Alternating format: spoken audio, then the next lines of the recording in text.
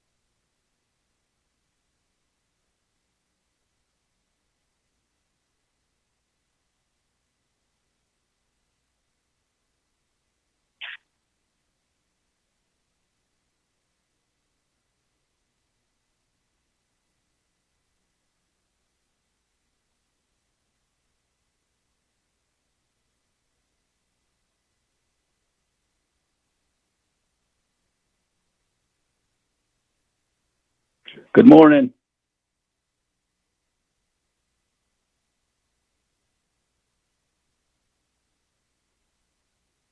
Morning.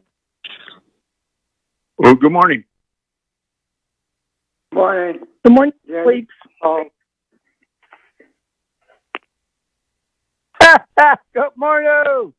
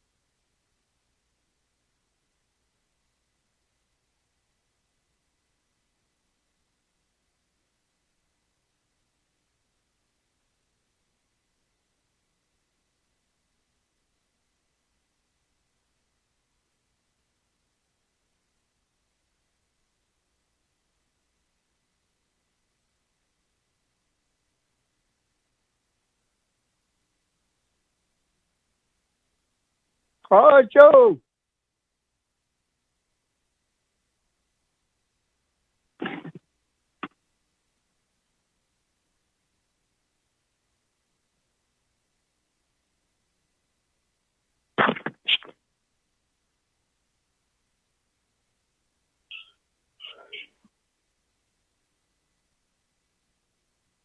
Yeah.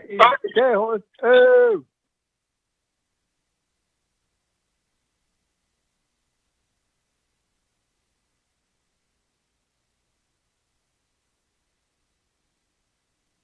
Good morning. I'm on the line, Delegate Stewart.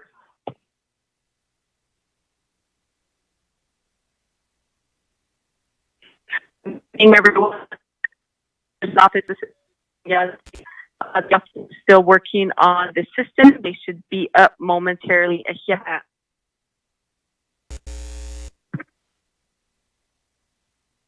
Good morning, Sherilyn.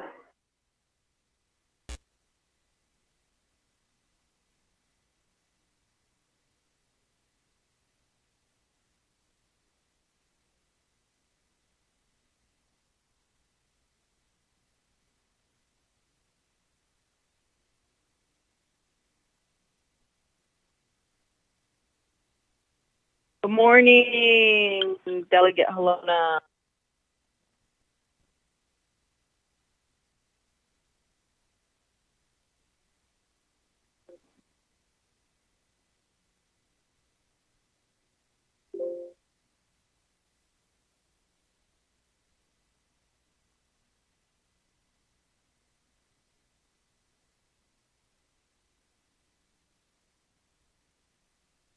Delegate Paul Begay is on. Thank you. Good morning. Good morning, Shania. Delegate Stewart. Oh, yeah, it happens. Good to hear.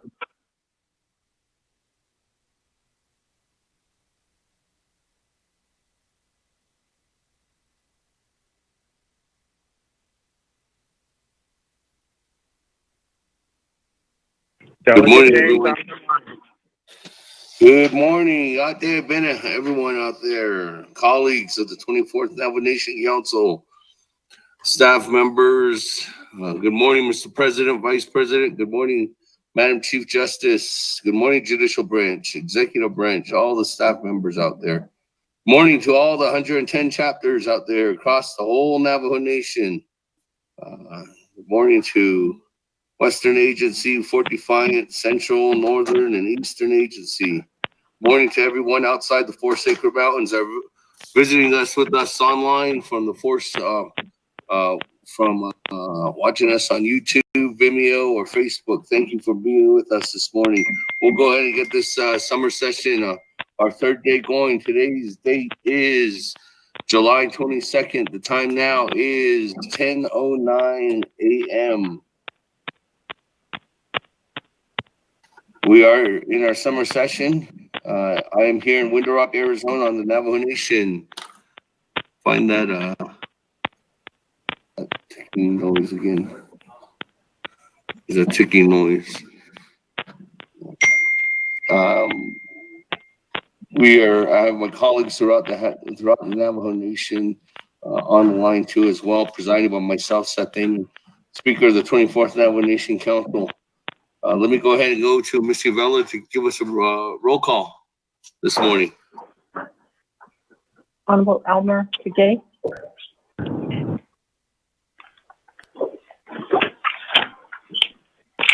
Elmer Begay.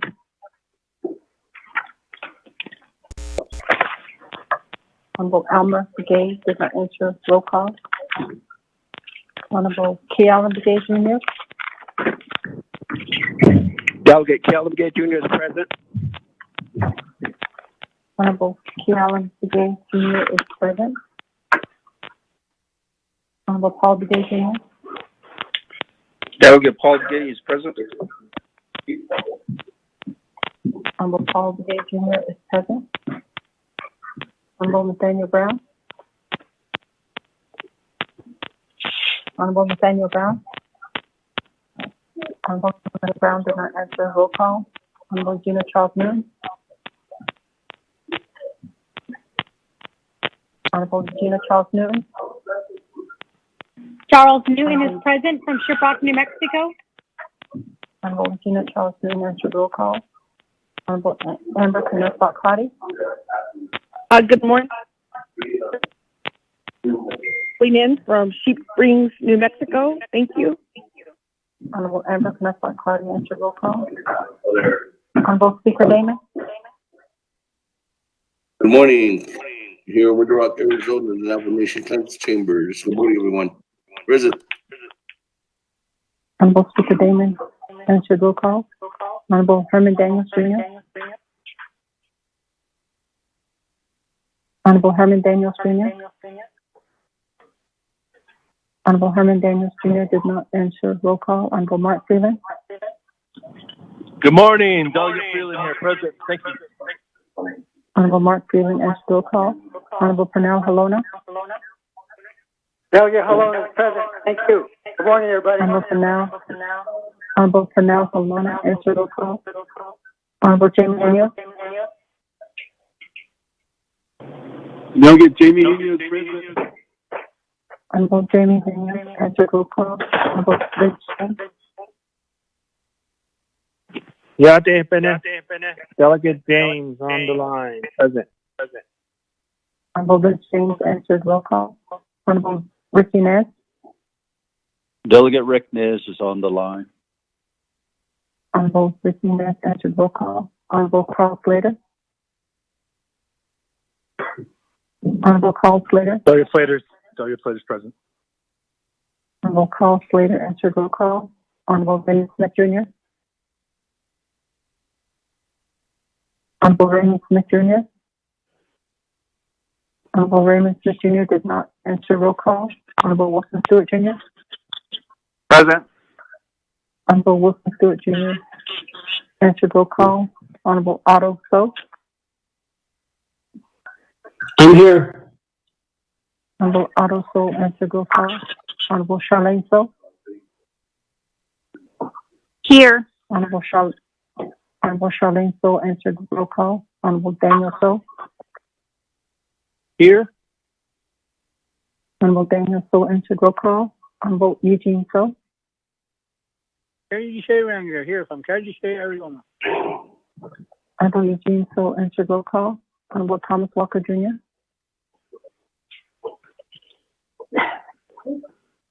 Honorable Thomas Walker Jr.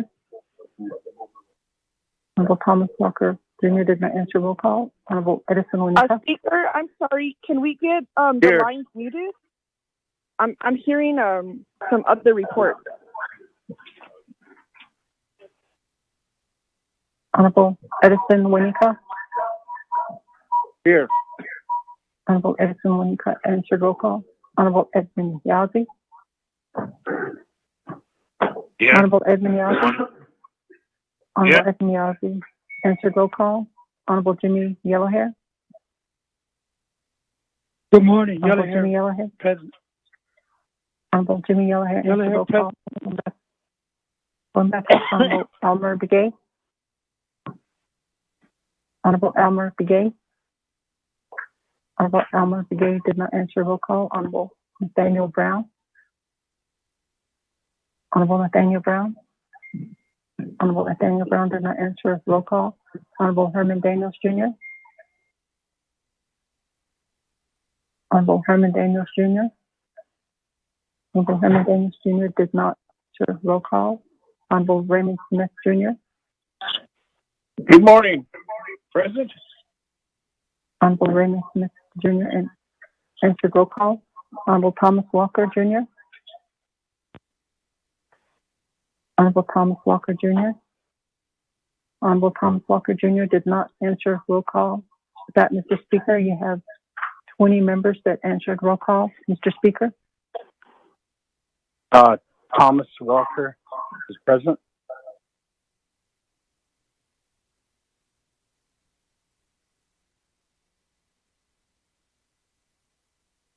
Honorable Thomas Walker answered roll call. Mr. Speaker, so with that, you have 21 members that have answered roll call. Mr. Speaker. Thank you, Mr. Vella. That members, we have 21 present for roll call this morning. Moving on down for invocation. I'd like to see if we could do Honorable Paul Begay. Are you there?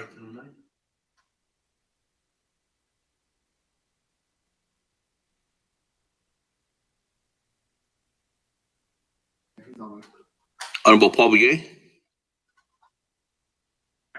Yes, good morning, Speaker. Good morning, Honorable Paul Begay. You mind lead us with an invocation this morning? Yes, we can do that. Good morning to all my colleagues. Day 3 of our session. Just getting situated here.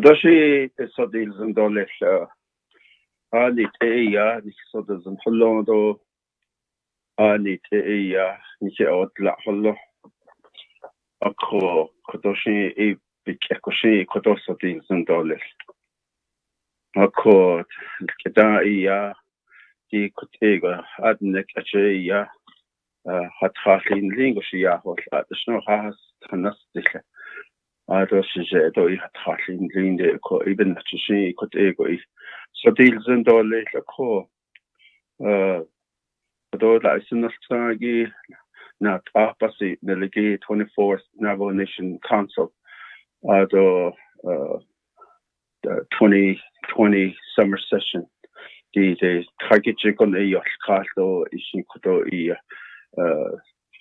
Hanada be yedo so ado dan sango da is sangi she ko yakoto join me in a prayer koto beshi yaho agi ko shin koto isoto sendole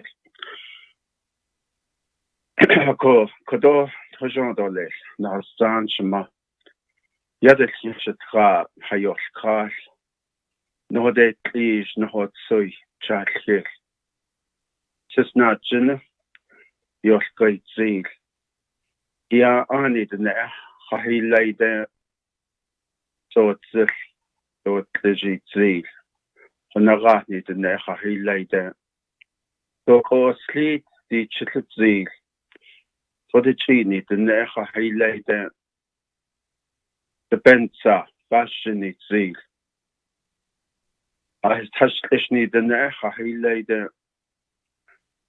But now what this is, you're the class 8 zeal.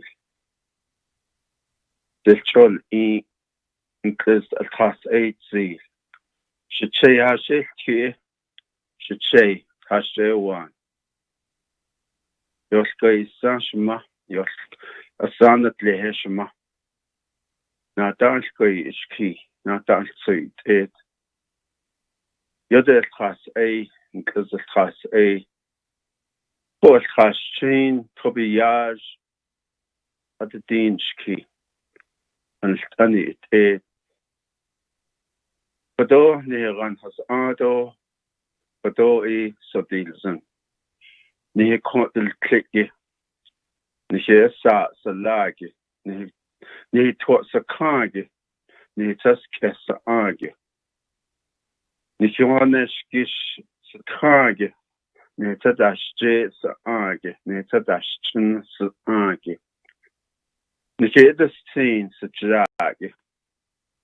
Ni dash goi do, ni na dash sui, be sodilzen gi, Seltsoske. Ni gish, ni just the age. Ni just les age, ni traditin Seltsoske. Kodo e, ni sodazen ditsa. Kodo di in the nebeche, ni ne ditsa. So e, ni the neba sodilzen. Ni the ne, kaya ni the sa anigi bige. But na hot iki kodonat ni klini. Ba anahuit isenil tsako ibikeko kodona hat il ado payelki. Bin the best it ego ibaka deal was this yakwa nikilnigi. Da on the shodo le. The in the end of sini kodoi ben kato short. Not agi is has done the go sa the atehi cho ingo. kodo e yan hitsisa bebitre na hoti igi ben hika adolor. Kodo e yan man hasam bitre na hoti igi e do ben hika adolor. Nsan lini beto hoye nishinal gloshi kitahon nik nishitan kitahon nik even nik e ya nishon na shon dollars ben hika adolor. Ado al khaja nada hotish ashkon de ikwe. Na khaake has ango da hotish. Nishiti in the no shini di bana ikha di ben hika adolor. Ado unta has teen, she did never trees unta has tigo. As the ingon has ad as the ish and lenny, as the ne card and lenny, Nikit the Naya, the Hadian gate also. Nahabashon Lord on Haba Holia. As the Deshnini, the Aya, the kitten not cast over doors, and so even that Aya. The last light leaned it asked, so Kaya for Casa. Nakai art of Naholon, yen dotsi, ye yat nas nani catholic. Adot ashon, the decon, and his now has argon ha holia, near large edo hosunda. A co ebony na neatly, na neatly dishin, the in the name of Shini. Near Washington, Quahas answer Sunday. Ado da benia go tat na sun de betna has angon hikeya po kago also na yes zini na habshon lo yat e shitna nishole yat e go ya a shitna nishko be yat ni beten e ka do lo fa nda has tiko ado sto di da I niche da na da hotish a kodi de na yat e Beda hadozi so yat ego ikon na dan she esto le siki eigi na khana hiti la kot ego be nishinat apetsi lo inas na ni katon aro di kon Washington trago ian hat as ade kintakos ade beso la even hika o was Koti ya hiat ego ya treaty in ado na hon ikot ego nike de nebe bakati lo nta has ego be treato in di ya na I ba na I kan ko kon so go ya ncha ha cho ba di ni do le shidi no sini nike no sini kon Yat ego ya nike hono songo kon ya snido di kodon beni hika adolor. Ako yat ego nike na has adole. Sa na reibi ke hojon waliye ko hotel nike na has adole. Ni large hojon adole. Ni kedo hojon adole. Ni ya hojon adole. Ni kiki hojon adole. Ni not art so hojon adole.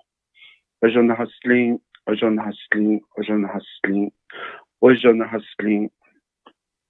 you.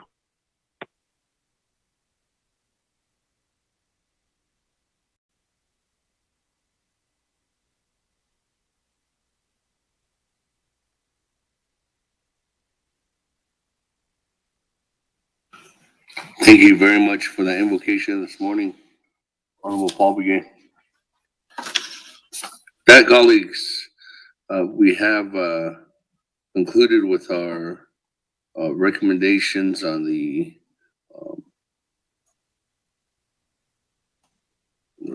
through the first and second day through our reports, and today we're going to be starting off with old business item number 11, which is item A under old business legislation 0330-19.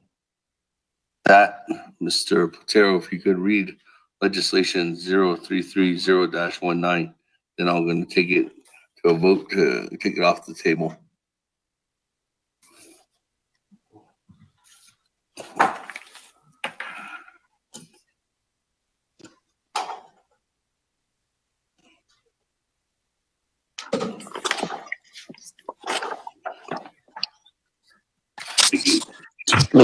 Mr. Speaker, members of the council, legislation 0330-19 on April 20, 2020, there was a tabling motion to table legislation 0330-19 until the Navajo Nation Council summer session. The main motion is held by Honorable Raymond Smith Jr., seconded by Honorable Pernell Halona. Mr. Speaker.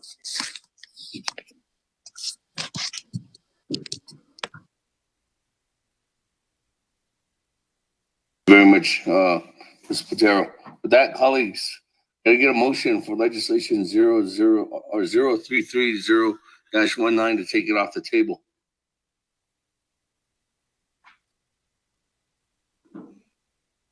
When once, when twice. Motion Halona. Motion Halona. Halona. Is there a second? Second, Stewart. Stewart. Good morning. That, colleagues, is there any comments, questions on the motion? When once, when twice, when three times. Roll call, vote.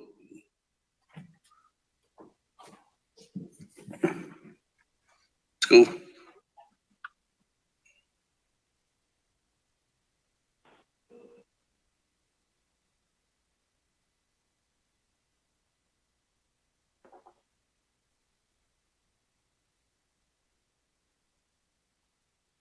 Honorable Elmer Begay. Begay Honorable votes Elmer green. Begay. Begay votes green. Honorable Elmer Begay votes green. Honorable Kealan Begay Jr. Kealan votes green. Honorable Kealan Begay Jr. votes green. Honorable Paul Begay Jr. Delegate Paul Begay votes green. Honorable Paul Begay Jr. votes green. Honorable Nathaniel Brown. Honorable Nathaniel Brown. Honorable Nathaniel Brown did not vote. Honorable Eugenia Charles Newman. Charles Newman votes green. Honorable Eugenia Charles Newman votes green. Honorable Amber Canespa Crotty. Delegate Amber Green, thank you. Honorable Amber Canespa Crotty votes green. Honorable Herman Daniels Jr. This is Herman Daniels Jr. I vote green. Honorable Herman Daniels Jr. votes green. Honorable Mark Freeland. Delegate Freeland votes green. Thank you. Honorable Mark Freeland votes green. Honorable Pernell Halona. Halona votes green. Honorable Pernell Halona votes green. Honorable Jamie Henyo. Honorable Jamie Henyo. Honorable Jamie Henyo did not vote. Honorable Vince James. Delegate James. Honorable Vince James. Delegate James votes green. Honorable Vince James votes green. Honorable Ricky Nez. Delegate Rick Nez votes green. Honorable Ricky Nez votes green. Honorable Carl Slater. Delegate Slater green. Honorable Carl Slater votes green. Honorable Raymond Smith Jr. Green. Honorable Raymond Smith Jr. votes green. Honorable Wilson Stewart Jr. Green. Honorable Wilson Stewart Jr. votes green. Honorable Otto So. I vote green. Honorable Otto So votes green. Honorable Charlene So. I vote green. Honorable Charlene So votes green. Honorable Daniel So. Daniel So votes green. Honorable Daniel So votes green. Honorable Eugene So. Green. Honorable Eugene So votes green. Honorable Thomas Walker Jr. Thomas Walker votes green. Thank you. Honorable Thomas Walker Jr. votes green. Honorable Edison Winika. Green. Honorable Edison Winika votes green. Honorable Edmund Yazzie. Green. Honorable Edmund Yazzie votes green. Honorable Jimmy Yellowhair.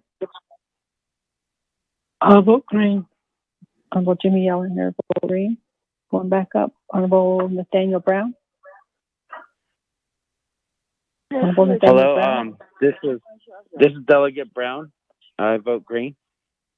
Honorable Nathaniel Brown votes green. Honorable Jamie Henyo. Honorable Jamie Henyo. Honorable Jamie Henyo did not vote. That, Mr. Speaker, you have a vote of 22 in favor and 0 opposed. Mr. Speaker.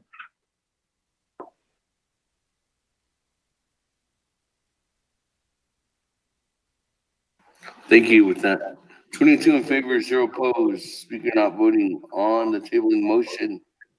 Motion carries. So with that, colleagues, let me go back to legislation 0330-19, sponsored by Honorable Otto So, co-sponsored by Honorable Freeland, co-sponsored by Honorable Slater, co-sponsored by Vice Chair Walker. We do have a motion and we do have a second. This legislation was tabled on 4/20/2020 until the Navajo Nation Council summer session. That motion was by Honorable Chairman Rick Nez, second by Madam Chair Charles Newton. Favor of 13, in favor of 10 opposed. That legislation needed to come back here as the request for the tabling motion to summer session. And this is what I had lined up. Chairman Nez was the original individual to motion, and he was the first one on the lineup.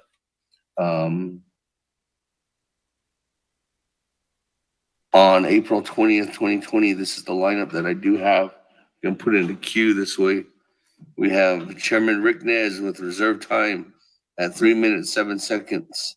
Next one, Honorable Keelan Begay, Honorable Elmer Begay, Honorable Edmund Yazzie, Honorable Nathaniel Brown, Madam Chair Charles Newton, Honorable Vince James, Vice Chair Smith, and Chairman Daniel So. So with that, we'll go back to, well, let me go to the sponsor. Honorable Otto So. Much yet Mr. Speaker. You have 5 minutes, Honorable Otto So. Oh gosh, thank you. Kodo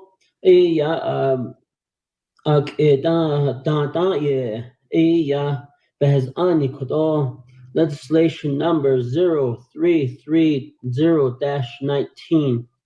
I presented this legislation to this very body and to reconsider. And at the time, I had NTA there, and we presented. And this request is definitely for requesting for $1 million to be down drawn from the Citizen Fund to address the right-of-way costs for the project, what is called Light Up Navajo. I know we did get information from NTUA indicating that Light Up Navajo was put on hold, but with the communication with NTUA and so forth, this project will continue to move forth. They're just going to move it down the line, probably a couple months, so that they can try to continue to work with this project. NTUA is going to do the work in-house themselves. This project will connect people that are within 1,000 feet of the near NTUA power lines. And this will address that cost relating to right-of-way. Because when it comes to right-of-way, you need service line agreements. You need things such as art clearances. You need things such as fish and wildlife clearances and so forth. And a lot of these homes out there, they have home site leases in place. But these home site leases do not have, or they have their clearances in place. Some do. And the thing about it is that when they do these clearances, or when they propose these right-of-way service line agreement, it extends off the home site lease. And there,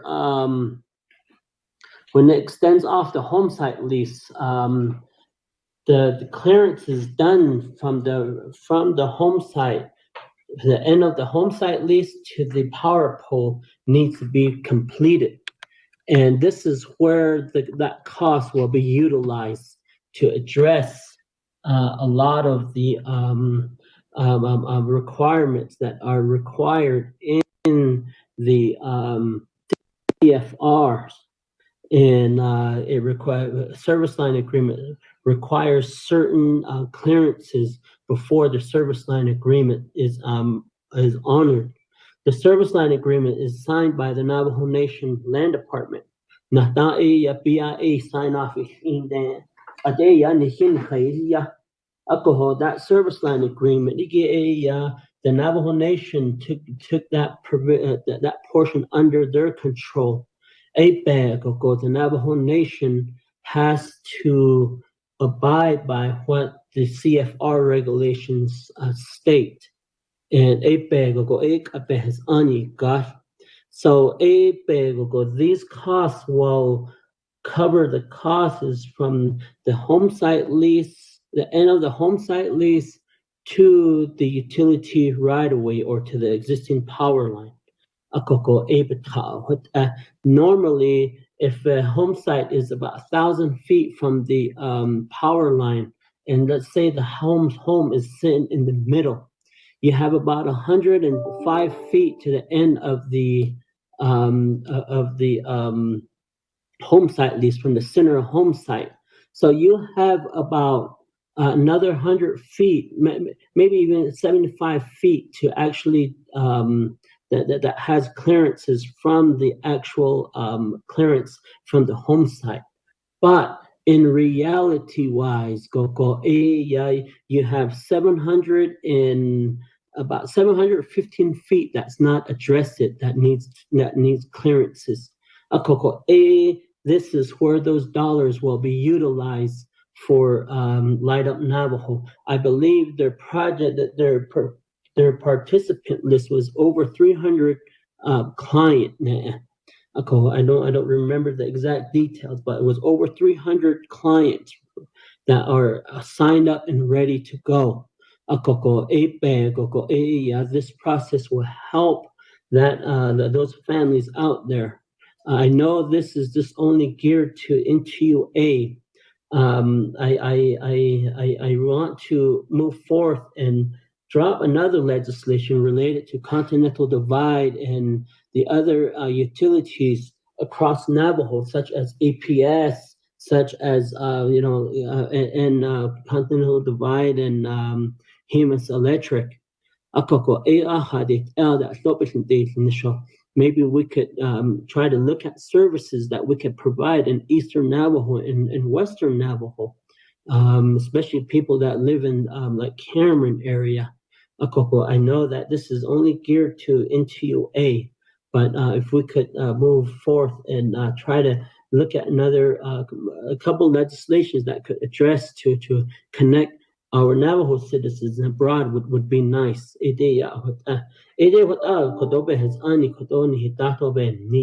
This legislation was presented to you at the time when the beginning of COVID started. And but I just now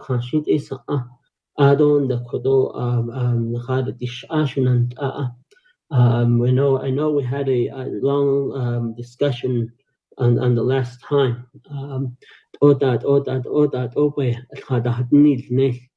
And it did but bottom line is, I looking at the Navajo people that are trying to wait for electric services that are within 1,000 feet. There may be homes that are within less than 1,000 feet that could get connected.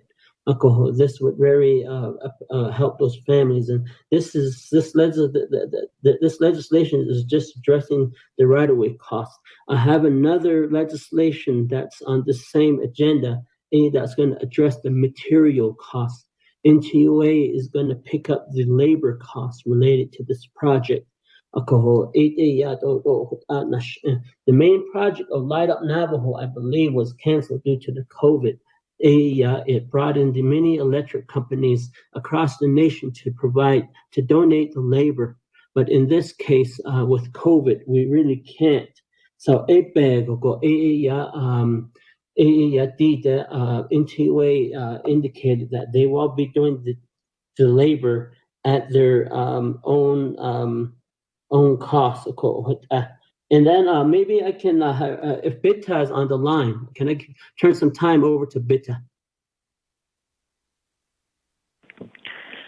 Yes, a delegate. Thank you, Delegate for offering NTUA some time. I also have Heather Claw on the phone, and that's important because I will have to drop off in a few minutes for another pressing meeting.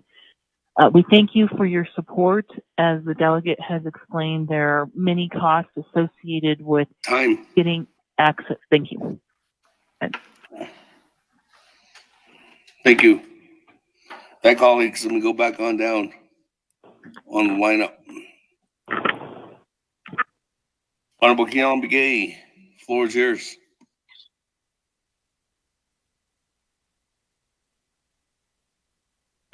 Speaker, can you hear me, right? Yes, I can. Ciudadano Sindiki, yo the never base no hard other were appropriating funding directly back to the Navajo people who are in need of electricity. The Nandiniki that's my only request to the Navajo Nation Council. 1 million plus to the NTUA from traditional funding that base or giha ni akoko sister zero open cases that don't hit net or hayu electricity then akoko sinantano sengi assured or the strong sisters or bahasi or listo base Kate Dika. So with that, Speaker, I'd like to reserve the rest of my time and request for the council to support this legislation. Thank you. Hey, Honorable Keon Begay, reserve your time at 4 minutes flat. That colleagues, moving on down. Honorable Elmer Begay. Good morning, Speaker. Out of the 24th Navajo Nation Council. Out of the NTA, the Okage. As far as we know that the right-of-ways and also the service line agreements, which I believe that RDC, members of RDC approved already to extend lines through service line agreements. So I think this is an excellent legislation. We're in this COVID pandemic. We're going through that. I think NTA is ready to extend lines utilizing the service line agreements. And we all know the service line agreement, and I'm pretty sure I'm just waiting for RDC members to define what service lines agreement.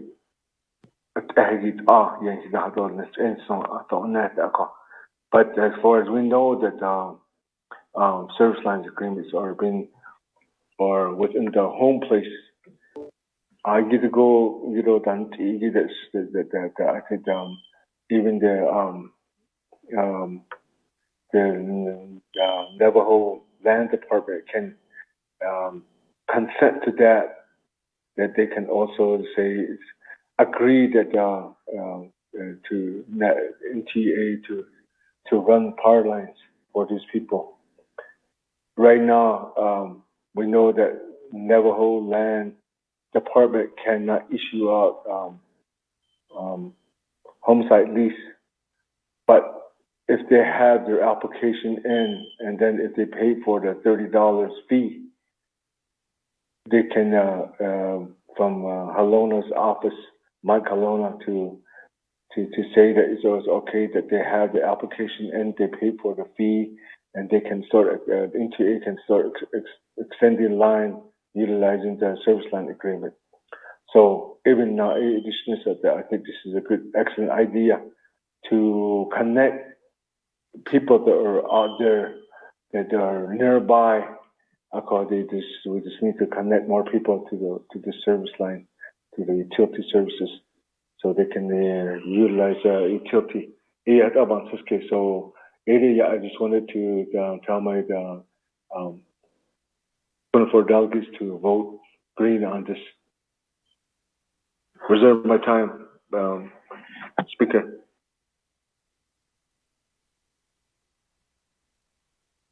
Reserve your time at 1 minute, 48 seconds. Moving on down, Chairman Yazi.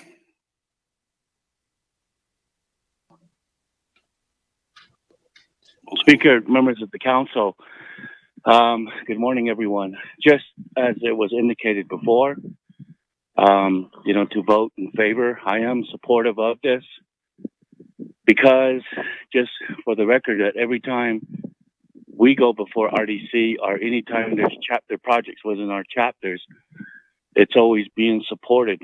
And so I ask that we support this, and that in the future with RDC and the council, I know without a doubt we can, get the support for chapters, especially if they need water and electricity. So with that, Speaker, sir, I'll be voting green, and I'll go ahead and waive my time, sir.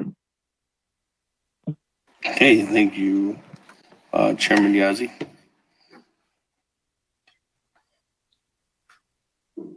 That, moving on down. Honorable Brown.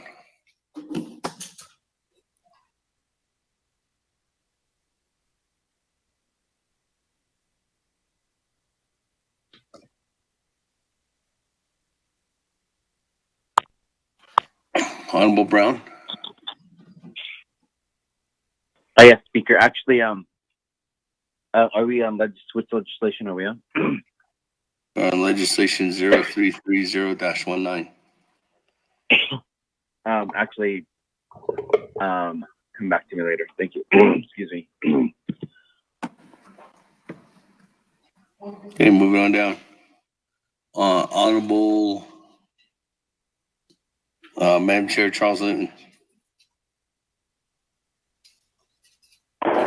Thank you, Speaker and colleagues.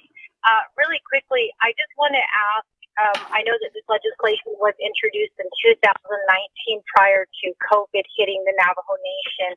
My question is, do we have a timeline in place right now on when these projects will be completed? And then is this a project that we're foreseeing will take place in the spring and summer of next year? Or is this a project that is going to start up as soon as COVID gets addressed? That's my question at this time, Speaker. I reserve the rest of my time. Thank you.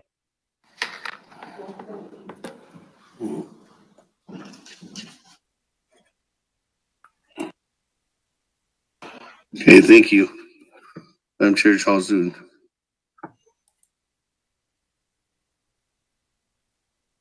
Every time at 4 minutes, 28 seconds. Moving on down, Honorable Vince James.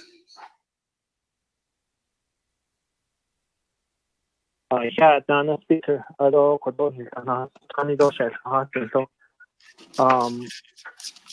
Dan Shinale, Aya Hatinisi, Honorable Autoso, Kodo Bana or Kahigi, Hitin and Leniki or you are the Aya the basic a Kajo, but there's in echo, although La Aya basically the Doppelhada Tidako, Kodoba Nightish Castle, so he's the Nazi 20 or the Katie. So, he hit the end the Niki, Kushi, but Kate on the arm, but that's the store. Are you done? So there is an on it on our social local. Is a cut out within the end. They has Anik at the house on Kodoto, Tanatas that need on the call cut out a Kodoba, not exist condole. Obey Kate Katobe, but not deep place. Although, Shinale, if I'm in order, I'd like to make a motion to seize the bait. Thank you. Reserve my time.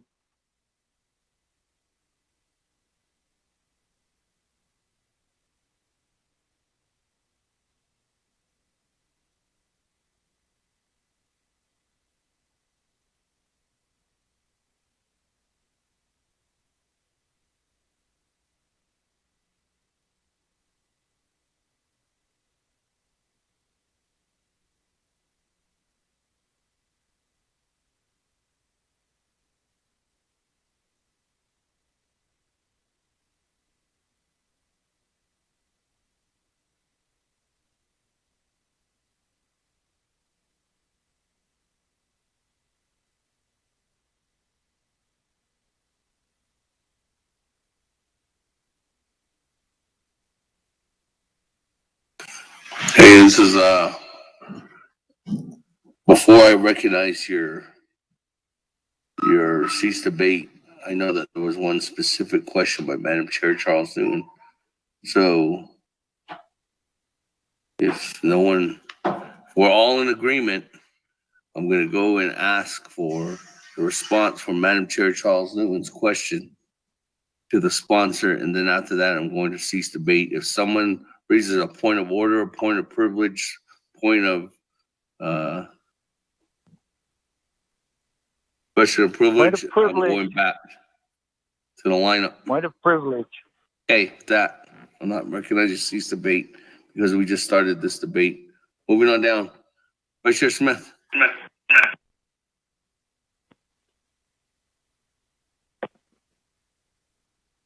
Thank you, Speaker.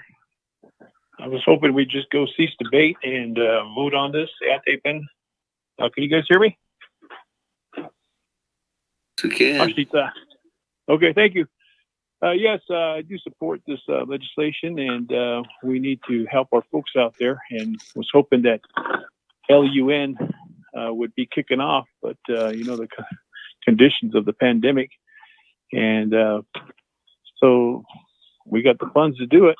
I'm in favor of it, and I'll go ahead and reserve the rest of my time if I'm needed to speak on behalf of this. Thank you. Reserve your time at 4 minutes, 22 seconds. Moving on down, Chairman Daniel So.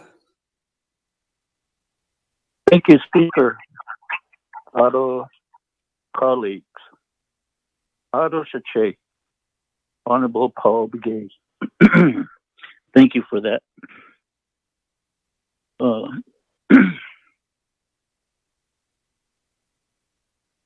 Wonderful prayer. Mr. Speaker and members of the council, my question related to this, I thought the Resource and Development Committee basically had approved an action to where the enterprises had almost exclusive use of trust lands.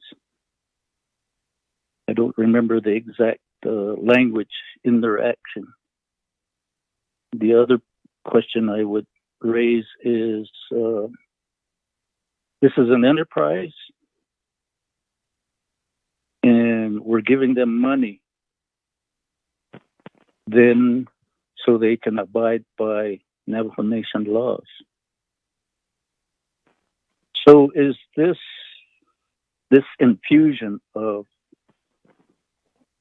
citizen funds really a donation to NTUA? That would be a question to Legislative Council and perhaps to Office of the Controller. In fact, yes, that would be a question to the Office of the Controller. The other is we basically so in that way I would pose those questions, and I reserve the rest of my time. Thank you.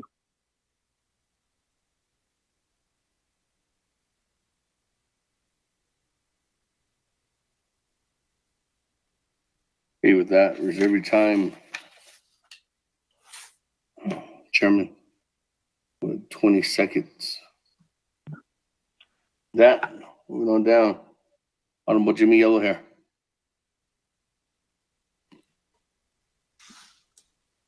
Good morning, Mr. Speaker, and sitting the 24th Councilman and legislative staff and the DOJ and the Pseudo Controller staff. Yeah, good morning, everyone. That is in there. JD 100% the case of the Hada Shirota Hutasha and how did you dream Balaja? You should cut off Jadid Alka JD or so still your Katie. About the joy again, dollars 1 million. Niniki Otobe Nika, Casedo but Chiribandi Jane, just their credit. Could you give it's legitimate expense that will be used on our people? Say, because the dog candy cover that is not on. Bigas or like Adorigano, not 3 days. Let's move on and let's take care of this business. All I need is just not funny. Thank you for my call for this. Let's vote on it and take care of this business once and for all. Thank you very much. Chair Speaker, way about time. Thank you. Honorable Yellow Hair. Moving on down, Honorable Wilson Stewart. Good morning, Philip. Hello, colleagues. Hello, touchdown, Sister So. Hello, Kido, Yehada Figi, in support of this legislation again. Hello, Kudogi, Ani, N2A Dangi, they did do this in 2019, though. Days initial RDC members of the Genegi, the Light Up Navajo, the Genegi LUN, the Genegi 2, the Ani, council for the year of the Genegi community members on Lenegita across the nation again. In the whole net, though, deep at Agi, Light Up Navajo 2, is Ani. So the Yilla at this being done his nation as well. Share quenched from not only the 4 chapters but also from the agency nationwide. Even that this is something that N2A is not just gonna wait for. N2A that year no on the ship in the workforce in Lenigi. Out of that they need to get as many as the homes electric for the nation. 418 Navajo homes are requesting for this assistance. Okay, this million a year it's to request for assistance, and in that area, the natural vehicle. It's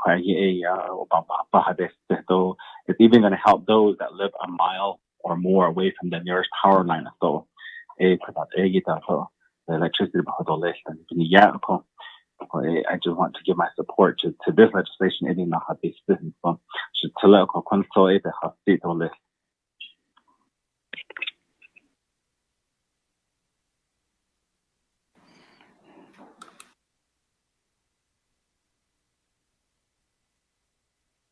Okay, with that, moving on down, Madam Chair, Amber Crotty.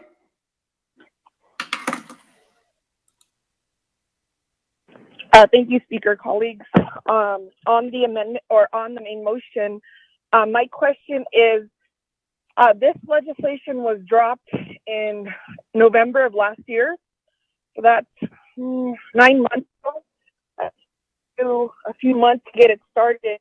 My concern was N2A looking to the nation, Navajo Nation UUFB funds to fund initiatives that was marketed as collaboration with N2A and other providers, providing electrification. So I would want to know from your agents, your N2A agents, why the delay in just asking the chapters for funding for these projects. Each chapter has a capital outlay, and I reviewed all of the chapters that would be, and they all have this fund to cover. So I see this as a delay of service. Speaker and my colleagues, I support the initiative, but I also see that N2A did not do the work by going to the chapters and requesting these additional dollars. So to the sponsor, you made a comment regarding carryovers. And so, Jack, I need to know, and I think I could see now your concern with carryovers. Chapters are carrying over a large amount of funding. And so if they're not going to provide these services to their people, should it be a policy question that we could consider like an N2A amendment to chapters. So maybe they don't get carryover, but that money goes directly to provide water and power to the community. And then my last question is, this project is on power expenditure plan, Light Up Navajo. I would just need to know if approved, and I'm voting yes on this, but I need these questions answered. If approved, are these considered budgeted items? Would these be CARES eligible? I need to clearly understand what we're doing here. If we're asking from UUSB, yet it's a CARES eligible project and it's on that listing, I just need that clarified. So if the sponsor can maybe ask either the controller or if NQA have had these discussions to clarify this financial request. Thank you, and I'll reserve the rest of my time.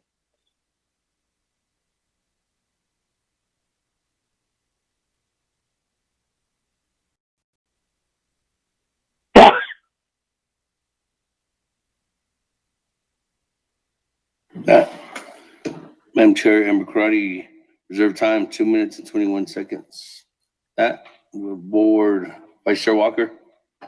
Then I'll come back to the sponsor on Otto. So after Vice Chair Walker. Speaker and members of the council, legislative staff, and listening audience out there, our relatives, our people. This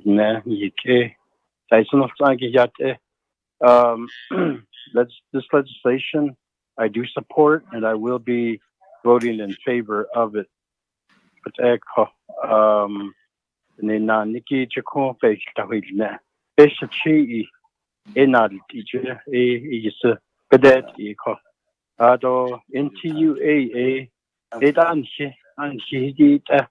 NTUA is an enterprise of the Navajo Nation.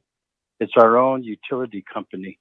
So it only and inad akonta has linked kodako nakata inish HAD that is with ego ado the way Eastern Agency kaya katin na hadan so hata need ido ba konitsen to yet na hadanda I see hotel but NTUA does serve areas in Eastern Agency.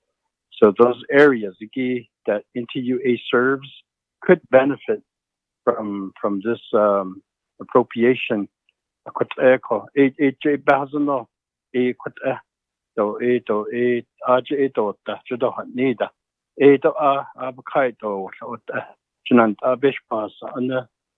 Eastern Agency I do support this, Mr. Speaker and members of council. I ask your support as well. Our people need the infrastructure to be developed to serve, to be served with utility services and so forth.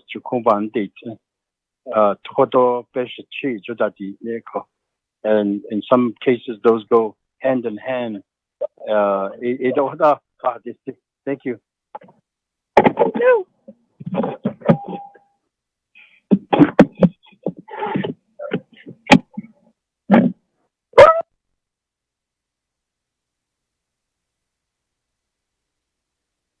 Thank you. That go back to you, Honorable Otto. So.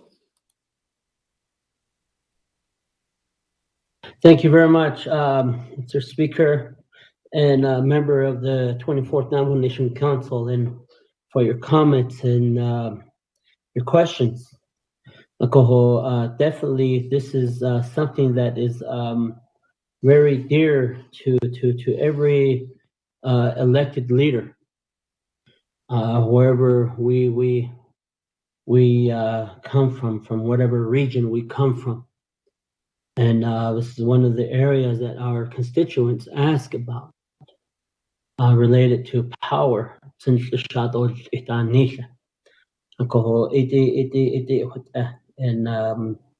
well, first of all, one thing that I would like to say is that I will commit that to my Eastern delegates, a conversation with your electric companies in Eastern Navajo, and I believe that's Hamas Electric and Continental Divide. And if we can have that conversation with them to try to get something of this nature to try to assist your citizens, our people out there in this same predicament. Ako ho baba national ni baba. But in this case right now, NTUA is willing to do the labor portion, and we need to get these those utility companies out in Eastern to commit that, such as Hamas Electric, such as Continental Divide, and that's a conversation that needs to that we need to begin, and I'm willing to spearhead that for you guys if you allow me to, to help you guys out there. And I do see that, I'm not trying to make this as a, electrical region thing. That's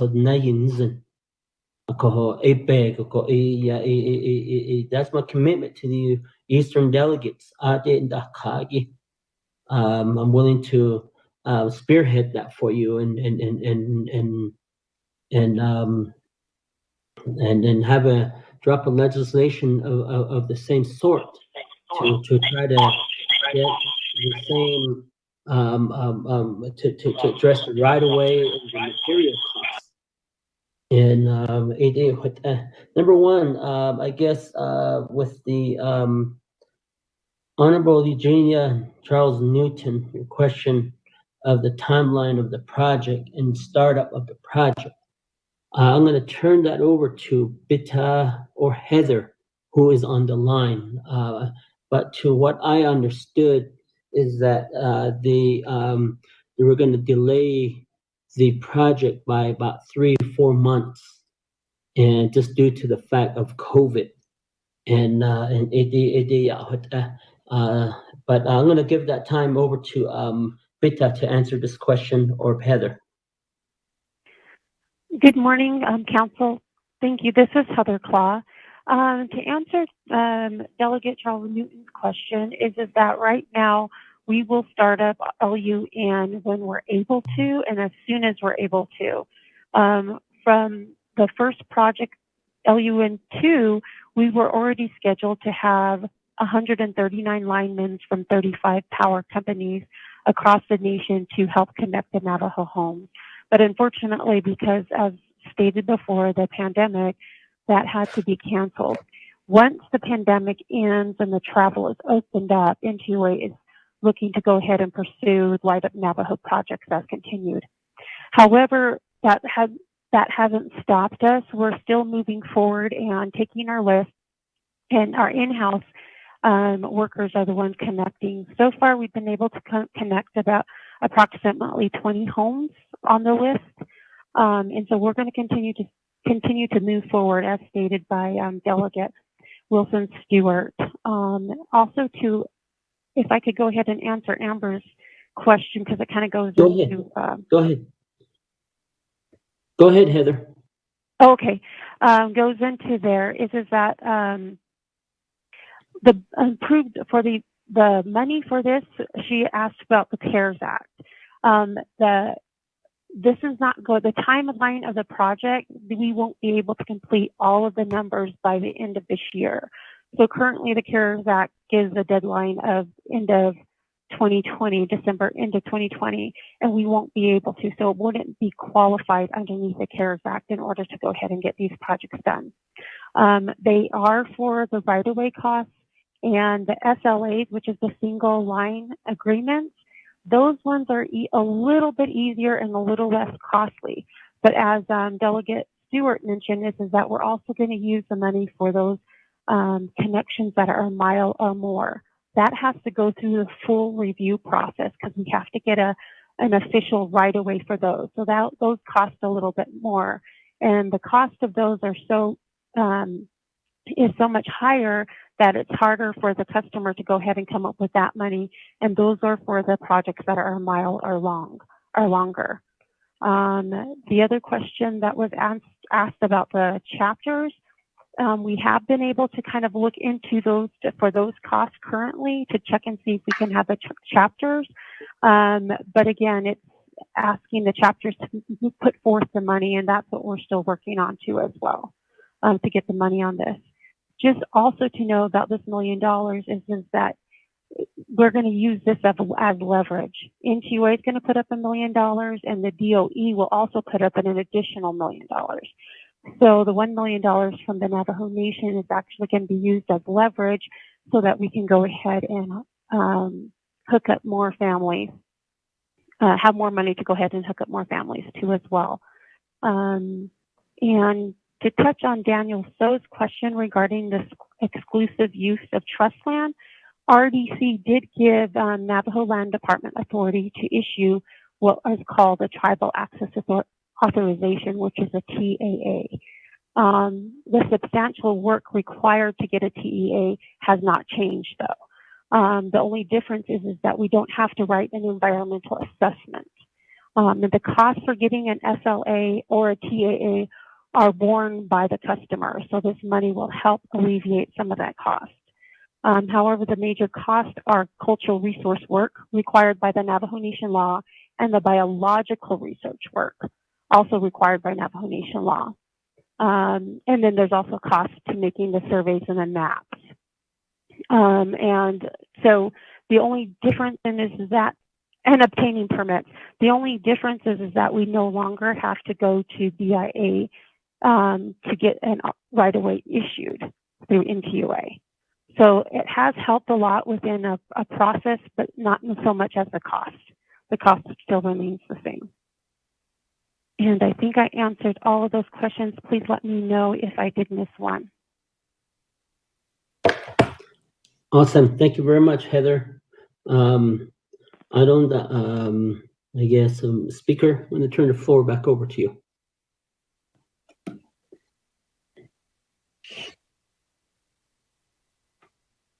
Thank you. With that, the player, Lona. Good morning, Speaker, and good morning, 24th Navajo Nation Council and all the people listening on the line, on the web, World Wide Web. I have a few questions on that. First of all, I want to find out if it's true that the way I understand it, the people on the list that are supposed to receive this lighting are being asked to pay a $1,000 deposit.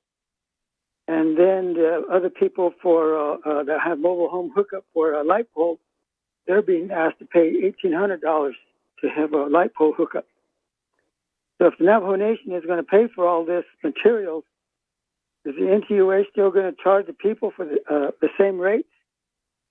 That's the two questions I had, because that's the way I understand it, is that they're having to pay the public people that are getting the electricity are having to pay for it. And then if another person gets electricity out to their house, and then somebody nearby and next door gets on the same line, and they're charged the same amount, the way I understand it, as they are for the initial cost to run the line out there. So those are two questions I wanted to ask. I want to know if that's true, and the people are having to pay for this deposit ahead of time. And so those are my 2 or 3 questions right there. I'd like to get answered, and I reserve my time. Speaker, thank you.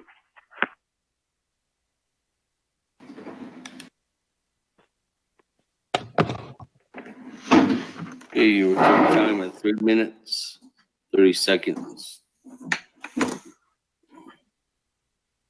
Let me go back to, I don't have anybody else in the queue.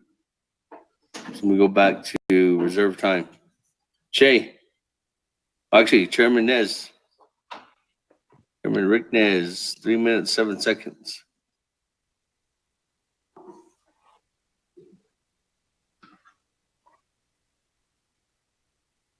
Going once. Going twice. Went 3 times. Wheel down. Honorable Keelan McGay. 4 minutes flat. Speaker, I'd like to reserve my time. Thank you. Every time at 3 minutes, 58 seconds. Moving on down. Honorable Elmer Brigay.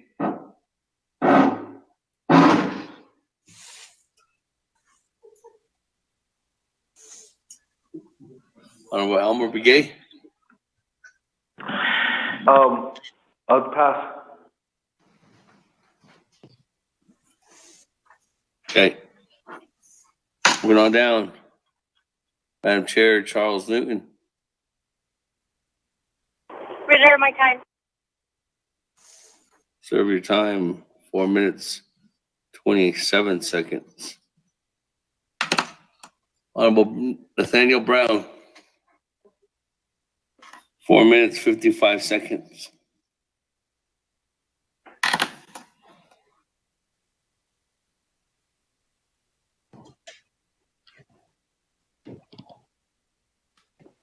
Honorable Nathaniel Brown.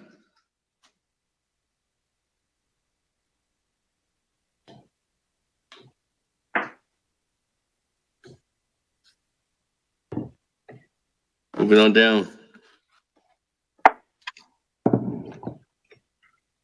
Honorable Vince James.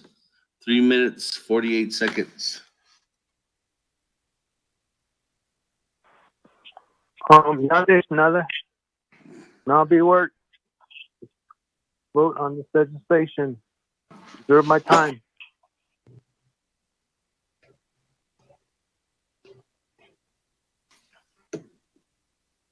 Three minutes, 40 seconds. Reserve time. Moving on down, Vice Chair Smith, 4 minutes, 22 seconds. Okay, Speaker, those Shananta, those sponsors, those Heather on the legislation. I have a question. If we don't get 2/3 votes on this, is the project still going to go with an added cost? I know that $1 million is being proposed for the LUN. And the other question too is, should this pandemic miraculously disappear or just go way down, are the companies that were lined up, are they still going to come out and help with the Light Up Navajo? If should this dissipate around October, so October is still pretty good weather. You still can get out there and do some things up to mid-November. Hopefully that may be the case, and the numbers that were already listed, the folks that are already on that LUN, they're going to be provided the services accordingly once we get the appropriate the citizen money for NTUA. Those are my questions. I can't. I'll reserve the rest of my time. Thank you.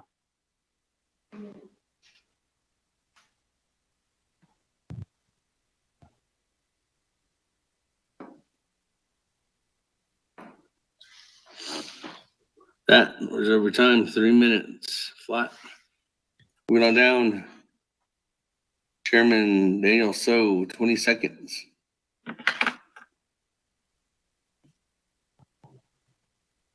Speaker, I had questions to OLC and OOC. Reserve my time, 20 seconds. Okay. I'm gonna keep it at 20 seconds.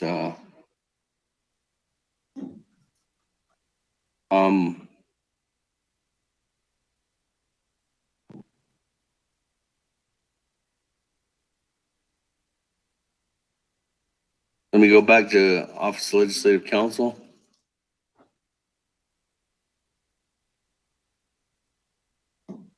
Thank you, Speaker. This is Dana.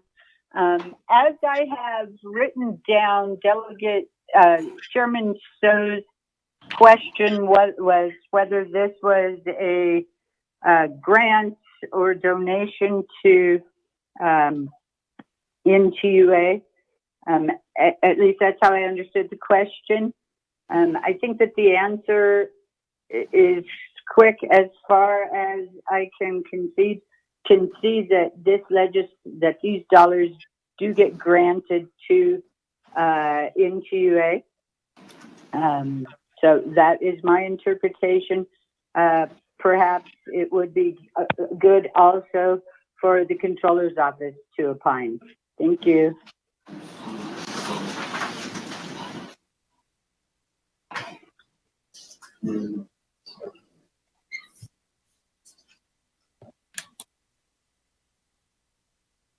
Okay, with that, Madam Controller, are you on the line, or Mr. Rob Willie?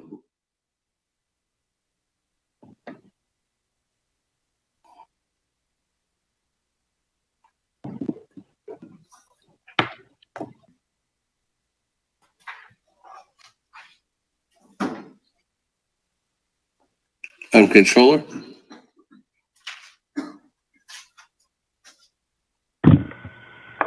Speaker, this is Controller.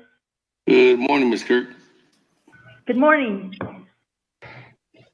Was there a question? Can we get a repeat?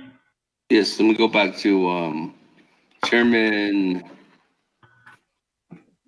Daniel So. Thank you, Speaker. Madam Controller, my question regarding legislation 033019, the $1 million, is that just with this infusion of cash into our enterprise, is that a donation, or can it be termed an investment? I just need that clarification. I hope I didn't use my 20 seconds. Thank you.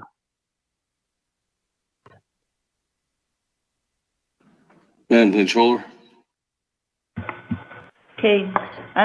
Yate Bene, and thank you, Speaker, and then members of the 24th Navajo Nation Council,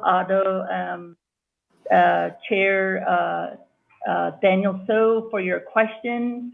I believe with that legislation, these types of transactions from the CSN funds are essentially grants to the entity. Out of the CSN fund, I just would like to say there's a few loan transactions that took place, and I believe I was talking about the CSN fund. So there's either a loan situation, which I know NTUA has received some of CSN dollars in the forms of a loan, or they also, enterprises also receive it in the form of a grant. So that would be the governmental entity granting to the enterprise in the form of a grant. And I believe this one is going to be the same way. It is not a donation. And we're looking at it right now, but that's my response right now. I have.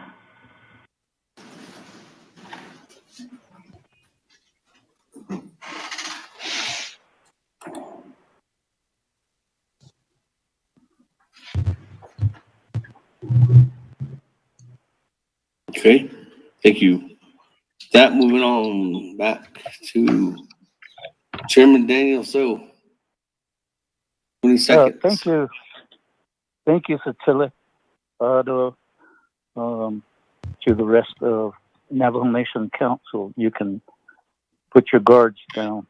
I support this legislation, but I needed to ask those questions as part of my fiduciary responsibility to the Navajo Nation people. So with that, Speaker, I would be in support of this legislation.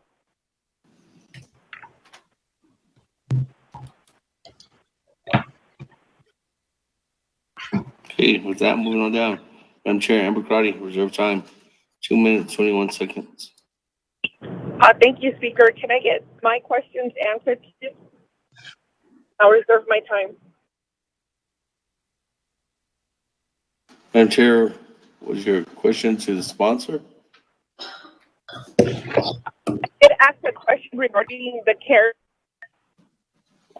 light up result on the legislation 0144-20 and clarification in terms of its eligibility and the impact of this for UFP. Madam Chair, I heard every other 2 words that you said. Only 1 word. It's very choppy on your side. Speaker. Yes. Maybe ask your staff what I asked. I asked my question on the record.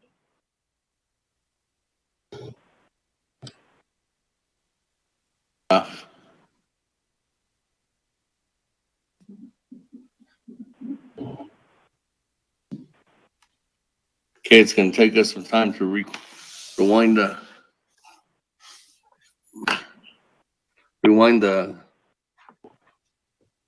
recorder.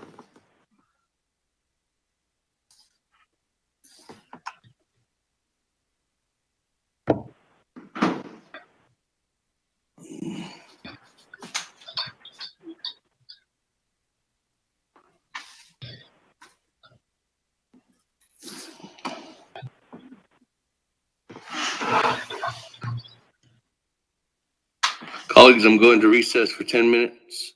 Need to rewind the recorder.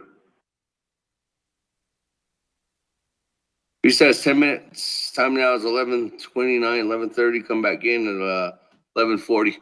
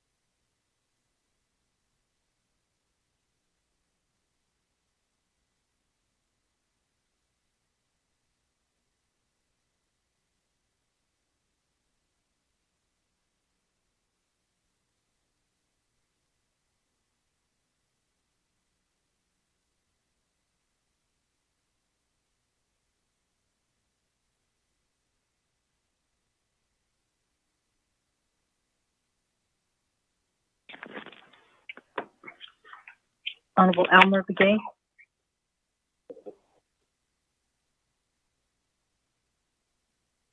Okay, colleagues, let's go ahead and come back into session.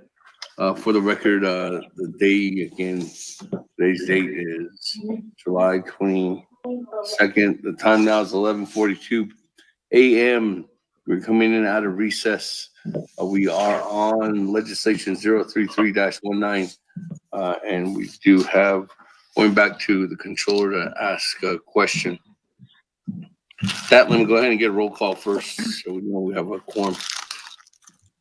Lost connection.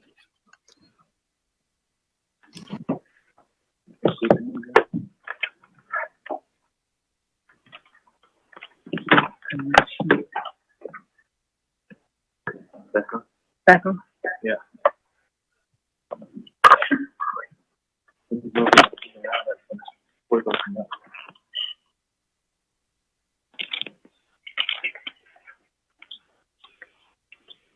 Honorable Elmer Begay. Honorable Elmer Begay. Honorable Elmer Begay did not answer roll call. Honorable K. Allen Begay Jr. Delegate Kellen, present. Honorable K. Allen Begay Jr. answered roll call. Honorable Paul Begay Jr. Delegate Paul Begay is present. Honorable Paul Begay Jr. answered roll call. Honorable Nathaniel Brown. Honorable Nathaniel Brown. Honorable Nathaniel Brown did not answer roll call. Honorable Nathaniel Brown answered roll call. Honorable Gina Charles Newton.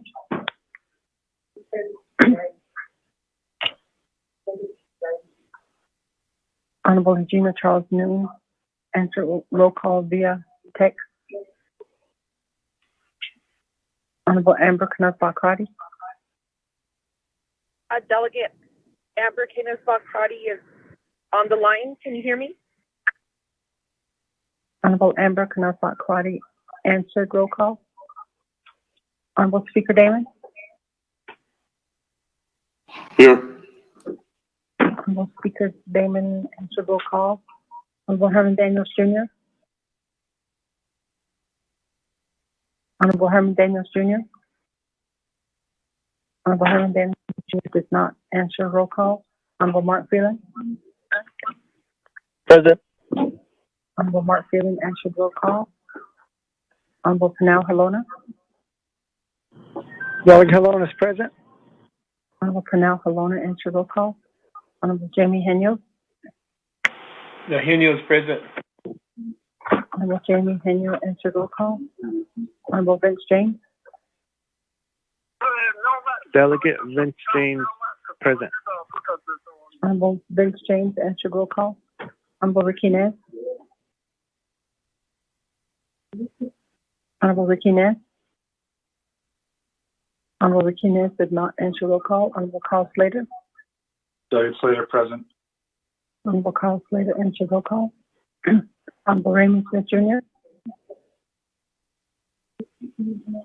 Honorable Raymond Smith Jr. Honorable Raymond Smith Jr. did not answer roll call. Honorable Wilson Stewart Jr. Here. Honorable Wilson Stewart Jr. answered roll call. Honorable Otto So. Honorable Otto So. Here. I'm here. Honorable Otto So answered roll call. Honorable Charlene So. Honorable Charlene So. Honorable Charlene So did not answer roll call. Honorable Daniel So. Honorable Daniel So. Honorable Daniel So did not answer roll call. Honorable Eugene So. Here. Thank you. Honorable Eugene So answered roll call. Honorable Thomas Walker Jr. Honorable Thomas Walker Jr. Honorable Thomas Walker Jr. did not answer roll call. Honorable Edison Wanika. Here. Honorable Edison Wanika answered roll call. Honorable Edmund Yazzie. Here. Honorable Edmund Yazzie answered roll call. Honorable Jimmy Yellowhair. Honorable Jimmy Yellowhair. Honorable Jimmy Yellowhair did not answer. Roll call. Going back up. Honorable Almer Begay. Honorable Almer Begay. Honorable Almer Begay did not answer. Roll call. Honorable Herman Daniels Jr. Yes, I'm here. Thank you. Honorable Herman Daniels Jr. answered. Roll call. Honorable Ricky Nance. Honorable Ricky Nance. Honorable Ricky Nance did not answer. Roll call. Honorable Raymond Smith Jr. Honorable Raymond Smith Jr. Honorable Raymond Smith Jr. did not answer. Roll call. Honorable Charlene So. Present. Honorable Charlene So answered. Roll call. Honorable Daniel So. Honorable Daniel So. Honorable Daniel So did not answer. Roll call. Honorable Thomas Walker Jr. Honorable Thomas Walker Jr. Honorable Thomas Walker Jr. did not answer. Roll call. Honorable Jimmy Yellowhair. Honorable Jimmy Yellowhair. Honorable Jimmy Yellowhair did not answer. Roll call. Mr. Speaker, you have 18 members that answered roll call. Mr. Speaker.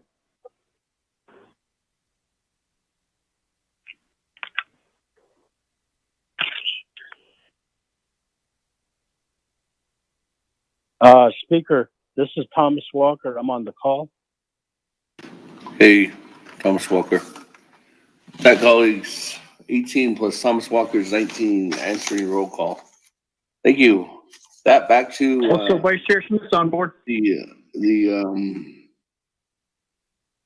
Back to Vice Chair Smith's on the line too as well for the record. Back to Madam Controller.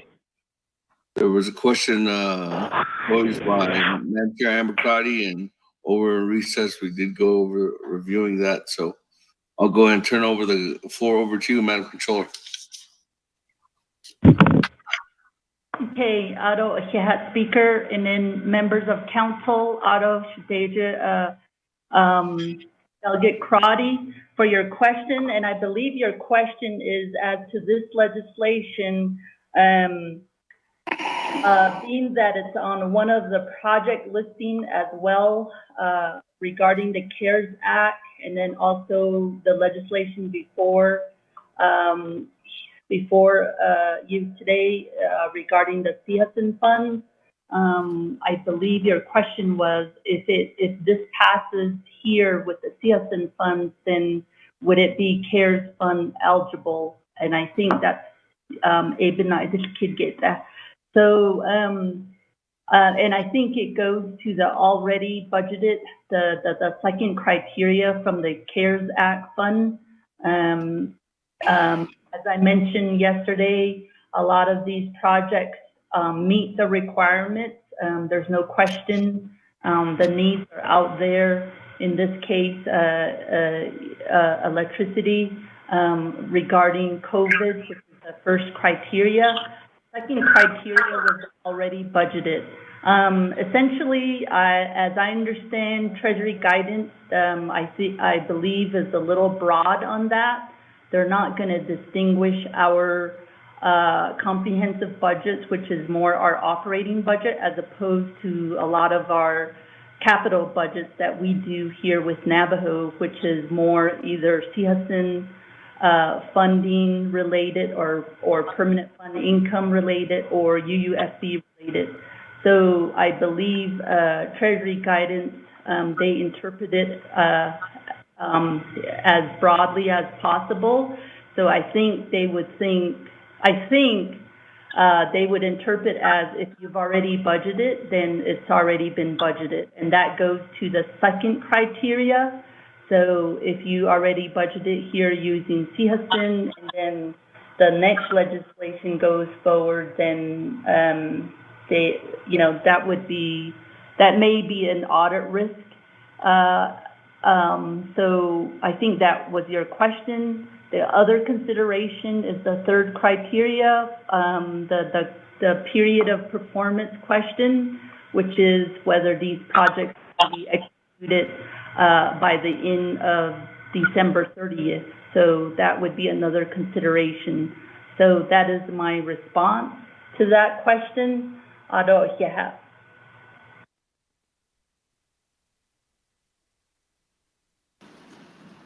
Okay, thank you. Put me on the list. This is Daniel.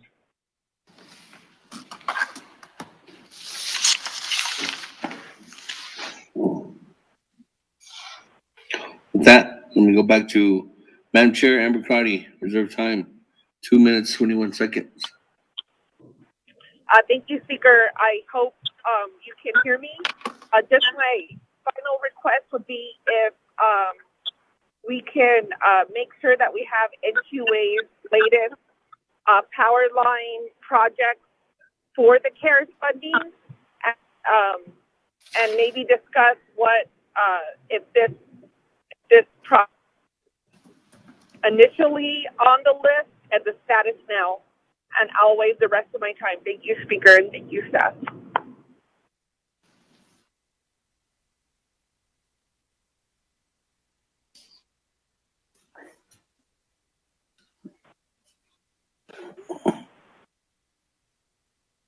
Let me go back to Honorable Otto So.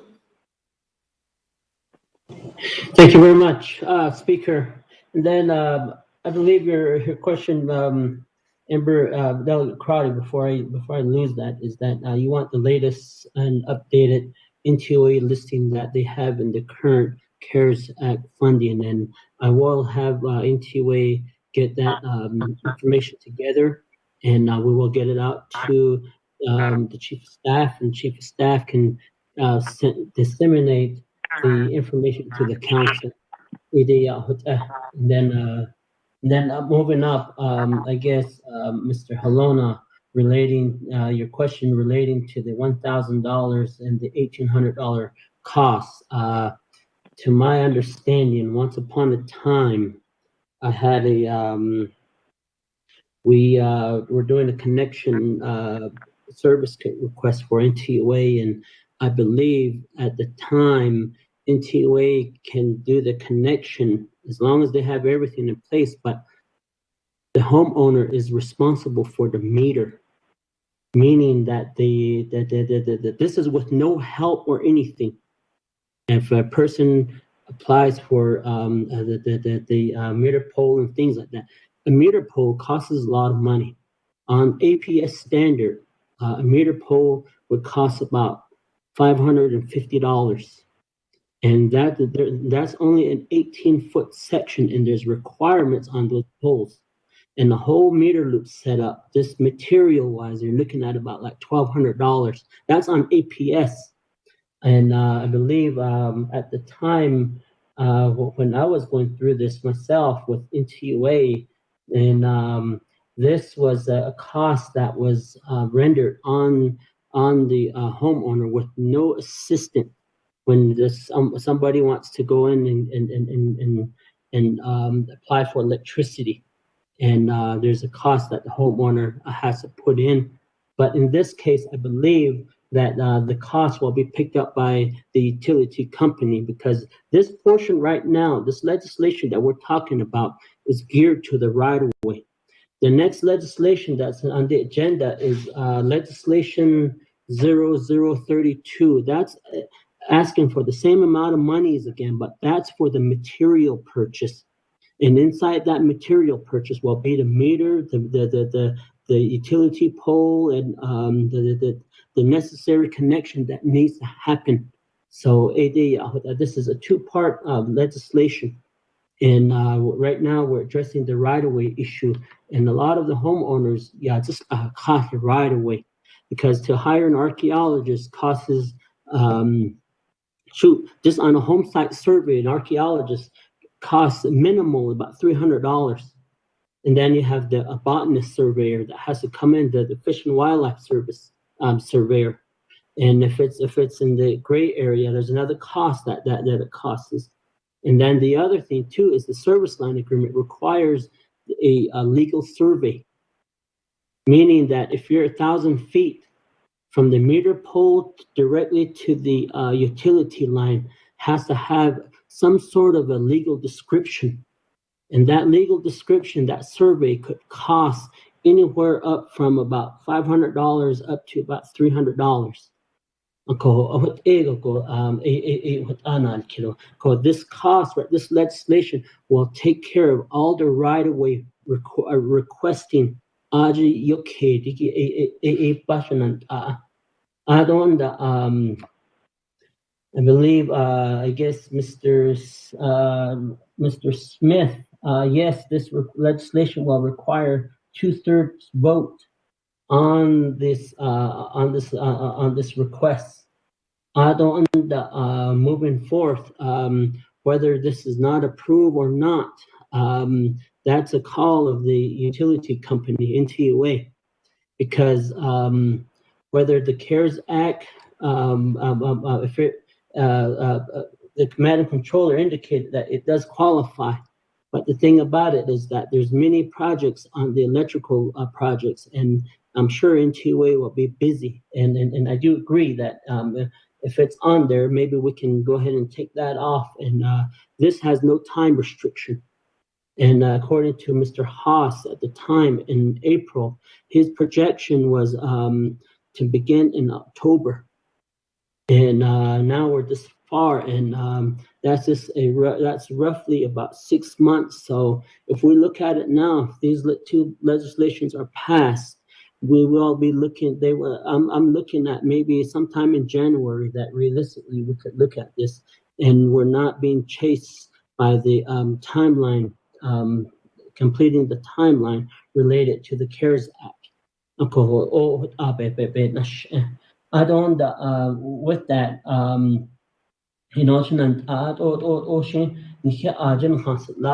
let me give time to Heather to elaborate a little bit more on the what the citizens are required to pay when they're getting no other assistance. Heather? Yes, good afternoon, or good morning still. I guess we're still 1 minute away. Thank you, Council Speaker. The specific question was from Delegate Halona with the pay of $1,000, and you mentioned mobile of $1,800. If I can clarify that, NTUA is responsible up until the meter. The meter from the meter loop is responsible of the homeowner.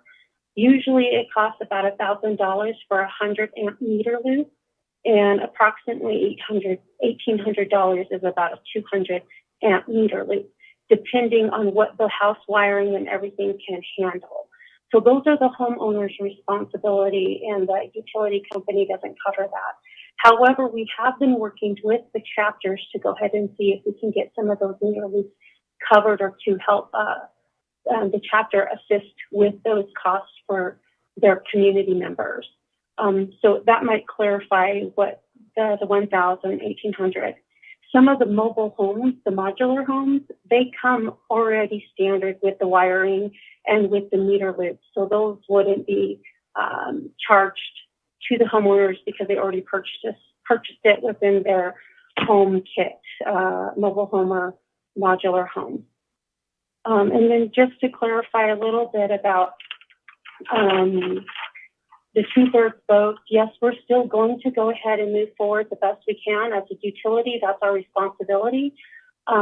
Just to kind of give you a cost of the LUN2, an average power line project for a home costs about $40,000 per home. An average SLA project cost is about anywhere from $25,000 to $30,000 per home. These are which homes to connect less than a mile.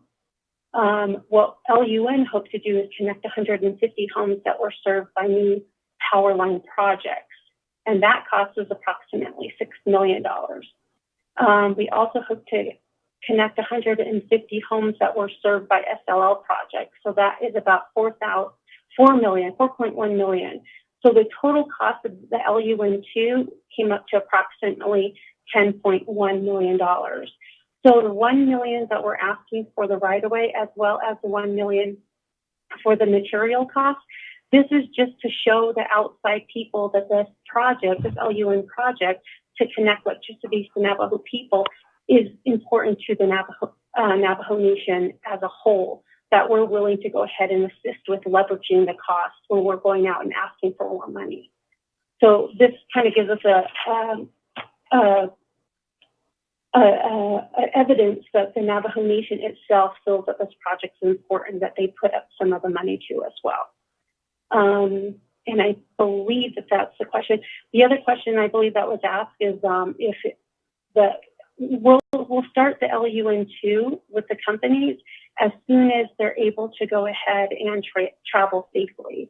We are still in contact with these companies and asking them, and they're still, the majority of them are still definitely excited about this. They really appreciated the emotions and appreciated the what opportunity, not only they said hooking up Navajo people who haven't had electricity ever, but also what they gain from it too as well. It's a sense of pride knowing that they're helping other people within the United States too as well.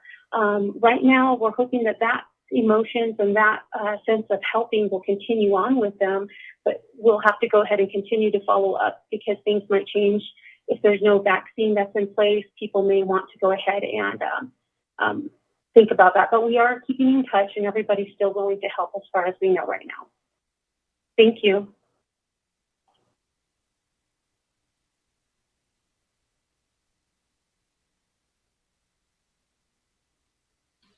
Thank you. Honorable Otto, does that complete your response? Yes, that completes my response. Hey, we go back to, actually I have a new individual in the queue. Honorable Herman Daniels, go ahead. Thank you, Speaker. Navajo Nation Council Speaker, Kodota. The slash can't Kodo, yeah, Kodon Dakodam. Again, and the guy say, but I hate an and the call. I don't know this morning. So there's been what they call that. My brother could have delegate public gay could have, yeah, and then could have, but not just a need, then could have, the nanny today could have, yeah, could have. I don't know, could have, Dino Flaggy throughout the Navajo Nation and off the Navajo Nation. Yeah, could have, I don't know, could have. Oh, night, the best could have, the them. Should say could have, delegate so could have, sponsor of the legislation could have. When you said in-house, إلا قيدا تنيلان صويا إذا بنايد this كلا هون شهن تكودا أرونا كودا I'm going to yield the rest of my time to Shada Kodo Dam Shahaj Twi Delegate Elmer Begay. Speaker.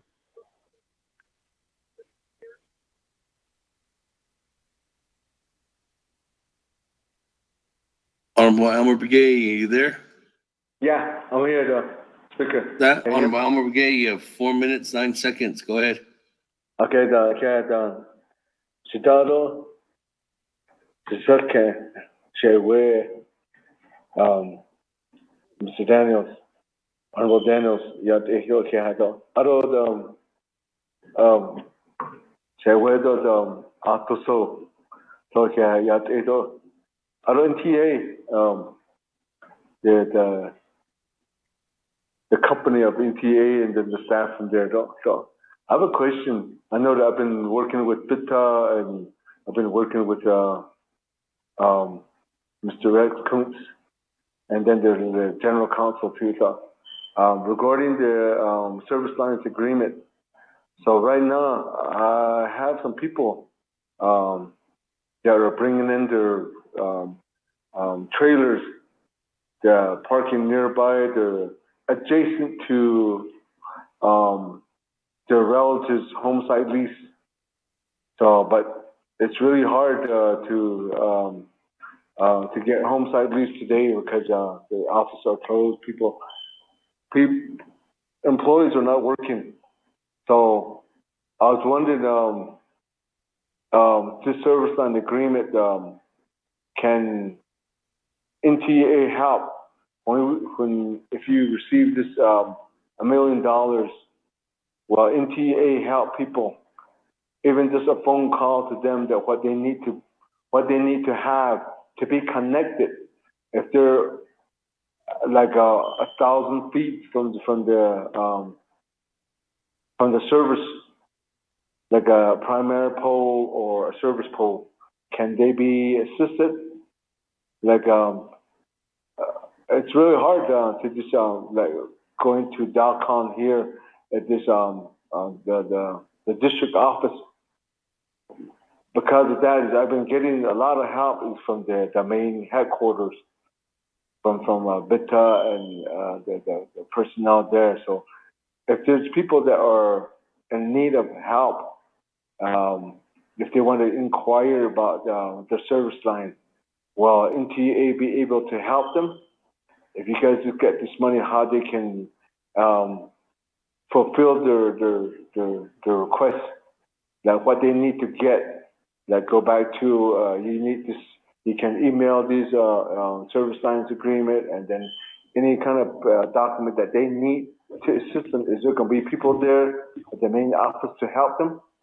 That will be my question, because we need, if you're getting this money, we need all the service that we can get from NTA, not just leave it to actors or the main office here or back to the individual. If you're getting this money, we need all the assistance from NTA.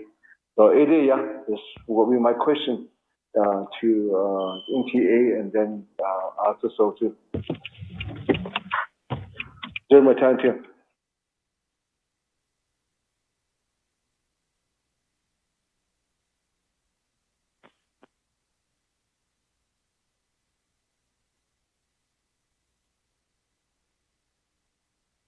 Okay, with that, moving on down, back to reserve time.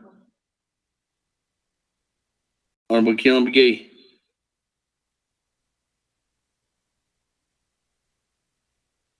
Three minutes, 58 seconds. Speaker, I'd like to waive my remainder of my time. Thank you. Okay. Moving on down, Madam Chair Charles Newton. 4 minutes, 27 seconds.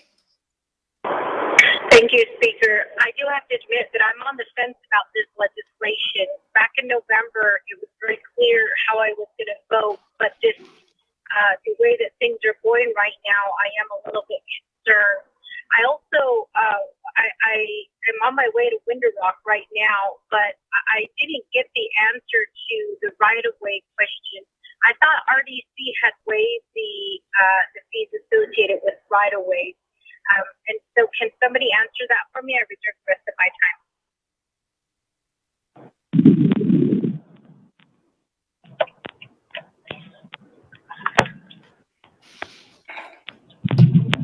Enter 3 minutes, 58 seconds on reserve time.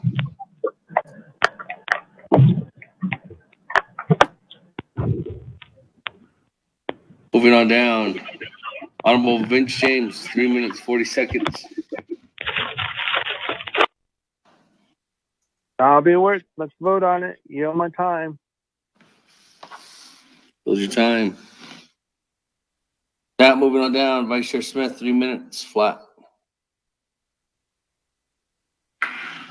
Okay, Speaker, Madhu 3 minutes flat. I'll waive my time. Thank you.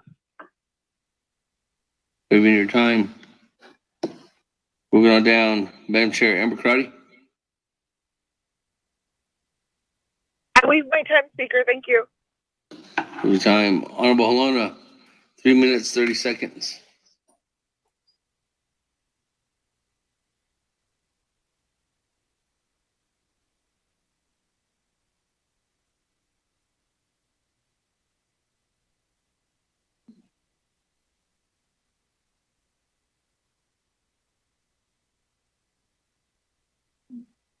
Honorable Halona.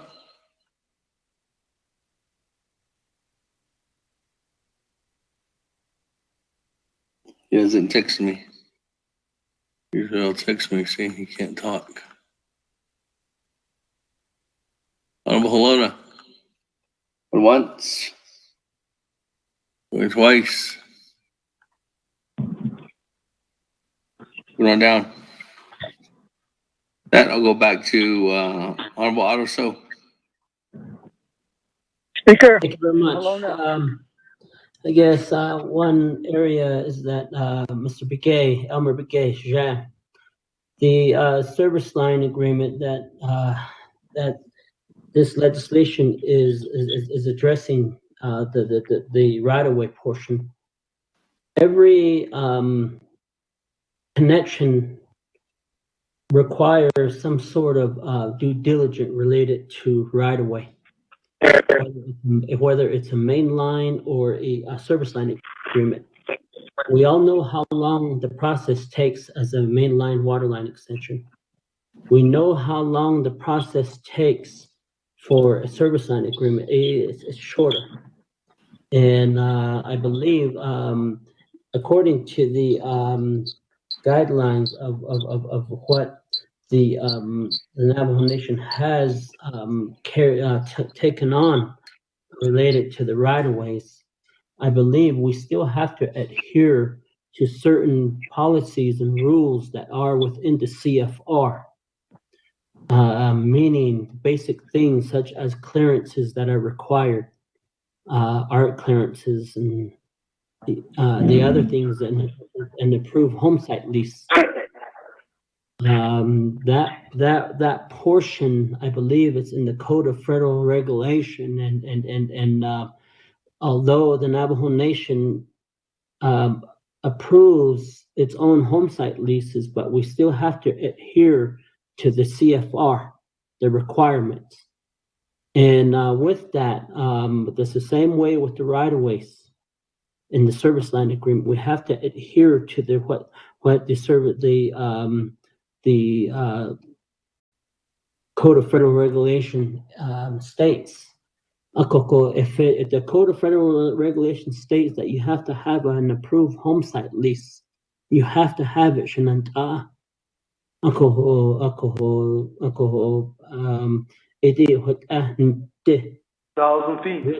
With the homeowner, they can apply and go through the process if they don't have anything in place now. But again, the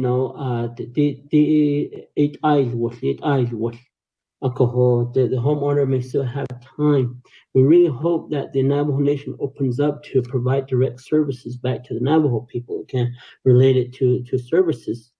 And but again, but again, right now there's I believe 418 clients that are identified on the project, and we're looking forward to serve those individuals. I don't know who those individuals are. They're all from different aspects of the Navajo Nation who applied at their district office. So if in case in your region, if somebody wanted, or someone that's on this project, he or she reached out to the district office and applied and got requests for information how to get onto this project, and that's a process between the homeowner and NTUA. But at this time right now, we're just trying to get money set aside for the right-of-way portion to assist the homeowners out there that are on this project, and it does cost money to do right-of-ways. I don't know. I know you understand service line agreements. I understand service line agreements, but there's just a process that they have to take, and I do wish every day that we didn't have to do those processes. But again, those processes are in place to protect certain things such as cultural sites and archaeological sites and so forth, nesting ground of eagles or endangered species and so forth. Those rules and regulations are there for that reason, and that's the reason why they are in the Code of Federal Regulation. I believe the homeowner will be working, or whomever applies, wherever, will apply at their own NTUA district, and they will reach out and they will communicate with them. We as leadership, we don't select the names, but I would just advise that those individuals that you have inquiring on these on this Light Up Navajo, to start inquiring with NTUA and start up their process with the Navajo, with the home site. They can first start off with going online to Navajo Land Department and printing off a home site lease application and starting that process. I don't know that they believe they have information related to art clearances and land surveyors that are on there. They can copy those things and get that process going. I'm moving down to Eugenia, Charles Newton. Whether you support this or not, that's up to you. I'm just bringing something forth to the Navajo citizens that do not have the means to help pay for the right-of-way process. This is one aspect to get direct services out to the Navajo people in relating to electrical services. And then with the waiver of RDC, I believe I will, if I may, maybe I can turn that over to have Ledge Council answer that question relating to the question of Eugenia, Madam Chair Charles Newton, related to the waiver that RDC has made, and maybe we'll have Dana answer that. Thank you.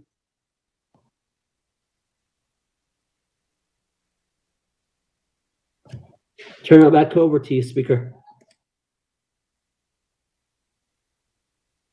Thank you, Honorable. So with that, we'll go ahead and go back to reserve time. Madam Chair Charles Newton, 3 minutes, 58 seconds. I'd like Dana to answer my question. Thank you. I'm reserving my time.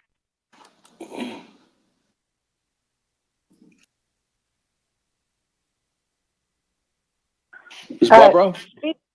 Speaker, this is Dana. I had to get on another call, so I didn't completely hear Delegate Charles Newton's question, but Kristen from my shop is on the line, and so I am going to defer the question to her. Thank you, Speaker.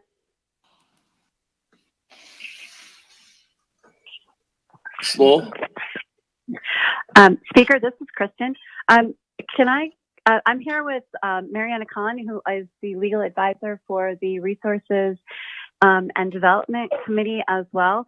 Can we just get a repeat of the question? I know it has something to do with RDC waiver, but I scanned quickly through the legislation and I'm not seeing RDC waiver. So can the question just be reiterated, please, Speaker?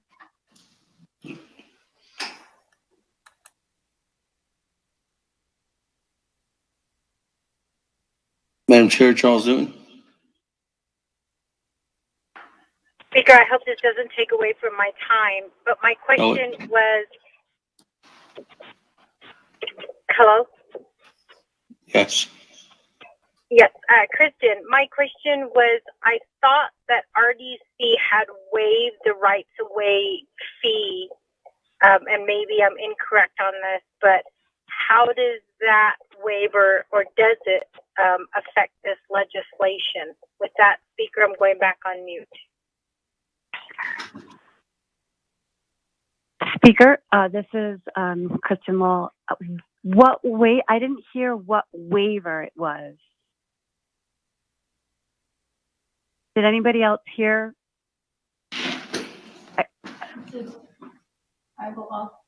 Authorization.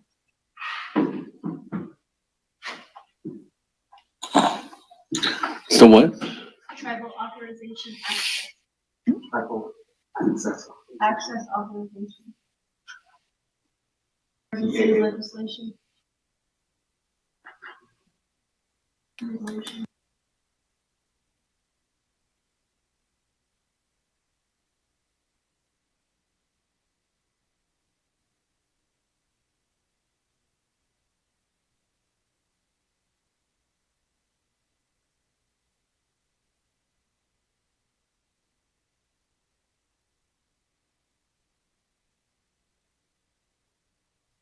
We can start that.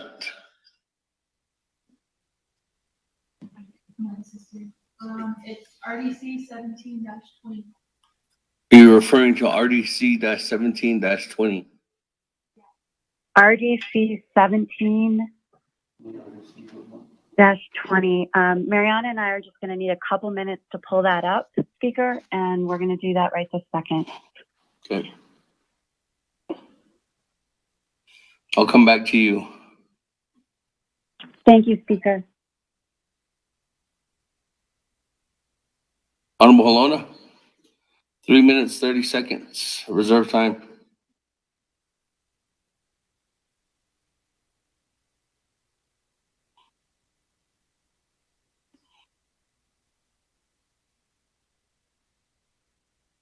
Honorable Halona.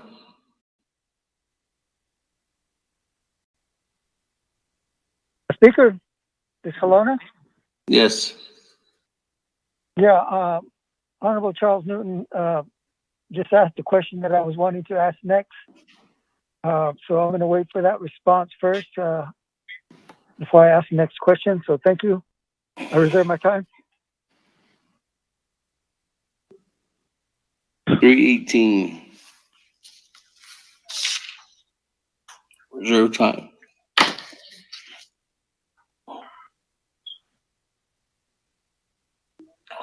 That I don't have anybody else on the board. Hello? Eugene needs some time. Honorable Eugene, so go ahead. I got nothing against this legislation, but there are some issues, some languages in there are it kind of don't agree with me, which is homicide list. I reckon it's the law we're saying, but whose law? How do we say the next in the house, and we make laws to lock those up, which are so we're contradicting as lawmakers. We make laws that won't help the people, that or hinders them. Homicide lease needs to be rescinded. Leases and permits has disrupted the Navajo family. In order to bring the gift back to the people, we need to give this back to how they're going to use their land back to the people. The Navajo Nation has mentioned over and over that the Ned land is already bounded out by bitter water. The wages are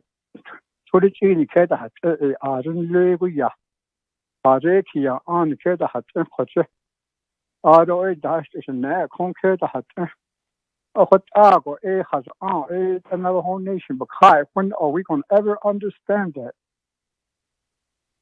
And these leases and permits by the DOJ opinion has told the people only one that has a name on this lease or permit or the authority.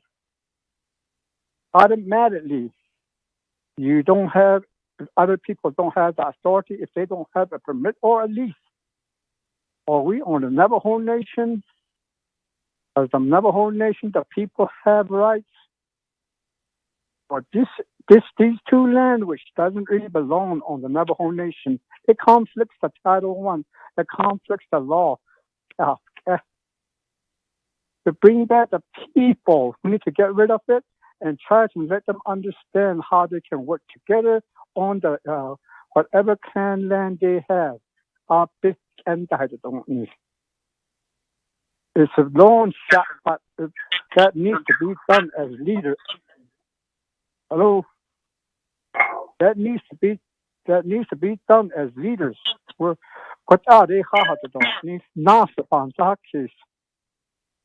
they can 20, 50 years down the line.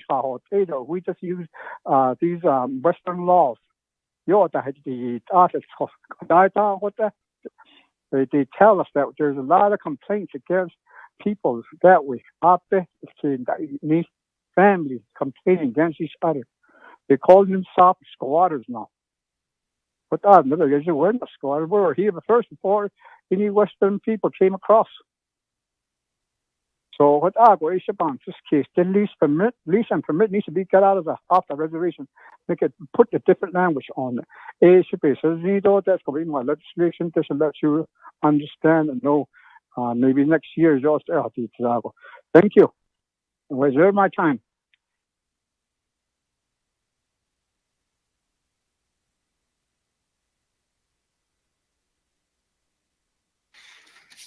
Reserve your time with 1 minute, 30 seconds.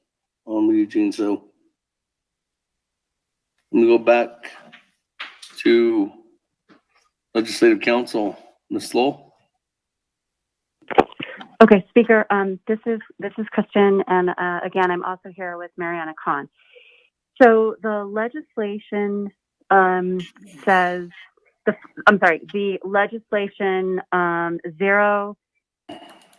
033019 that is currently before Council, in the findings, it's saying that NTUA is going to assist Navajo families with obtaining the proper field surveys, easements, permits, clearances, and that is a component of what these funds will be used for.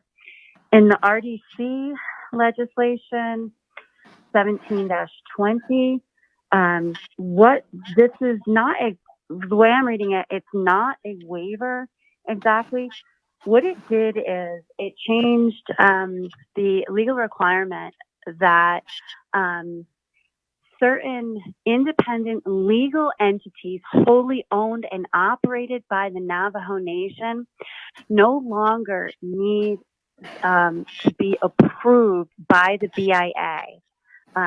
So they will be done directly by the Navajo Lands Department in order to grant access for rights of way on the Navajo Nation. And then along with the RDC resolution, there are requirements set forth to process the rights of way application. For example, a letter of application, a survey of right of way and location maps, biological resource compliance forms, cultural resource compliance forms, compliance determination forms, grazing permit consent documents, chapter support resolution, and then any other documents that would support the right of way application. So it's not an outright waiver, Mr. Speaker.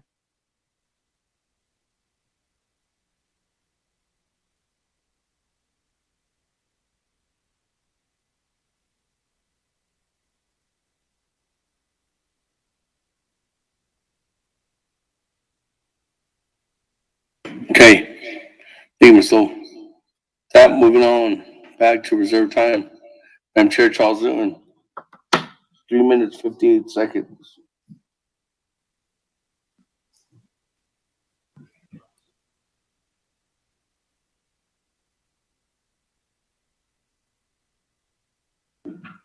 Madam Chair, can you hear me?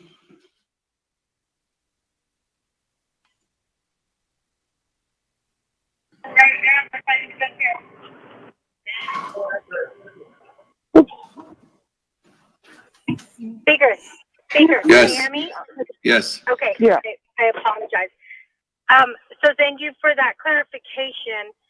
So I guess my question is then, with the RDC legislation and the request that's being made today, the money that is going to be going into what NTUA is requesting, that's not being covered by what RDC already explained. And I'm asking this question because, you know, with our funds, my understanding is we have to be careful because we don't have funds generating at this point.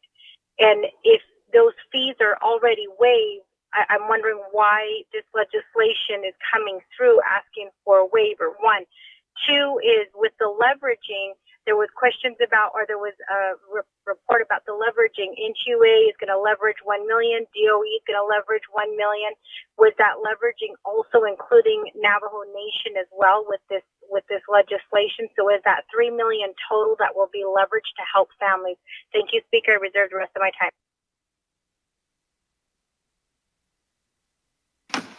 Okay, with that, Reserve time 2 minutes 52 seconds. Moving on down, Honorable Halona, 3 minutes 18 seconds. I'll wait my time, Speaker. Got my answer. Thank you. Great. Honorable Eugene So, 1 minute 30 seconds. Again, same token. Some of our standing oversight committees has final authority with regards to land issue. The land issue came by the 1830 treaty. And some of these CARES Act distribution should be made to those people that are using the land within the treaty mechanical pursuit. Like in the their orders. So it is what even now going to the city a home site is asked for the bus and all these right of ways, clearance, etc. And that actually done the home that car down to done the concrete that college I clear not on the forcing be cut the ask for on Sonoban this case is sometimes quite out that no sir. So I'm going to reconsider my thoughts on these land issues with regards to some regulations that are only adopted by the one oversight committees. They're one only their final authorities. This is a land issue. It pertains to everybody on the Navajo Nation. So it pertains to every council delegates. The cases come forward because I know I have some projects here. Thank you.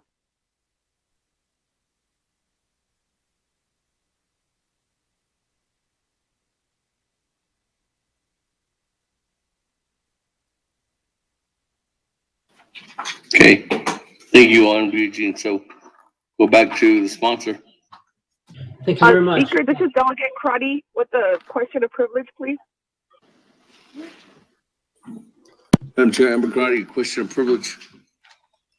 Sorry, Chaz. My question of privilege, is there a delegate who's sponsoring the 5-year capital improvement plan required by the Appropriations Act? Thank you. How much is my reserve time? Speaker, this is again, delegate. Question of privilege is there is someone sponsoring the 5-year count. As of right now, Madam Chair, there is nobody sponsoring that legislation. Speaker, did I say my full say? No, you just didn't reserve your time, Honorable Eugene. So, okay. I was off the phone. That's why I mean.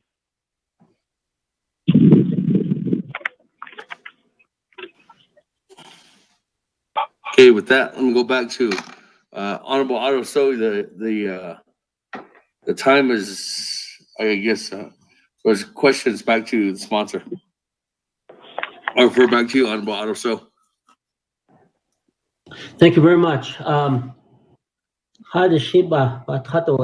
Madam Chair, in that she didn't need Ghana catcher. Ito peso. Kita is earlier the leveraging.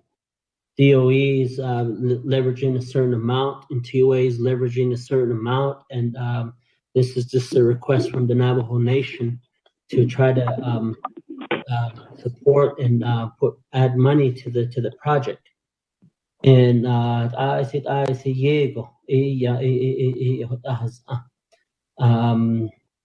I support projects that leverages dollars. And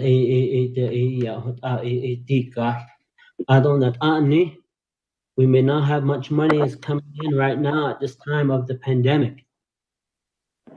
We didn't know that we were going to be in a pandemic, whether it's related to gas, oil, or other natural resources. And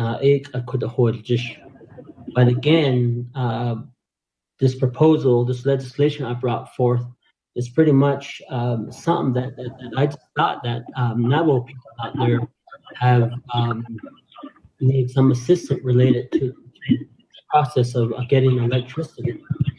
And, us individuals that have power we're very lucky. But those people that are along the current electrical grid that want that power, that's trying to get that, trying to work for to get power, this proposal is just to help them.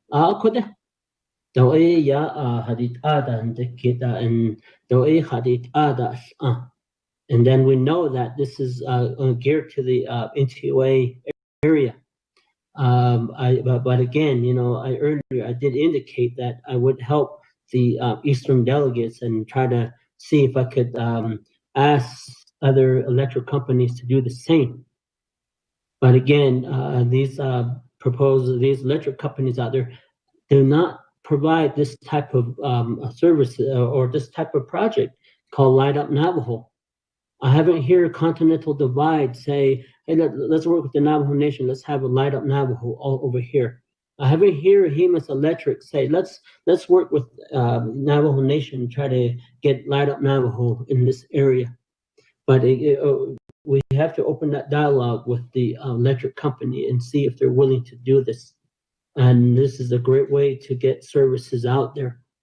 You look at IHS projects that have scattered projects funded almost every year, and they have like 40, 50 clients on those projects, and those are homes that are within with IHS is within 1,500 feet. That's the right-of-way distance for service line agreements. Anything below that, they serve. And almost each year they have a right-of-way project or they have a scattered project proposed. And I really like the idea of Amber. I'd like to thank Amber for bringing up the issue of the 5-year plan.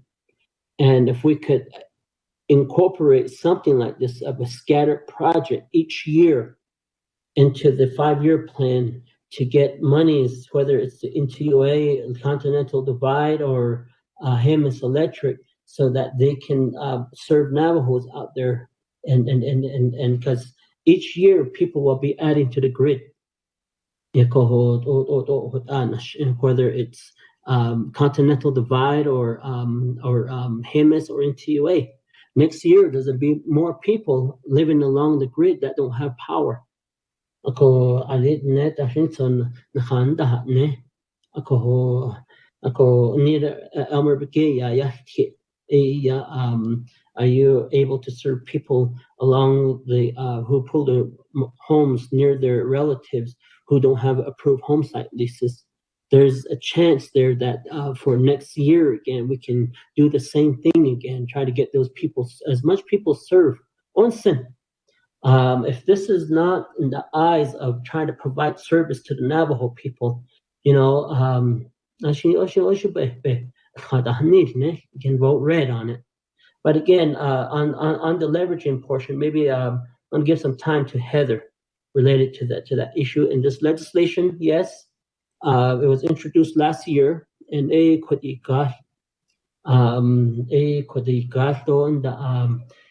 it's serving people in Delicon. It's going to serve people that are serviced from Tuba City NTUA district. It's going to service people that get services related to get services in Red Mesa district or Kayenta district or Chin Lee or Fort Defiance or Shiprock district. Uncle, I really hope that I do ask for your support. But again, I'm going to turn some time over to Heather for the leveraging portion. Thank you. Thank you, Delegate. Just for clarification, so within the $1 million for right-of-way and materials, so those are two legislations, $1 million each. So for clarification, NQA plans to target homes that are greater than 1 mile from existing power lines. And these are for families that would not get electricity in the foreseeable future because of the cost. And the dollars are used to directly offset the cost that families would have to pay to get electricity services. The last piece I want to go ahead and clarify is the granting matching. So just for clarification, is DOE has a grant matching project, and this is for the first time that they've offered this. NTUA will actually be submitting an application in September. So the DOE grant will provide electric services to approximately 105 Navajo families. The project will cost a little over $2 million. So NTUA would put up $1 million, DOE would put up $1 million, and we're hoping to use the legislation dollars, some of these legislation dollars as leverage in order to bring more homes, to electrify more homes. So I hope that clarifies the DOA match. And this is the first time that they've offered it, so we're going to definitely go in for that. And then, of course, grants, if they're supported by the nation, as it would be through your legislation, it would show the DOE that this is a viable project that is supported by not only NTUA, but also the Navajo Nation, that we'd be able to go ahead and, like I said, focus the amount of money for at least 105 families with the DOA grant. Thank you.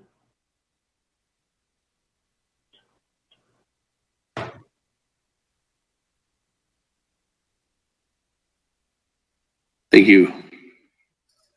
Say, Honorable Sue, I'm going back to the floor. Go ahead. Oh. Hey, new player. Honorable Paul Begay.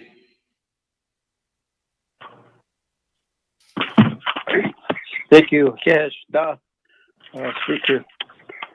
This was an Nitingi Nahalange, some down Hayan Kigi. Ado the deep in Hitochi go Bishmas on not Anhan Tahasiagi here, the Kodo, I see the Nahoti by Yilchi. Ko she Kodo, the Sazi do Lesiki, DBK, the cases.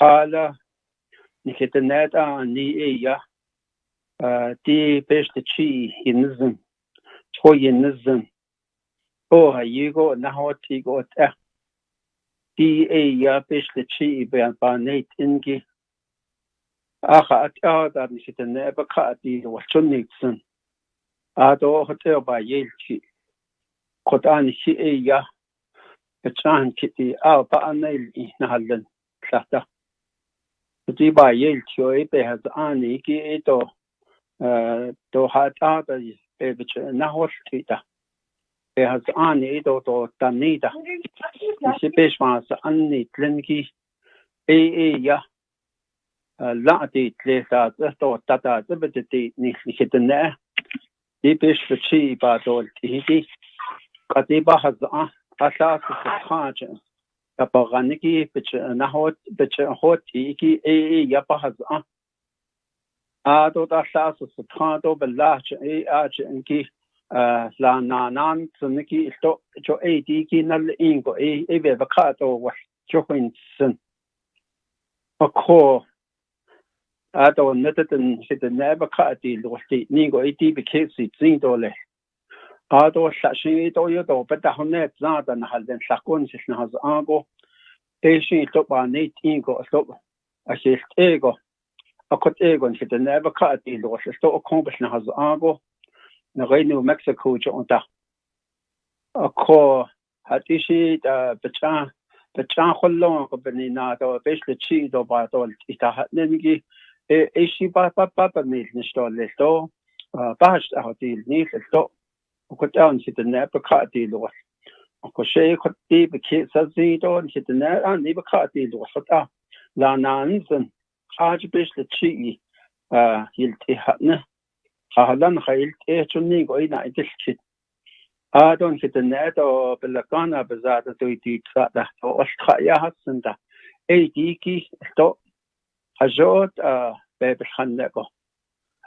Deeply na it on Dona Iltala, Lord Asas is a be in a rantala, so the Nigo store. ako asho betchwa ena betsa to hadna to yat ho to na to hadna to nizan da ya to betch kwil ako colleagues no sengi competition sa an not apas dan hasi tkaniki he the never caught the was the overcame the ka she could advances case ko ko ado share she could ever sabe dan hotit I yan hita to ni aniki ko she ba she hin go dishna she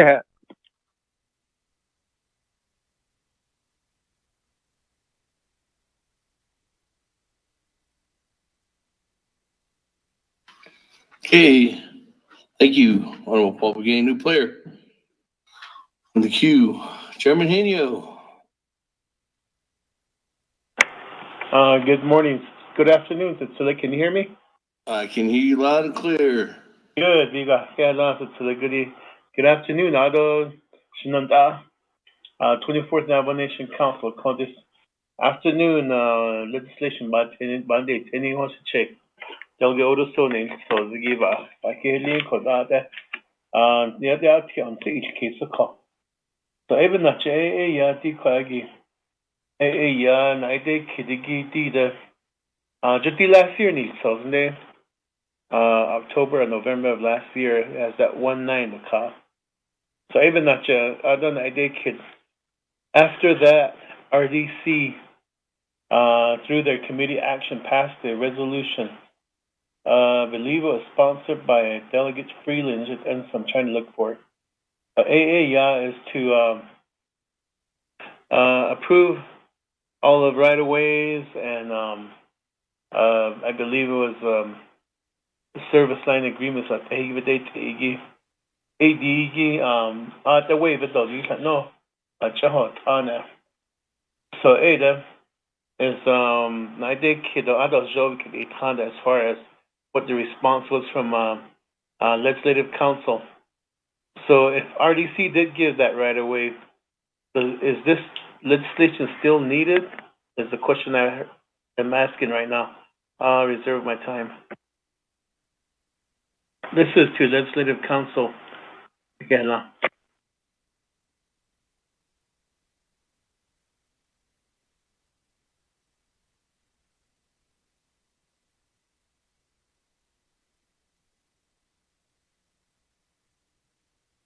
For you. 3 minutes and 27 seconds. Chairman Henio, on your reserve time.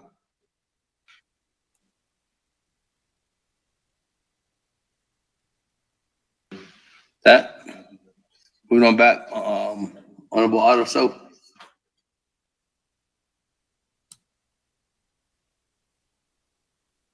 Good afternoon.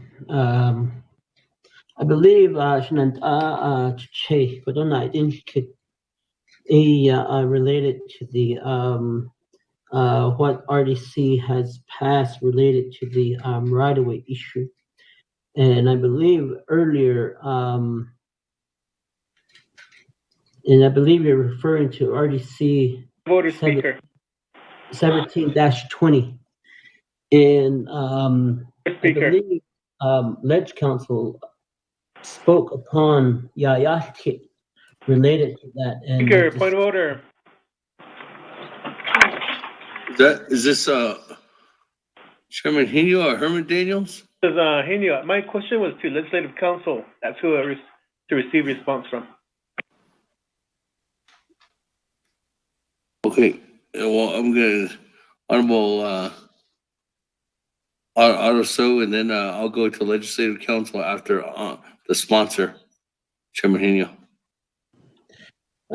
Let's go directly to legislative council because they already answered this question. Thank you. Okay.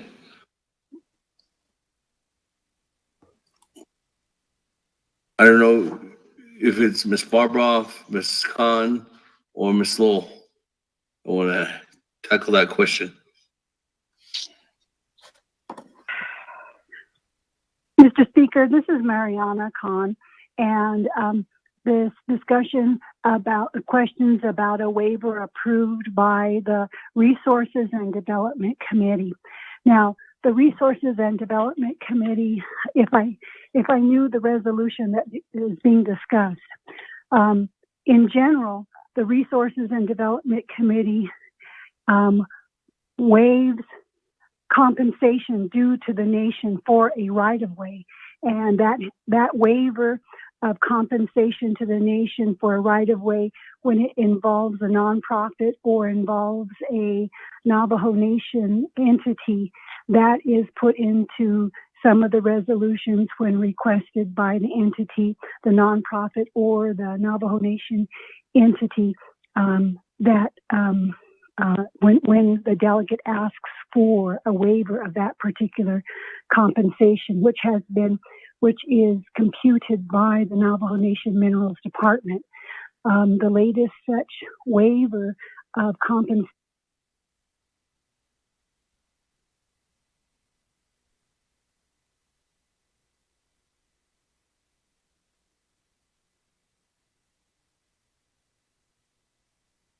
Mrs. Khan? Lost you there. I have been giving a speech to myself solely. I am so sorry about that.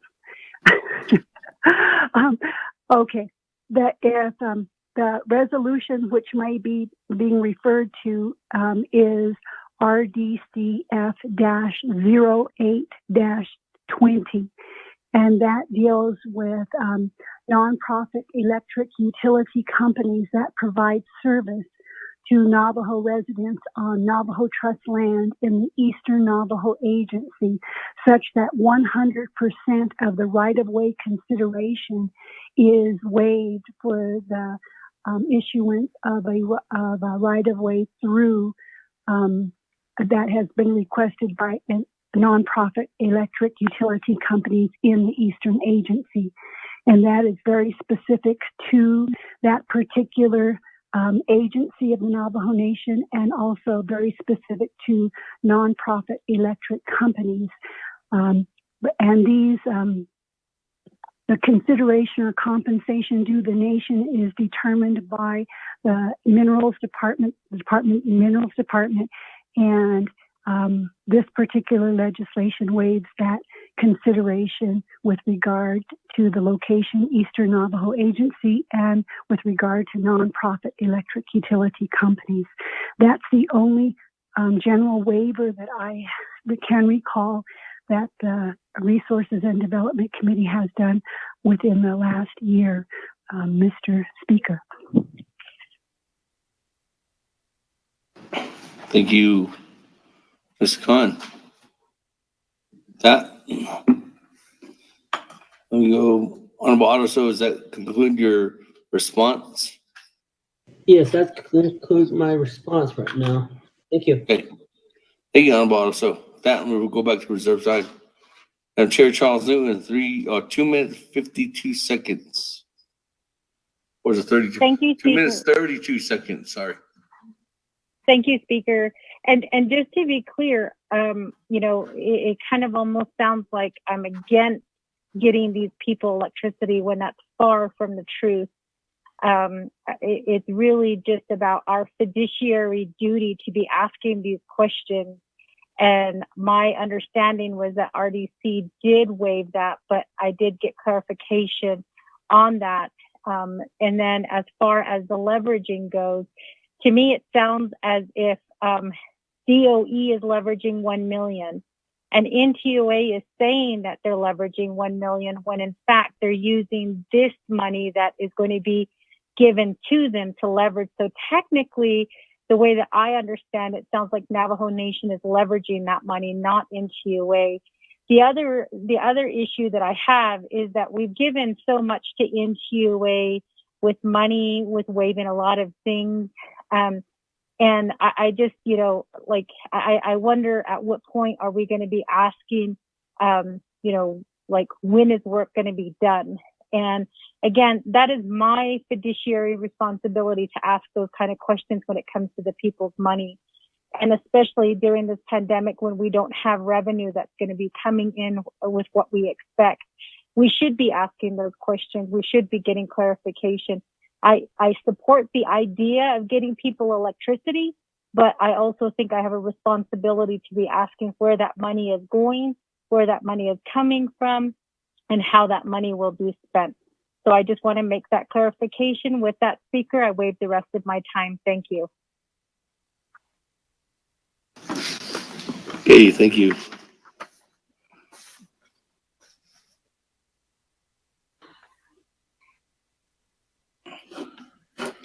Moving on down, on reserved time. Chairman Henio, 3 minutes, 27 seconds. Okay, yeah, thank you, and thank you for that clarification. I was finally going through the DIBs, and I found that resolution, and so that I pretty much answered my own question. But at the same time, I was just looking at legislation, and it looks like NTUA has 5 years to get this complete through this legislation, and so once it's signed and by the speaker, then it goes across to the Navajo Nation president. Once he signs it, that's when the timeline starts to tick. And so I do agree that we've given NTUA a lot of leeway on, and they always come back, and we give them something, they come back again, knocking on our doors, saying, oh, can you give me this again? Can you give us that again? No, call them not usually. And it's, I just wish they would go to work. At the same time, there's a lot of complaints that we get that they overcharge. They overcharge the customers, their elderly customers who are on fixed income.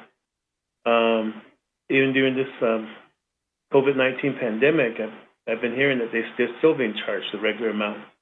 And so with this, Light Up Navajo, yes, it sounds good, but then again, all they're doing is getting themselves more customers and being an electrical monopoly on the Navajo Nation, which I believe is good for them. But then again, if we hook up grandma that's on the fixed income, it's good. She hasn't received electricity for several years, but then once that hookup is done and everything, and then we just added another bill to her fixed income is the way I look at it. And NTA will be out there with their hands out saying, pay me, otherwise I'm going to turn off your electric again. So, but then again, I still support the resolution. But Council Speaker, I'm ready to vote. I think we spent enough time on this, so I'll waive the rest of my time.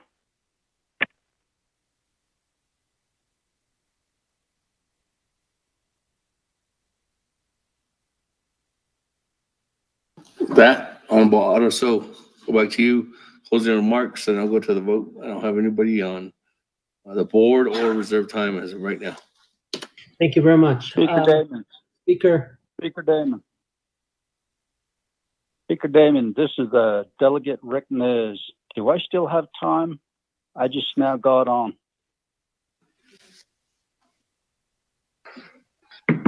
Sorry, Otto, so.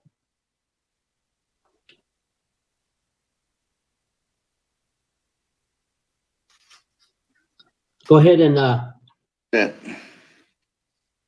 I announced at 10:30 that you send me a text saying that you waive your time, Chairman Nez.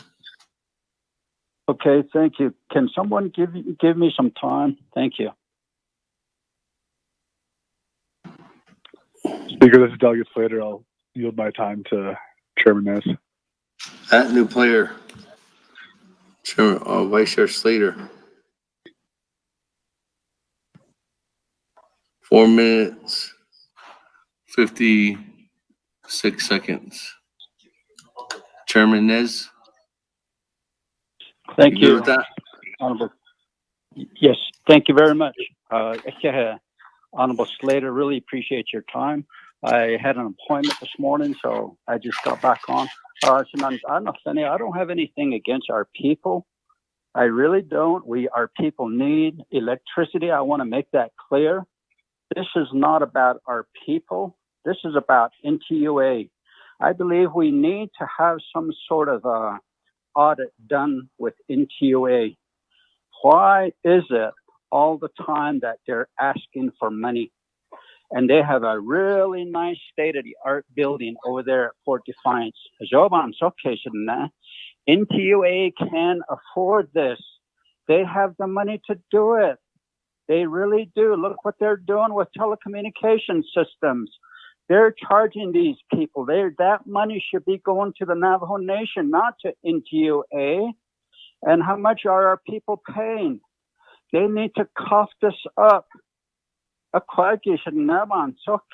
voting red on this. They should be able to do this. NTUA, they have money. They probably have more money than the Navajo Nation itself.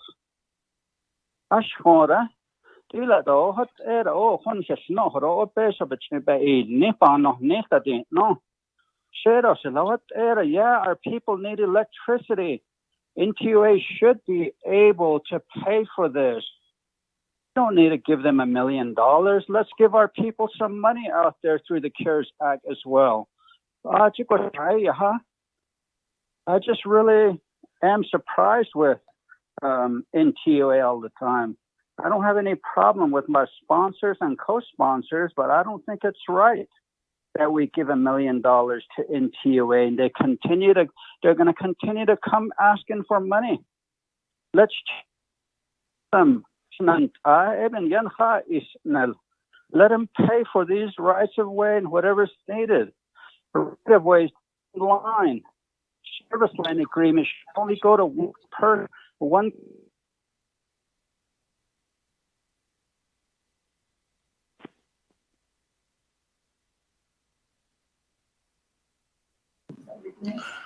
Chairman Nez, we lost you there. Towards the end. Chairman Nez.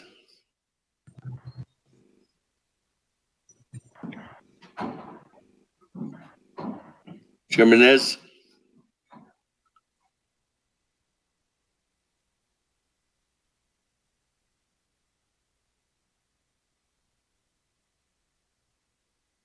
Chairman Rick Nez, going once, going twice, going 3 times. That, colleagues, I don't have anybody else on the board. I don't have anybody with the reserve time. Question of privilege. This is Delegate Crotty. Madam Chair, Amber Crotty, what's your question of privilege? Thank you, Speaker. My question is, can staff send me the latest NTUA audit? And if we could request NTUA to provide us a report at the next Navakia camp in terms of their plans, I'd appreciate that. Thank you, Speaker.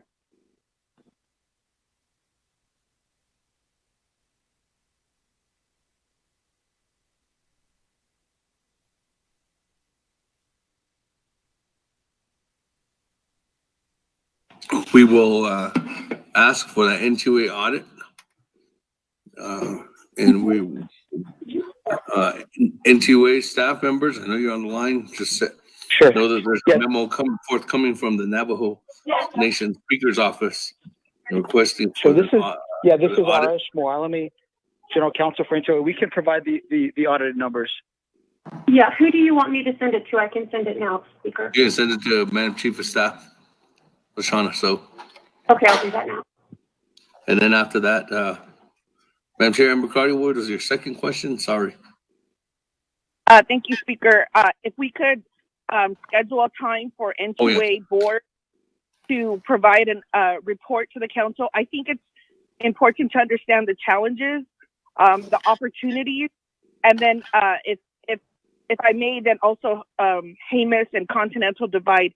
We really do need a comprehensive approach because for me, at the end of the day, it's about getting electricity. And so to understand what that cost is. Thank you, Speaker.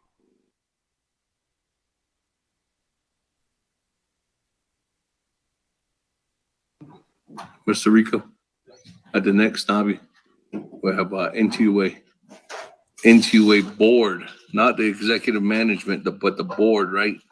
Madam Chair? Yes, Speaker, the board. Thank you. Okay, good to go. I don't have anybody else on the floor or on Reserve time, so going once, twice, 3 times. We're aboard on legislation 0330-19. Roll call vote.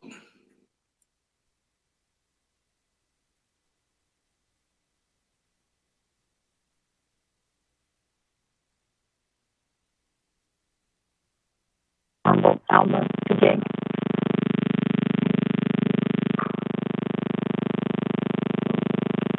Honorable Alma Begay. Vote green.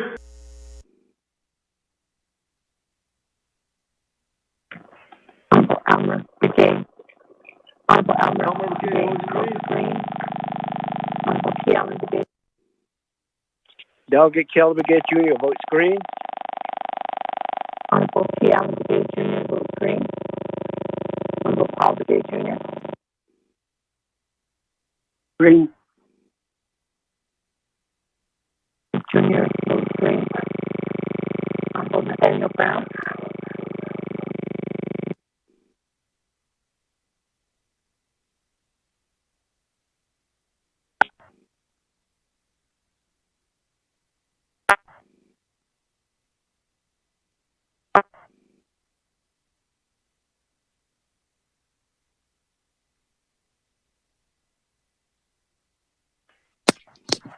Honorable Nathaniel Brown.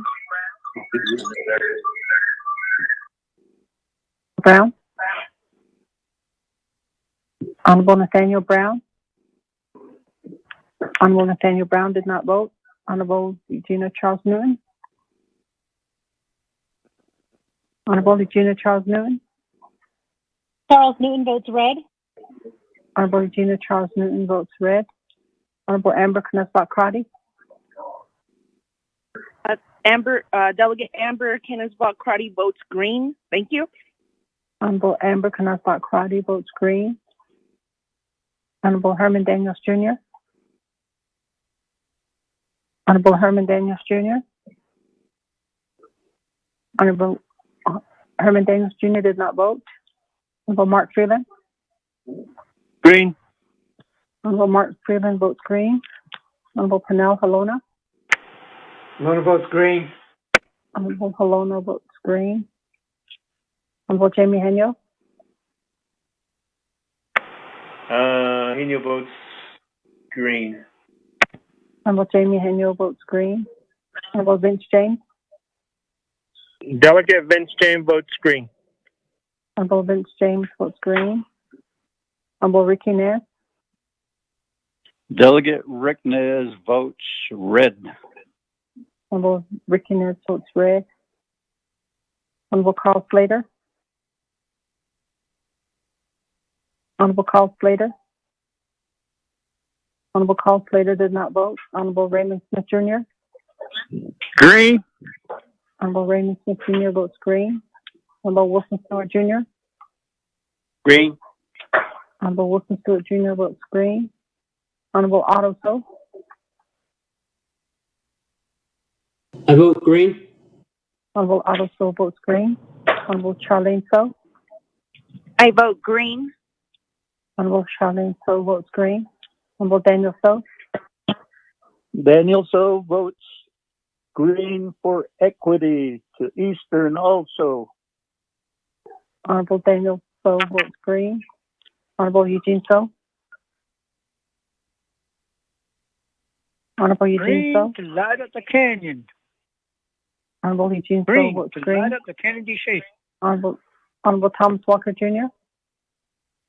Thomas Walker votes green. Honorable Thomas Walker Jr. votes green. Honorable Edison Winnicott. Honorable Edison Winnicott. Honorable Edison Winnicott did not vote. Honorable Edmund Yazzie. Green. Honorable Edmund Yazzie votes green. Honorable Jimmy Yellowhair. Honorable Jimmy Yellowhair. Honorable Jimmy Yellowhair did not vote. Going back up. Honorable Nathaniel Brown. Honorable Nathaniel Brown. Delegate Brown Honorable votes Nathaniel, green. Honorable Nathaniel Brown votes green. Honorable Herman Daniels Jr. Honorable Herman Daniels Jr.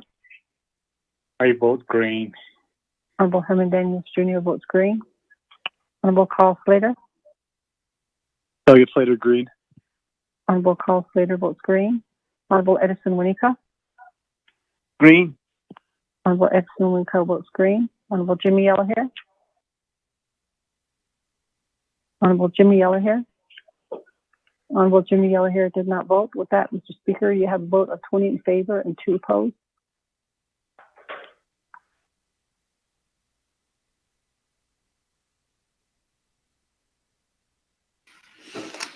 With that, colleagues, thank you. Legislation 0330-2 or -19 with a vote of 20 in favor, 2 opposed, and Speaker not voting. Motion carries. Thank you. Moving on down, item number 12, new business.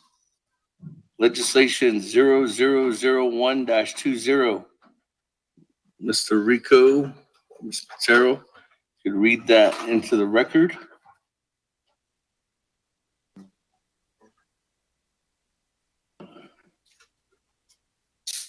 Mr. Speaker, members of the council, tracking number 001-20, an action relating to Budget and Finance Committee, Resources and Development Committee, and Navigating Committee and Navajo Nation Council allocating $1,444,032 from the Citizen Fund to the Capital Projects Management Department on behalf of the Ganado chapter and approving and adopting the Citizen Fund Ganado Senior Citizens and Veterans Expenditure Plan pursuant to 12 NSC sections 2501 through 2508. There are no amendments. Per Navajo Nation Council Rules of Order Rule 9, legislation has been read into the record by electronic voice recording. Mr. Speaker. Thank you. Thank you, Mr. Patero. That, colleagues, this legislation is 2/3 vote, 16 or more vote here at Navajo Nation Council. Colleagues, this legislation passed by 14-0 on Nabi. Honorable Vince James, is there a motion? Is the sponsor? Is there a motion? Motion, Stewart. Motion by Honorable Stewart. Second, Calvin. Second, I think I heard Chairman Nez, right? Yes, sir. There it is, second. That, colleagues, does not be work. Went once, went twice, went 3 times. We're aboard on legislation 001-20. That was a motion by Honorable Stewart, second by Chairman Nez.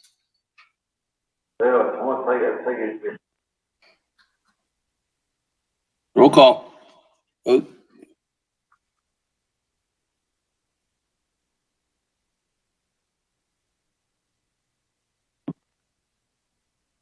Honorable Elmer Begay.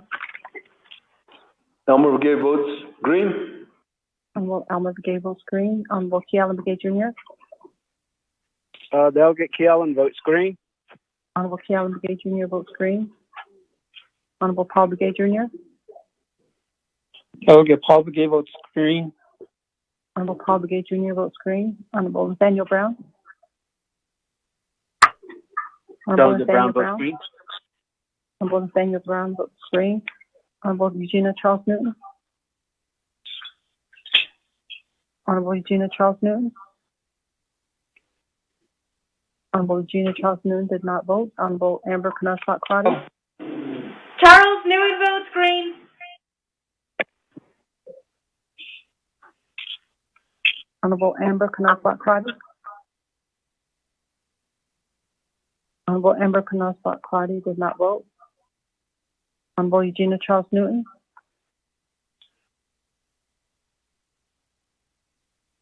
Honorable Eugenia Charles Newton.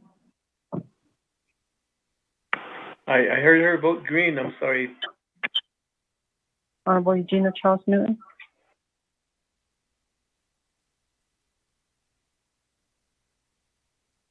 Honorable Herman Daniels Jr. I vote green. Honorable Herman Daniels Jr. votes green. Honorable Mark Freeland. I vote green for Hornet Country and Cornfields Chapter. Honorable Mark Dillon votes green. Honorable Pernell Halona. Delegate Halona votes green. Honorable Pernell Halona votes green. Honorable Jamie Henyo. Haney votes green. Honorable Jamie Henyo votes green. Delegate Rick James. Nez votes green. Honorable Vince Delegate James votes green. Thank you. Honorable Vince everybody. James votes green. Honorable Ricky Nez votes green. Honorable Carl Slater. Thank you. Honorable Carl Slater. Honorable Carl Slater did not vote. Honorable Raymond Smith Jr. Green. Honorable Raymond Smith Jr. votes green. Honorable Wilson Stewart Jr. Green. Honorable Wilson Stewart Jr. votes green. Honorable Otto So. Honorable Otto So. Green. Honorable Otto So votes green. Honorable Charlene So. I vote green. Honorable Charlene So votes green. Honorable Daniel So. Daniel So votes green. Honorable Daniel So votes green. Honorable Eugene So. Light up the Netherlands. Green. Honorable Eugene So votes green. Honorable Thomas Walker Jr. Thomas Walker votes green. Honorable Thomas Walker Jr. votes green. Honorable Edison Monica. Green. Honorable Edison Monica votes green. Honorable Edmund Yazzie. Green. Honorable Edmund Yazzie votes green. Honorable Jimmy Yellowhair. I'll vote green. Honorable Jimmy Yellowhair votes green. Going back up, Honorable Amber Knutsbach Crotty. Honorable Amber Knutsbach Crotty.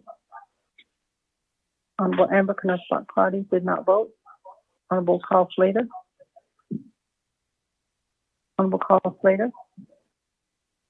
Honorable Carl Slater did not vote. With that, Mr. Speaker, you have a vote of 21 in favor and 0 opposed. Speaker, this is Delegate Charles Newton. Did you get my vote? Yes, Madam Chair, Charles Newman, you got your vote. That's green. That, This is colleagues. Delegate Crotty with the vote of green.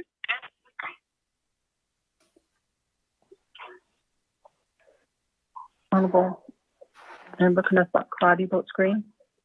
With that, Mr. Speaker, you have a vote of 22 to 0, Mr. Speaker. That, 22 in favor, 0 opposed. Yahoo. Speaker not voting. Thank you. Yeah. Thank you, colleagues. Motion carries. Yeah. Right, colleagues, let's go on down. Item number B on new business legislation 0039-20, sponsor Honorable Otto So. Mr. Patero could read that into the record. Mr. Speaker, members of the council, tracking number 0039-20, an action relating to the Resources and Development, Budget and Financing of the Gate Committee and the Navajo Nation Council allocating $1 million to the Navajo Tribal Utility Authority from the Citizen Fund to assist in funding materials to connect Navajo homes to the electric grid under Light Up Navajo 2, approving and adopting the NTA Material Fund Expenditure Plan pursuant to 12 NC Sections 2501 through 2508. There are no amendments to this legislation. For Navajo Nation Council Rules of Order Rule 9, legislation has been read into the record by electronic voice recording. Mr. Speaker. That, colleagues, sponsored by Honorable Otto So, it's a 2/3 legislation. At NAPKA Committee, this legislation passed 17 in favor, 5 opposed. Is there a motion? Motion. Yellow hair. Motion by Honorable Alan Begay. Second by Honorable Jimmy Yellowhair. Thank you. Second by Delegate McGay, Elmer. That, colleagues, is there any comments, questions? Or does not be worked? Going once? Going twice? Continue. Hey, with that, Honorable Otto So, you have 20 minutes on the board. Thank you very much, Speaker and member of the Navajo Nation, members of the Navajo Nation Council. Adon da kodo ya sabe dana adi tahi ya kodo ya itato ya be tanani tsa ya this legislation that was read into the record is requesting $1 million for NTUA and to assist with the materials for Light Up Navajo 2. It's similar to legislation 0330-19 aja a right away aja be da initial base a kid I don't think I see material costs and Honorable Helona had a question related to the emitter loops and so forth. And this area will actually pay for the material cost that will be purchased for the individual, the 418 individuals that are listed on the Navajo or Light Up Navajo 2.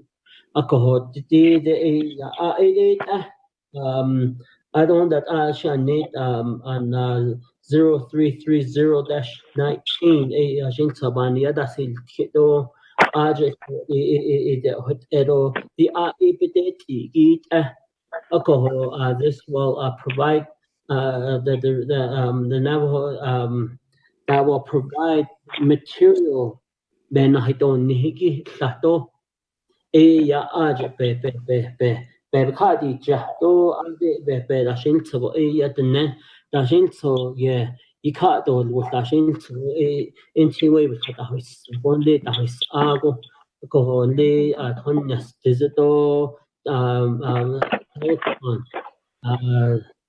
add-on that I believe Fort Defiance Agency has an NTUA district. Chinle has NTUA as an NTUA district, and Shiprock has an NTUA district. And all those districts serve vast areas on Navajo. The hinge kit ashin hinhas lado on hat ishar ade but in the meantime, I'm going to give some time over to Heather.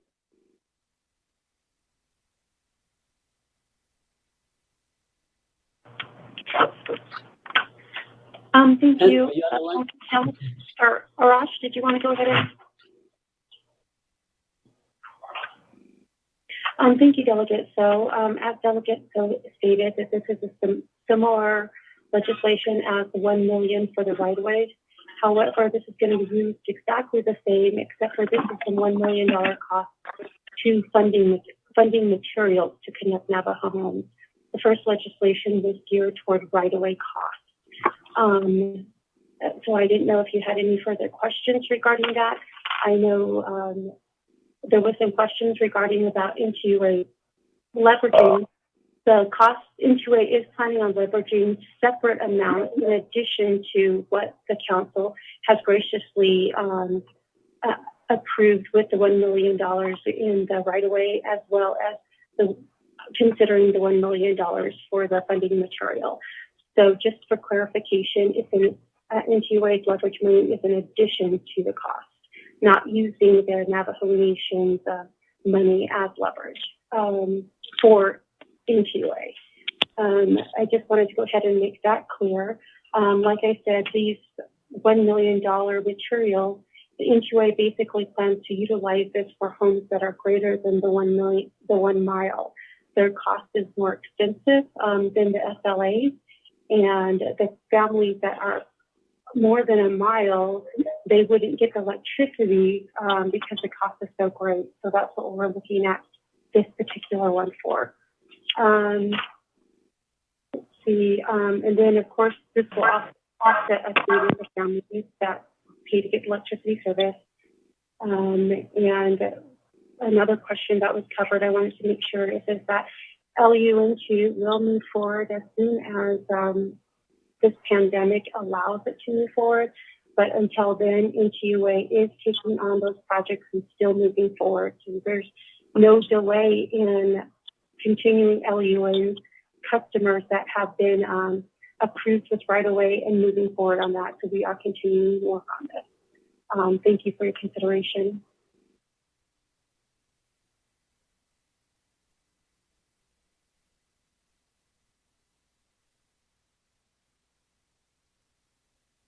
Speaker, that would end my presentation.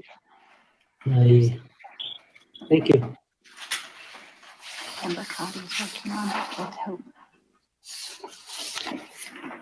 Okay, thank you. Let me go on to before. Chairman Inio, floor is yours.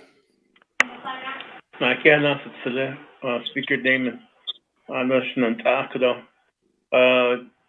Nancy Tony edition out of the legislation, those signings for me, Danny check. With for NTUA, and again, it's sharing the same sentiments as the previous legislation through with NTUA, and because Chairman Nez expressed his opinions on NTU, and I still share the same sentiments. I have to echo now. It's $1 million for materials. The next legislation that we might see is $1 million for personnel AD. Hired as those. So it seems that we're funding the whole project, Navajo Nation, and it's just like his Chairman Nez said, though they have a lot of resources. We even gave him a $1 billion line of a ceiling. We raised their ceiling on their debt, so they could complete projects like this, get loans, so they could move forward with these different projects. But at the same time, though, they're just coming out with their hands open again. And Austin is what I'm thinking right now. I mean, I don't have issues with lighting up the Navajo. It's just the fact that I think that we need to have more of an input in this. And so those are just my comments regarding this. And again, to the Speaker Damon for giving me the opportunity to speak. Also for bringing this for debate and consideration. Reserve my time.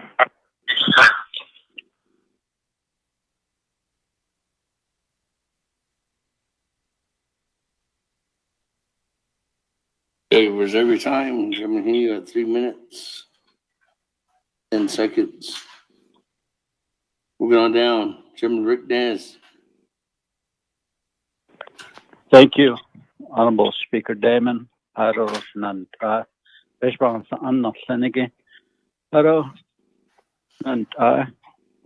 Aroso. Yat eho. Nzonago.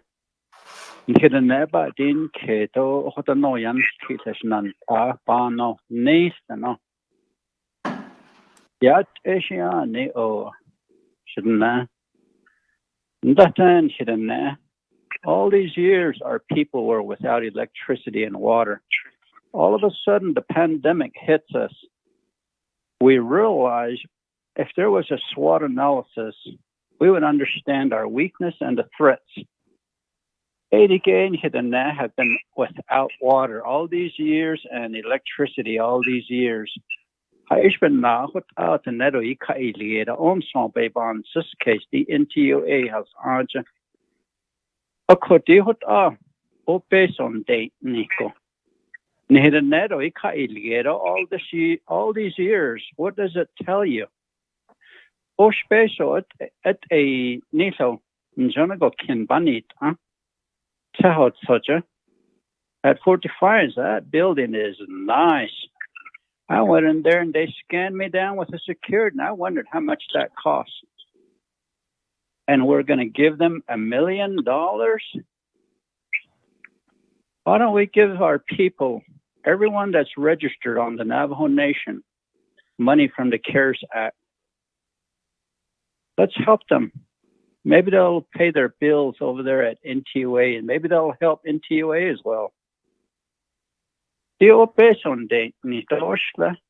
I truly believe NTUA has the cash.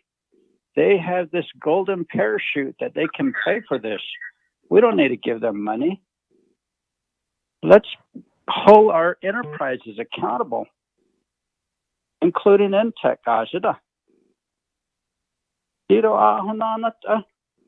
We really need a full audit of NTUA. I reserve my time.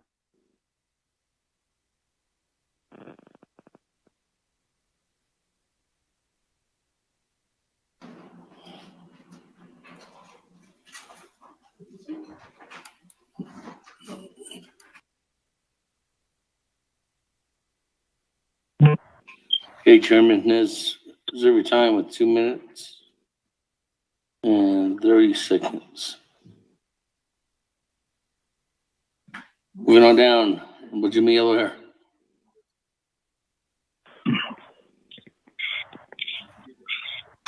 Hello, and good afternoon, Speaker, and each one of you, 24th Navajo Nation councils, also assistant to councils on legislative office, and also DOJ, and also the executive branch, our President Nez and Vice President Lizer. Good afternoon, everyone. Listen to our summer sessions. National Song. Share which is Chimar Nasaro. Adi Eben Yan Nasudel Tion. So the in Hata is Toy and Nangit is also on the could end the care at Maniki Shesto Biga Shito Nida. I see Nanas Tazit or Saton Nisit and the late December 30th of the store. Now you have a Tashin store. So is as I should know. It's kind of been at Evan Kiss on Natish. And just can't fit my mini mill water line project. There's a lot of water line projects needed in the Hartford area, Pinions, and also west side of Pinion too, Black Mesa. You open the same certification on me. You talk about accountability for NTA. Let's see how much they have in their cash on hand in the bank. You have to be very honest as enterprise has to bring the support to us. Share what Kunda did Green Bay need all the legislation 003920 and the legislation 0330-19 vote green to snow. I hope the speaker and by law accept my green. I vote for green for 0330. I sent my text and I hope that's account for me in the way all with this. So I reserve my time on let's vote on this one right here. You hold Ninisha and you put it all so the vote government funds. Shimin na business or this thing. She doesn't aspire to pass. I know where to change then to that kiso. So that kiso on each and out in Black Mesa. Oh yeah. Deep body man. Oh you. That we tried for 50 years. In Nagon, here a talk in Hatan, Peabody area, in that area. Based on that, so but they didn't in the green dish. Color husband never cut Nassau, never big harvesting needle. But you don't know so touch kindly done live up by 8 never and tin it. Benin Nasia would end. Not at all, that also. The Kojiki 0039-20. Thank you. Whatever I have, say my time. If somebody needs, I'll yield to someone, to my colleagues. Thank you, Speaker.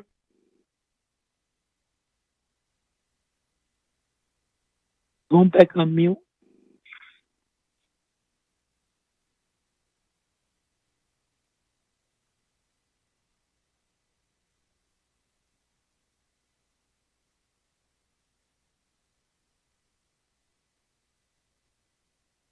Reserve your time.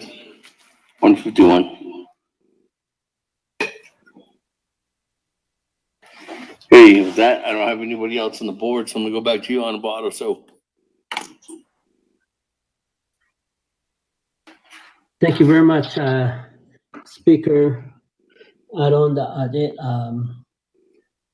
shike kodo an labin na do kito na dikit to shi anni hot ego go hanne ya ikate lit ego do hadit ada alla yek in the data do yek in the tla unlede da shin so go the never Washington got ako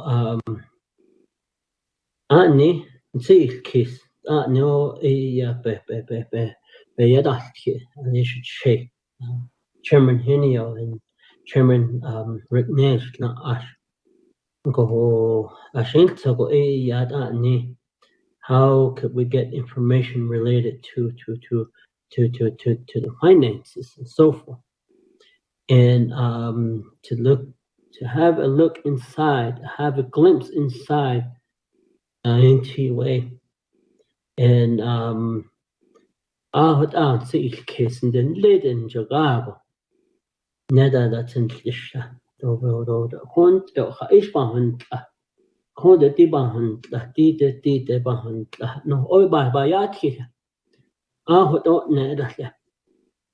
and but this is this proposal to help those individuals with material costs. Right now, there's no other legislation related to labor costs, because the way I understand this is that NTUA will be is moving forward with the project, and they're gonna pick up the labor costs. Ako I thought that so the nei nisto hot ashan I don't it really makes you think ani an lid what the last council what aban this case, the last council RDC was a whole different RDC, it is a whole different animal ade yashahot anan. And Oban, this case, I guess, if Nabi could move forward to look into these questions, these valid questions that Honorable Henio and Honorable Rick Nez is asking, Haisha biniya, Halit Elaba Bils Nanagagi, Hashned na. Do they have Oshajod Ganesh? Oh, Hayush Besusiye. Hashded na Yisiye. A Congo Bana Idiki. Akaho, I'm just looking at the amount of people that is good that they're going to serve. And that is my thought. It's bringing something to the table to at least get some service to some Navajo citizens out there that they're going to serve. I know we can't serve everybody, but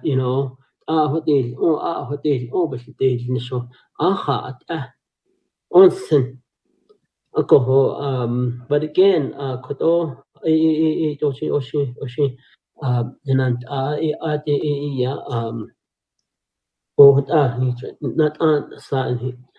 Ben Nawish net lieutenant Chairman Henio, Chairman Ness. And there's a lot more ideas that I have.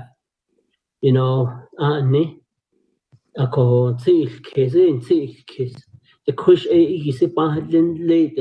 off the WAPA line that they're buying the power. How much are they getting at, and so forth. Those things come into your mind. These wells that are the drill on Navajo, when the water resources approves them, our own tribal departments approve those well source. And whether it's through IHS or it's pumped from the river, and the O&M operation maintenance is transferred over automatically into UA because they can operate it. And if the Navajo Nation had another enterprise that could have take care of the water, would have been, to this day, We have not created another enterprise to oversee the water industry or towards anja. That would have maybe created some sort of competition. But to this day, it's just like Cellular One. That's the only cell company with NTOA on here, on Navajo. What about Verizon? What about Sprint? What about AT&T Tower? You know, I think that's something that leadership can do to open up the market, and it will affect the costs. And but I don't Honorable Jimmy Yellow here. Here do I think so behind the do عشان ناني ليد نكه okay. Now a lot of us here have power. A lot of us have water.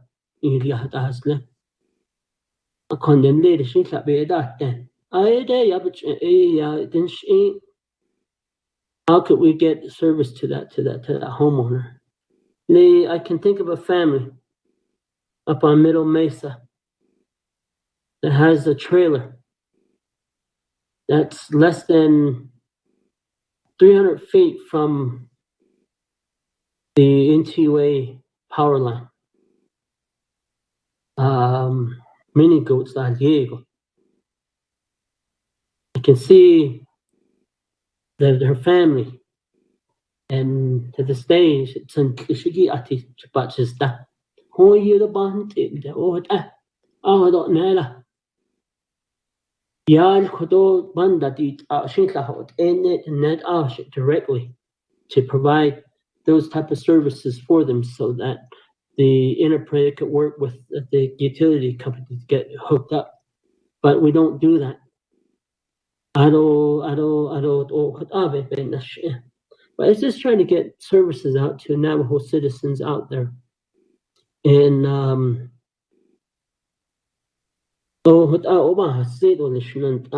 shika Bosani ade heso chegi kodobishnant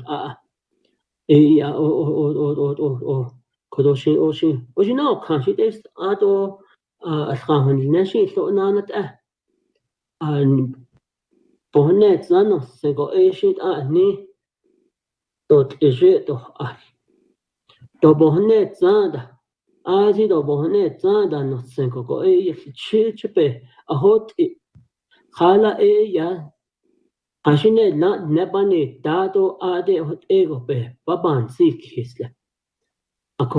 Each legislation is the same way. It's voted based off of the mind thoughts of the individual.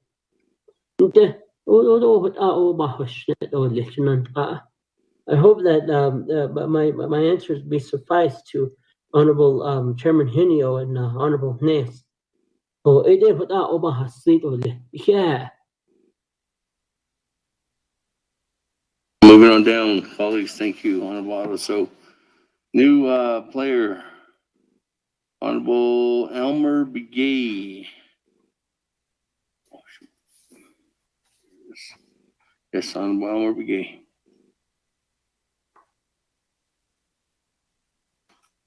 Honorable Elmer Begay, can you hear me?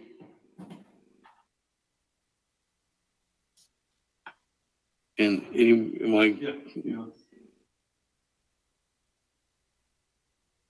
Elmer Begay. Can you hear me? Can you hear me? Yeah, I can hear you. Go ahead. Okay. My question goes to NTA. We all know that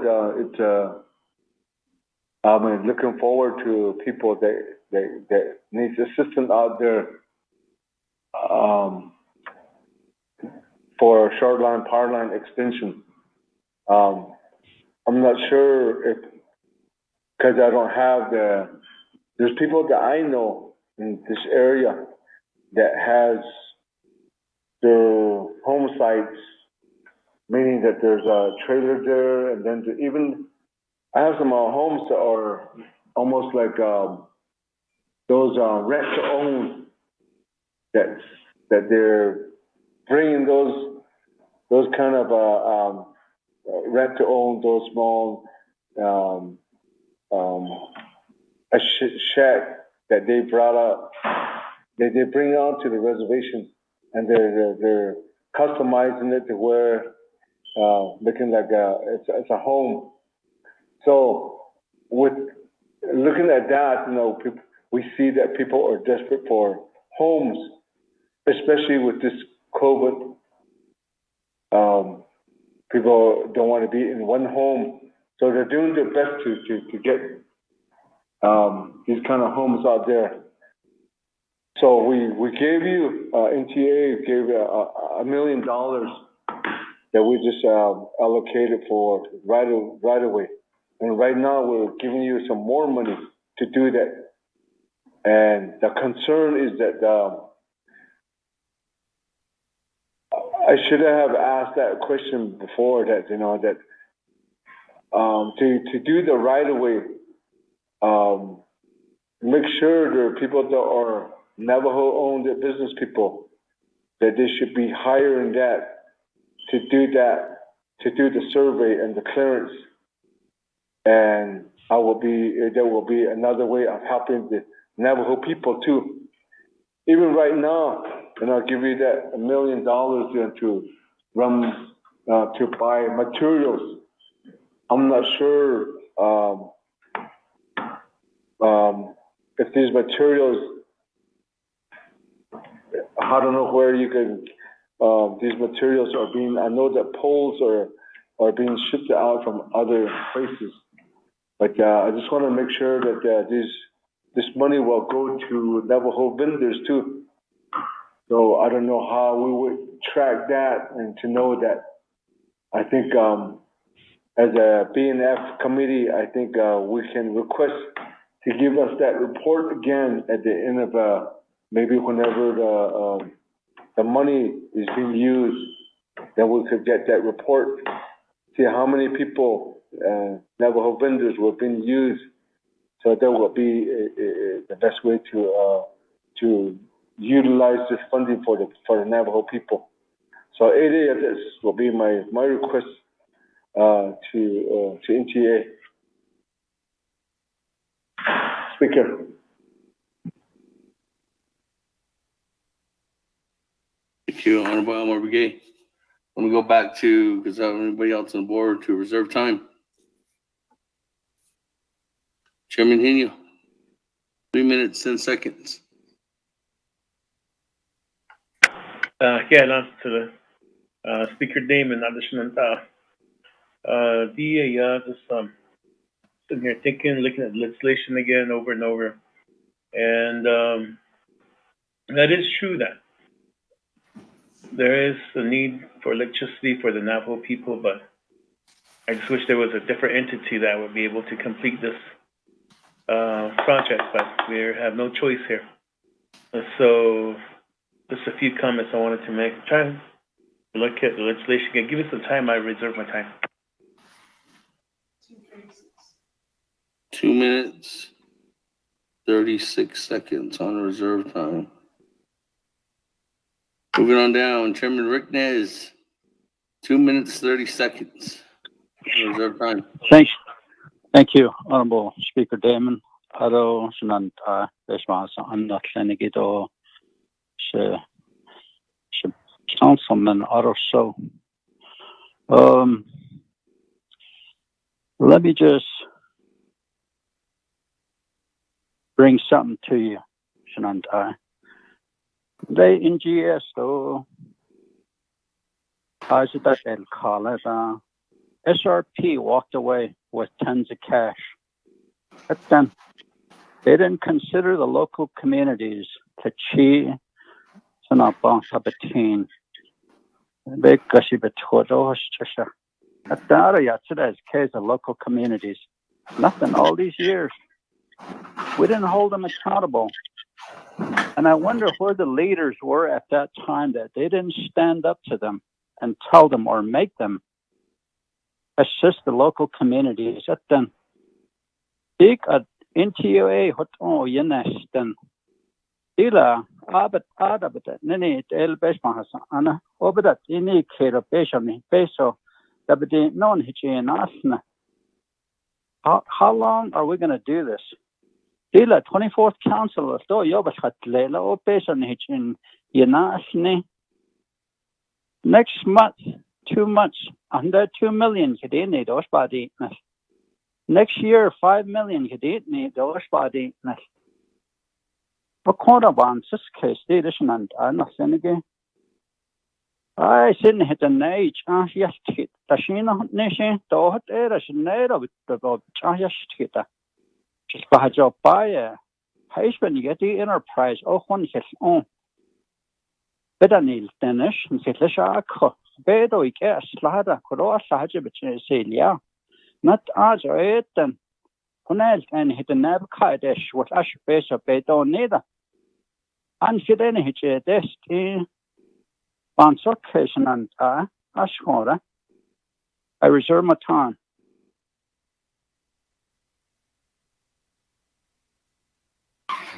Every time when there's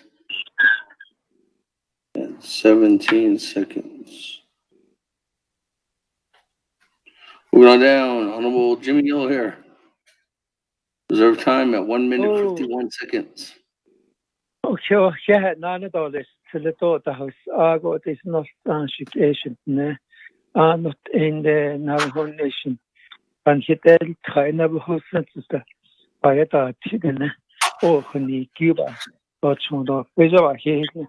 So, because a lot to say, the concern from the Selma Big Brother, Ricky Nez, and also my other little brother, Mr. Henio. Your concerns are very important, but so those are very legitimate nearby accountability. But the so here in the Tiana, in the Hadi don't lady a conduct area, that's what green. Yeah, thank you very much, Speaker.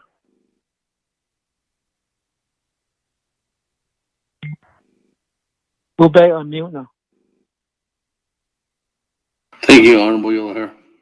With that, let me go back to you, Honorable Otto.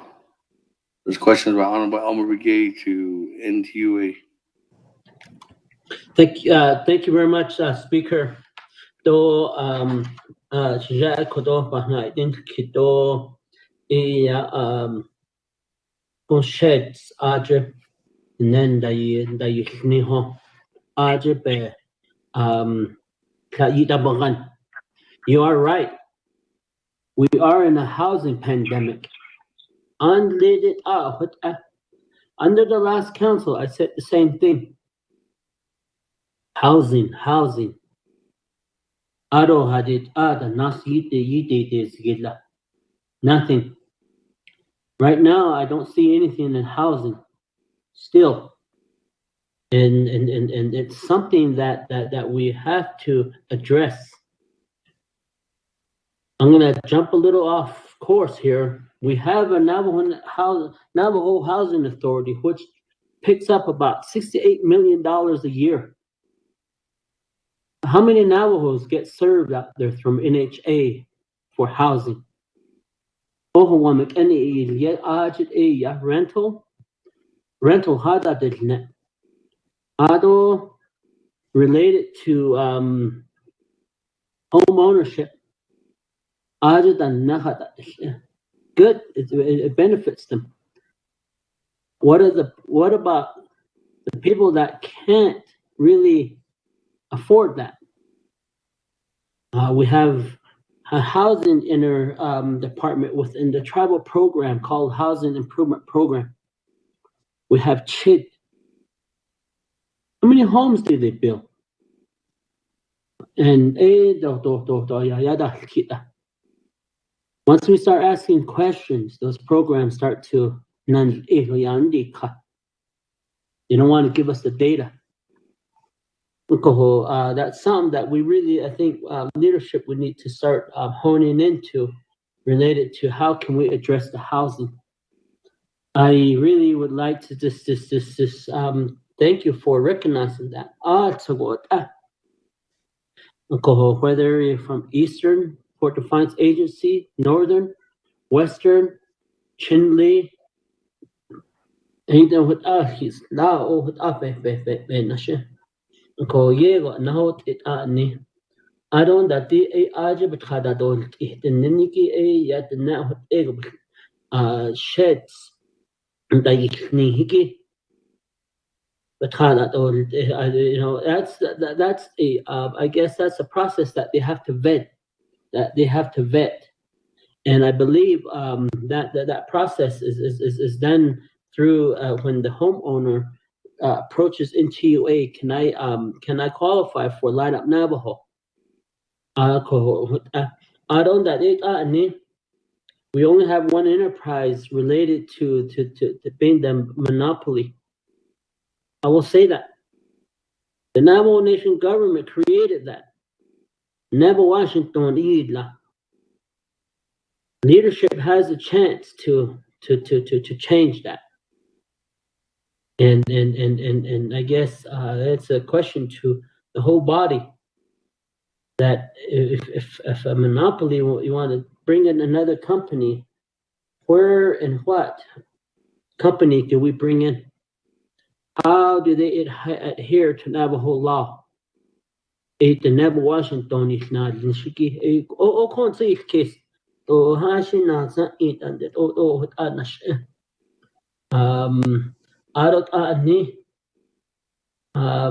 Honorable Rick Nez, Chairman Nez, sponsored the legislation related to try to save NGS, the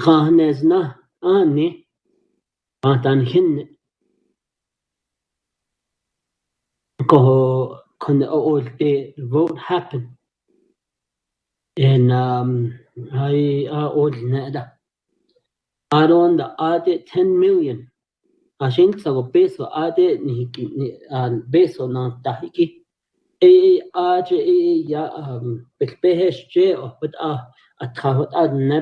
Washington lease payments. So I believe there's some dollars that they were supposed to pay out, but those dollars went to the general fund.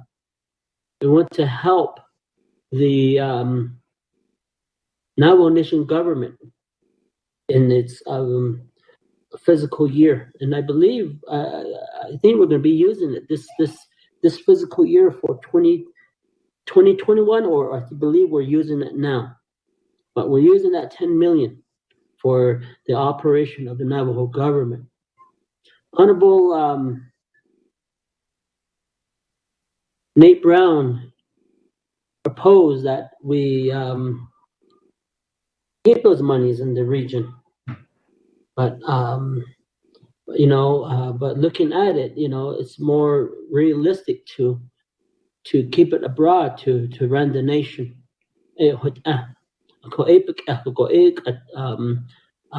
Physical year budget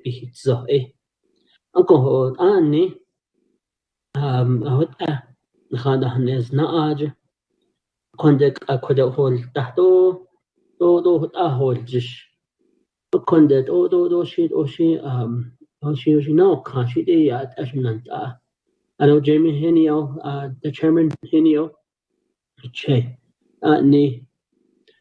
wish we had another entity. If the Navajo Nation government can create Intech, I'm sure we can create another entity to come in on Navajo to actually be part of the process to manage the water system. The other thing too is I guess if we could draft legislation and just indicate, no more money is going to NTUA.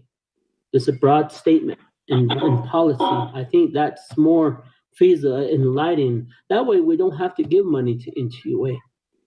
And then we could just have the homeowners carry the costs on the power line extensions and the chapters. But I guess I can introduce that legislation. Ko ya bachan kiti ago adorni cho ego da ze huinsin. Ako pohnetza ko ide ya hota. Ide hota nanch to o she be khada hatni national to ide hota ya.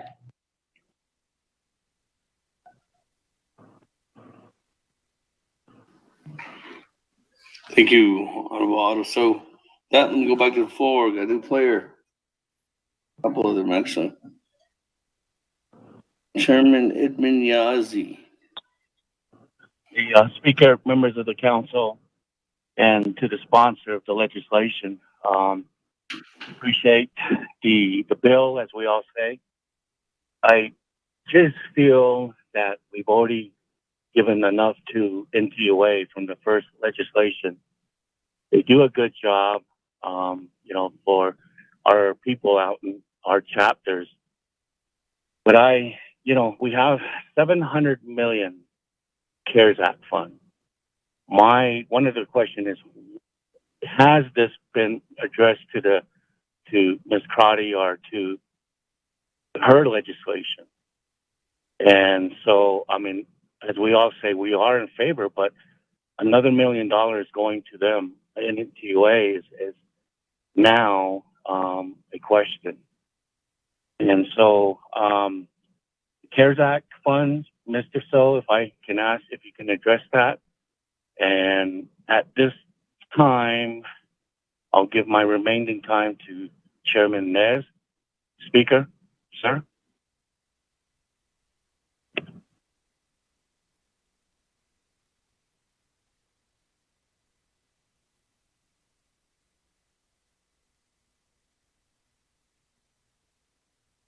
Chairman Nez. Chairman Nez, can you hear me? Am I on? Speaker?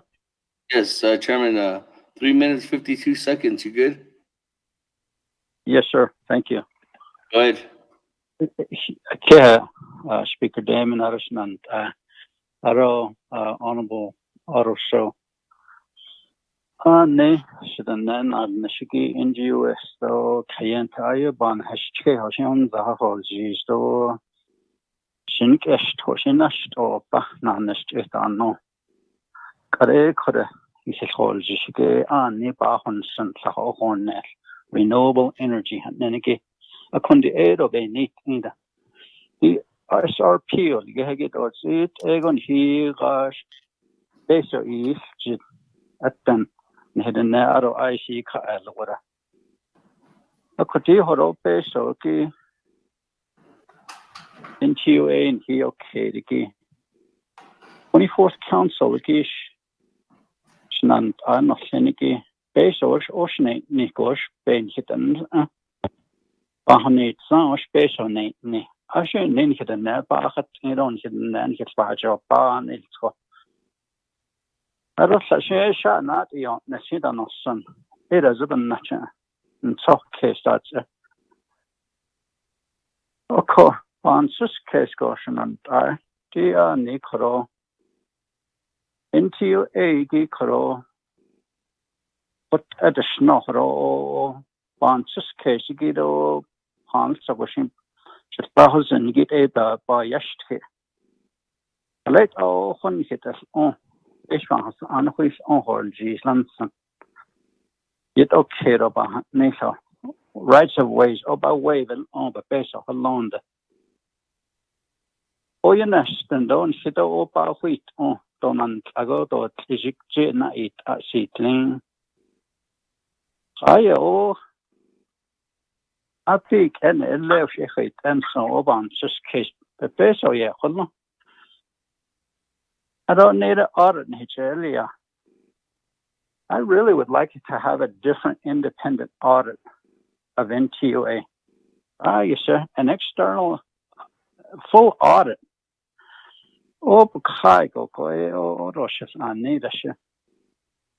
Maybe all our enterprises need to have that. Oh, hot oban sus keso. Nation and national bajo ba. Oi keje yastira la shino nandaka. To keje yastira. Sit national bajo ba. Ere hot an sin ho nation and ajon sin hasla. So have been changed in that law less. It's a chill, I don't hit it. And sin horne, so quaggy, I just here. Nant are so red or green, and sin horne, so she had on not squatting in his not all less. Thank you. That going down, new individual on the board. Vice Chair Walker, floor is yours.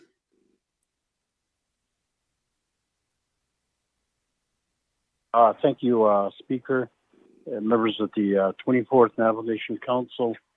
Although everyone that's listening out there,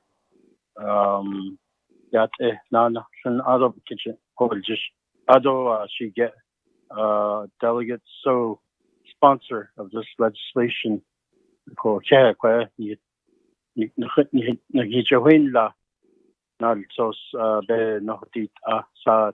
Ado peso pe waki digi an denigit ego ya sos hatilia do standing committee betra di luwat zolia betra luwaso jo ikonza ta hol jijin le an denigit ego chinan ado shige ko ke wada bensin shigi ado kat kwishin des nasa kader naha ada hol jishko di beso okay digi into ba the nado leban hidon be hidon nik besi chi bia da hidon digi kwa adole shi be da hidon digi tneshji that heki to besi chi shi be actually da botra ki ta be ban hidon the neban hidon kwata ado ne pada dorni besi chi ba anti ado bia da hidon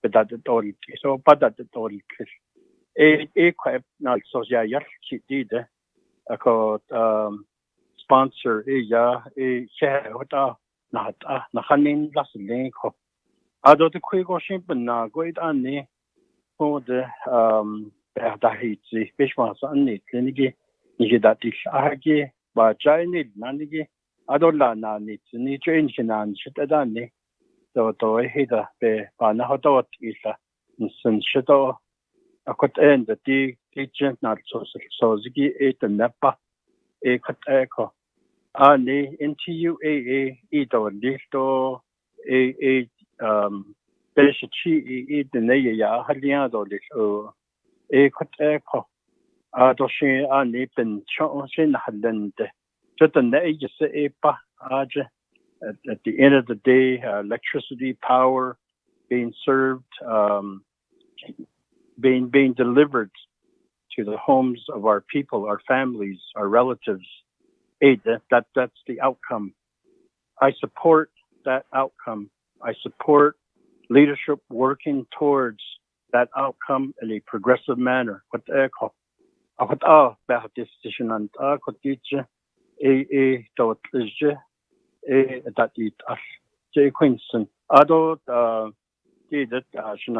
Chairman is a Hadananta Resource Development Committee called a yat bishin de nisto yat a nasane ka ane jan da has do heshi a yeset be wiyen da hatata de nan shada di nik da di shagi ashin ban da di shinan be kwichin be henzi di shagi akot ko o hananat edo le edo da so bandit ego yat ado should say the Honorable Mark Freeland is RDC representative on the NTUA board.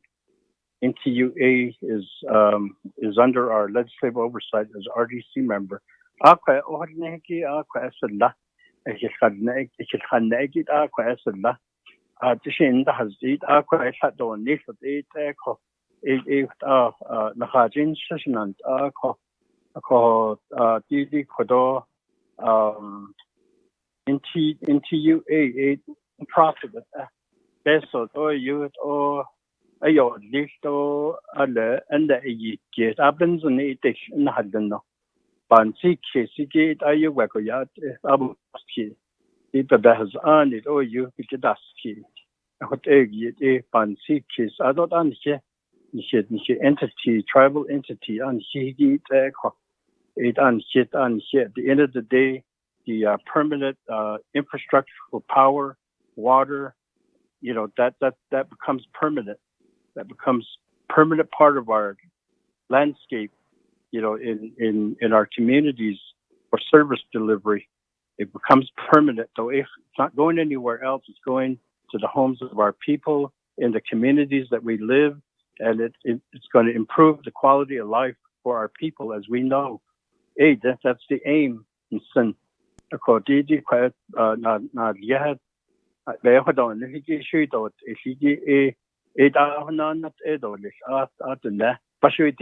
Johnson hodai bansas kishinan shido joba instant skago hot ko neda which la nans and gidi babandi she to tje o ako she do listo such o and ako to she da kishin de so kishin ne kishin and or hanil padan shin again should bashin she thank you.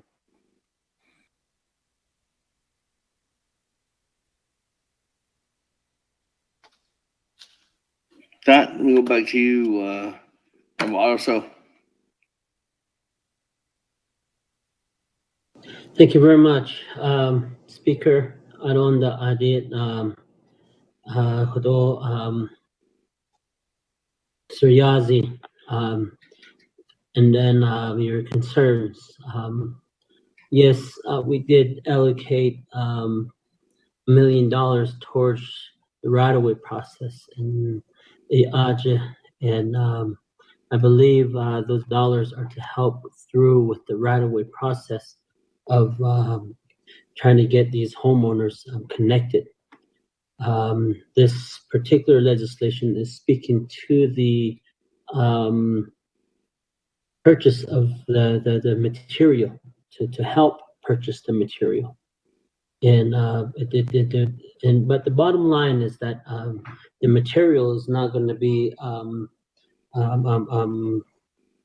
the material will be utilized to connect the homeowner from the main line to the meter loop, and to the service through the service pole and to the meter loop, and get those services done. This is what this legislation speaks to, and but we're just trying to find ways to commit and assist them. And again, your concerns are valid. I'm not gonna undermine you on that.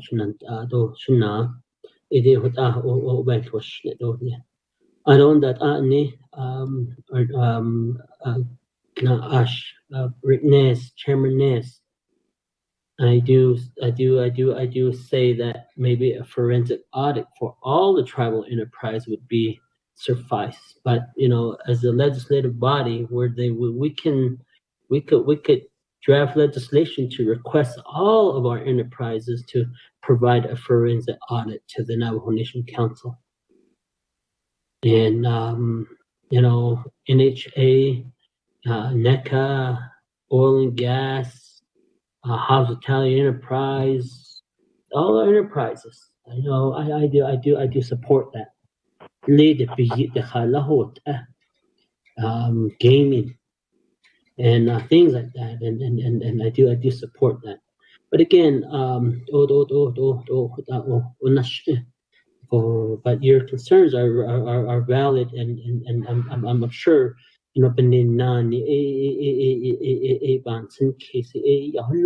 it's a valid position. I don't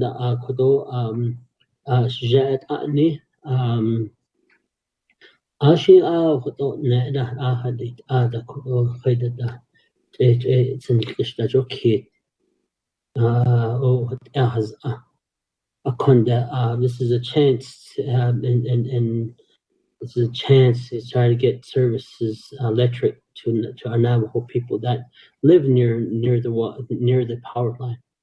That's all I would like to speak upon right now, and I just ask for your support for this legislation. I will support and whichever way you vote.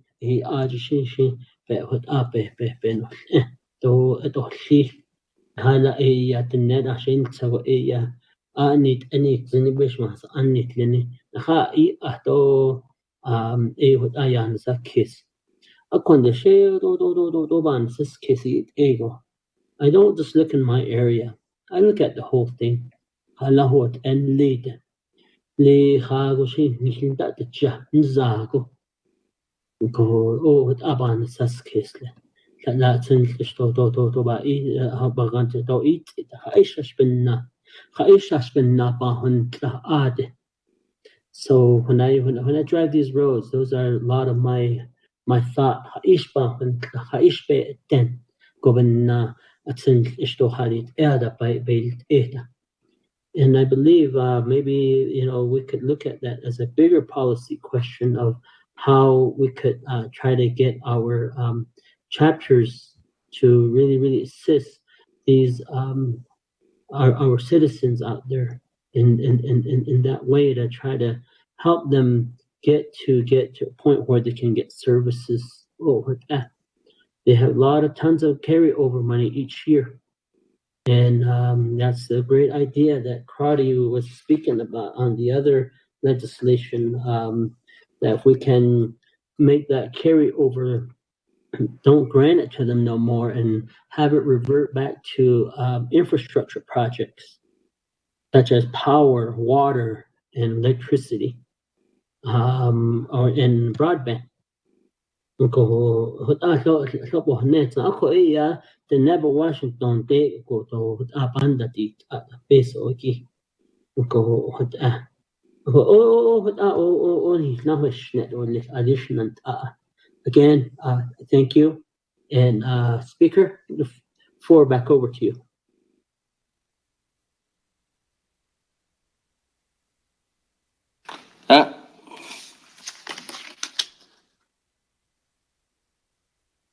Player.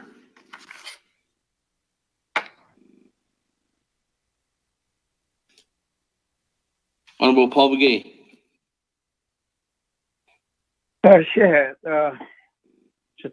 Speaker Damon, others should say your legislation. It's good that we have the welfare of our people in mind.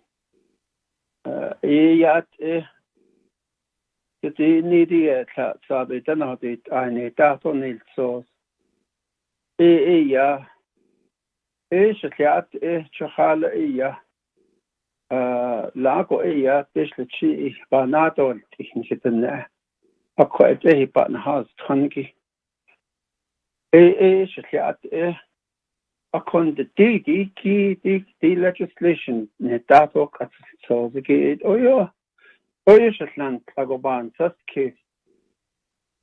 It reminds me of an auto mechanic. The Hanel Gleko Ashina Lago Bahato Leha Chideta Bihindo Nehigi, Behestedo Nehigi parts.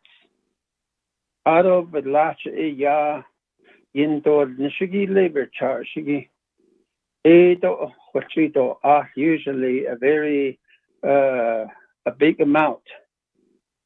The amount of labor is usually many times more than the parts. Although in the end, you foot the bill. It begins to less to the Lingi. Of course, the auto mechanic gets all the money. The legislation by Yilki or your Alban, such case. Late Egocho in Latido $1.5 billion debt ceiling hat lingo. Belada Sikle, Yanda or Kanko. Ele Acho, Ila had Jani di Kodahot, Egi, a Quagicho, Inson. Ehani Beni, Yella Belada Sikle. So we can provide more opportunities to help the Navajo people. It opened the doors for us to provide some contractors. The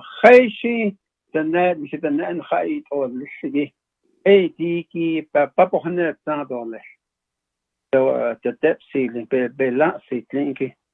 Johnson A. Bunsen. Eya lai zala eya da oba na hayos na hako. Dia ni di ko eya be na o sa no go me ta to na al ta haki e do besto do shabest eda. Ko do yo hashit e go ya ban to the kiss. Ko an enterprise, a company should be especially if it's your own enterprise, your own company, Navajo company, should be able to help its own people instead of taking from them. What aban sas case ko. Okot ashland ay di kot akwa bent on nishigito material liki e be chuto e so e be to ni ningi. Company hota hollo ko chat I ta stockpile dollars.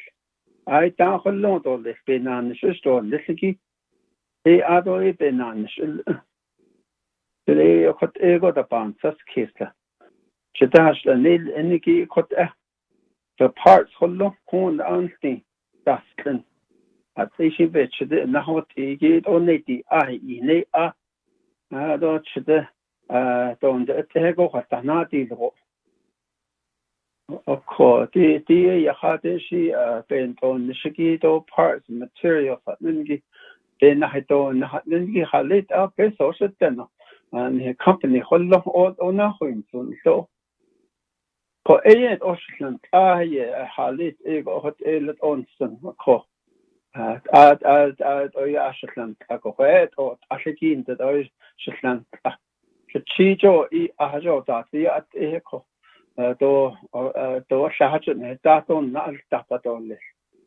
Call that the company don't he enterprise and then give ahad out about so lido the shit or ya up on 10 halal into you a called on shit okay ya na wako. And here I go back to the debt ceiling approval yeah. John, Hotahot, in Hota, Ben and Nishan, quite show in so on time. Oh, control, yeah. Thank you, Honorable Paul Begay. With that, moving on down, we'll player Honorable Freeland. Thank you, Speaker. Good afternoon, my colleagues, and Honorable So for this legislation. Honorable Walker and Chairman Nez and Honorable Stewart, Honorable Daniels, Resource Development Committee members, and 24th Navajo Council. Good morning or good afternoon. I'm still stuck in the morning. I'm still drinking my coffee today, but I wanted to speak to this legislation. I appreciate the words that have been expressed, everything that's been stated this afternoon. Shaggy, what he mentioned about me being on the board as a shareholder rep. I am on the board. This is my first tenure, and the tenure so far has been positive. And I've attended meetings, I've gone to board meetings, and really gotten engaged and learned a lot. And there's a lot of takeaway and a lot of direction and a lot of opportunity that we have ahead of us. And none of us should be able to speak about the past. None of us should be able to speak about what had occurred in the past. But what we can do is speak about now and speak about what's in front of us and what lies ahead of us. When it comes to our dear Navajo people, I can't express enough. I can't say enough about how our people are in need. I have 3 chapters of the 8 that I represent that lie on partial trust side: White Rock, Standing Rock, and Hadishkish.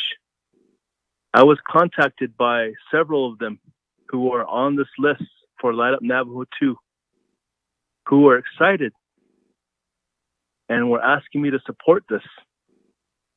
As a delegate, when you get contacted by constituents, when they message you, when you talk to them, and they tell you that we're waiting for our electricity, we're on Light Up Navajo, what are you supposed to do as a delegate?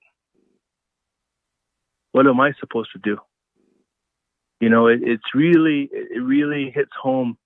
And a lot of these Light Up Navajo projects are focusing on rural areas. A lot of us we're very opportunity driven right now because we have the capabilities, and we have the infrastructure for. We live with lights, we live with water, we live with sewer. We have our people that live out there with no lights, going through generators, living with cistern systems, or having to haul water. You know, that's still an abundant, and that's still a reality of what we're facing. If we took an overall picture of how much infrastructure is still needed across the Navajo Nation, you know, this Light Up Navajo 1 and Light Up Navajo are just putting a dent into what's still needed out there, Chantal. We need to think about what's still needed. We're chipping away at the bigger picture. We're chipping away at the larger goal of getting all of our people infrastructure someday. And I hope that becomes a reality. I hope I get to see that day, Chantal. You know, I'm really hopeful. I hope and I pray that will become a reality. So I just want to say thank you to the sponsor. I want to say thank you to my colleagues. Like I said before, my tenure has been positive. I've learned a lot. One big takeaway I learned about electricity and rural public power is that in the 1930s, there was something called the Homestead Act. Maybe some of us, you know, I need to learn more about that. But there was a big push by Congress in the 30s to electrify and to hook up homes in rural America. But apparently they forgot a lot of our Navajo people. When you come across things like that, it's really hard. It's heartbreaking. And, you know, when I see our people out there still living humbly, but yet they're still waiting and still counting on us to do our due diligence to help them, you want to do everything you can in your power to bring help to them. So I appreciate the time. I ask that let's go ahead and vote. But Otto, one more thing. Let's not paint NTUA as a bad guy as well. We have to look at all of our entities, and they all bring something unique. And if it's asking for a audit of all of them across the board, I'm sure that can happen. But none of them should be looked at as bad. They're opportunists. So, Edia, thank you, Speaker. Thank you, Honorable Freeland. Let me go ahead and move on down. Clear. Honorable Daniels. Honorable Herman Daniels.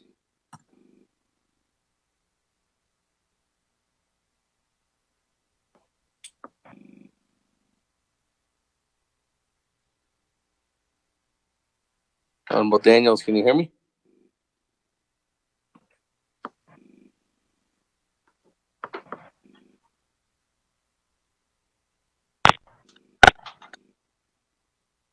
Going once, going twice. Honorable Hello, Daniels. Speaker. Yes. Speaker. Yes. Can you hear me? Yes. Okay. Thank you, Speaker. Speaker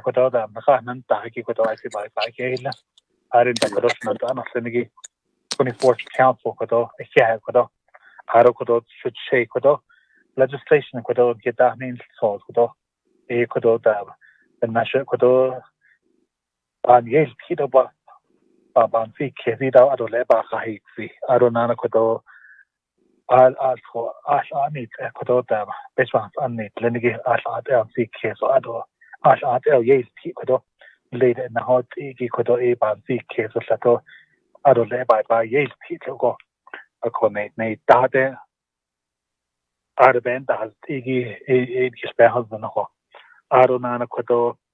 This morning, I met with the 4 chapters that I represent. Aronana Kodo, the Delegate Brown chapters. We met with that NTUA. The update meeting with our power line projects, electrification projects that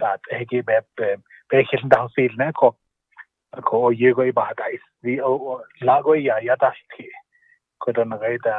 my leadership down at the local level chapter officials chapter staff that ya dashi ko aronan into a lot of people about the nisa no da ya da isi ko aronan chapters all that when they have projects all into a I see go show ego cost estimate which it does now. Nana Kododa 3 months later, that Nana cost estimate, the Honana T. Oh, that the Yahda has 3 ho. Ayego Ecodo E. Kidahon Niho, then agree at the chapter level. So, Adban, this case, I don't know, Twitter funny, the Bagan, so odd. A great basic chi. Basic chi, the sneeze, Chikodon, a great when I talk about electricity, basic chi, it's a shadow adult and minister need to go.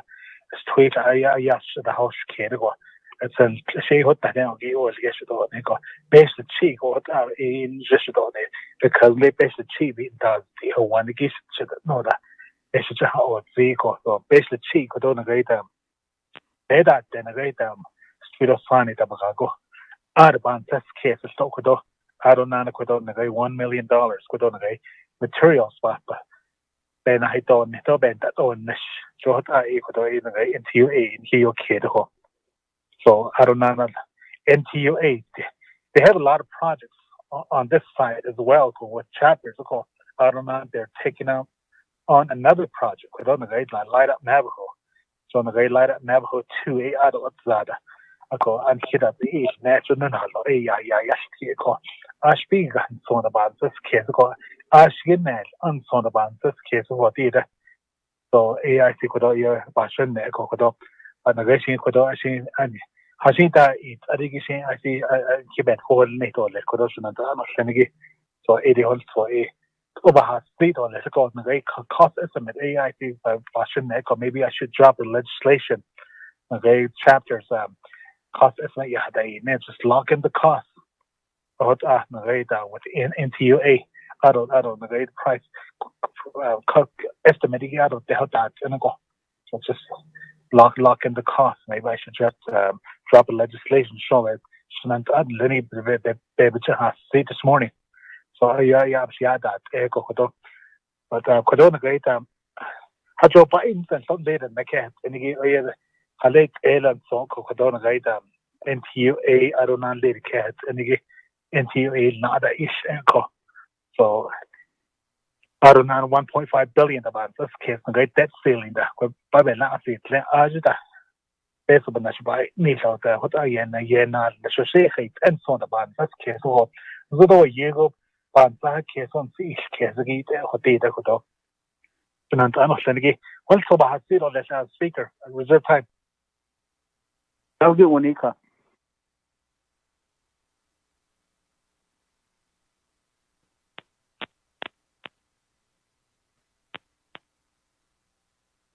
That Honorable Daniel, 48 seconds.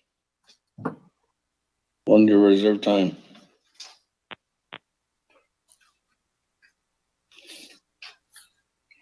We go down. Going to one more individual on the listing, and then I'll come back to you, Honorable Otto. So, new player, Honorable Nate Brown. Speaker. Peshman Sa'an, Delegate, she for this legislation. Show up on this case, so I need just now Delegate Daniels and actually leading late chapters. I don't know, and I don't have to look very far to see the lack of electricity of our families, our relatives. During the summer, there's a drought, and I know people that are staying in their octagon, their houses, their trailers without power, and it's really hot. I've been inside my own sister's house, and we take for granted the luxury that some of us have of even as simple as an air conditioner. In this coming fall, these individuals without power will need heaters, they will need stoves, they need to keep themselves warm. And when you look at the dollar, and I guarantee you, colleagues, that majority of the money is going to go off Navajo. It's going to go to a non-Navajo company. It's going to go to a non-Navajo factory. And that dollar is going to leave. Once it leaves the Navajo Nation, that's it. And at least with this, I see it as a reinvestment. The 400 plus Navajo employees for Navajo Tribal Utility Authority, Nehi, their headquarters is there in Fort Defiance, Sahotohi. When I look at that building, I put a smile on my face. I always think one day in Winter Rock, that's how I look into the future.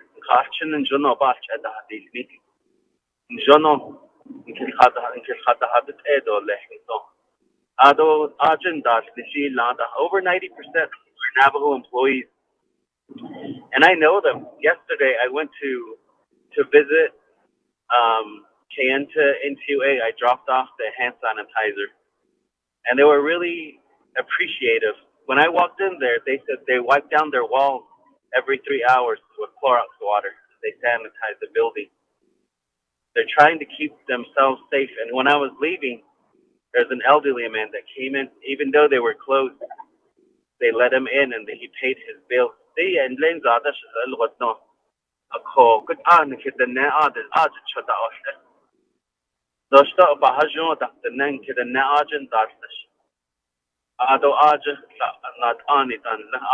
board members.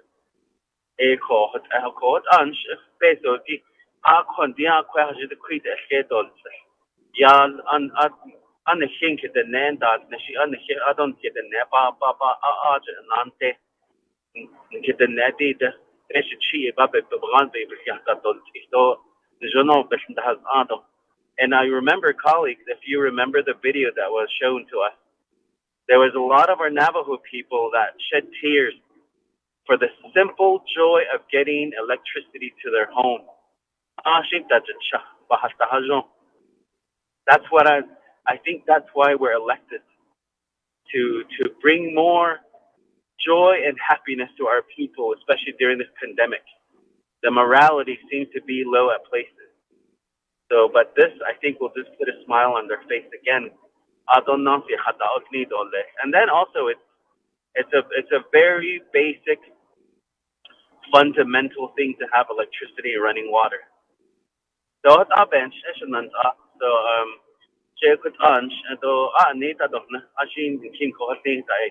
and I hold no grudges to whoever anyone votes in Costa.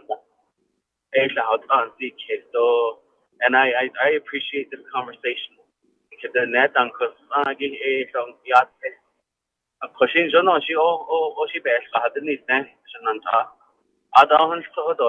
I wave the rest of my time. Yeah.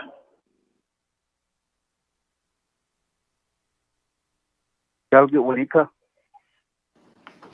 Moving on down, new player. Honorable Wanika, go ahead. Thank you, Speaker and members of the Navajo Nation Council. We are in the Schneider Little. Here, the Bayet Ashki. Annie, so the Bahana Tommy Bayet Ashki. Because she lost a little. Put in the Saudi, or you should decide. see the first light up Navajo, yeah. Into you ate up la. I bet it out in Hala. Solo she by here, Sunda. You know, Naya illa. Okoho. I let out, me should never call teacher. I let out by the Nisa. Dan Zonshi. And she did obey that. Later, cut out the other electric company across the country. Dan no, she has it out. Benache. Han soda. We should never cut it. What I see at that case of Eda Illa. He got a one at Nana, kissed up has it out in us. And it will be the case it did or listen. They were getting involved. And it's like we're telling them, don't chata. Public engine that Ilyes, it Nina Hadlen, a quaige. Out of their appreciation, out of all that they have done for the people, out of appreciation, see, they decided, let's do something in return. Then the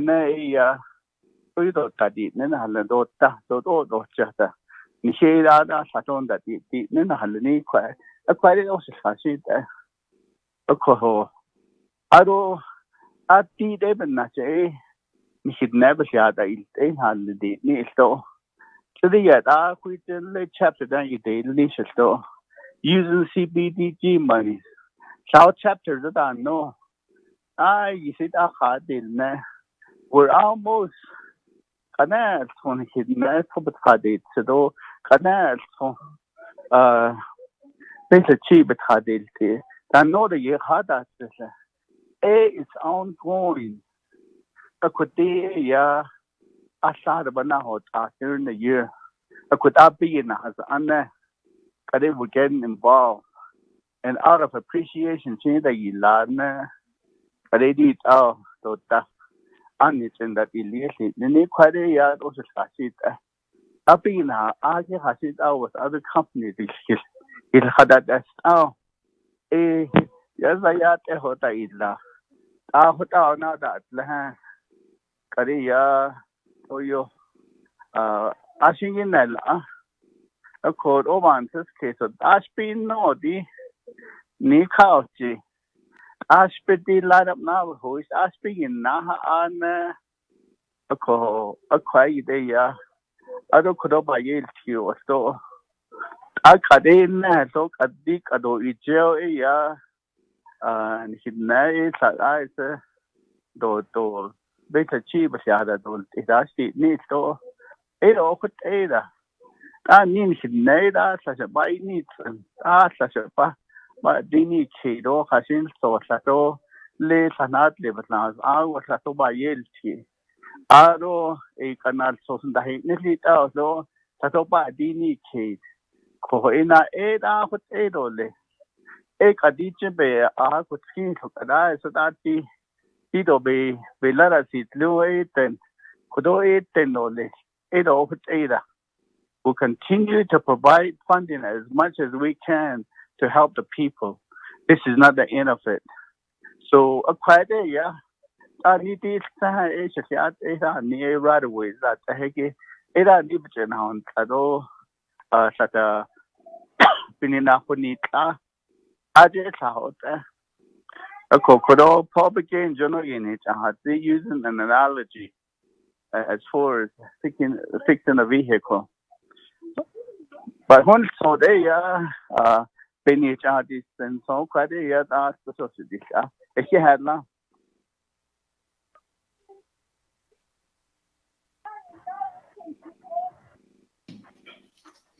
Thank you, Honorable Wanika. Let me go back to you now, Honorable Araso. Thank you very much, Speaker. Members of the Navajo Nation Council for your comments and question. And Yes, first of all, I'm going to start with Che, Paul. It's really, really good you use that analogy related to the mechanic. And the first legislation is addressing the right-of-way procurement to help them. Now that this legislation is addressing to help purchase the materials. The labors is going to be done by NTUA. And when things clear up a little, and as this project moves forth, the option is still there for them.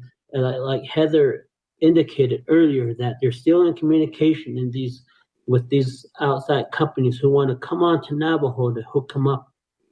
And and Honorable Brown, that video that we saw in 2019. The amount of people that they connected, and the name Light Up Navajo 1 was done solely planned by NTUA themselves. I believe they didn't serve 400 something clients. I believe the numbers was probably about half the amount. And NTUA's according to Walter, during the spring during the spring session, he did indicate that we want to make this bigger. We want to get more people on there, and this is a way that the Navajo Nation can contribute. And these are two ways that the nation will be contributing to increase that. And this year they have 418 clients. And I believe on Light Up Navajo 1 was about 209. I forget that number, but that was the numbers. And but bottom line is we are trying to serve more people in this Light Up Navajo. The into debt ceiling. Not as late Elia.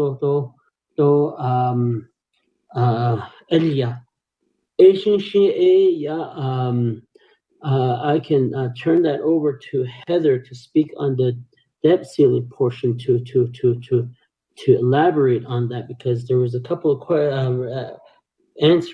question, like Honorable Daniels related to the debt ceiling, and Honorable Paul Begay related to the debt ceiling. And then later, that's it.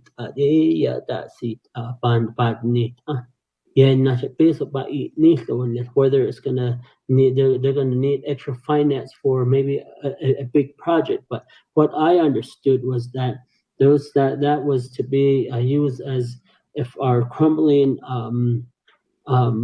infrastructure is falling apart, and they need additional capital for those large infrastructure. Just like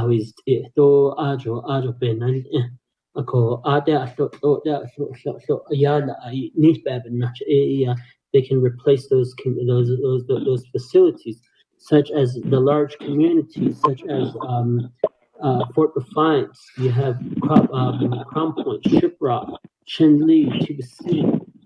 All of these communities have old VCP clay pipes that are still intact for community sewer.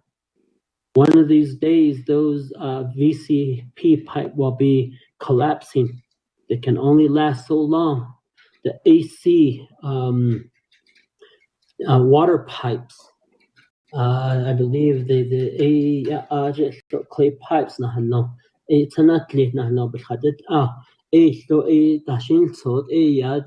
can last. So those are probably the options of how the debt ceiling could be used to help upgrade those things when it's needed. And our infrastructure is crumbling. Yeah, we are focusing on expansion to water lines out into the rural areas. You look at legislation 114, and we're going to fund a lot of water line extension. We're going to fund a lot of power lines, some power line extensions, and then some fiber optic.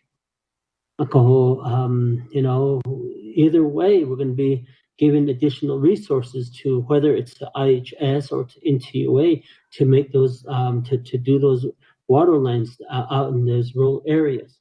But but at this time, this is just to assist the Navajo Nation to at least contribute something to the project. Yes, we did commit $1 million to the right-of-way process. Got the materials, and I believe maybe if we could get information related to the when I get information related to the material costs, just the material costs alone on Light Up Navajo, Huishba has lean, and that will help. And then on Light Up Navajo 2, I believe they could only serve that many clients because of the service line agreement. They couldn't get any service line agreement, additional service line agreements in place. So that's when Light Up Navajo 2 lists began. I don't. With that, I think Honorable Mark Freeland talking about our enterprise and being a representative from the Resources and Development Committee as a shareholder, and we are going to this enterprise has a balance, that they have a direction. And and Chairman Mark Freeland, thank you for letting us know. And speaking about the Homestead Act, yes, that was Congress's passed an act many years ago to connect rural America. And in I'm glad that you brought this up. And I'm going to tell you this, Mark. I remember this Homestead Act in the U.S. history class in high school. And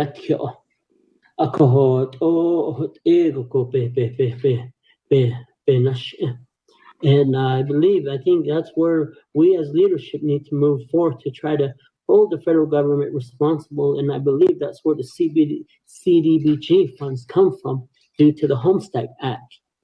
And I believe one of the last reports that community development gave to that I can remember talking about CDBG dollars, not many chapters applied for it. Those are meant for power line projects.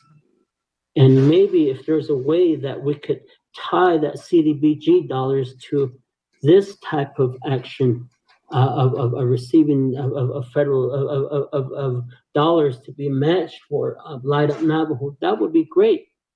The Cushing Native Washington and Nahakapik CDBG, yeah. And there's some chapters that take advantage of it. And to my understanding, not much chapters did not apply. I believe the deadline was in February. And I would like to see how many chapters applied for CDBG out of the 110. That would really help a lot of this, a lot of funding needs for services such as this. I don't Herman Daniel.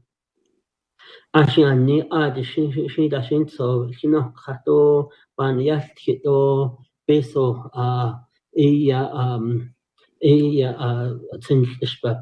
bandadit alcohol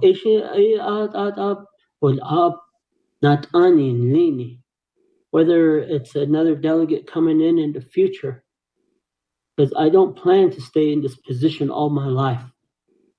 And some delegate that's gonna replace my position when I decide to step away, they're gonna bring the same type of legislation again, maybe for expansion for power, expansion for water line extension, maybe an expansion for sewer line extension. Until the law allows the delegate not to bring forth a legislation. But I don't, I guess, if your chapters feel that, that NTA is not doing their job, I would like to see, where are the miscommunication, where is the communication issue at related to these matters? And Khalid, Chica in late twinnes, is it able to achieve nish? Don't had it able that they need to had it other they put everything that she with one power line extension there. And we just worked together and we got that power line extension completed. And I did not have any realms with NTA on that power line extension, but I just was there to assist them through the process, whether it was going through the Navajo Nation 164 process or assisting them to reach out to the area office. And at the time, the area director, Sharon Pinto, try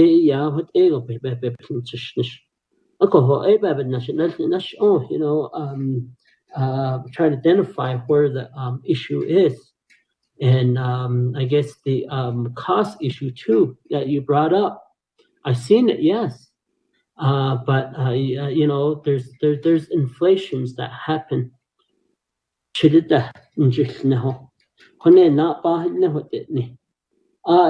not so science. Once you leave the lot, your vehicle loses that value, depreciates in value. The adjustments, adjustments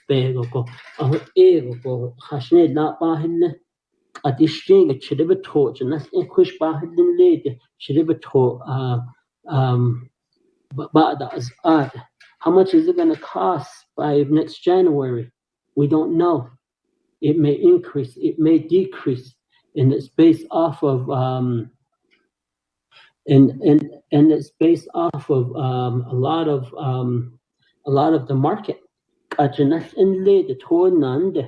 You have the steel price. Majority of the steel that's coming into Navajo, majority of the metals, such as galvanized steel, they're coming in from China, and that's where the increases happen. When they're brought in, the shipping costs and the tariffs that are in place. All of these things are a part of the cost here. And in this case, I don't Mr. Shaja Doshiche, Honorable Nate Brown, thank you for the support.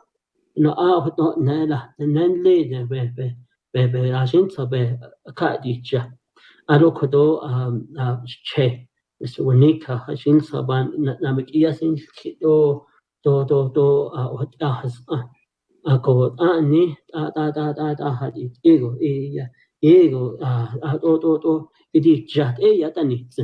Light Up Navajo concept came from NTUA, not from the Navajo Nation government.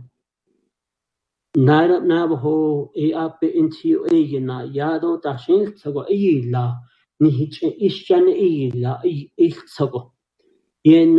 at the end, I guess at the end, Speaker Damon spoke at a gathering that was held off the Navajo Nation. I believe it was in Texas, and it was related to the Light Up Navajo concept and all those utility companies.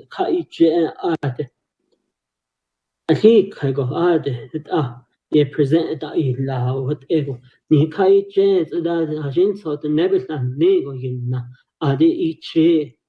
But that was all at the work of NTUA. And as Mr. Haas was my agent at the time of the spring session, he indicated that this conference is constantly move forward and make this bigger. And that's where this concept came up to pitch $1 million from the right-of-way fees and pitch $1 million to the help purchase some materials for power. 88 ashinan ko 88 hotao hanna dole. Kode. Turn the table back over to you, Speaker.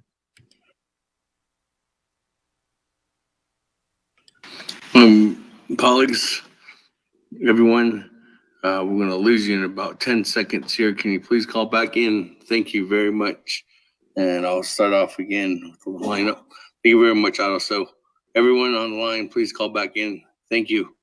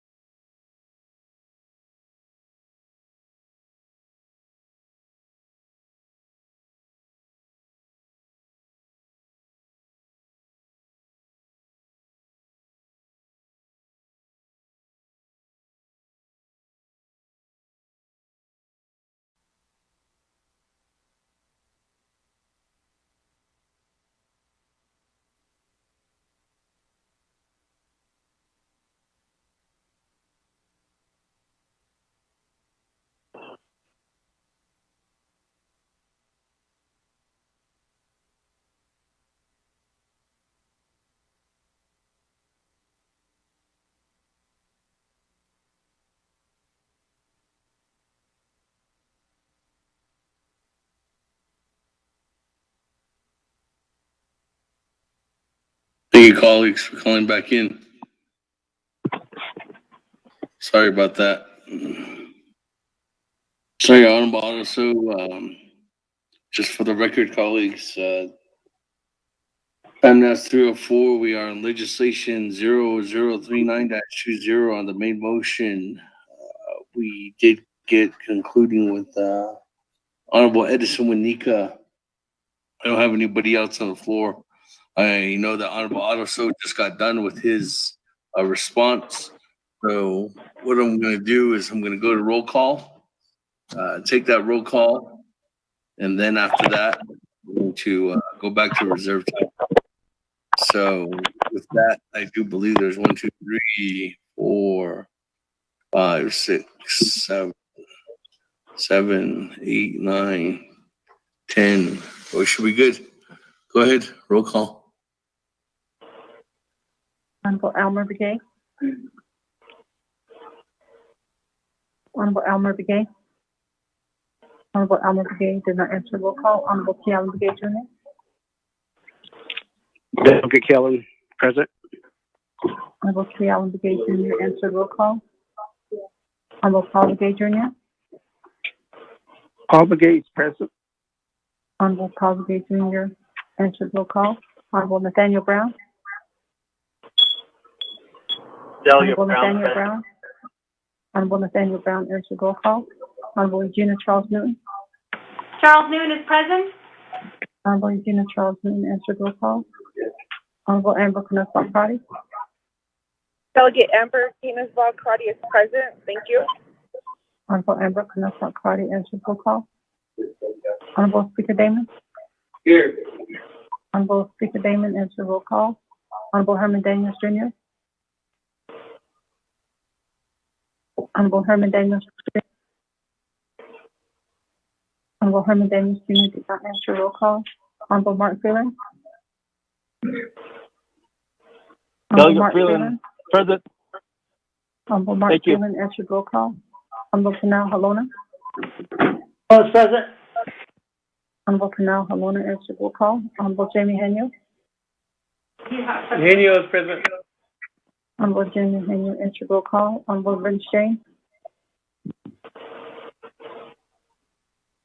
Honorable Vince James. Honorable Vince James did not answer roll call. Honorable Ricky Nez. Delegate Rick Nez is here. Honorable Ricky Nez answered roll call. Honorable Carl Slater. Honorable Carl Slater. Delegate Slater, present. Honorable Carl Slater answered roll call. Honorable Raymond Smith Jr. Present. Honorable Raymond Smith Jr. answered roll call. Honorable Wilson Stewart Jr. Present. Honorable Wilson Stewart Jr. answered roll call. Honorable Otto So. Honorable Otto So. I'm here. Honorable Otto So answered roll call. Honorable Charlene So. Present. Honorable Charlene So answered roll call. Honorable Daniel So. Daniel So is present. Honorable Daniel So answered roll call. Honorable Eugene So. Present. Honorable Eugene So answered roll call. Honorable Thomas Walker Jr. Honorable Thomas Walker Jr. Thomas Walker present. Honorable Thomas Walker Jr. answered roll call. Honorable Edison Winika. Here. Honorable Edison Winika answered roll call. Honorable Edmund Yazzie. Here. Honorable Edmund Yazzie answered roll call. Honorable Jimmy Yellow here. Honorable Jimmy Yellow here. Honorable Jimmy Yellow here did not answer roll call. Going back up. Honorable Elmer Begay. Honorable Elmer Begay. Honorable Elmer Begay did not answer roll call. Honorable Herman Daniels Jr. Honorable Herman Daniels Jr. Honorable Herman Daniels Jr. did not answer roll call. Honorable Vince James. Honorable Vince James. Honorable Vince James did not answer roll call. Honorable Jimmy Yellow here. Honorable Jimmy Yellow here. Honorable Jimmy Yellow here did not answer roll call. With that, Mr. Speaker, you have 20 members that have answered roll call. Mr. Speaker.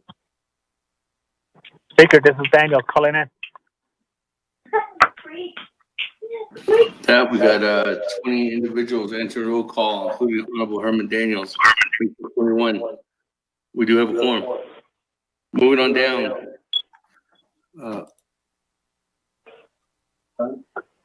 Y'all are tag on the line.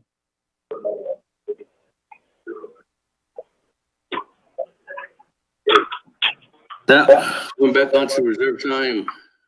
We are back in session now again, colleagues. We just now got concluded with Honorable Otto So's response. So let me go back to Chairman Hino, 2 minutes. Okay, thank you to the Speaker Dame. I think we heard enough here. 36 seconds. So a motion to cease debate. Well, I only have 2 more individuals that, and this will be easier. Did my time then. 3:26. This will be easier if I have Chairman Rick Nez and Honorable Herman Daniels waive their time. Chairman Nez? I would like to use my time. How much do I have, sir? 17 seconds. It only takes 17 seconds. Okay, well, I'm going to recognize the cease debate then by Chairman Hino. Speaker, this is Daniel. Honorable Daniels? Yes, sir. How much time do I have? 48 seconds. Okay, I'm going to use it to the point. Okay. The Speaker. Chairman Hino. 1, 2, 3, 4, 5, 6, 7, 8, 9, 10, 11, 12. 12 individuals with a supermajority supporting this legislation. And we've been debating this legislation for an hour and 48 minutes. With that, there's been a healthy debate on this legislation. So I recognize Chairman Hino's motion to cease debate. Is there a second? Second. Who's second? Yellow hair. Alex Van Halen. Second by Jimmy Yellowhair. Thank you. Okay, with that, colleagues.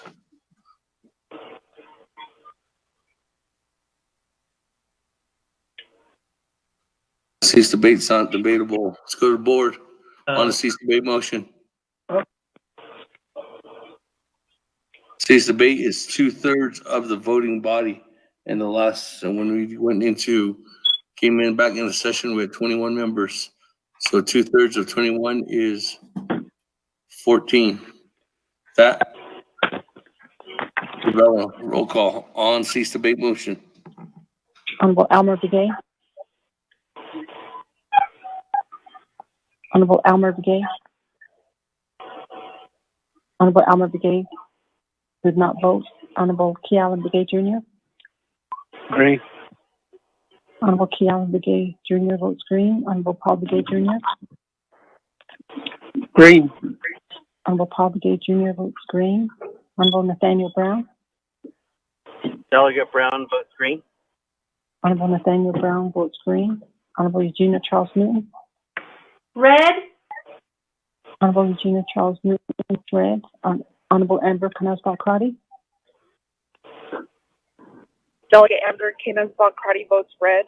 Thank you. Honorable Amber Canas-Balcrotty votes red. Honorable Herman Daniels Jr. I vote green for my people in my region. Honorable Herman Daniels Jr. votes green. Honorable Mark Freeland. Green for Standing Rock and Odaskish. Thank you. Honorable Mark Freeland votes green. Honorable Canal Halona. Green. Honorable Canal Halona votes green. Honorable Jamie Henyo. Green. Honorable Jamie Henyo votes green. Honorable Vince James. Honorable Vince James. Honorable Vince James did not vote. Honorable Ricky Nez. Delegate Nez, red. Honorable Ricky Nez votes red. Honorable Carl Slater. Delegate Slater, green. Honorable Carl Slater votes green. Honorable Raymond Smith Jr. Green. Honorable Raymond Smith Jr. votes green. Honorable Wilson Stewart Jr. Green. Honorable Wilson Stewart Jr. votes green. Honorable Otto So. Green. Otto So. Honorable Otto So votes green. Honorable Charlene So. I vote green. Honorable Charlene So votes green. Honorable Daniel So. Red. Honorable Daniel So votes red. Honorable Eugene So. I vote red. Honorable Eugene So votes red. Honorable Thomas Walker Jr. Thomas Walker votes. Honorable Thomas Walker Jr. votes green. Honorable Edison Winika. Green. Honorable Edison Winika votes green. Honorable Edmund Yazzie. Green. Honorable Edmund Yazzie votes green. Honorable Jimmy Yellowhair. I vote green. Honorable Jimmy Yellowhair votes green. Going back up, Honorable Elmer Begay. Honorable Elmer Begay. Honorable Elmer Begay did not vote. Honorable Vince James. Honorable Vince James. Honorable Vince James did not vote. With that, Mr. Speaker, you have a vote of 16 in favor and 5 opposed. Mr. Speaker.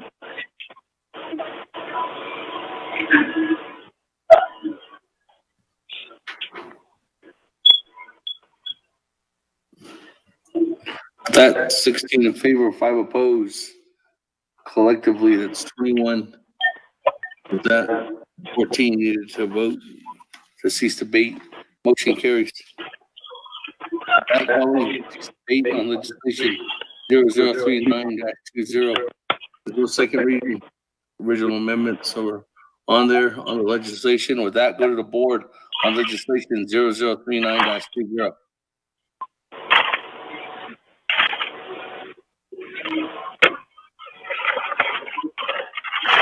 Honorable Elmer Begay.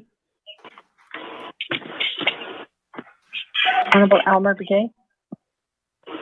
Honorable Elmer Begay did not vote. Honorable Kealan Begay Jr.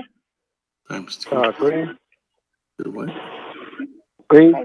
Honorable Kealan Begay Jr. votes green. Honorable Paul Begay Jr. Honorable Paul Begay Jr. Honorable Paul Begay Jr. did not vote. Honorable Nathaniel Brown. Delegate Brown votes green. Honorable Nathaniel Brown votes green. Honorable Regina Charles Newton. Charles Newton votes red. Honorable Regina Charles Newton votes red. Honorable Amber Knussbaum-Crotty.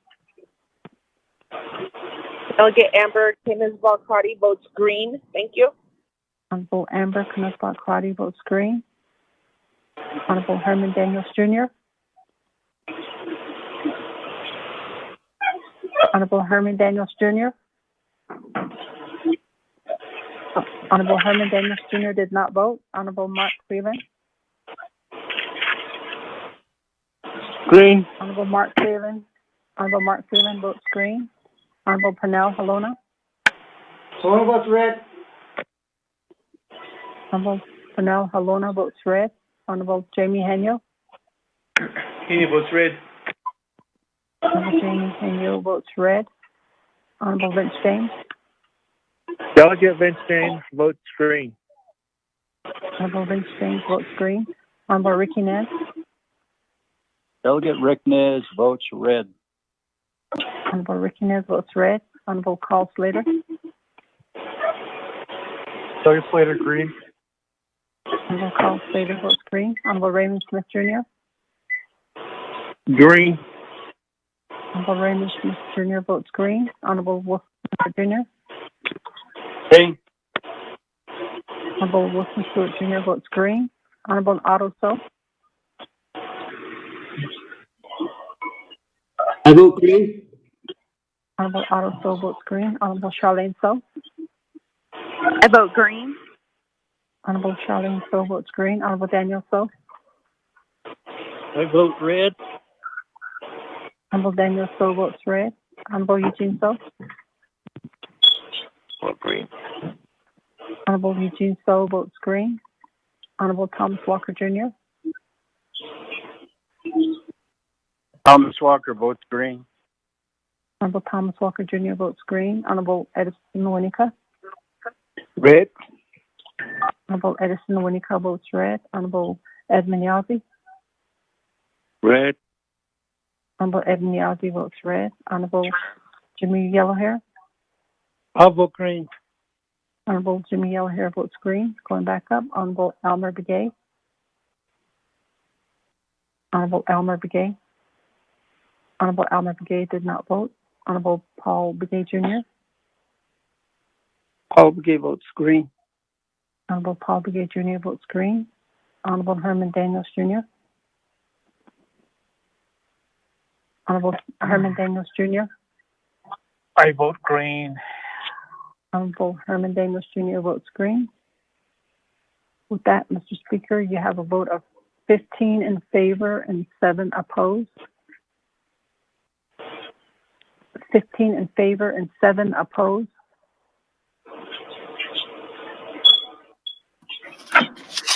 Hi, colleagues. On legislation 0039-20, 15 in favor,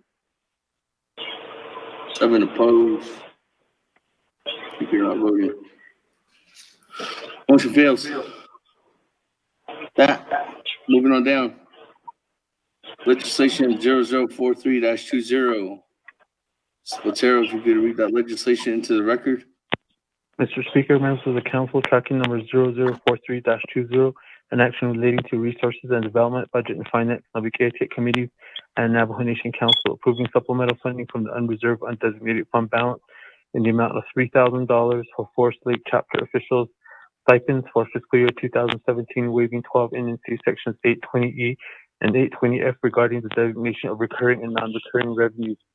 There are no amendments. This is final authority. For Navajo Nation Council Rules of Order, Rule 9, legislation has been read into the record by electronic voice recording. Mr. Speaker. Back. Colleagues, is there a motion on legislation 0043-20? This is a 2/3 legislation sponsored by Honorable Jimmy Yellow here. At Nabi, the vote was 20-0. Motion. Freeland. Motion by Honorable Freeland. Second, Halona. Second by Honorable Halona.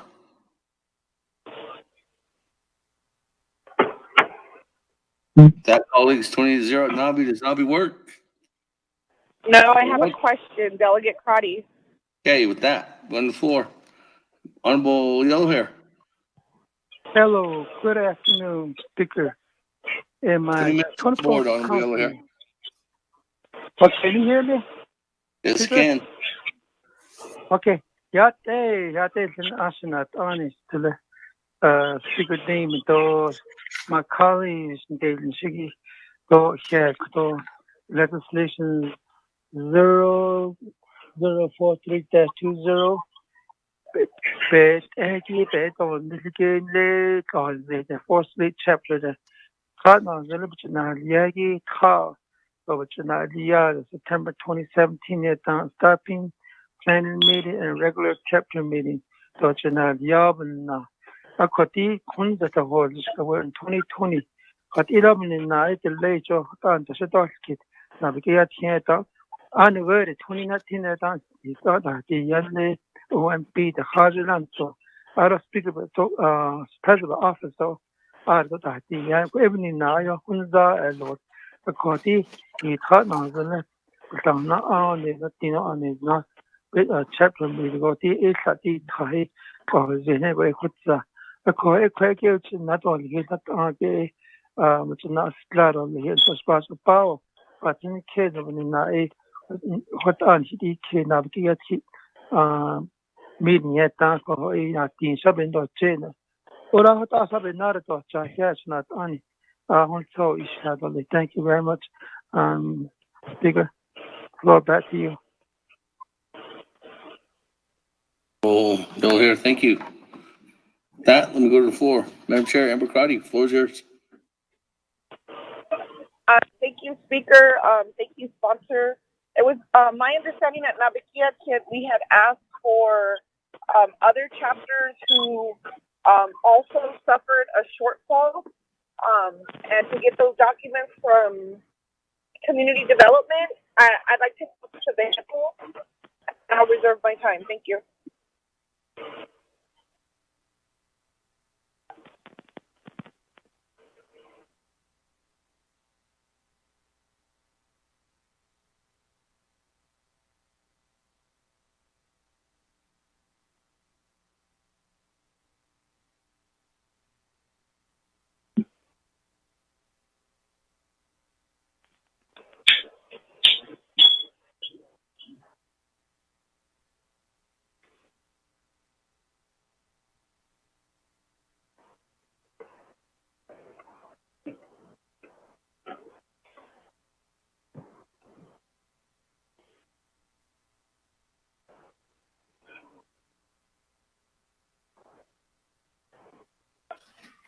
Four minutes and 45 seconds.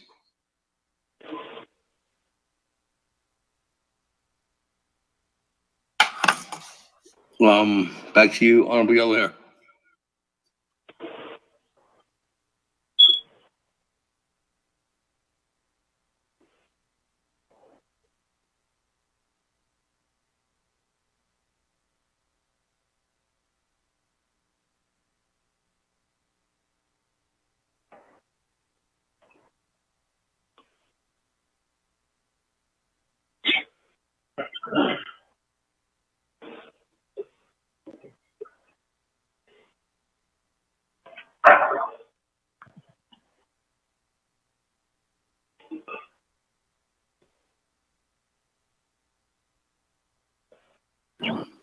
Honorable Yellow Hair. Hello, Yate. I was on mute. I was just talking away. Anyway, thank you very much, Honorable Crowd for the other chapters too. Hello. But that will be I got my oil change here like a few weeks ago, and they told me to come back to our free car wash. Honorable Brown, I can hear you. Can you please mute your phone?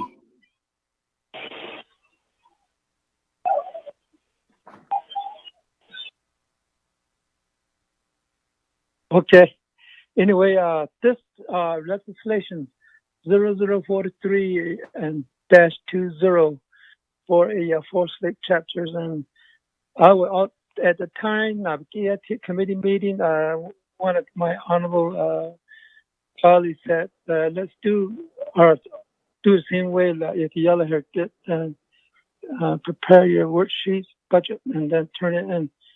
But I just want to ask for this afternoon for your approval so it can move on to the Navajo Nation President Naz, and that's all I'm asking for my chapter 4 slate speaker. With Adjo Biden in the education at only 24 councilmen. Oh, you know, Otto and Song Yati, be other Hatozi, President Officer, the County Exchange. Here, speaker. Go back on mute now. Hello. There was a question to you and your agents, and one of your agents was Miss Brenda Holgate, and asking community development, which is with Miss Brenda Holgate, to provide a report if there was any other chapters that were in the same predicament at that time. Miss Holgate indicated they would be working on that. Is Miss Brenda Holgate on the line here, or is your agent?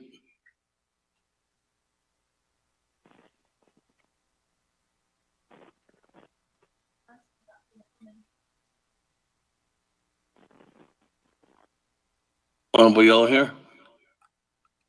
Oh, excuse me, I'm on mute again.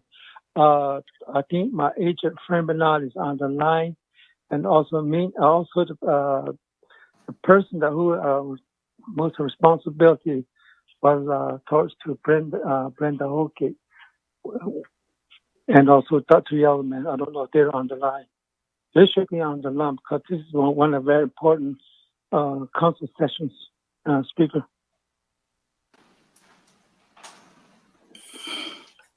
Is Miss Brenda Holgate or Dr. Yellowman on the line?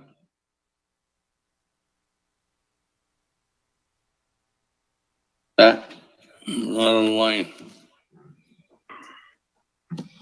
Try to reach out to them. Staff is reaching out to them. Okay, good. Okay, with that, going back to the floor, I don't have anybody else. We'll go back to reserve time. I'm Chair Amber Crotty, 4 minutes, 45 seconds.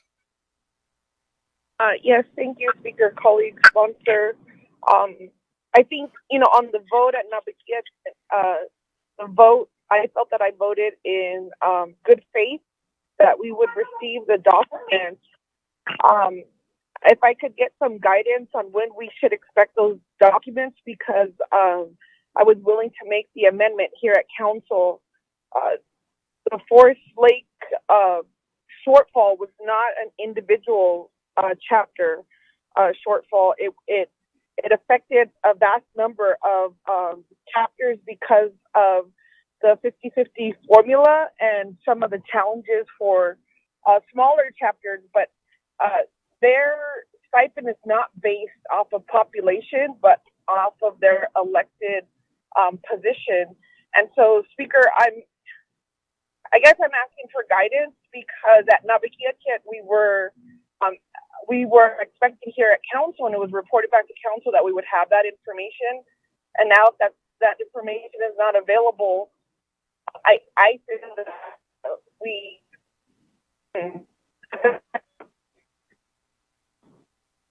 I'm not exactly sure why that document is ready, so maybe you could from Dr. Yellowman or Brenda Holgate. And I'm looking through my email, and not seeing any documents that were sent. I'm Chair Amber Crotty, we're losing you. Can't hear you.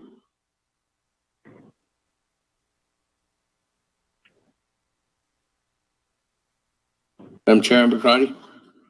Did you hear my question, Speaker? In reference to you wanted to make the amendment here and you're asking for a time frame on how long it's going to take for community development to create those documents. I can't answer that question until I get a hold of Ms. Yellowman or Ms. Holgate. And I have staff working on that right now. Was that your question? Yes, and I would like to ask then if we could table this legislation until those documents are ready for council. And I'll reserve my time. I need a time frame. Madam Chair, Amber Crotty. If I could ask the sponsor the time frame, and I'm willing to. Okay, Dr. Yellowman's on the line with me. We can ask her. I'll refer your question to that, and then I'll go to recognize your tabling motion after that, Madam Chair, Amber Crotty.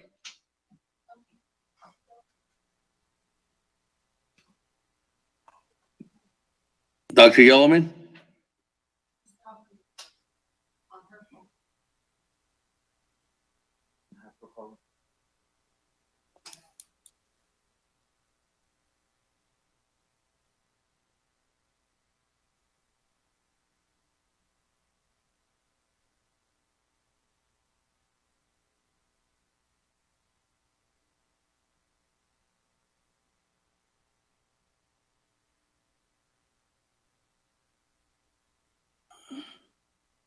Dr. Yellowman, are you there?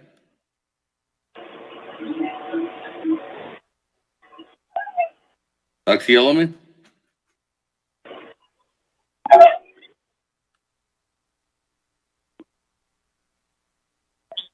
Dr. Yellowman. Hello, this is Miss Yellowman. I'm here. Hi, Ms. Yellowman. This is Speaker Damon. There was a question on last week at Navigated Committee. I don't know if you were listening in. Staff members from DCD, Ms. Brenda Holgate was tasked to come up with a report for the shortfall from FY 2018-19 in the chapter stipends. It was 17? Yeah, 17. It was 17 due to the 50-50 formula. And she was to identify which chapters were in the same position as Forest Lake chapter. Yeah. And just wanted to see how long it would take for that report to be completed. But I thought it would be completed by this week for council session. And the reason why is because they're wanting to make an amendment so that the same thing is fixed across the board at all the other chapters, just like how Forest Lake has, how Honorable Jamil Head is spearheading this for Forest Lake chapter. And if there was any other chapters in the same boat, Madam Chair Amber Crotty wants to make that amendment to put that in for these other chapters, representatives, these other chapter officials at that time in 2017.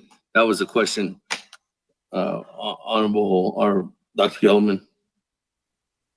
Okay, thank you, Speaker Damon, Otto Yate, Kana Naledo, or Bishop Zanigi, 24th Navajo Nation Council. Just making sure that I understand the question correctly. A spreadsheet compiled by looking at 2017, all the other chapters that may have experienced what Forest Lake experienced, that was assigned to Brenda. There was a spreadsheet sent to Ms. Nakai July 14th at 10:47, and there is this spreadsheet does explain the Forest Lake chapter planning allocation, and then on the bottom does have the 50-50 applied and additional information by the chapters. So if that can be reviewed, I can resend it to members of the staff at the legislative branch. And then if that's not sufficient to what you're requesting for now, we can get with Brenda to see how soon what you're requesting for can be completed.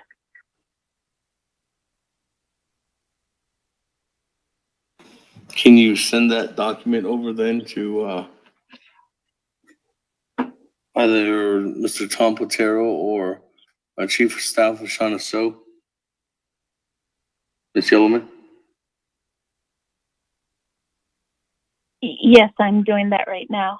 Thank you very much. So if that can be reviewed, if not, I'm still on standby and we'll reach out to Ms. Holgate to see how soon we can satisfy these documents for consideration.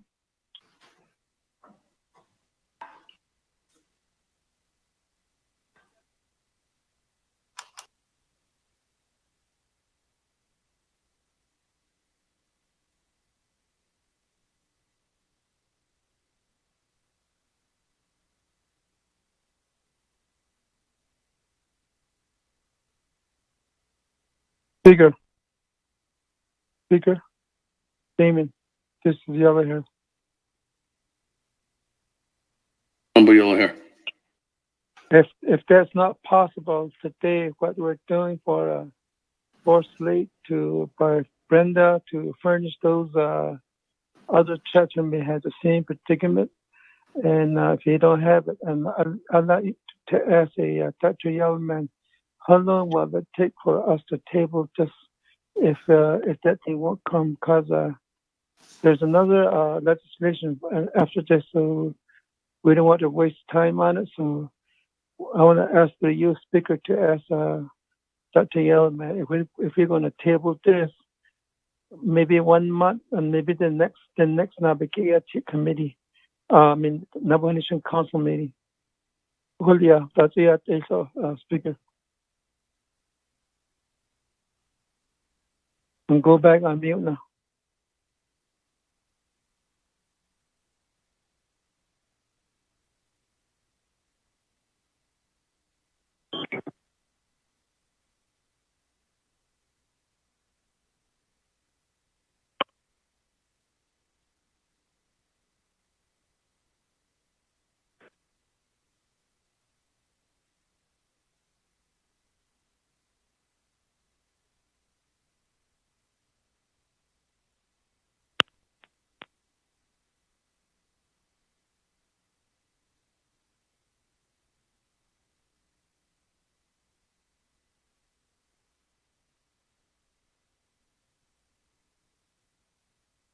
And I'm looking at that document right now.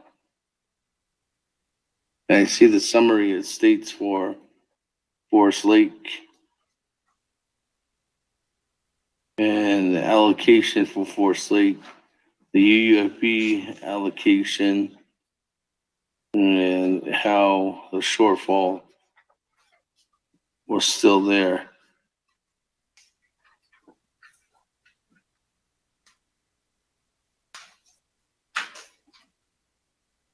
Now, are you saying for the rest of the chapters total amount, where the difference between the 50-50 formula was applied, that the shortfall is $96,550?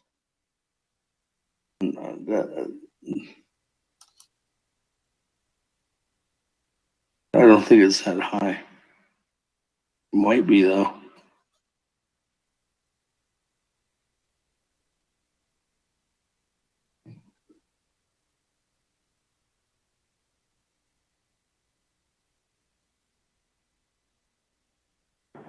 Question of privilege, Speaker. This is Daniels.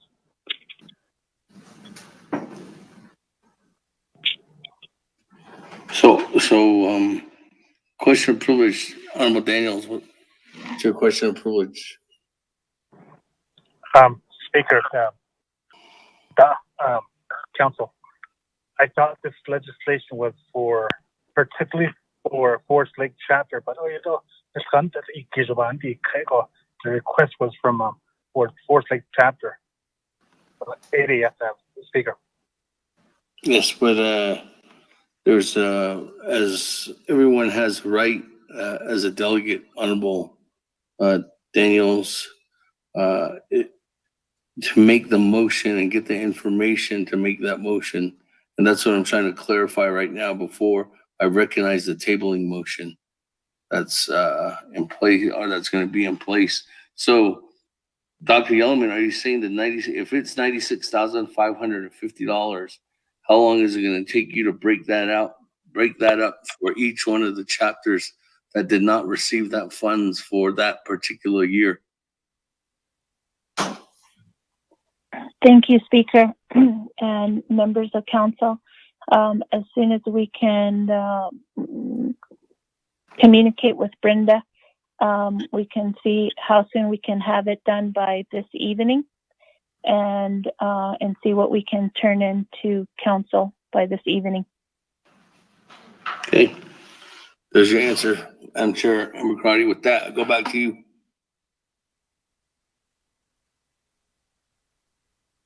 Thank you, Speaker, and my call. I hope you can hear me. I apologize. I think in terms of seeing that we'll have need an additional time, I'll make the motion to table for no more than a month. If that's proper, I could get a thumbs up or thumbs down if that's proper, and that'll be my motion to table, Speaker. Yeah, that's good. Legislation 043-20 be tabled for 30 days pending the arrival of a updated report from Division of Community Development regarding the breakdown of the funds that needed to be paid out to chapter officials regarding their stipends for the 2017, which was allocated which wasn't allocated due to a shortfall that year. And that should be distributed in some kind of chart form representing all the chapters that did not receive those funds across the nation. With that, colleagues, there's a motion by Madam Chair Amber Crotty to table this legislation for no more than 30 days. Is there a second? Second, Delegate Stewart. Delegate Wilson Stewart. That, Honorable Yellowhair, you have 3 minutes. Okay, as a sponsor. Okay,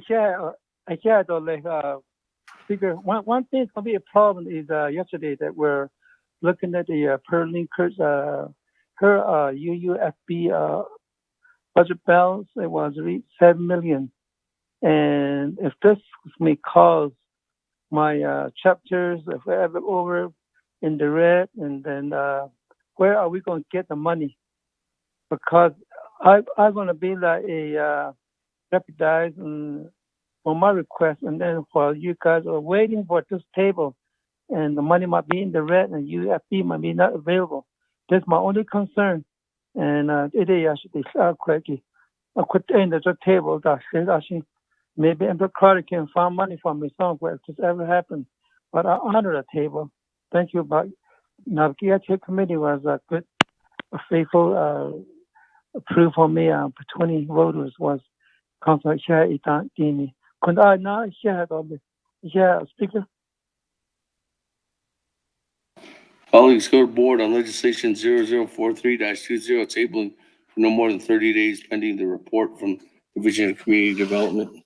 Ms. Uvella, roll call vote.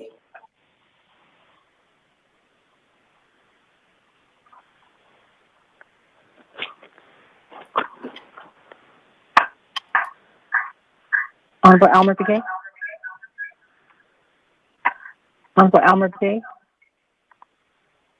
Honorable Elmer Begay did not vote. Honorable Key Allen Begay Jr. Honorable Key Allen Begay Jr. Honorable Key Allen Begay Jr. did not vote. Honorable Paul Begay Jr. Bob Gay votes green. Honorable Paul Brigade Jr. votes green. Honorable Nathaniel Brown.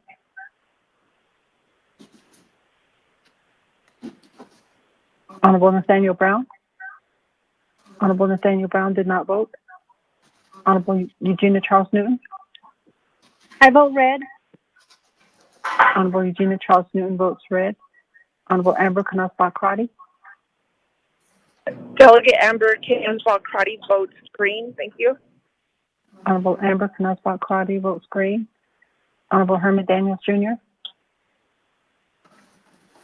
I vote red. Honorable Herman Daniels Jr. votes red. Honorable Mark Freeland. Green. Honorable Mark Freeland votes green. Honorable Pernell Halona. Honorable Pernell Halona.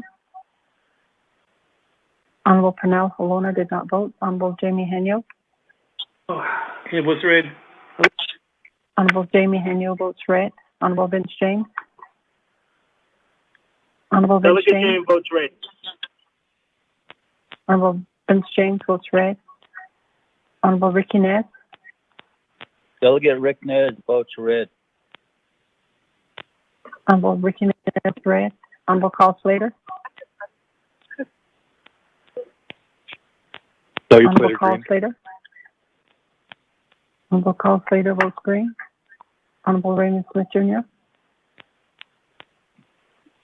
Green. Honorable Raymond Smith Jr. votes green. Honorable Wilson Stewart Jr. Green. Honorable Wilson Stewart Jr. votes green. Honorable Otto So.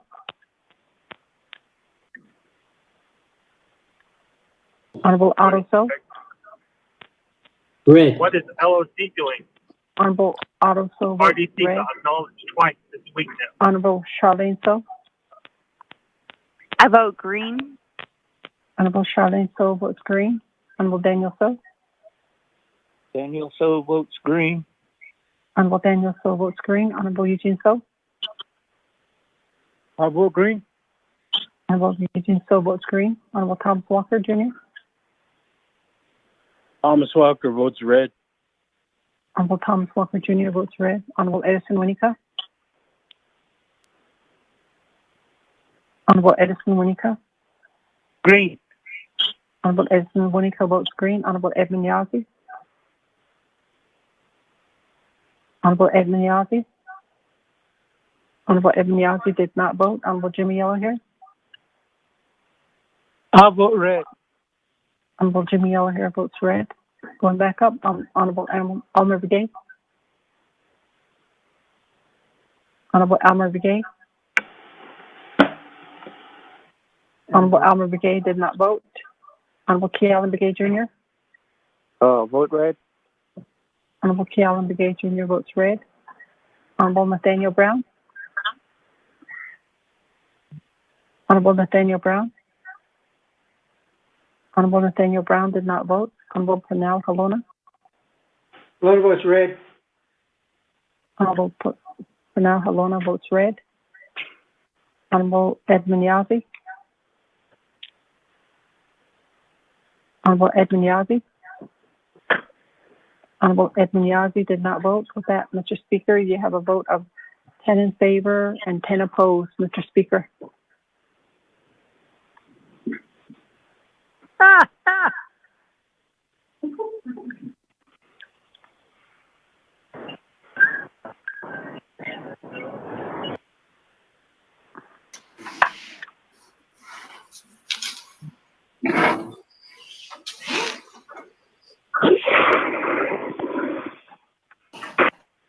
Honorable Almer Brigade, Nathaniel Brown, or Edmund Yazzie is not on the line to vote.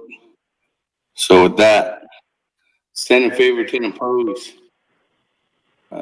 Honorable, this is the way the speaker's ruling. Honorable Jimmy Yellowhair has been working on this legislation for quite some time. And if it's going to take us longer, he's done the process. He's went through the 164 process. So with that, I do think that it's right for Honorable Jimmy Yellowhair to proceed and with this legislation through this session. So I vote red. Honorable Speaker Damon votes red.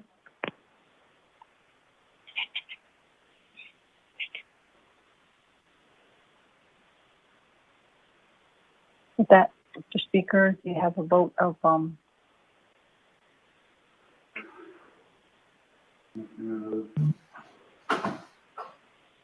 in favor, 11 opposed. Mr. Speaker. Okay, with that, motion fails. 10 in favor, 11 opposed. On the tabling motion. Back to the lineup. Don't have anybody else on the lineup. Honorable Stewart. Yes, I was going to say, hey, Speaker, you have me. Thank you, Scylla. What I wanted to mention was in reviewing the documents again that were submitted is that OMB and President, Office of President, Vice President, also stated that, well, OMB first stated that there was no supporting document and that they wanted to know why the carryover from 2018 wasn't used to pay those officials. Hold on, Honorable Stewart, hold on. I have individuals who have are not on mute. Sorry, Mr. Stewart. Go ahead. Okay, so in repeating, OMB stated that there were no supporting documents attached at the time, and then the other question that they had was why they were not paid out with the 2018 carryover. Then the other one that they state in number 3 of their letter, and also the president's review, states that there is a recommendation that the 3 branch chiefs get together with the unmet needs to discuss that, and then that it's a recommendation that there be a special session regarding the unmet needs to pursue those unmet needs from the past for this year. That's what I want to bring to the floor, to attention, and then to see how it would play out after this. But that's why I was in support of the tabling. That's all. Taylor.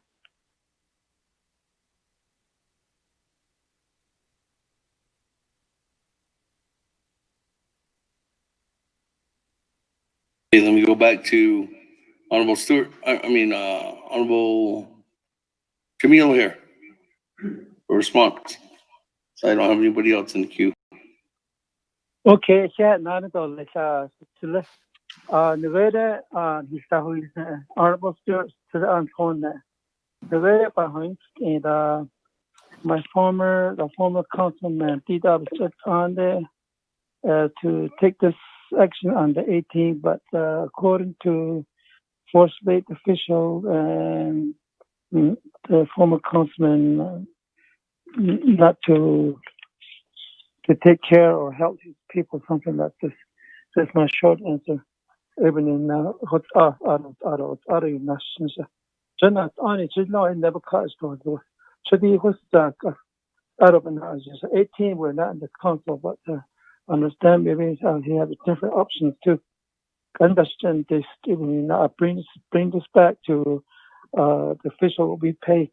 What I did is I went on a legitimate on the 164 process.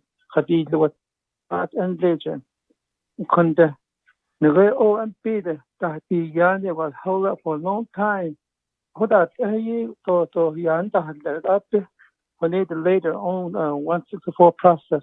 It did all what's a data host and the Okajita. But early added on care of chief of no. She did the company leader. But my only such based off on the terrible money keep based on such an RBO on 9 in labor account to try to account with 9 Nina. Quite as on in the other than that I don't think all check officials have opportunity to transfer money into use put in other line item. So that indicate check officials think about that so put up $100. The quantity could have been in you check with to send the Sierra to the Northern on he individual bits, he chapter take it to your chapter and see that those officials have not been paid. Audit. That's why I started from my chapter. Then audit. Go back to your chapters and ask your chapter that. He saw what's that.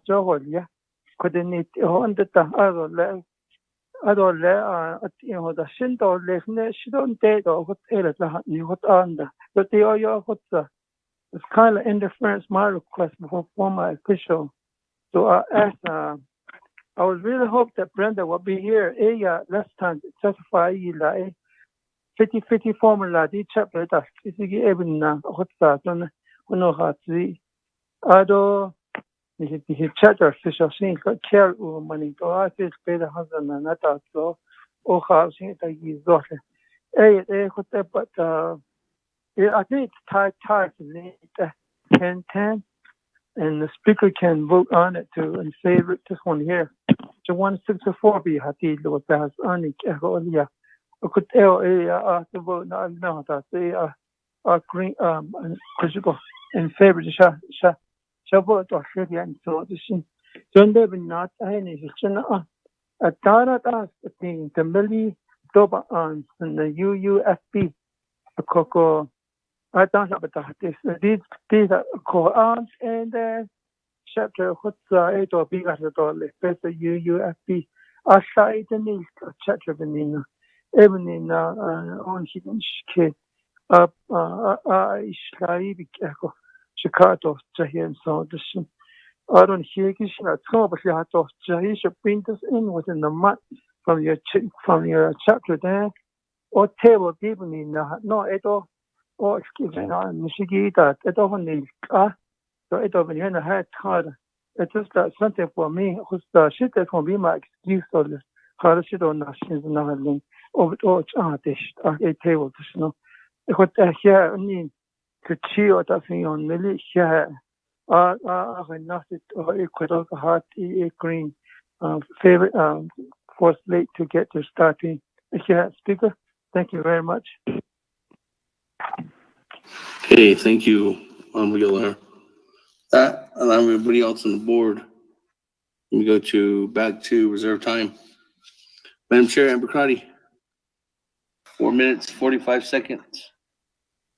Oh, actually, Speaker. 3 minutes and 20 seconds. My bad.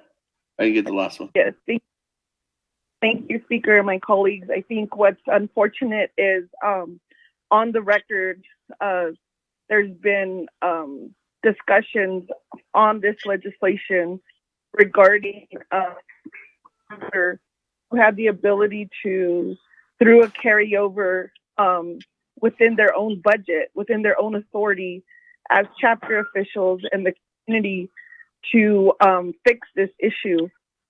And so it's to me, the council and the executive office give the chapters enough authority to address their budget issues, and yet we're seeing these micro problems come before full council.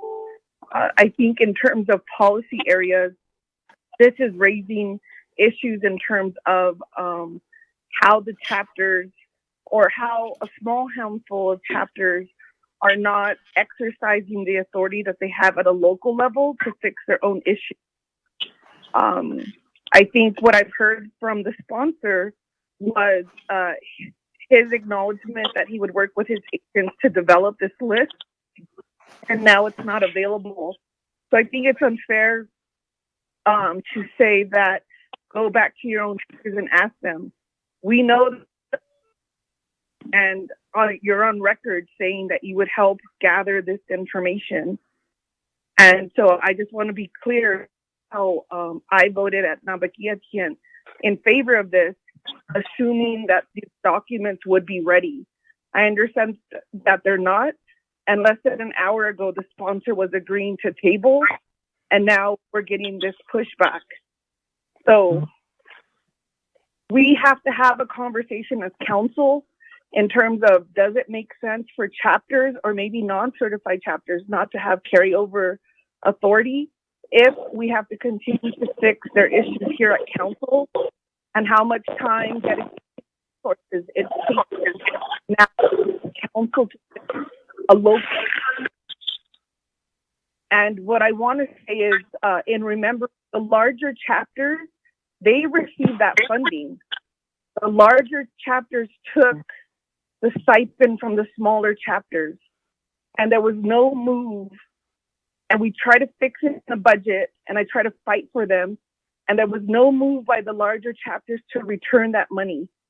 And matter of fact, it's on record that they then did planning meetings and they did all these other meetings to collect stipends. And be ready to straighten this out, and how many other chapters then figured it out on their own. But I think this is going to bring up more policy issues if this is the last resort for the chapter officials because they chose to use their funding for mileage rather than their stipend. I'm fine with voting green on this, but I'm also indicating that we need a discussion on policy changes and what do we do when chapters are not fully utilizing their local governance authority and then coming to the Navajo Nation Council for a bailout.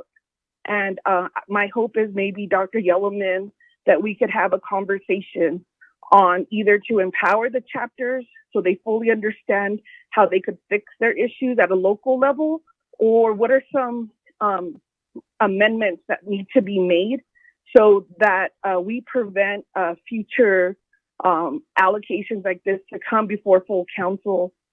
I'm just not right now at this point and not getting that information. I hope to have more policy recommendations in the future. This is a short-term Band-Aid, and my hope is that collectively we could make this better for all chapters. Thank you. And I'll waive the rest of my time. Speaker, this is Yellowhead, if you don't mind. Speaker. That, colleagues, I don't have anybody else, so I'm gonna go back to you, Honorable Yellowhair. Okay, thank you, Shumayaja, Honorable Crowdy. I'll support it to table it. I also think about your other chapter too, and let's do that. Let's do that way to treat everybody equally, to all our officials, and I'll support it. A table, to the speaker, and cutting is count up big. That's only after 30 days. Of course, bring it back. Here, speaker. Thank you, Manish. My other council here, thank you very much, my colleagues, 24 councilmen. We're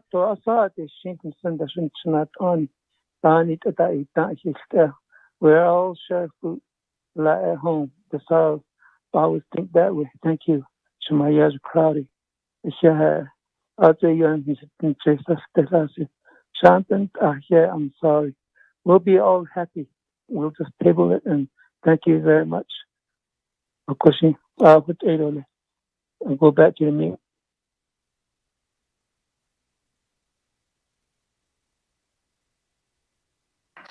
That, colleagues, I don't have anybody else on the board.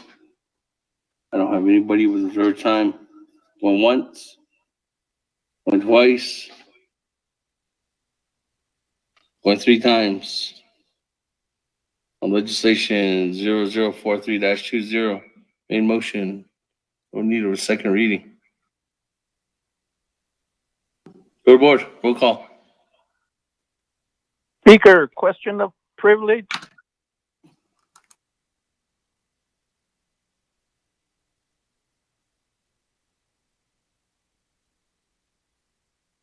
Question of privilege by Chairman Daniel. So go ahead.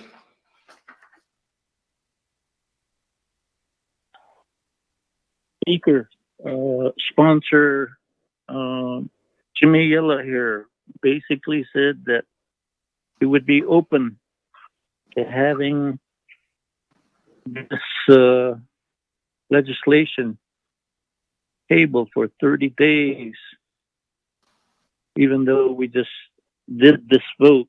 And what are the rules to basically provide time for DCD to get the information to us? Point of order, Daniel.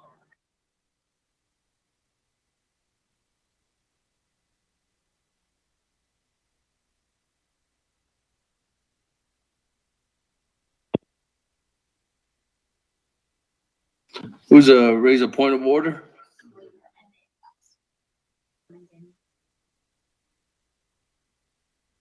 Who raised a point of order? Daniel said. Delegate Daniel. Okay. Point of order, Honorable Daniels, go ahead. Yes, we're beginning to discuss this again. You called for the question, so I'm ready to vote. Back to Honorable Chairman So.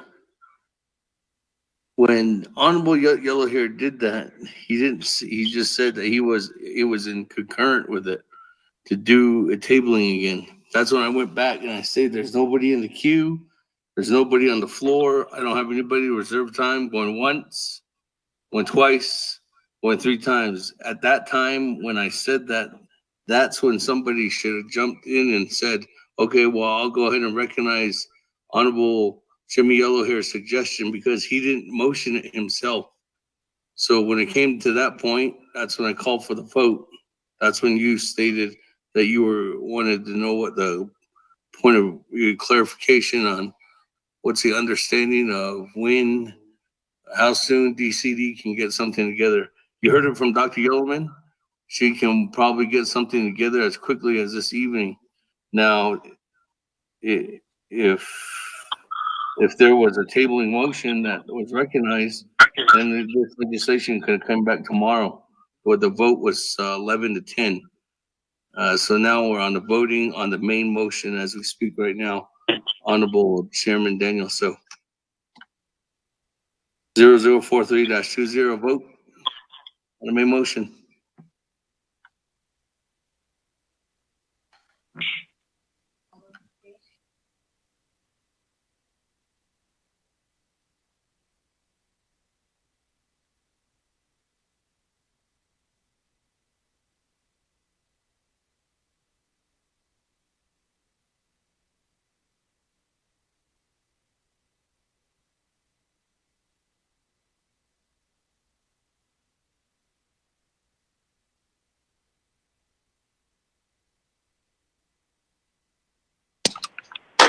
Hello?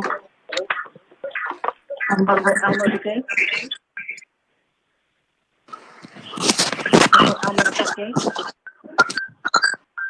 Honorable Elmer Begay did not vote. Honorable Kealan Begay Jr. Honorable Kealan Begay Green. Jr. Delegate Begay Green. Honorable Kealan Begay Jr. votes green. Honorable Paul Begay Jr. Honorable Paul Begay Jr. Honorable Paul Begay Jr. does not vote. Honorable Nathaniel Brown. Honorable Nathaniel Brown. Honorable Nathaniel Brown did not vote. Honorable Gina Charles Newton. Charles Newton votes green. Honorable Gina Charles Newton votes green. Honorable Amber Knutsbach Crotty. Honorable Amber Knutsbach Crotty. Honorable Amber Knutsbach Crotty did not vote. Honorable Herman Daniels Jr. I vote green. Honorable Herman Daniels Jr. votes green. Honorable Mark Freeland. I vote green too. Thank you. Honorable Mark Freeland votes green. Honorable Pernell Halona. Halona votes green. Honorable Pernell Halona votes green. Honorable Jamie Henyo. After consulting with my attorney Flip, I vote green. Honorable Jamie Henyo votes green. Honorable Vince James. Honorable Vince James. Honorable Vince James did not vote. Honorable Ricky Nez.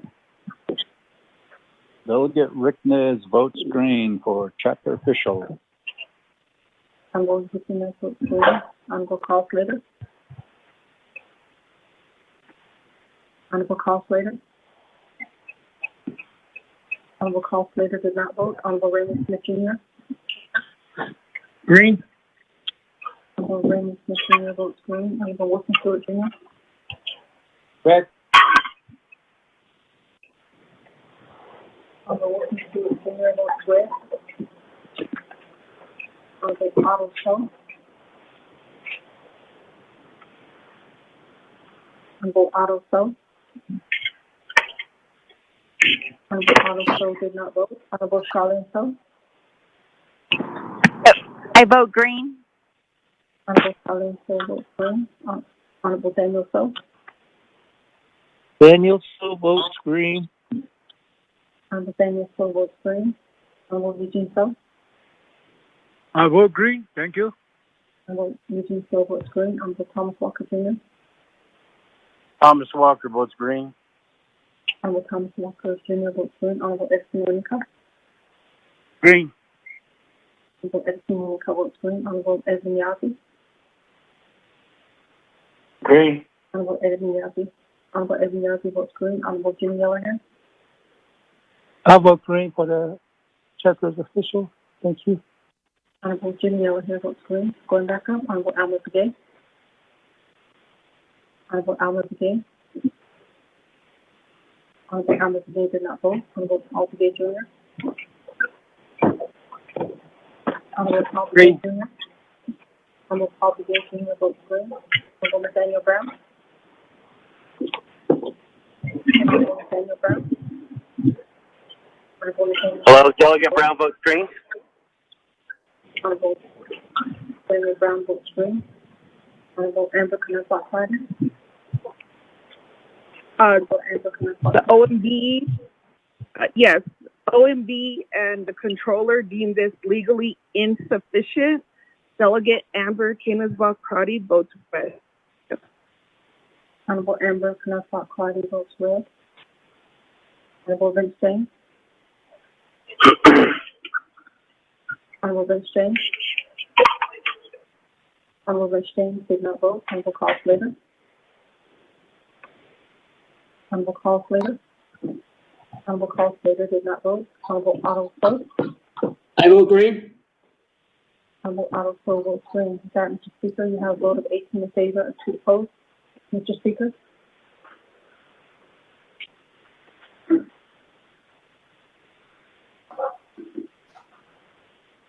That legislation 0043-20, sponsored by Honorable Jimmy Yellow here with 18 in favor, 2 opposed. Speaker not voting. Motion carries. That, moving on down, colleagues. On to item number D on our agenda. Legislation 0147-20. With that, sponsored by Vice Chair Smith, co-sponsored by Honorable Slater. Sarah, if we could read into the record. Mr. Speaker, members of the council, tracking number 0147-20, an action relating to budget and finance and Navigated Committee and Navajo Nation Council, adopting a continuous. Point of order. Hold on. Point of order. Point of order, Delegate James. The last vote, I tried to say green for my 2 calls.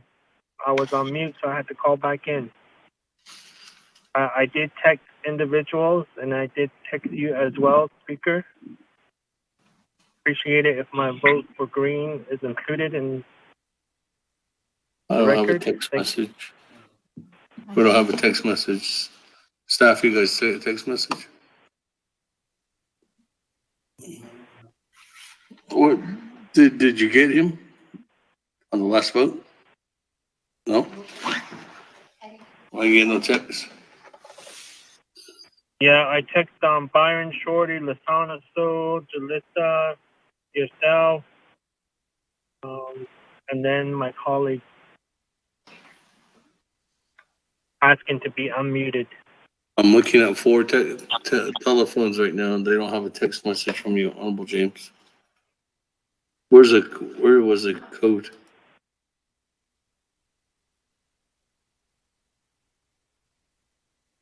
But I was on mute though. I can picture screenshot my text message of who I sent it to you guys at the time and everything.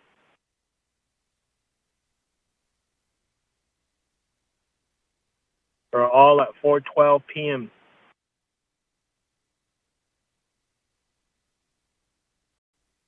Speaker, I got that text message from Honorable James as well. Okay. And I can screenshot you that text message too.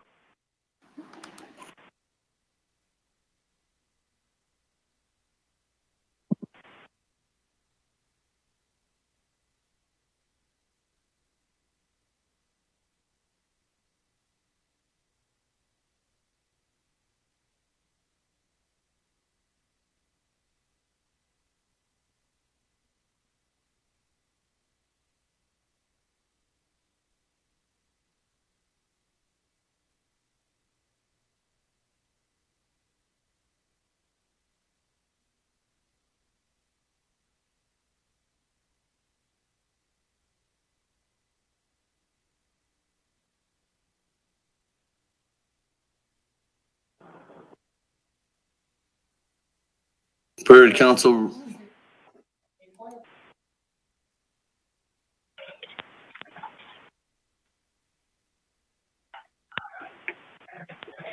Okay, because the council, because I have not recognized this, and the next motion, Honorable James, per Rule 22 under the council rules of order, item D states that because there's an electronic bill function, I can recognize your vote.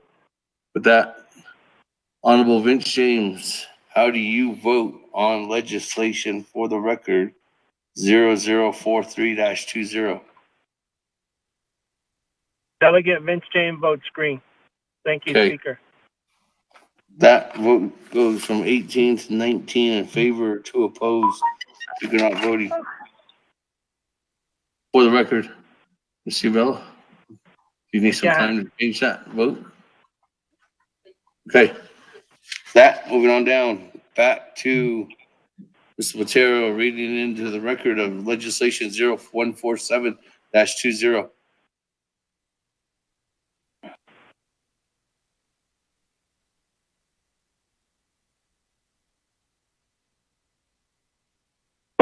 Tracking number 0147-20, an action relating to budget and finance and navigated committees and Navajo Nation Council, adopting a continuing resolution for the continuing operation of the Navajo Nation government beginning October 1, 2020 and ending December 31, 2020, waiving 12 NEC sections 840G. We do have an amendment from the Navigated Committee.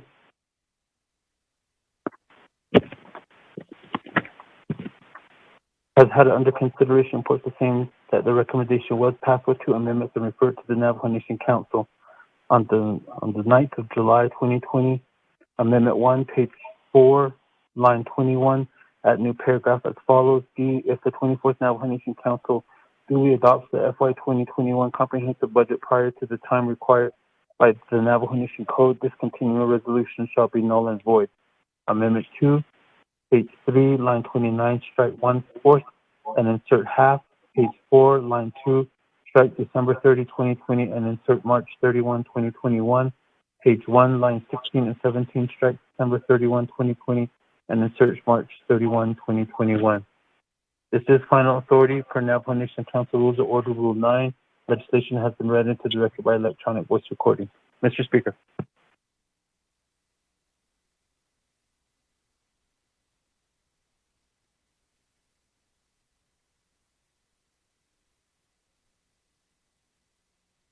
Thank you for that. On legislation 001 or 0147-20, is there a motion? Delegate Miz, motion. Is there a second? Second, Delegate Helena. Second by Honorable Helena. Colleagues, this is sponsored by Vice Chair James, Honorable Slater, who sponsored this legislation passed by 19-1 at Nabi. Does Nabi work? Going once, going twice, going 3 times. Speaker, can you just I just need to know the legislation number one more time. Sorry. 0147-20. It's a resolution for the continuing operations. It's basically the continued resolution if Navajo Nation Council doesn't pass a budget by October 1st. I have a question. This Delegate Crotty. Madam Chair, Madam, our Honorable our Honorable Smith, 20 minutes.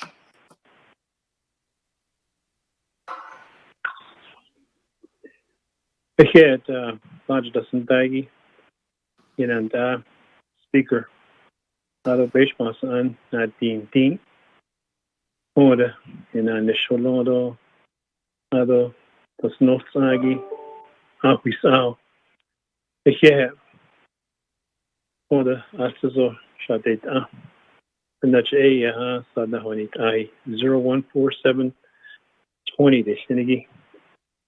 DIC Ben Yagi Hala de Anaha Beso Bendo, Nisto Beso Eyaha Natsu, Ado Sost Eliago. Raj, Ikao, Dean the Toll Sosto, and that's Eyaha Nas Bendo, Nishigi Beso, Ebenya, the caution and Ben Yagi Eyaha. Additionally, so the cousin Sagi, last 8 at the Shinigi, the Quishi, Kate, not so Daita, Lanja Dasadagi, though, Katie Dasadagi, President, though, Vice President, he down quad, Achil, Atin, Atlaune, Ashlau, Executive Orders, Daita. Oh, I'm now so tough. Ko Beni Nanigi, that Nisha, Exmo, that's what it's called. Essential workers, they, and you say, they are the other Hadia.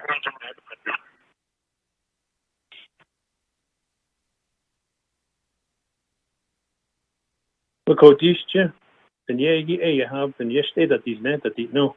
Look, Yalagi.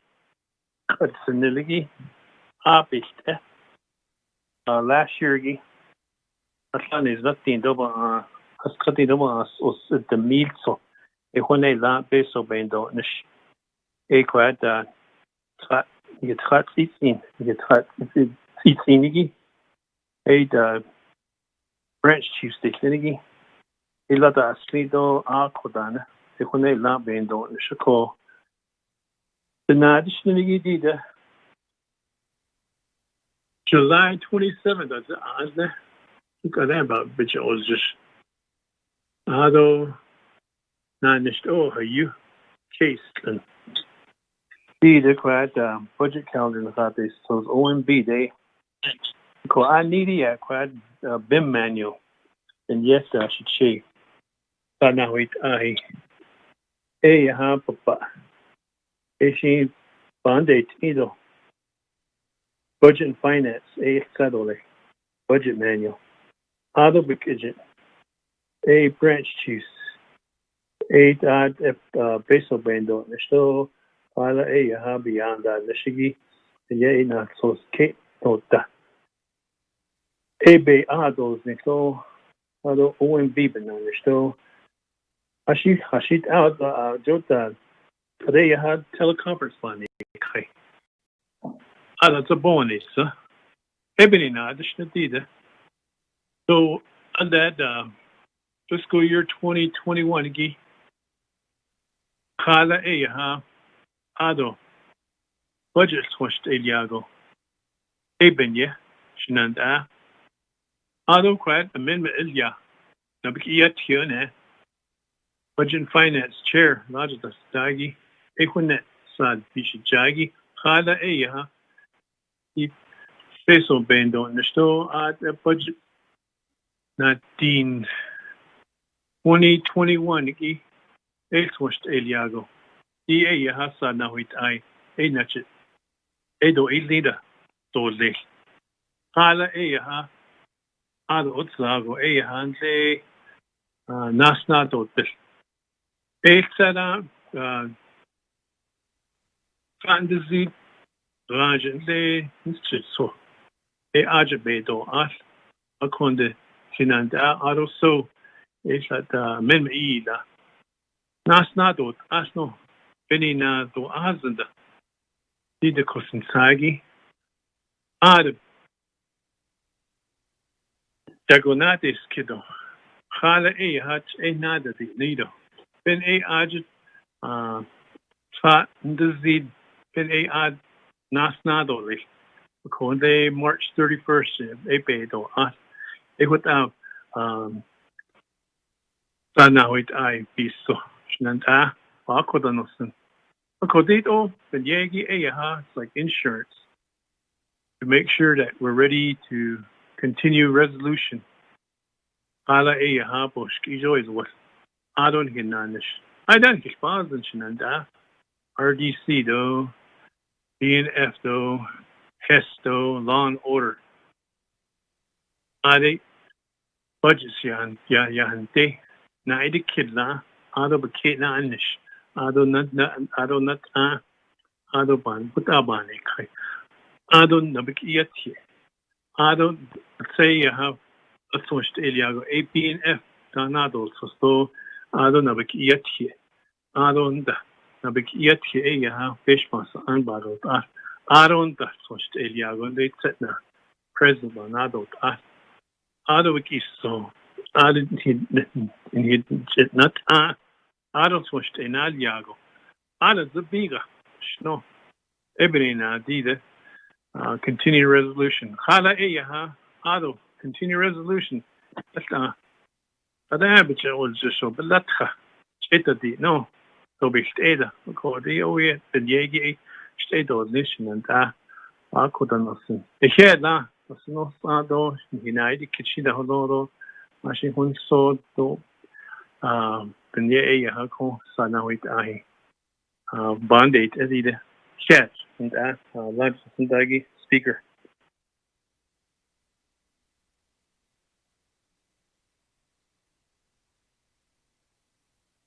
Yeah, let me go on down. Madam Chair. Member Cardi. Floor is yours.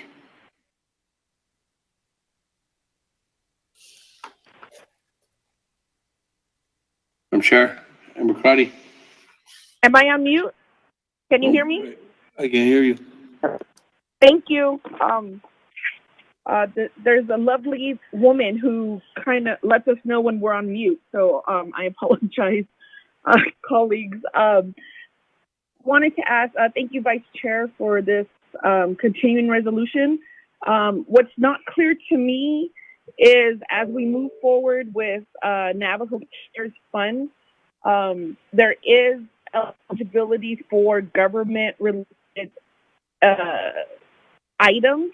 And so I just need clarification on what's planned as it relates to the continuing resolution with the new amendment in March. And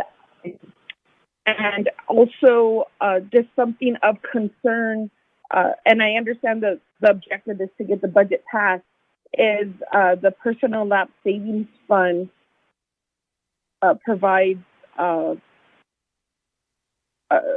annual increase, general wage adjustment. And so I'm just concerned about that opportunity as so many of our people have been impacted and their cost of living has really skyrocketed in terms of trying to access just, and I'm hearing from retirees. So those are my two questions. And I think it's maybe the first question is more appropriate for the Controller's Office. And then let me know your thoughts and concerns regarding the other two areas. And I'll reserve my time. Thank you very much.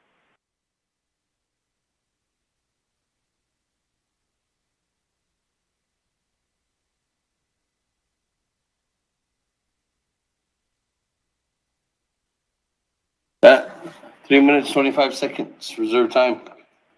I don't have anybody else on the board, so I'm gonna go back to Honorable Vice Chair Smith. Okay, Speaker. Ado Bishmasan, Ado Deja, for asking that question. The first one, I'll let Office of Controllers answer your question on that, and then I'll get back with the other questions that you asked me. I don't know if Madam Controller's on board. Thank you.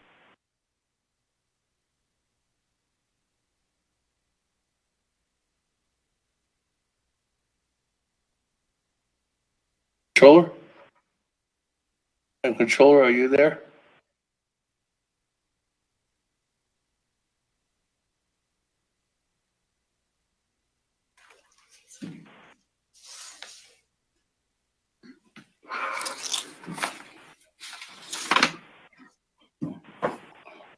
And Controller, or Mr. Willie?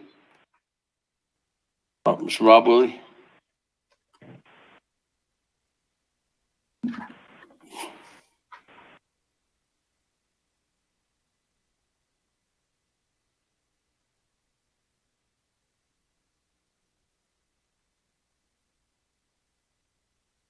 Speaker, the controller staff are trying to get on the call.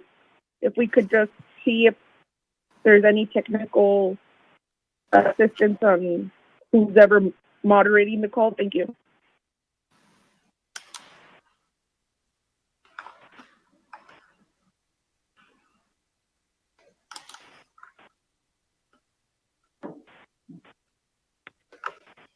I'm Controller, can you hear me? Mr. Willie?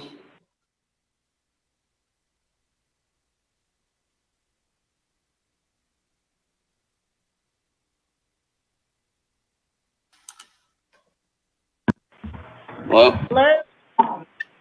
Yes. Okay. Sorry, we are trying to call in. Hello?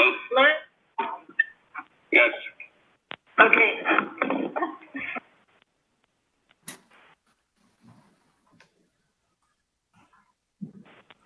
Hello?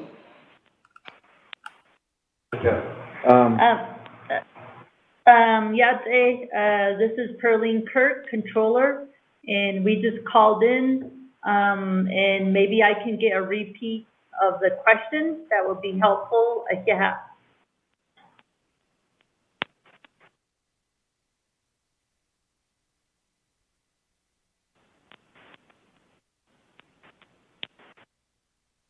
Madam Chair, Amber Crowdy. Thank you, Speaker. Controller Kirk, my question was relating to the legislation with authorizing a continuing resolution if the annual budget is not passed. At Nabahiatian, we voted to extend that to March 31st.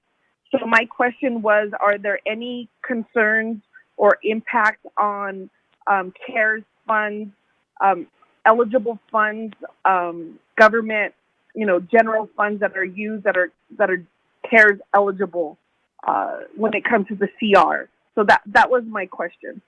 Thank you.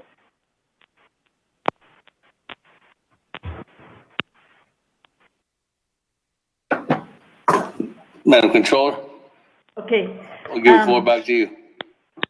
Okay, Speaker, members of the Navajo Nation Council, Shadeja, Delegate Crotty, Benaitis Kidiki. In terms of the continuing resolution, I don't see a problem with that.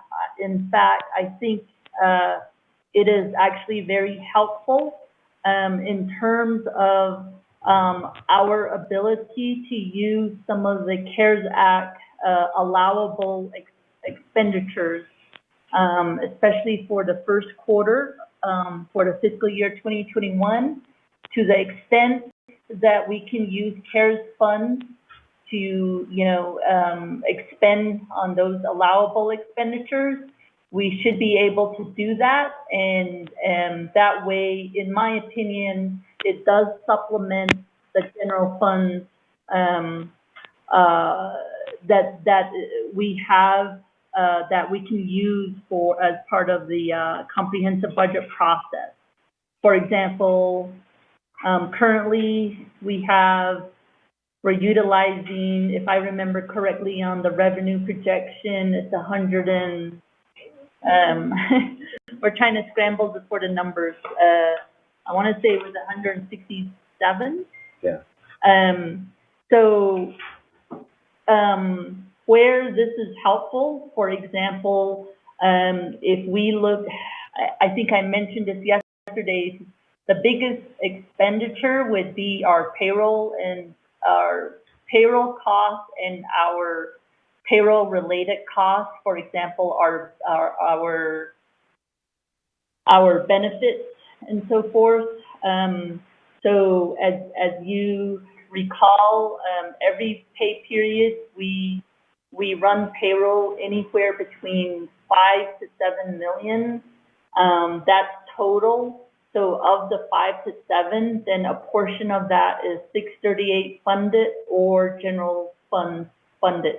And so we can utilize CARES monies. Of course, we have to meet all the requirements of substantially dedicated to COVID-19, in terms of mitigating and so forth. And that's the reason why we have my office is working on the payroll support program, so that way, if we are able to use the CARES fund, it helps the budgeting aspect of it. So obviously, then what that means is we can, if we use CARES Act funds, then that frees up the general funds and the 638 funds. So I believe that's in our best interest. It gives us, the continuing resolution gives us time to set those things up and start expending, utilizing the CARES fund. So yeah.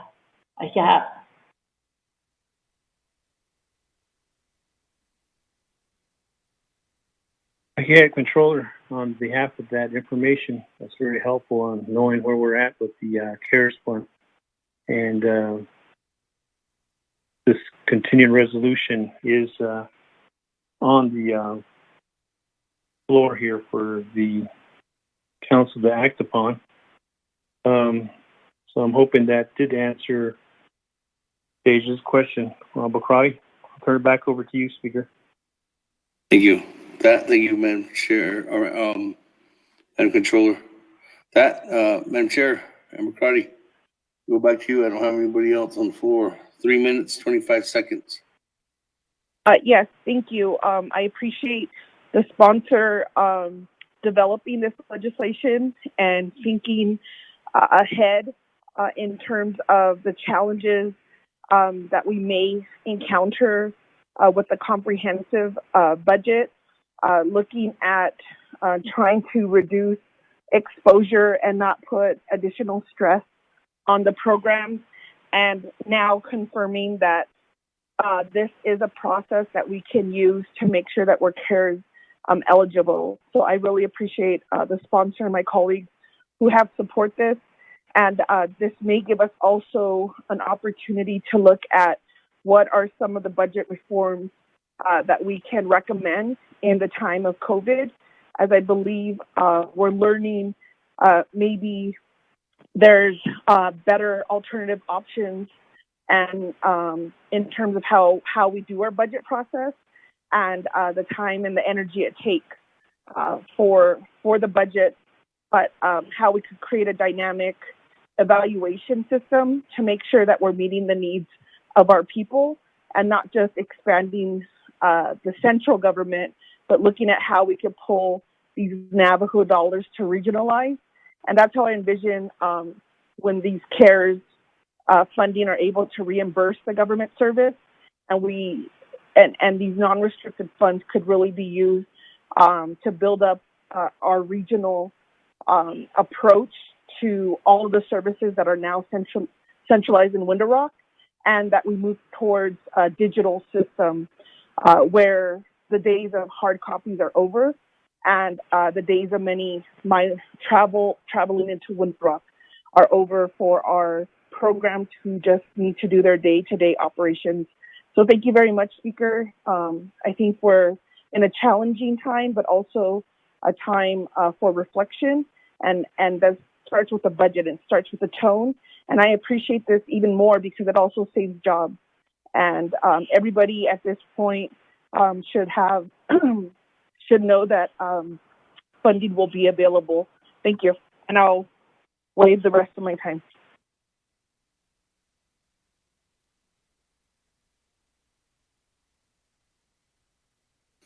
Thank you, Madam Chair. McCarty, for that. Everybody in the queue, nobody at reserve time, going once, going twice, going 3 times on the main motion. Let's go to the board then on legislation 0147-20. Isabella, mind doing a roll call vote?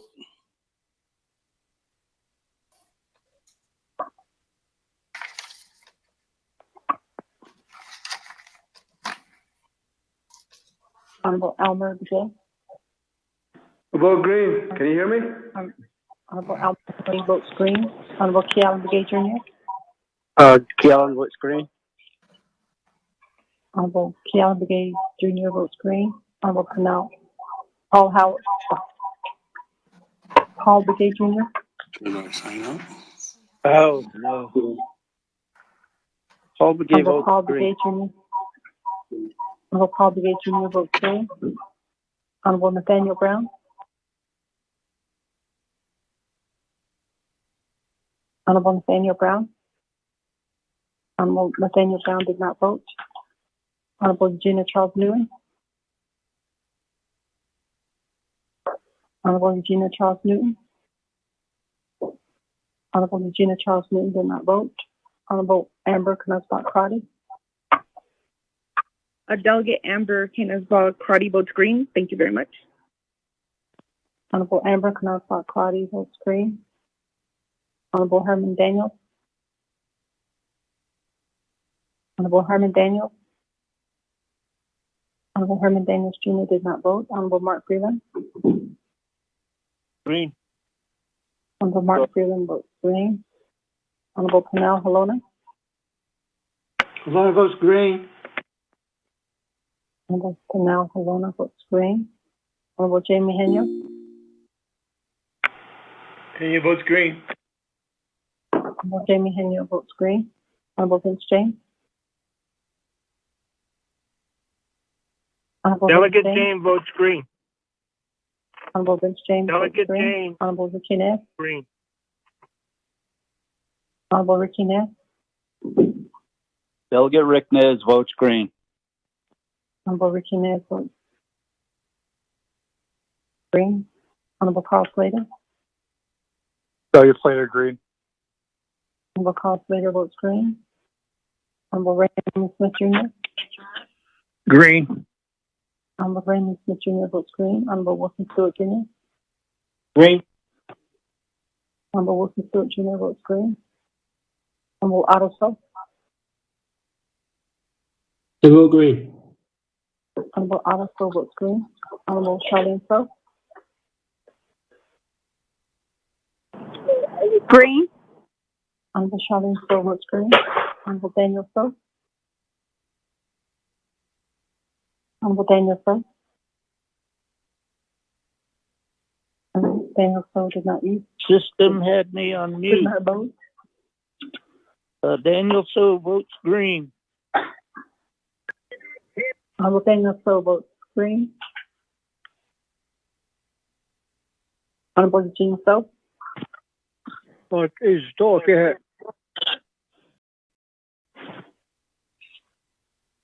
Honorable Eugene So votes green. Honorable Thomas Walker Jr. Thomas Walker votes green. Honorable Thomas Walker Jr. votes green. Honorable Edison Winika. Green. Honorable Edison Winika votes green. Honorable Edwin Yazzie. Green. Honorable Edwin Yazzie votes green. Honorable Jimmy Ellinghead. I vote green.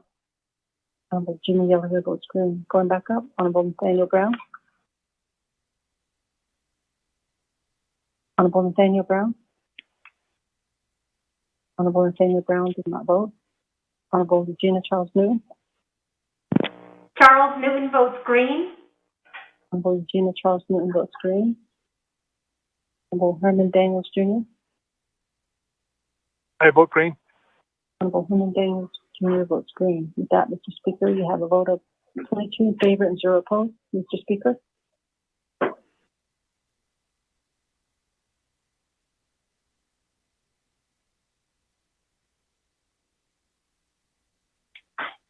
That, colleagues, 22 in favor, 0 opposed. Speaker not voting, motion carries. Moving on down, colleagues. Legislation 0152-20. It's an action. It's sponsored by Honorable Halona, sponsored by Honorable Slater, co-sponsored by Honorable Wanika. With that, Ms. Quintero, would please read it into the record. Mr. Speaker, members of the council, tracking number 0152-20, an action relating to Navigatia and Navajo Nation Council overriding the Navajo Nation President's veto of Navajo Nation Council Resolution CJN-49-20. This is final authority. There are no amendments. For Navajo Nation Council Rules of Order, Rule 9, legislation has been read into the record by electronic voice recording. Mr. Speaker.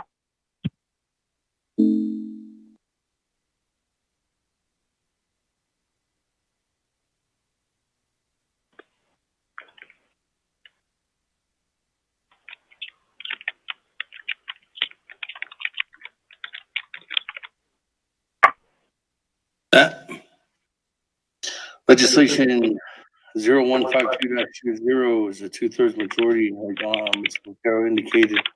This is an action for an override. With that, colleagues, let's go straight to a vote. Discussion at Navigatia Committee. And with that, let me go ahead and get a motion. Motion, Paul Begay. Motion by Honorable Paul Begay. Second, Daniel. Second by Honorable Daniels. Yes. Second by Honorable Herman Daniels.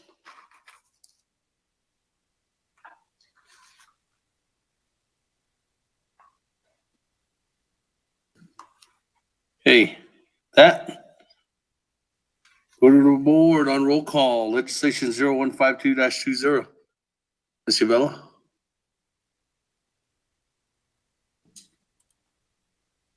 Honorable Elmer Begay. Vote red.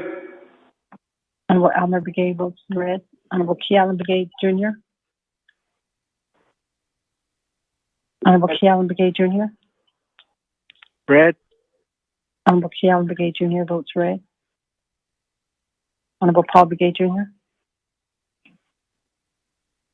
Green. Honorable Paul Begay Jr. Honorable Paul Begay Jr. votes green. Honorable Nathaniel Brown. Honorable Nathaniel Brown. Honorable Nathaniel Brown did not vote. Honorable Eugenia Charles Newton. Honorable Eugenia Charles Newton. Honorable Eugenia Charles Newton did not vote. Honorable Amber Knusbach Crotty. Delegate Amber Knusbach Crotty votes red. Thank you. Honorable Amber Knusbach Crotty votes red. Honorable Herman Daniels Jr. I vote green. Honorable Herman Daniels Jr. votes green. Honorable Mark Freeland. I vote red. Thank you. Honorable Mark Freeland votes red. Honorable Pernell Halona. Halona votes green. Honorable Pernell Halona votes green. Honorable Jamie Henyo. Henyo votes green. Honorable Jamie Henyo votes green. Honorable Vince James. Delegate James votes green. Honorable Vince James votes green. Honorable Ricky Nez. Delegate Nez votes green. Honorable Richie Nez votes green. Honorable Carl Slater. Dahlia Slater, green. Honorable Carl Slater votes green. Honorable Raymond Smith Jr. Green. Honorable Raymond Smith Jr. votes green. Honorable Wilson Stewart Jr. Green. Honorable Wilson Stewart Jr. votes green. Honorable Otto Soak. Honorable Otto Soak. I vote green. Honorable Otto Soak votes green. Honorable Charlene So. Honorable Charlene So. Honorable Charlene So did not vote. Honorable Daniel So. Daniel So votes green. Honorable Daniel So votes green. Honorable Eugene So. I vote green. Honorable Eugene So votes green. Honorable Thomas Walker Jr. Thomas Walker votes green. Honorable Thomas Walker Jr. votes green. Honorable Edson Monica. Green. Honorable Edson Monica votes green. Honorable Edwin Yazzie. Red, green. Honorable Edwin Yazzie votes green. Green. Honorable Jimmy Yellowhair. Honorable Jimmy Yellowhair. Honorable Jimmy Yellowhair did not vote. Going back, Honorable Nathaniel Brown. Honorable Nathaniel Brown. Honorable Nathaniel Brown did not vote. Honorable Eugenia Charles Newton. Charles Newton votes green. Honorable Eugenia Charles Newton votes green. Honorable Charlene So. Honorable Charlene So. Honorable Charlene So did not vote. Honorable Jimmy Yellowhair. Honorable Jimmy Yellowhair. Honorable Jimmy Yellowhair did not vote. With that, Mr. Speaker, you have a vote of 16 in favor and 4 opposed. Mr. Speaker. Anybody have any text messages? I don't have any text messages. Staff, you have any text messages? That went on down. The vote of 16 in favor, 4 opposed. Speaker not voting, motion carries. Recess. That. Guess what, amigo? Speaker, like to make a motion to recess? Chairman Edwin Yazzie.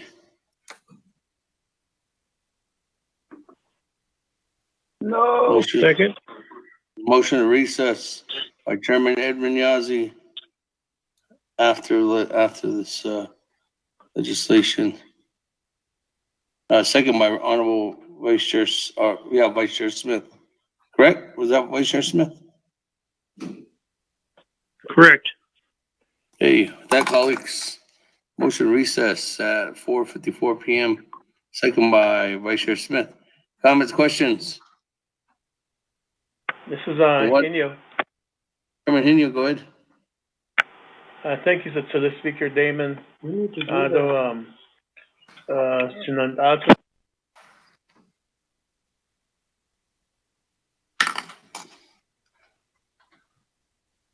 Chairman Inyo, we lost you.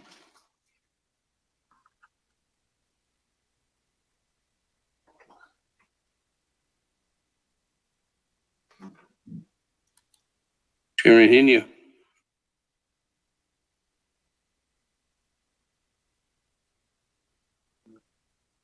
Chairman Inyo going once. Chairman Inyo going twice. I'm here, Speaker. I lost signal. Okay, go ahead. Okay, I was saying that it's finished business and we're almost at the tail end just a few more legislations that are left, and that way we can get business done by today, like we could, Speaker. Thank you. There you go. Speaker Damon, Paul Begay. Paul Begay, go ahead on the motion. Yes, thank you, Speaker. I agree with my brother, the Honorable Delegate Jamie Henio. We've been having meetings for 7 straight days now. I believe one of those days went to midnight. We need to get the scene over with so we can have at least a couple of days rest going into the weekend. 7 days straight, we've had meetings.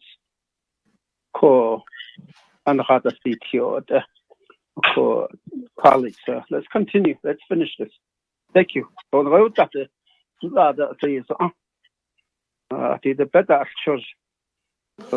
let's continue. Thank you. Speaker, this is Daniel. Moving down on the motion, Honorable Daniels. Yes, thank you, Speaker. Yeah, kudo arosnantan senigi taro kudo recess subekeni as kudo delegate gay kudo hatsi kudo public ani babach etek sadati yesterday.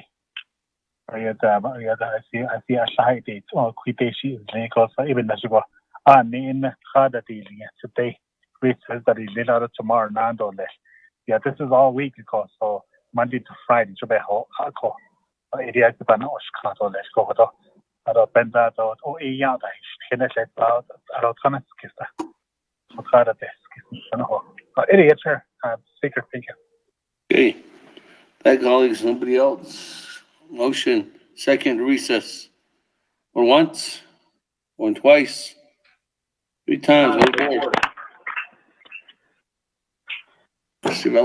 Honorable Elmer Begay. Vote red. Honorable Elmer Begay votes red. Honorable Keelan Begay Jr. Wrote red. Honorable Keelan Begay Jr. votes red. Honorable Paul Begay Jr. Paul Begay votes red. Honorable Paul Begay Jr. votes red. Honorable Nathaniel Brown. Delegate Brown votes green. Honorable Nathaniel Brown votes green. Honorable Gina Charles Newton. Charles Newton votes red. Honorable Eugenia Charles Newton votes red. Honorable Amber Knussbach Crotty. Delegate Amber Knussbach votes green. Honorable Amber Knussbach Crotty votes green. Honorable Herman Daniels Jr. I vote green. Honorable Herman Daniels Jr. votes green. Honorable Mark Freeland. Red.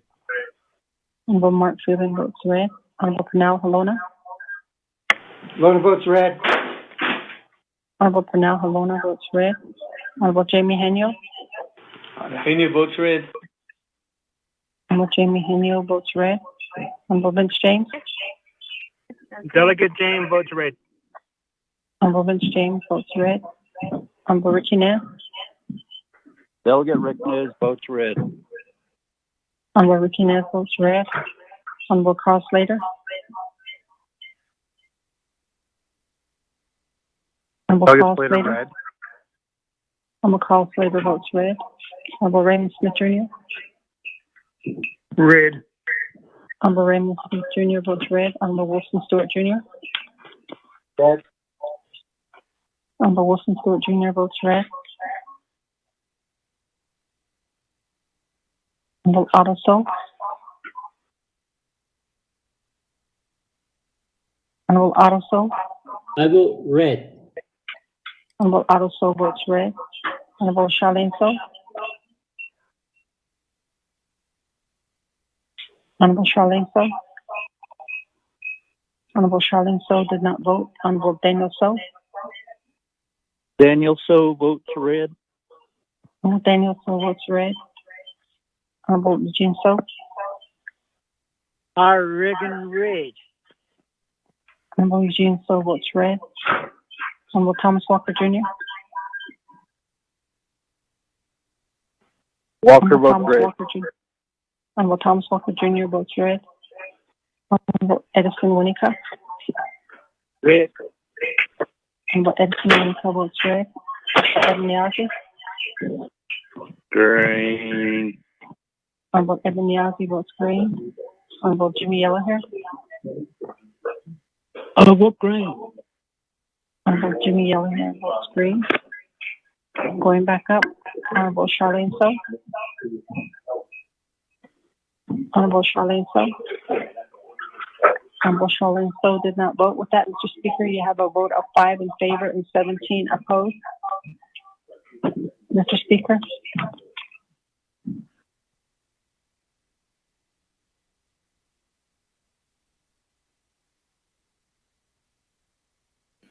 Thank you. That, a motion, 5 in favor, 17 opposed, to recess at 5, what did I say, 4:54? Okay, motion fails. Right, colleagues, on to the next legislation. 1, 2, 3, 4, 5 legislations left, colleagues. Legislation 0141-20. Mr. Platero, if you could read it into the record. Mr. Speaker, members of the council, traffic number 0141-20, naturally related budget finance and safety committee, commission council, approving supplemental funding for the supplemental in the total amount $447,166 to the National Election Administration Office. Can't hear him. Section 8. Speaker, can't hear him. Hear me now? Okay, we're having technical difficulties. Can you hear me? Yeah. Can anybody hear me? Loud and clear, Speaker. Hey, Can you hear me? okay. Mr. Speaker, members of the council, tracking number 0141-20, an action relating to budget and finance and updating committee and the Navajo Nation Council approving supplemental funding from the unreserved and designated fund balance in the total amount of $447,166 to the Navajo Election Administration Office, waiving 12 NOC sections 820E and 820F of the Appropriations Act. We do have an amendment from the Budget and Finance Committee as part of the consideration, but same with the recommendation that it be passed with 2 amendments. Line 12, paragraph D, delete paragraph. On page 3, line 12, paragraph D, delete language is awaiting the required review. Insert a memorandum is provided in 12 NCs 820M as exhibit B. 2, on page 4, line 7, insert new section as follows. Section 5, approval of carryover of funds into fiscal year 2021. The Navajo Nation Council authorizes and approves the carryover into fiscal year 2021 for the supplemental appropriation. Navajo Nation Council Rules of Order Rule 9 legislation.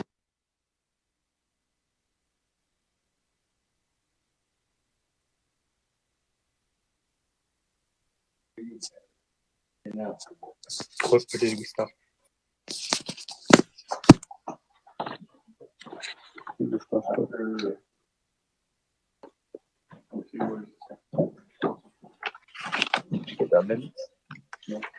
Mr. Speaker, this legislation came with amendments. The amendments are from Budget and Finance Committee, has had under consideration, reports the same with the recommendation that it do pass with 2 amendments. 1, on page 3, line 12, paragraph D, delete language is awaiting the required review. Insert a memorandum is provided in accordance with 12-820M as exhibit B. 2, on page 4, line 7, insert new section as follows. Section 5, approval of carryover of funds into fiscal year 2021. The Navajo Nation Council authorizes and approves the carryover funds into fiscal year 2021 for the supplemental appropriation. This is final authority for Navajo Nation Council Rules of Order Rule 9. Legislation has been read into the record by electronic voice recording. Mr. Speaker. That, colleagues, can you hear me? You good?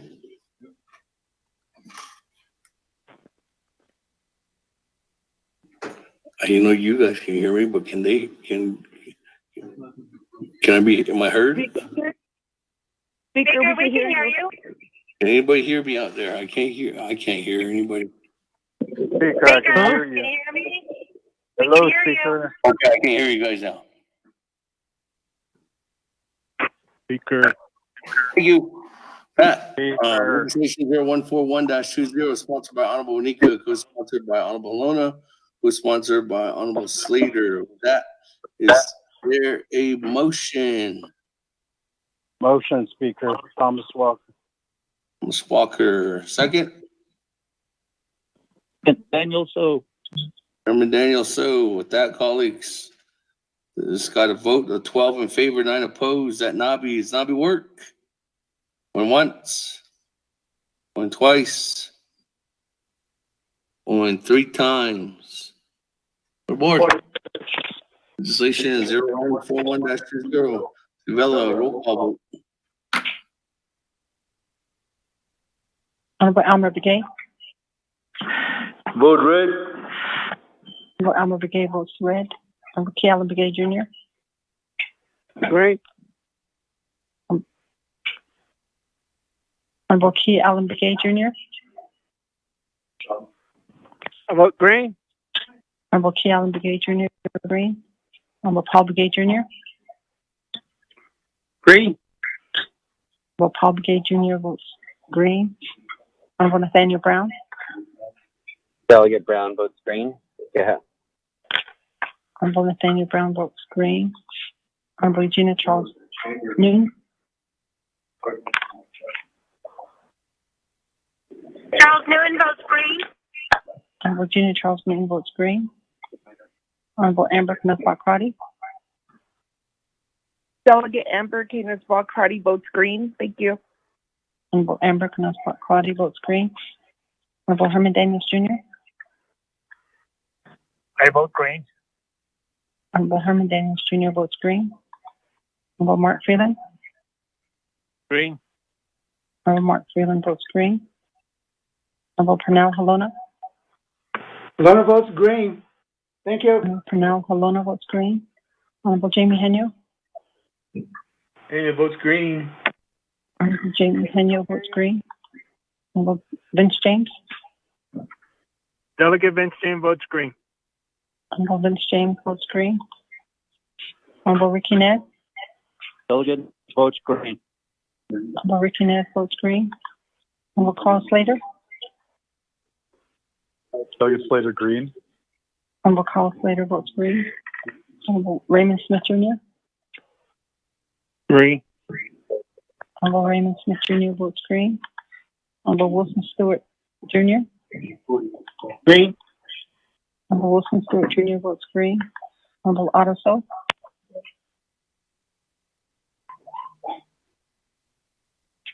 Honorable Otto So. I vote green. Honorable Otto So votes green. Honorable Charlene So. I vote green. Honorable Charlene So votes green.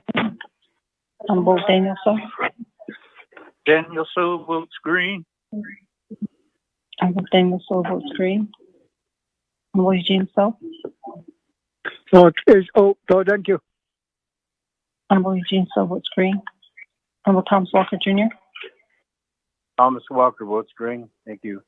Honorable Thomas Walker Jr. votes green. Honorable Edison Monica. Green. Thank you. Honorable Edison Monica votes green. Honorable Edmund Yazzie. Green. Honorable Edmund Yazzie votes green. Honorable Jimmy Yellowhair. I vote green. Honorable Jimmy Yellowhair votes green. With that, Mr. Speaker, you have a vote of 22 in favor and 1 opposed, Mr. Speaker.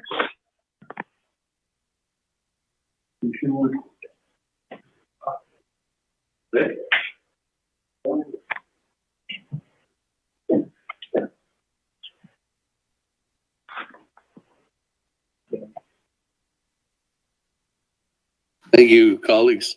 On legislation 0141-20, with a vote of 21 in favor, 22 in favor. 2. 1 opposed. Speaker not voting. Thank you very much, colleagues.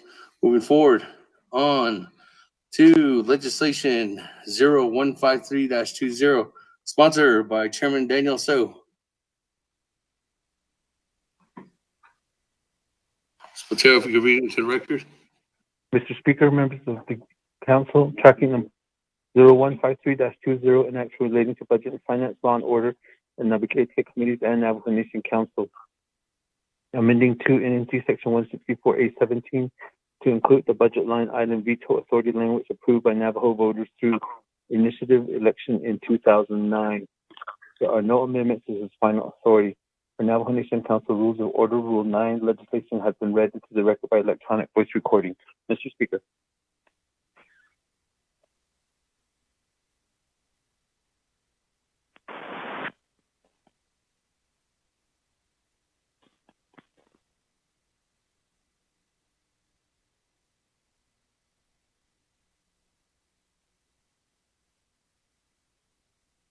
Legislation 0153-20. Is there a motion? Motion, Harona. By myself, Seth Damon. Motion by Honorable Renell Halona. Is there a second? Second, Stewart.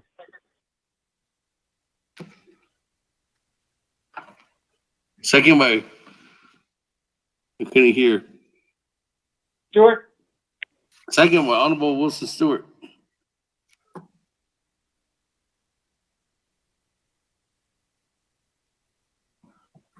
Colleagues, this is 2/3 majority vote. This is vote at Nabi was 19-0.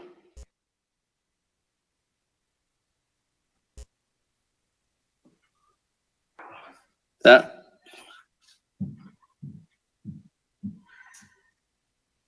well, any comments, questions, colleagues, on legislation 0153-20?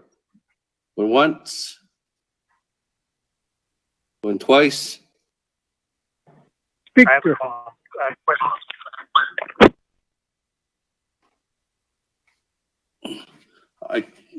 Was that you, Honorable Daniels? Eugene So, too.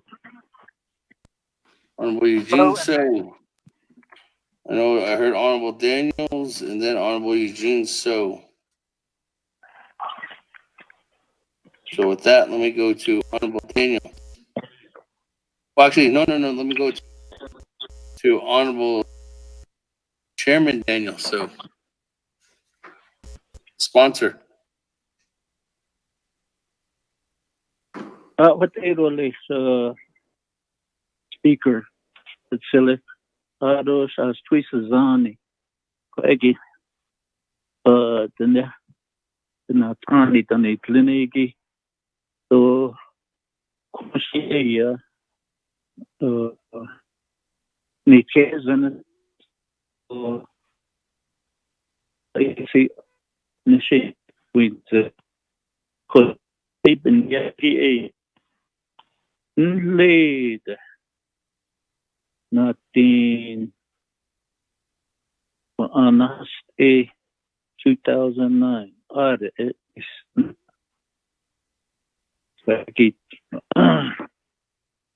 need a petition signed the lago.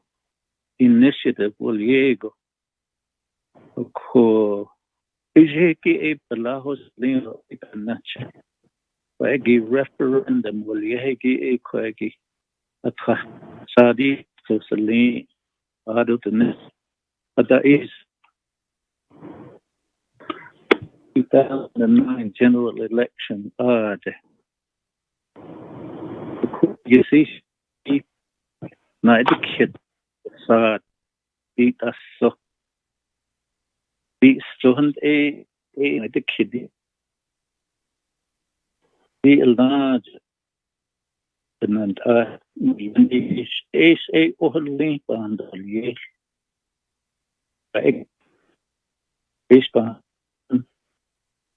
But done I did this, base needed ahigi after with Washington needed Washington niki agisi base of Belana itleho operating budget waliego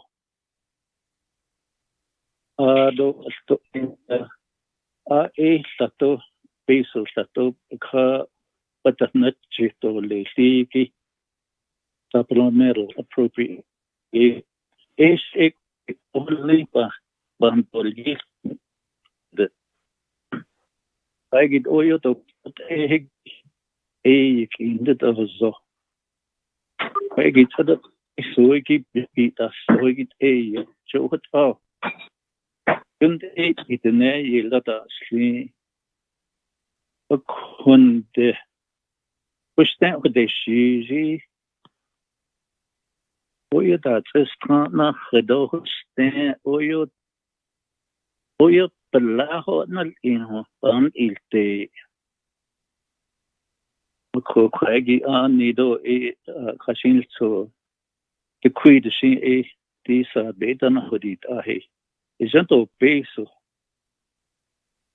kratas totan de ti sa tan hodit ahegi sadigi yekent zoho yandi za ko eben na de shit dish what kwagi larger never mind island lenigi what inigis ni what gosha hajo behadozi junt nisha alanja what it lenigi kwagi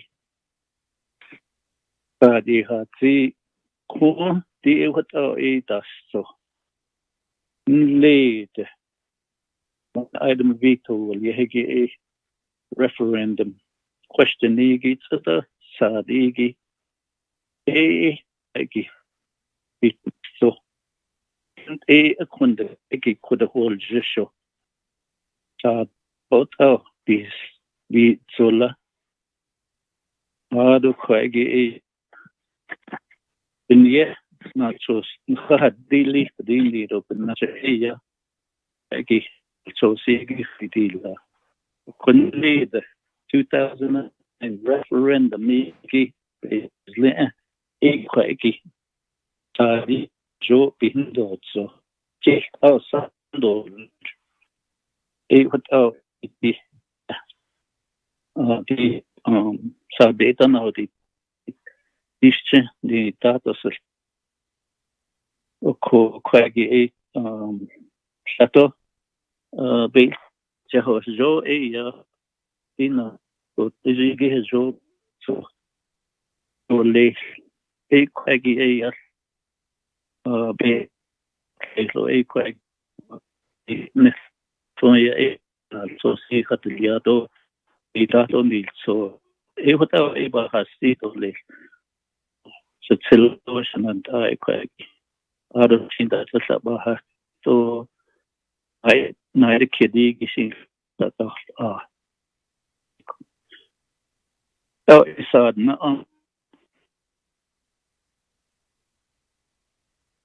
so chile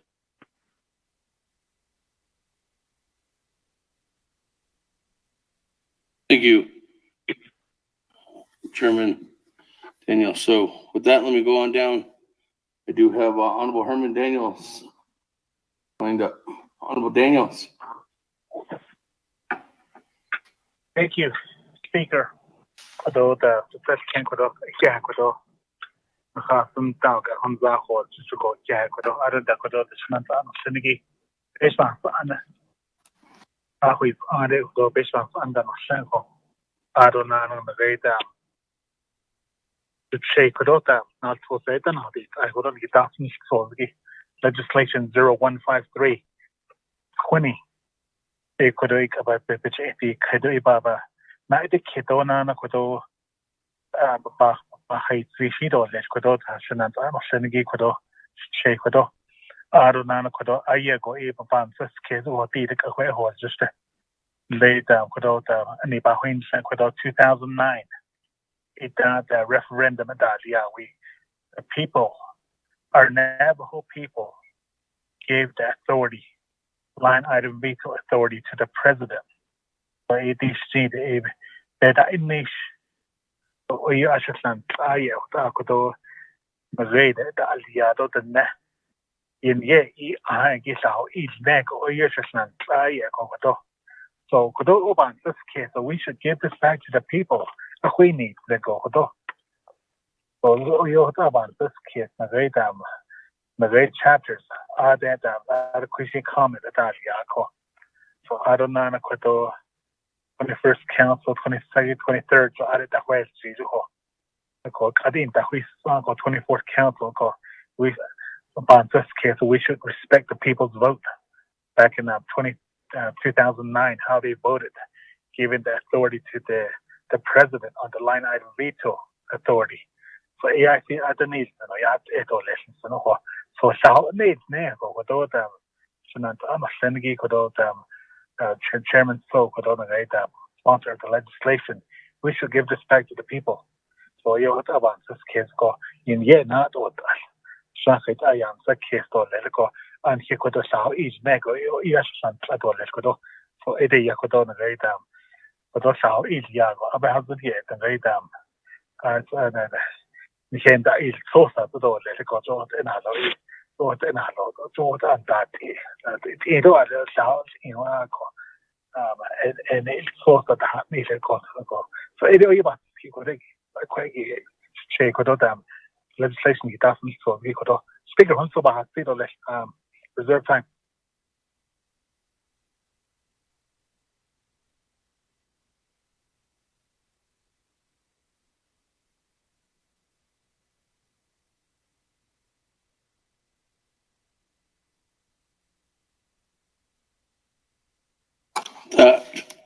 Honorable Daniels.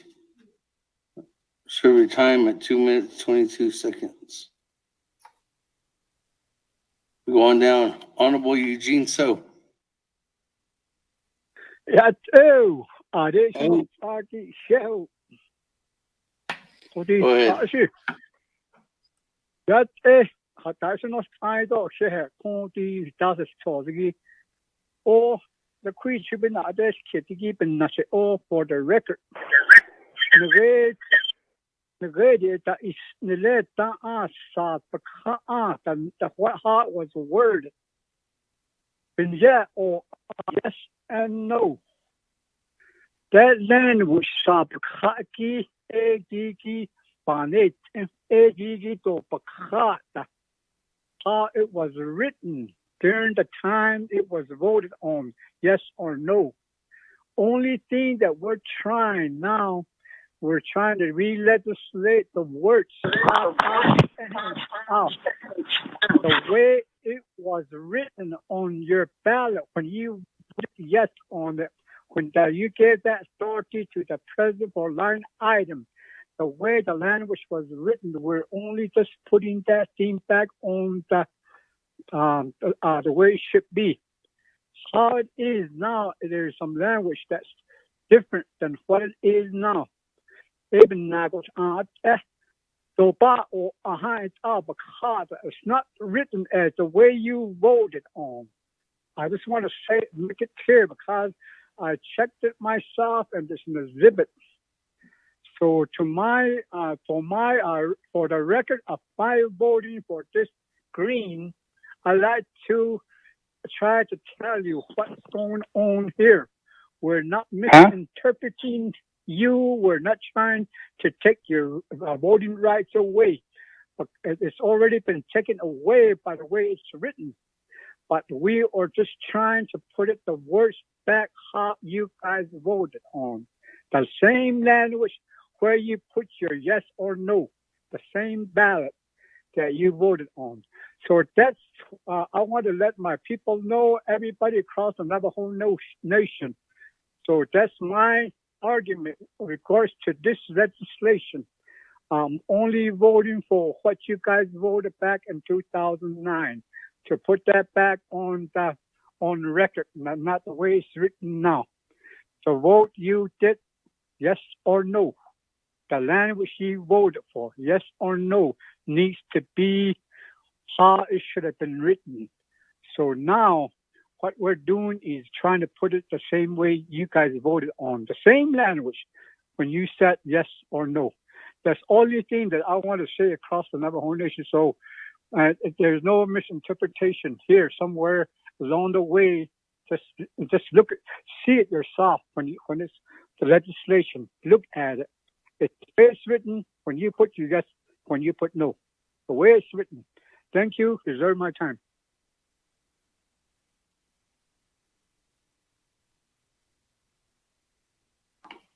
That 1 minute, 58 seconds, Honorable Eugene So.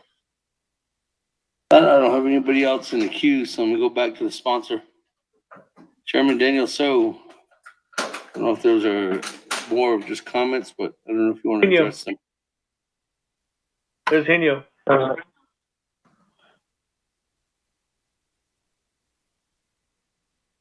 Speaker, thank you. Yes, I appreciate from my chair, Chairman Daniels, Ado, Cecilia, Eugene So, regarding the legislation. I couldn't have said it better than Eugene So. Ado, Eugene So will be my response to Honorable Herman Daniels. The Tilinjono Beenti Kone Nitana you could to Kinfagona as what is attached to this legislation in Exhibit 1. Without a Speaker.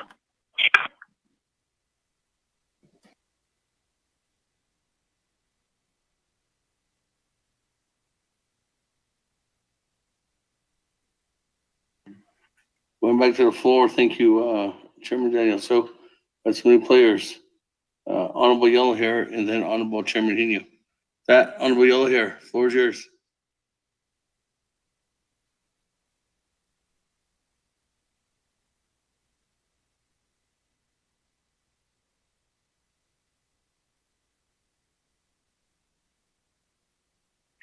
Abani na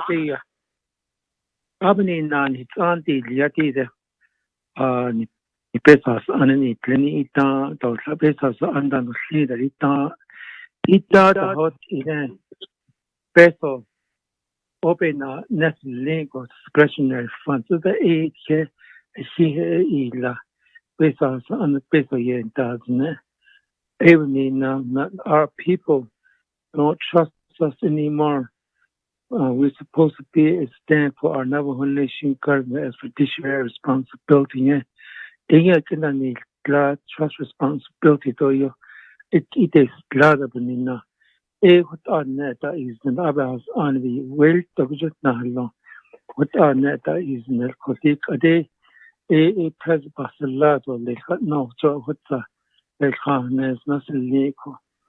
A day, I no, not is the con the street could over yan kita ning sozi by yet kito got to now we communicate this legislation the coco other than panan to yet referendum ya ya yen that you would other say bonnet science so the ko that's a bit the and that in Nico Day, chapter official day. In late 2 more years is about a state yard that's art that's one that the Kundaquare in relation to Hashita donation. We'd like to see what you have. By you. What that question on said, thank you. What about Hashita? Reserve my time.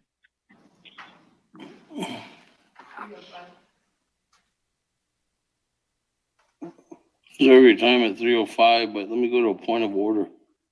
Honorable Eugene So. Point of order.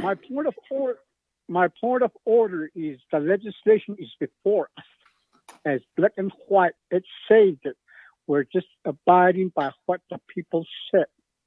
Let's put the language where they voted, how they voted. So to auto never gonna shun. Don't make it second thoughts. This is just written right there. That's my point of order.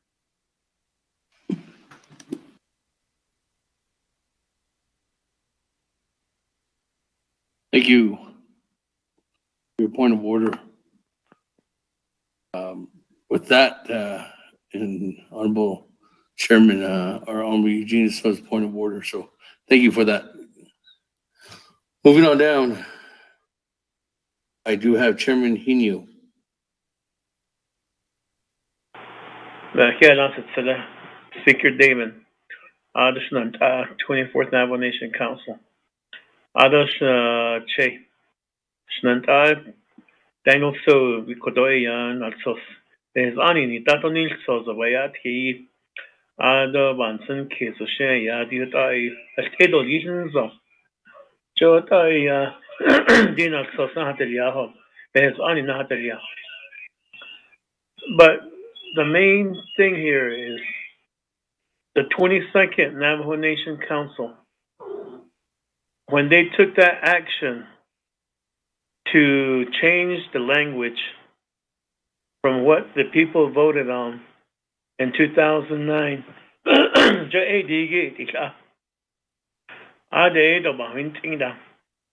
when they made that change and put what's currently in the code now. What's currently in the code is not what the people voted on. So the 22nd Council that made that change without receiving any type of authority from the people.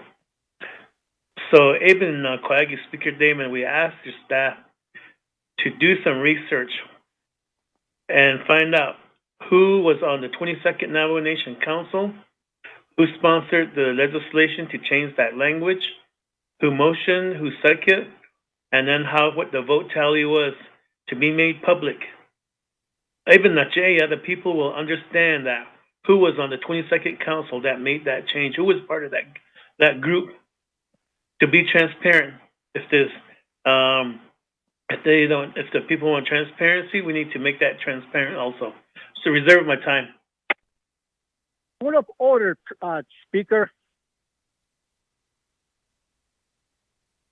Point of order by Honorable Eugene So. It's easily understood the legislation should not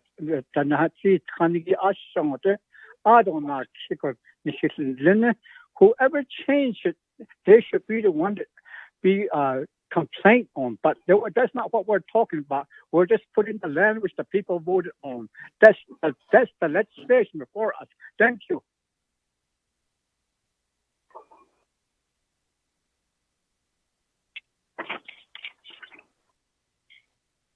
Speaker, Point of order.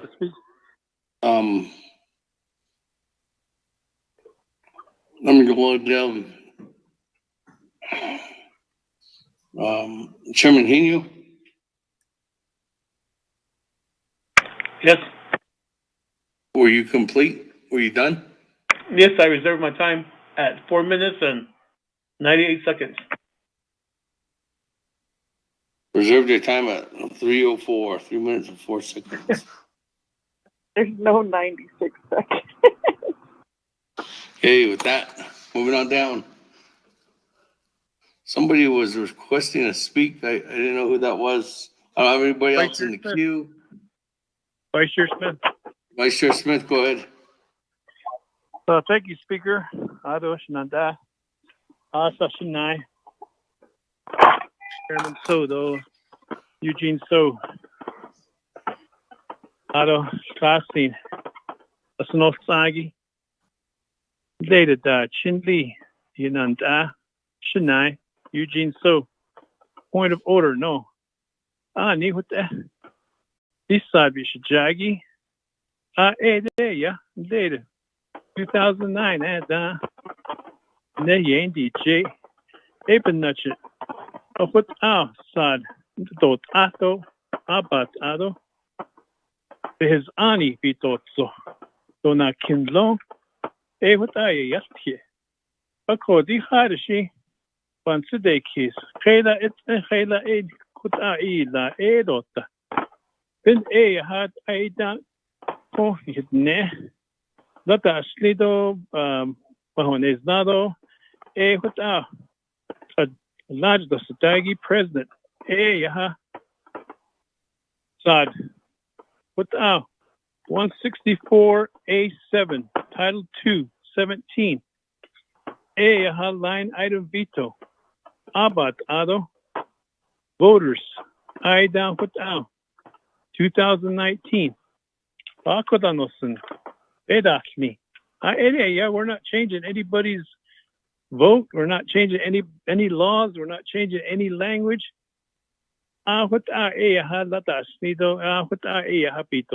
it. So na kin leader.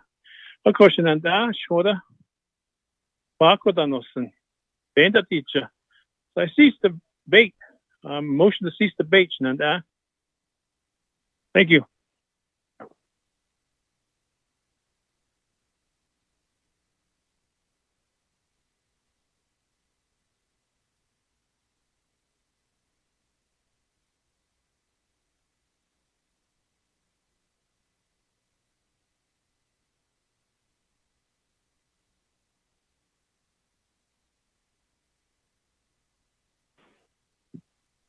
That colleagues, I have one individual against the legislation, one individual for the legislation, one that's mixed, and one that was asking questions. So with that, there's a balance on legislation 0153-20. So I can recognize that cease debate motion by Vice Chair Smith. Motion to cease debate on legislation 0153-20. Is there a second? Second, Alona. Second by Purnell Alona. Honorable Purnell Alona. Point of order. Point of order by Delegate Daniels. Point of order by Chairman or by Honorable Herman Daniels. What's your point of order, Honorable Daniels? Speaker, I raise a point of order. We just started the debate here on the legislation 0153. On this legislation, we just started the debate here. So I don't know why you're calling for a cease debate. Honorable Daniels, Council rules of order say that if cease debate motion, Speaker can recognize that cease debate motion if there's a balance. And right now there is a balance. And that's the reason why I'm recognizing the cease debate motion. And there is nobody else in the queue. If I had like 10, 15 people in the queue, then I would recognize that. But as of right now, there's nobody in the queue. Honorable Daniels, with that, I recognize that cease debate. Moving forward. No discussion on cease debate. Or question of privilege, Speaker, this is Delegate Crotty. Madam Chair, Amber Crotty, question of privilege. Go ahead. Speaker, I realize you recognize the motion in the second, but if there's no one in the queue, moved on to voting for the main motion, just help me explain this decision. Thank you. Well, there's nobody in the queue right now, but it would have to go back to reserve time. And right now, individuals that have reserved time are Honorable Daniels, Honorable Eugene So, Honorable Jimmy Yellow Hair, and Honorable Chairman Hina. Those 4 individuals that spoke already. So I'd go back to them, Madam Chair. Question of privilege, Delegate Nez. Question of privilege by Chairman Rick Nez. Mr. Speaker, I would like to request the legislation that changed on the 22nd council requesting, even after or before, doesn't matter. Thank you. Okay. I can give that question because that was a request before too as well, so.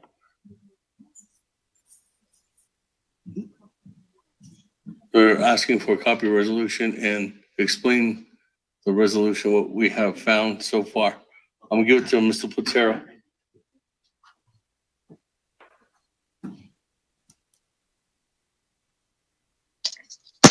Mr. Speaker, members of the council, we are still trying to find information from 2011.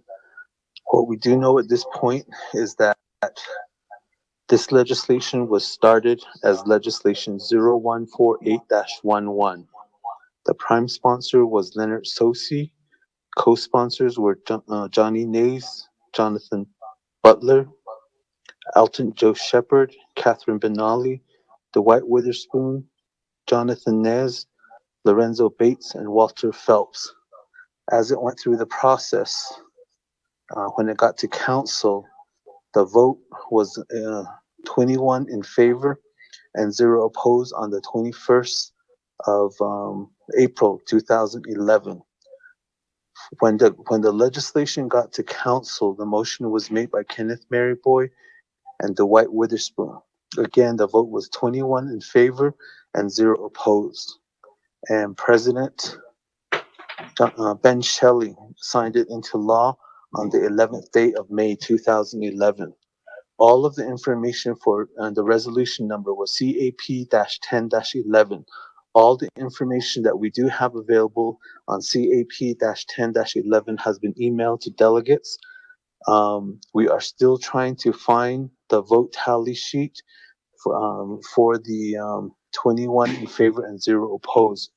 At the time in 2011, the vote tallies were not attached to votes. Vote tally, when I came about 8 years ago, we started probably in the second year after I came to attaching all of those to make it a part of the permanent record. But before I came, I could not speak for what procedures they had in place. So we are still trying to get a copy of that. The big issue that we're having is the system that is our voting system was updated, and that information is under a different system, and we haven't been able to retrieve that information. Mr. Speaker.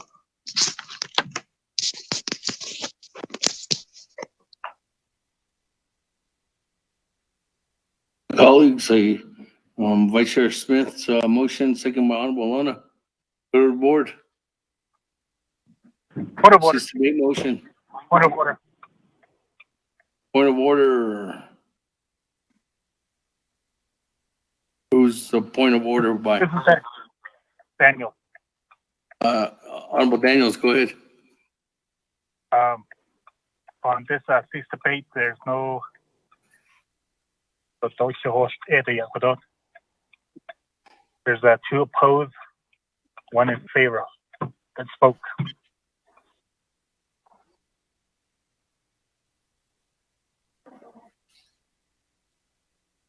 Speaker.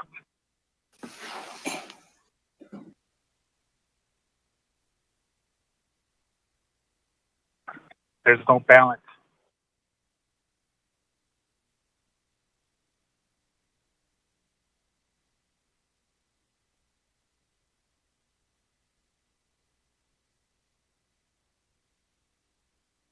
I have the balance as 1 and 1, and then one had questions and the other one had just concerns. Honorable Daniels, and that's the way I read it. So I did accept the motion to cease debate, Honorable Daniels. So with that, moving forward. Vote.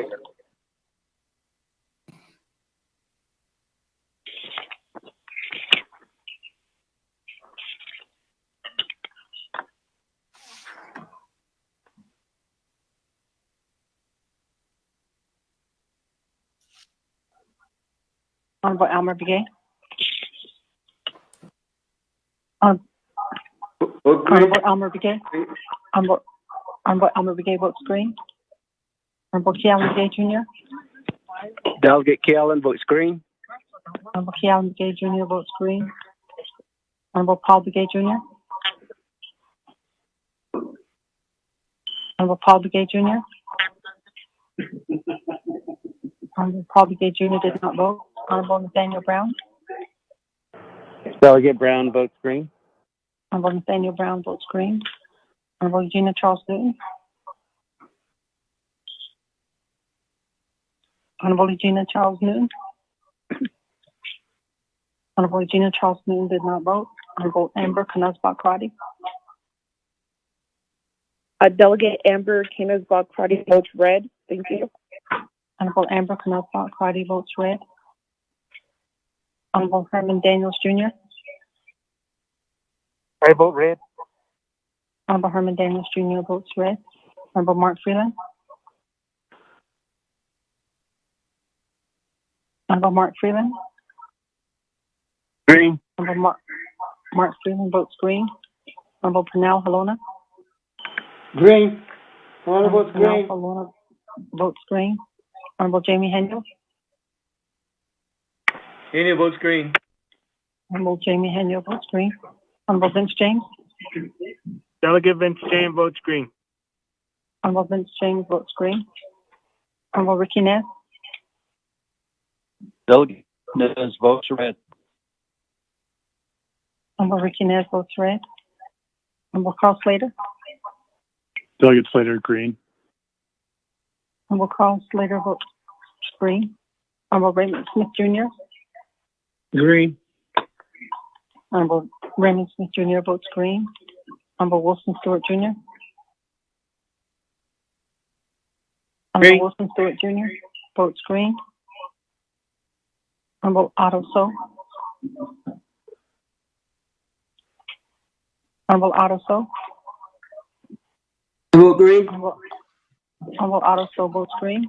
Honorable Charlene So. Honorable Charlene So.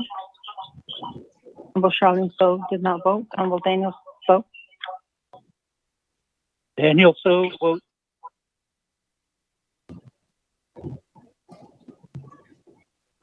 Honorable Daniel So.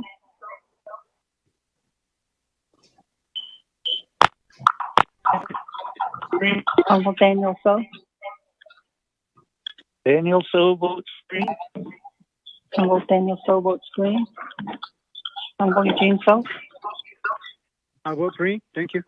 Honorable Eugene So votes green. Honorable Thomas Walker Jr. Walker votes green. Honorable Thomas Walker Jr. votes green. Honorable Edison Winica. Honorable Edison Green. Winica. Honorable Edison Winica votes green. Honorable Edmund Yazzie. Green. Honorable Edmund Yazzie votes green. Honorable Jimmy Yellowhair. Honorable Jimmy Yellowhair. Honorable Jimmy Yellowhair votes red. Going back up, Honorable Paul Begay Jr. There's no. Paul Begay votes red. Honorable Paul Begay Jr. votes red. Honorable Eugenia Charles Newton.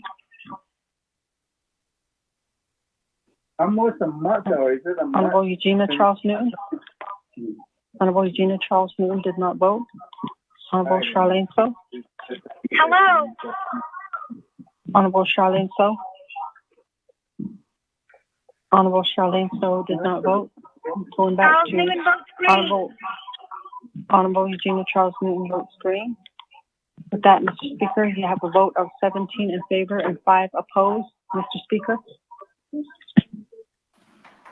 Thank you, Ms. Cabello. With that, colleagues, 17 in favor, 5 opposed, motion carries to cease debate. With that, go to board on legislation 0153-20 on the main motion.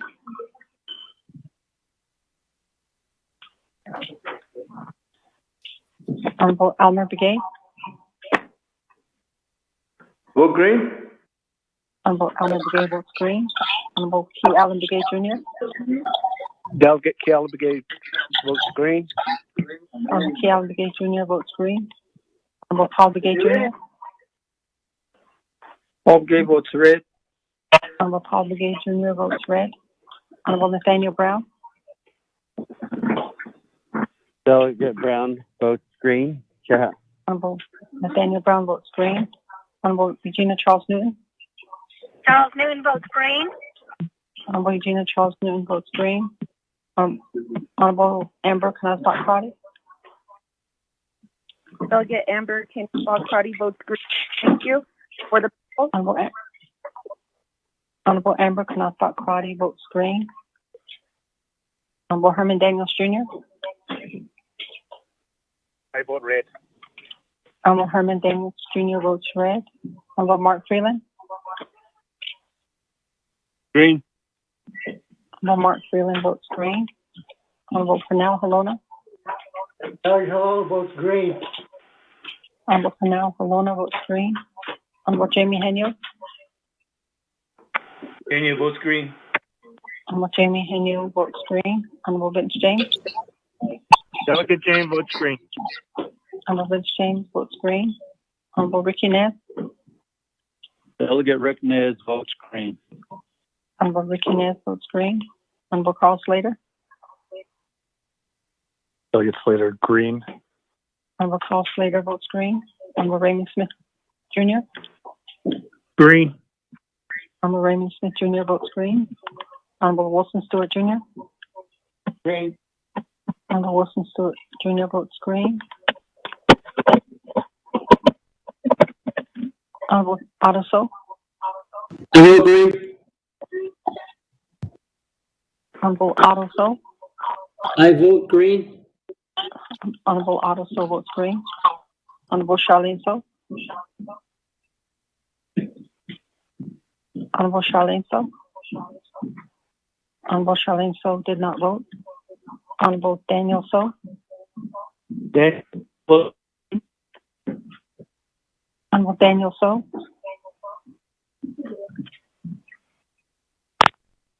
Also votes green. Honorable Daniel So votes green.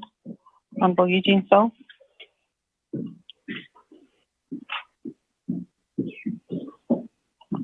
Honorable Eugene So. Vote green. Thank you. Honorable Eugene So votes green. Honorable Thomas Walker Jr. Walker votes green. Honorable Thomas Walker Jr. votes green. Honorable Edison Winika. Honorable Edison Winika. Honorable Edison Winika did not vote. Honorable Edmund Yazi. Red. Honorable Edmund Yazi votes red.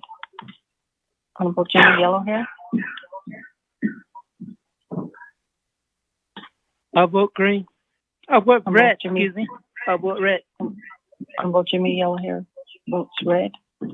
Going back up, Honorable Charlene So. Honorable Charlene So. Okay. Honorable Charlene So did not vote. Honorable Edison Winika. Honorable Edison Winika. Votes green. Honorable Edison Winika votes green. With that, Mr. Speaker, you have a vote of 18 in favor and 4 opposed. Mr. Speaker.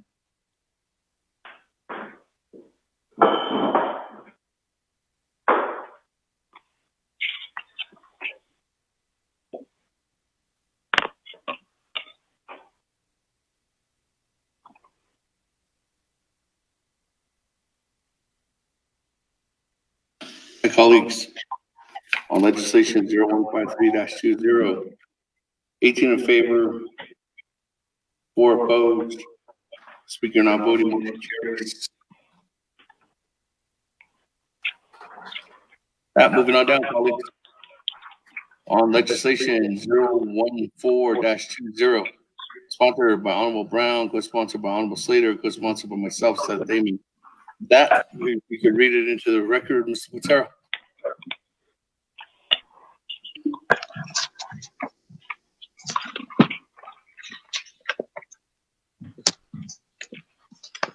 Mr. Speaker, members of the council, tracking number 0140-20, and action related to the Health Education and Human Services Committee, Navigator Committee, and the Navajo Nation Council proclaiming third week in June as the NAPRIDE week on a recurring annual basis.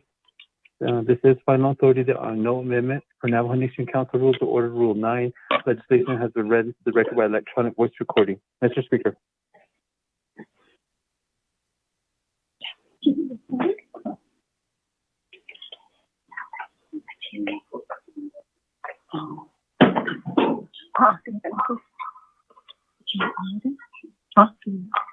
That, colleagues.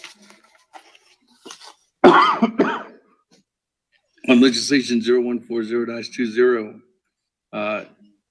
majority, colleagues is, and Nabi is 12 in favor, 9 opposed. Can I get a motion? Freeland. Motion by Honorable Freeland. Is there a second?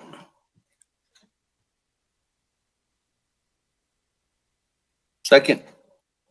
So, Once. second, sir. Oh, so that, colleagues, does not be work. Or once, or twice, or 3 times. Someone say something. Okay. That. Go to board.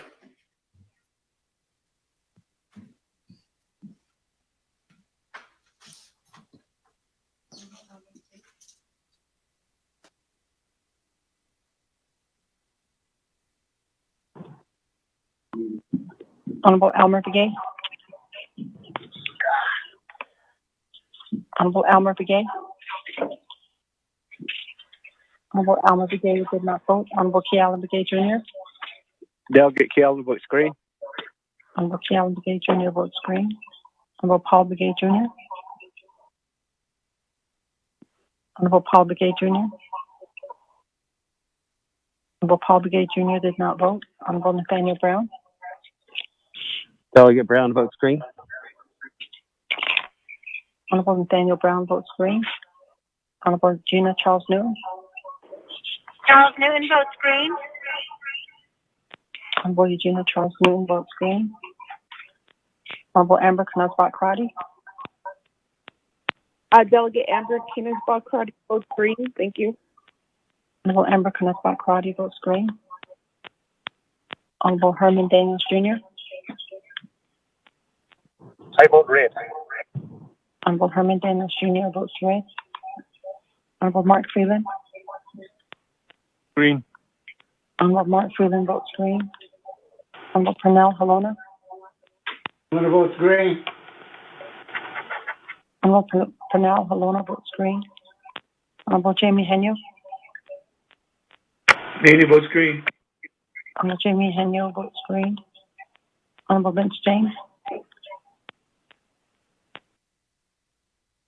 Honorable Vince James. Honorable Vince James did not vote. Honorable Ricky Nez. Delegate Rick Nez votes red. Honorable Ricky Nez votes red. Honorable Carl Slater. Delegate Slater green. Honorable Carl Slater votes green. Honorable Raymond Smith Jr. Red. Honorable Raymond Smith Jr. votes red. Honorable Wilson Stewart Jr. Red. Honorable Wilson Stewart Jr. votes red. Honorable Otto So.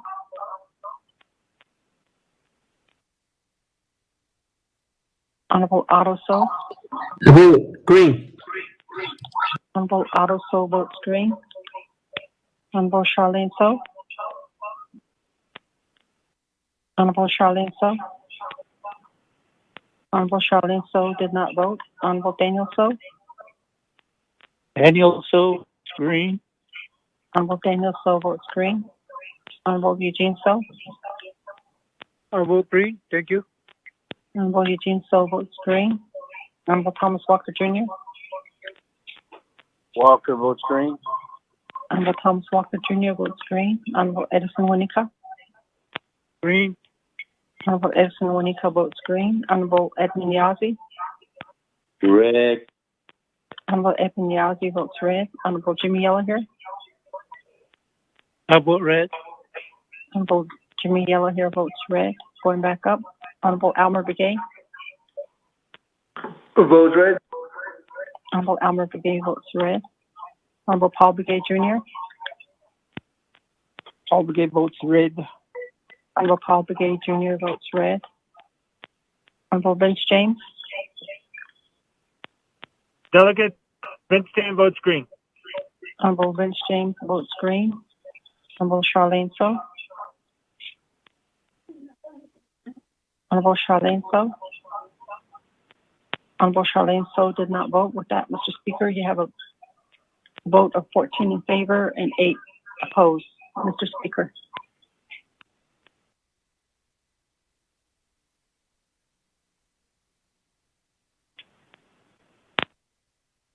That colleagues, legislation 0140-20, final authority here at Navajo Council.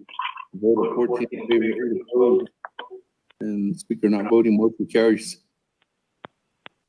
That, moving on down, legislation 0157-20. Mr. Platero, if you could read that into the record.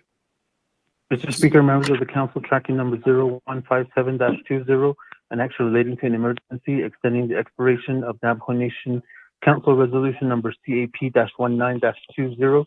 There are no amendments. This is final authority. For Navajo Nation Council Rules of Order Rule 9, legislation has been read into the record by electronic voice recording. Mr. Speaker.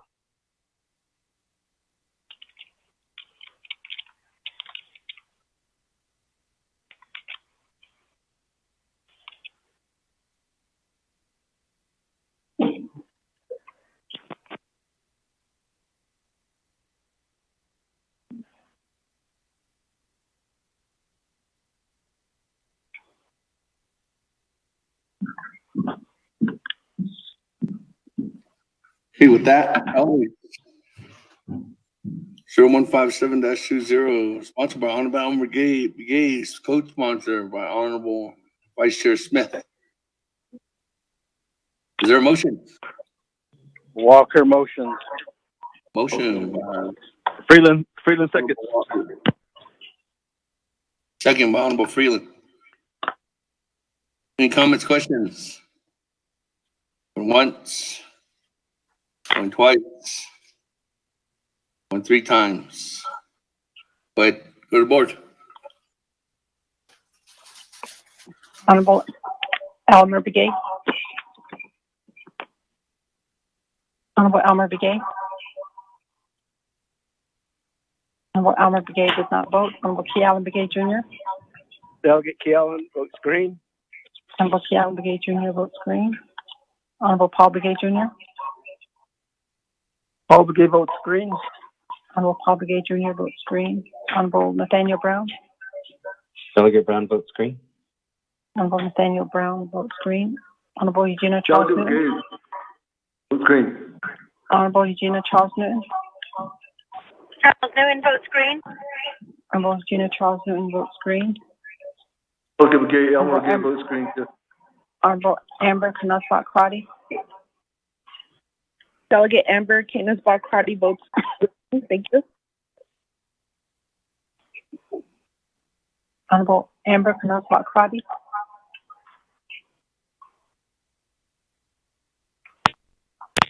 Delegate Amber Knusbach Crotty votes green. Thank you. Honorable Amber Knusbach Crotty votes green. Honorable Herman Daniels Jr. I vote green. Honorable Herman Daniels Jr. votes green. Honorable Mark Freeland. Green. Honorable Mark Freeland votes green. Honorable Pernell Halona. Halona votes green. Honorable Pernell Halona votes green. Honorable Jamie Henyo. Henio votes green. Honorable Jamie Henyo votes green. Honorable Vince James. Delegate Vince James votes green. Honorable Vince James votes green. Honorable Ricky Ness. Honorable Raymond Smith Jr. votes green. Honorable Wilson Stewart Jr. Honorable Wilson Stewart Jr. Honorable Wilson Stewart Jr. did not vote. Honorable Otto So. Honorable Otto So. I vote green. Honorable Otto So votes green. Honorable Charlene So. I vote green. Honorable Charlene So votes green. Honorable Daniel So. Daniel So votes green. Honorable Daniel So votes green. Honorable Eugene So. Green, oh, yeah. Honorable Eugene So votes green. Honorable Thomas Walker Jr. Walker votes green. Honorable Thomas Walker Jr. votes green.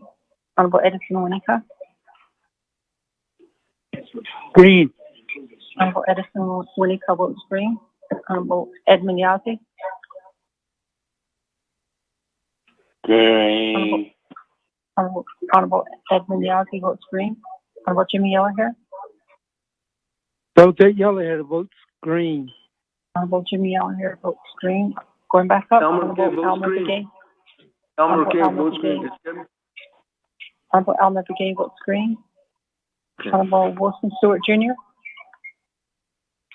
Green. Honorable Wilson Stewart Jr. votes green. With that, Mr. Speaker, you have a vote of 23 in favor and 0 opposed.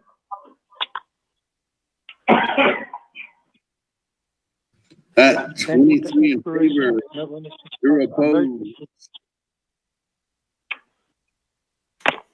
Chair no vote. Oh, you're not voting. Motion carries. Moving on down, legislation 0160-20. Mr. Platero, you could read into the record. Mr. Speaker, members of the council, tracking number 0160-20, an action relating to an emergency requesting Congress to extend the deadline for Native American veterans to file for U.S. Veterans Administration disability claims and claims against the Indian Health Service for substandard medical care. This is final authority. There are no amendments. For Navajo Nation Council Rules of Order, Rule 9, legislation has been read into the record by electronic voice recording. Mr. Speaker. Motion, Delegate Nez. Motion, Eugene So. Second by Delegate Brown.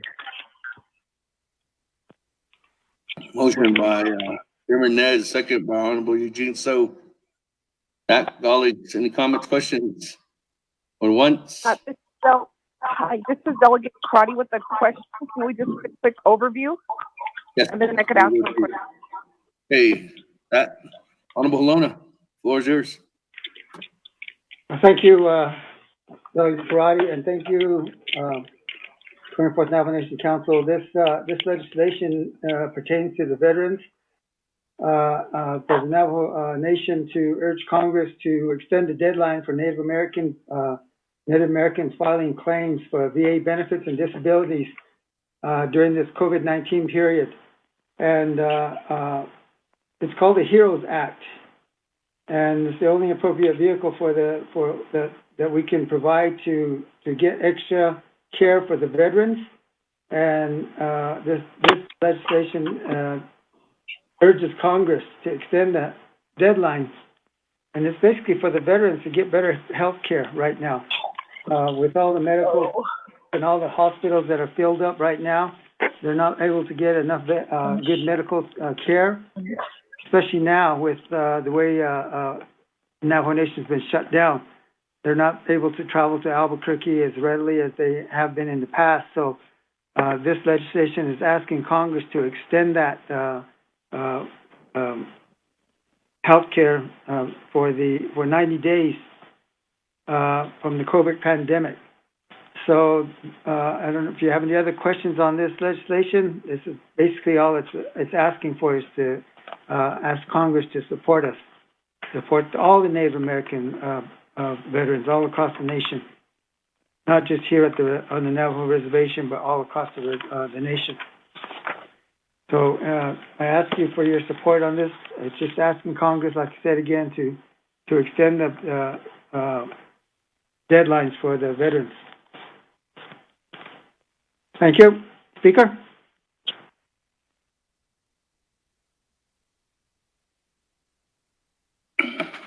Thank you. That, I'm Chair Crotty. Thank you, Speaker. The sponsor, Delegate Halona. My question is, in terms of Navajo Nation Department of Veterans Administration, help me understand how they play a part in assisting veterans to meet their benefit requirements, and what steps because of what I'm trying to find out is if it's IHS, the question of IHS care, do we not have an issue with Veterans Affairs, or the IHS care that Veterans Affairs is reimbursing? I just need to be clear. Thank you, and I'll reserve my time. Speaker?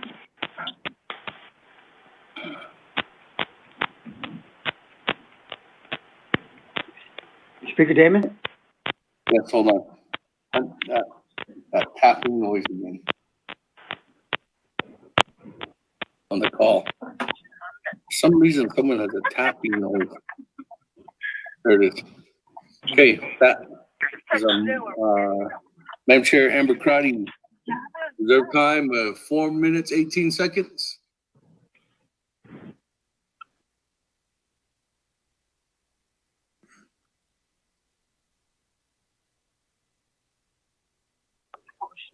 Okay, with that, moving on down. Declare Honorable Vice Chair Smith.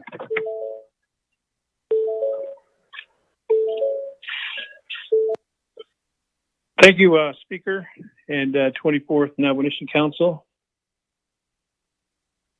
And the legislation that's brought forth as an emergency.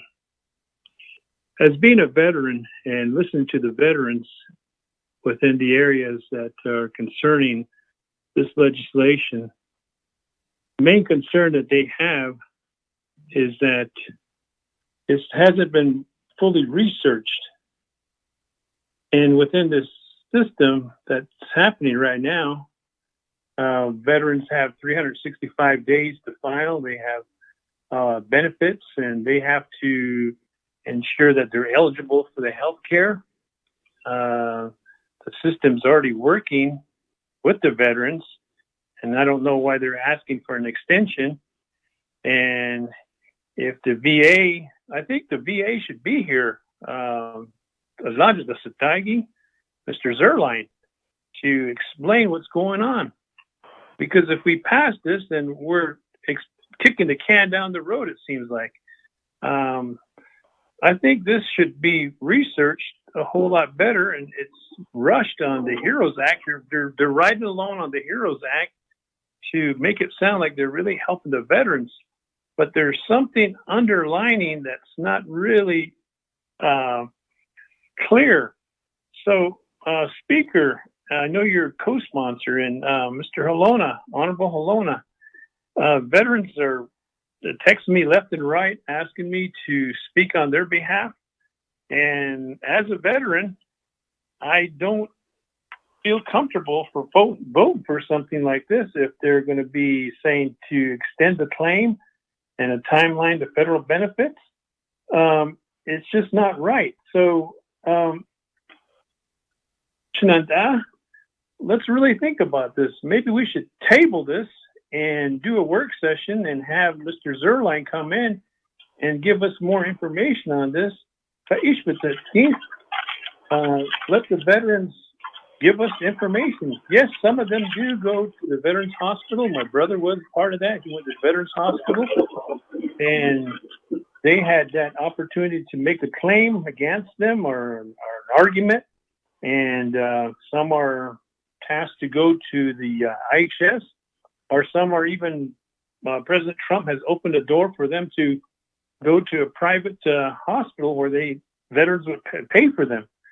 So, Shenandoah, I motion to table this and have a work session to really look into this without just randomly voting on this, without hearing the side of the veterans.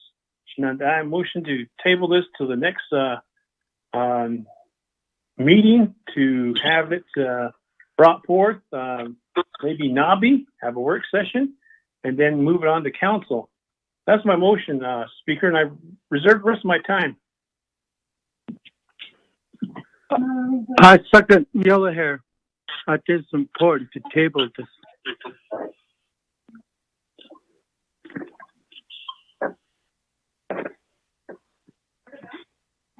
Hey, with that, motion table, Honorable Vice Chair Smith, second by Honorable Yellow Hair.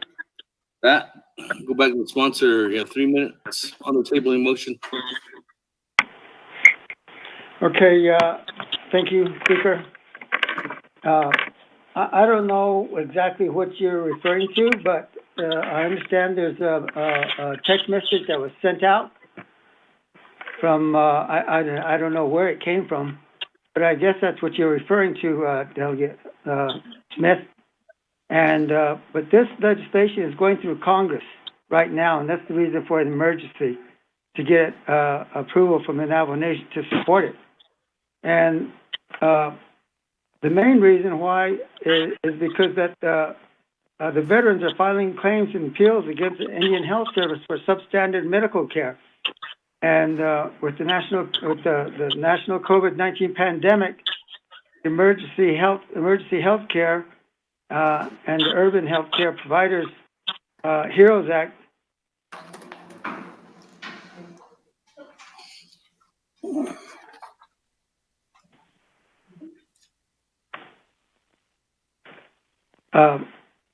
are you still there? Yes. Okay. We're still here. Mute off. So this is the reason, the main reason why we're doing an emergency legislation is because it's already flowing through the Congress, and we just want to support it so that the veterans can get better health care all the way through, and not have get cut off with having to be going to IHS and get substandard health care. That's what this bill is about. I don't know any other way to explain that. It's just plain, pure, and simple that it's a good proposal for the the Native American veterans for better health care and health service all across the board. That's what this bill is about. And so, like I said, there's no other way I can explain this. Where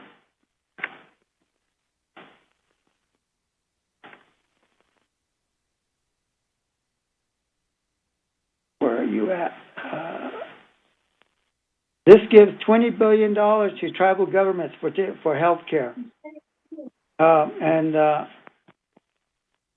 Navajo Nation Vet Advisory supports this and passed this resolution on Friday. The Navajo Nation Vet Advisory supports this and passes on Friday. So I don't know where you're coming from and who's telling you that this is not a good bill, it's not a good health care legislation. And I did text Zerline to see if he was going to be able to get on the line, but I haven't been able to get a hold of him today.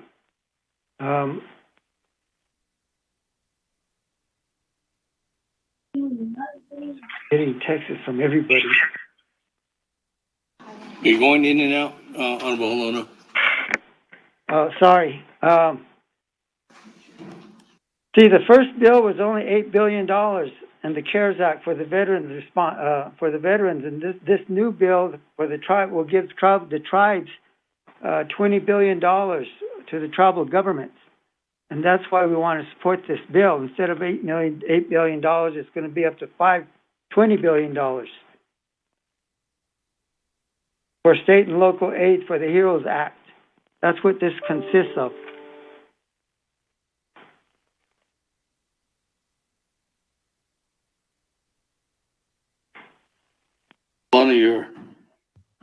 You keep going in and out. I'm sorry, sir. I didn't know what's wrong with the telephone here, but this bill is pretty much has to do with the COVID response, and so the funding will come to the veterans, the Native Americans across the across the United States, not only for here the veterans on the Navajo Nation, but all across the United States.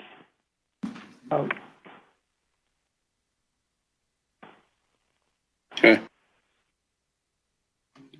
Holona, that's your 3 minutes right there. Speaker, did you hear me? Yes, that's your 3 minutes right there. That, colleagues, order board, tabling motion on legislation 0160-20.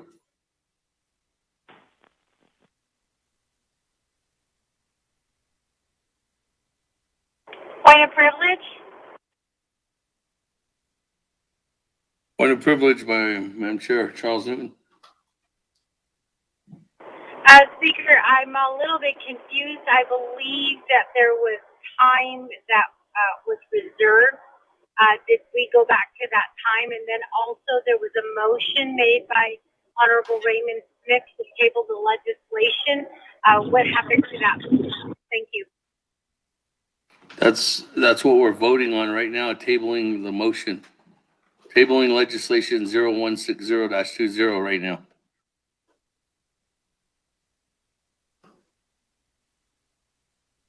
Go ahead.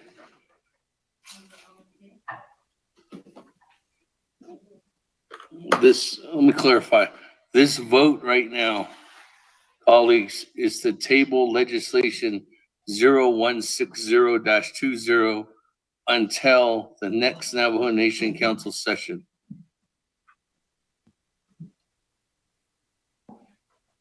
Go ahead.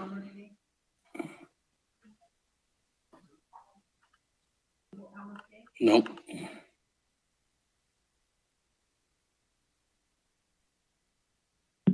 Honorable Elmer Begay. I vote green. Honorable Elmer Begay votes green. Honorable Key Allen Begay Jr. Honorable Key Allen Begay Jr. Honorable Key Allen Begay Jr. did not vote. Honorable Paul Begay Jr. Honorable Paul Begay Jr. Honorable Paul Begay Jr. did not vote. Honorable Nathaniel Brown. Delegate Brown votes red. Honorable Nathaniel Brown votes red. Honorable Eugenia Charles Newton. Honorable Eugenia Charles Newton.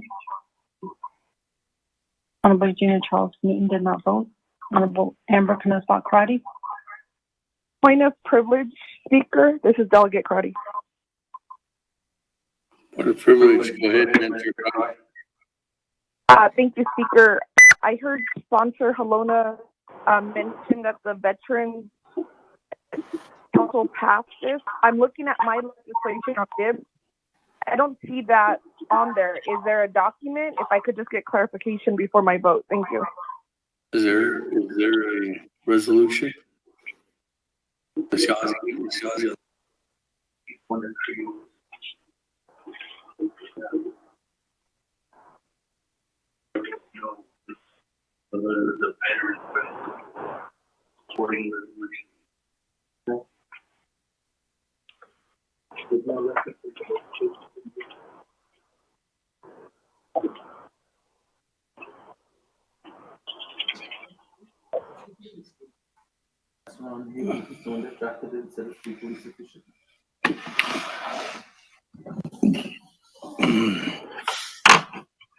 As of right now, I don't have anything that's attached to the legislation. Ms. Barbara, Mr. Ron Haven around, he's the one that drafted the legislation. Was there a supporting document from the Navajo Nation Veterans Council or the administration?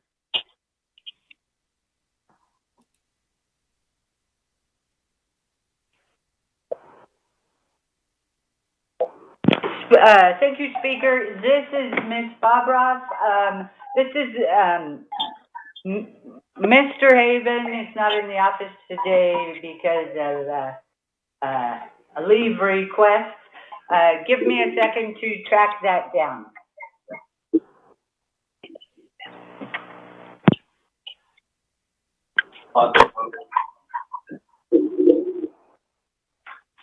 Honorable do you have some document from the veterans?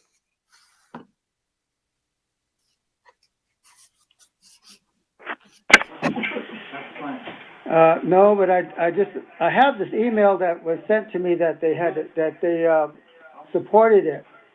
It says the Navajo Nation Vet Advisory supports this and passed a resolution on Friday.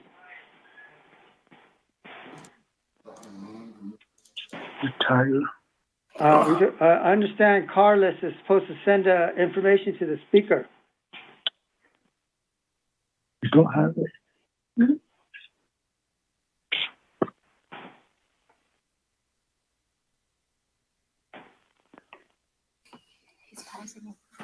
As of right now, I don't have anything. Keep going on the vote.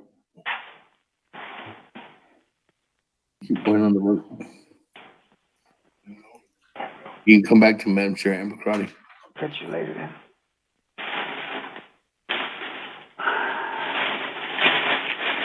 Honorable Herman Daniels Jr. Honorable Herman Daniels Jr. Honorable Herman Daniels Jr. did not vote. Honorable Mark Freeland. Red. Honorable Mark Freeland votes red. Honorable Pernell Halona. Honorable Pernell Halona. Honorable Pernell Halona did not vote. Honorable Jamie Henyo. Hey. Red. Honorable Jamie Henyo votes red. Honorable Vince James. Delegate James votes green. Honorable Vince James votes green. Honorable Ricky Ness.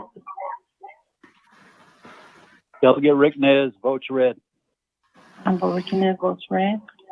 Honorable Carl Slater. Delegate Slater red. Honorable Carl Slater votes red. Honorable Raymond Smith Jr. Really don't. Honorable Raymond Smith Jr. I took that as a cover memo. And then the other one is. Honorable Raymond Smith Jr. did not vote. Green. Green. Honorable Raymond Smith Jr. votes green. Honorable Wilson Stewart Jr. Red. Honorable Wilson Stewart Jr. votes red. Honorable Otto So.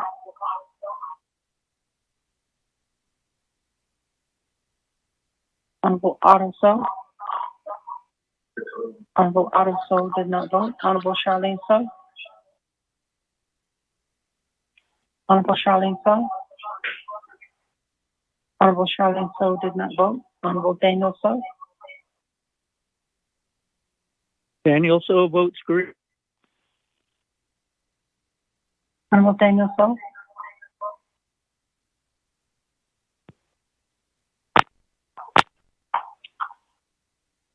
Honorable Daniel So.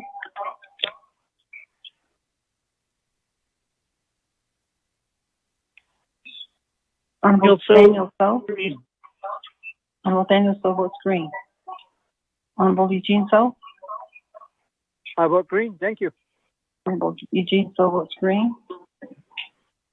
Honorable Thomas Walker Jr. Honorable Thomas Walker Jr. Honorable Thomas Walker Jr. votes red. Honorable Edison Winika. Red.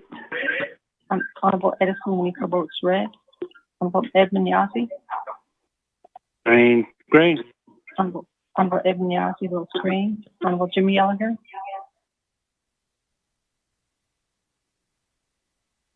Honorable Jimmy Gallagher.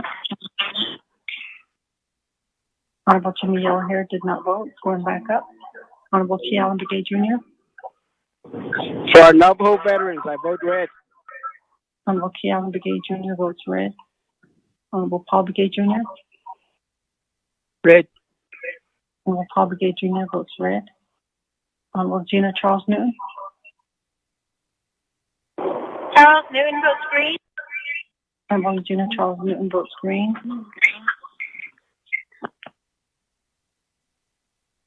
Honorable Amber Canesbach Crowdy. Delegate Amber Canesbach Crowdy will vote red. Thank you. Please send me that email, Delegate Halona. Honorable Amber Canesbach Crowdy votes red. Honorable Herman Daniels Jr. I vote red. Honorable Herman Daniels Jr. votes red. Honorable Pernell Halona. Red. Honorable Pernell Halona votes red. Honorable Otto So. Red. Honorable Otto So votes red. Honorable Charlene So. Honorable Charlene So. Honorable Charlene So did not vote. Honorable Jimmy Yellowhair. Vote red. Honorable Jimmy Yellowhair votes red. With that, Mr. Speaker, you have a vote of 7 in favor and 15 opposed. Okay, with that, colleagues. Oh. 7 in favor, Speaker, this is Delegate 15 Brown. opposed. Motion, speaker not voting, motion fails on the tabling motion. That, colleagues, I don't have anybody else on the board. Let me go back to reserve time. Madam Chair, Amber Crotty, 4 minutes, 18 seconds. Speaker, I'll waive my time, but I do request those documents. Thank you. I appreciate this legislation.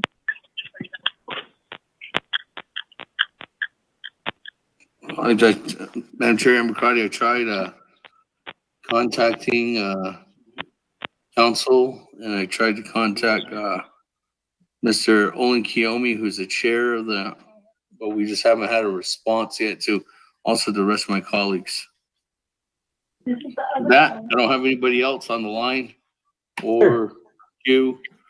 So when once. Speaker, this is Delegate Sell. Oh, actually, what? Actually, Vice Chair Smith, you have 1 minute and 46 seconds. Thank you, Speaker.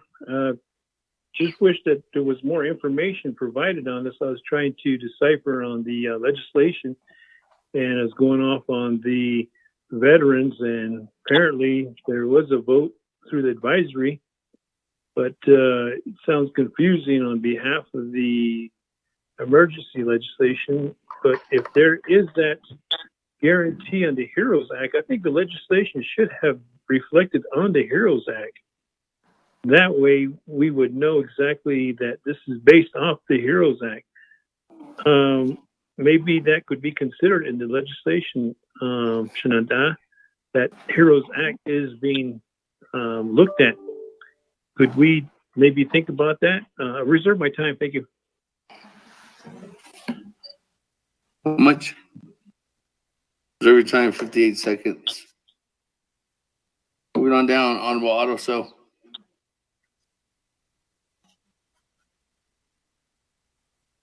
Thank you very much, Speaker, for the time. I don't, Mr. Holona, for this legislation. And deadlines do occur, and deadlines are things that I guess Navajo is really pushed upon. And I guess these deadlines for a Native American, according to the legislation, indicates Native American veterans here on Navajo, filing for an extension for disability claims and or claims against Indian Health Services for substandard medical care. خالي يا خليت إلى خايش بنينا يا أتيت تاتيل كارين ديز تو إن دا بابنا تو هاشين تيجي تنبو واشنطن شيء تو أرو هديت أرو تو سلاف صود از أرو يل هول ندا ولا أكون أشيء أكون هجو تيجي سلاف صون ليني كدو ين دو سوسكي ين دو سوسكي يا به باهوت خز أنيكي بناس تو يلي وكيل أكو أبو هنيت زاغ عن سنتلو أشل شهو أدو عند تشي أشياء نيتي سلاح صوت لا تو بشبيدا هزلاتي تيدت أبي داي نينيكي أكو كواك خز يا كوني هزلاح صوت هز أكو يا هديت سلدنبتنا سلاح صون لنيكي يخنال نشأو هتا يشان يوسن أكو بي نش بي داي أهدون دا ستو يال أدي بهز أن بنكاي نانا كشانو باهن آشك شو دون دا أهديت دا Salat son lini ba tahis kon ba enil zon shi at don hiat hogo or chijo wrote red. That's all I can say. If you don't agree with this legislation, just vote red. Well, you know, you have that record to reflect that. Ope need Nathanson Shinan she drop things and not so and lead Cabin in ye had that neck, but aho anant di ahi banasto yes you see yawa kid.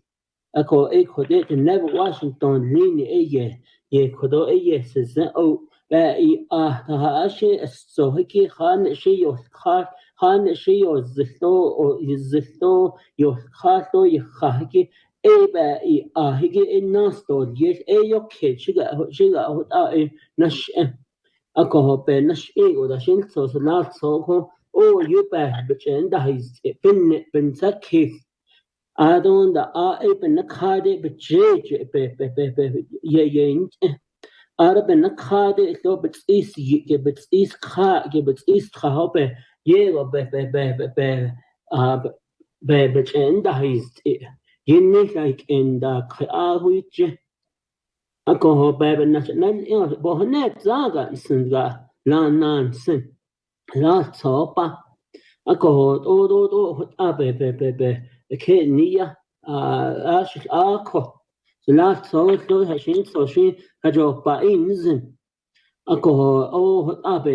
that's the reason why I voted red on the table in motion ako national now that it so state ben di khato ben di zi ako ne hadi nasi ke so be khada hanil ne so reserve my time. Speaker Callen. Serve your time at 28 seconds. Jan Begay, go ahead. Mr. Speaker, Shenandoah Delegate, 24th Navajo Nation Council, Ado Mr. Halonak, Kat on the free legislation, Kado, Nate so Digi. Okay, take she to last so, the king, the dust of a cat deal or state, and you could go on he could have a because the last so the case it's seen that Dick at New Washington at the whole Niki. It ego was Donald Sauce, the Chido, now Sauce, and then he could be Chido go for. Nihedi ego, because last so baby cake seats, need all late ticket I see it but often need election and not Seniki. It simply is just a matter for us to forward a supporting legislation requesting, even though to some extent this particular legislation or bill in Washington may not have passed on the other side, but nonetheless, we have to continue to support our veterans. Akoko di o baby Kate di kato arabe that di ato onas Washington the chakoti ni shenanta no seniki beyel kito bahanatze to sepahos and that tells me that none of us are not even reviewing or preparing of these legislation that comes before us. And here we tell the people that we don't even read our own legislations and we're not being prepared. I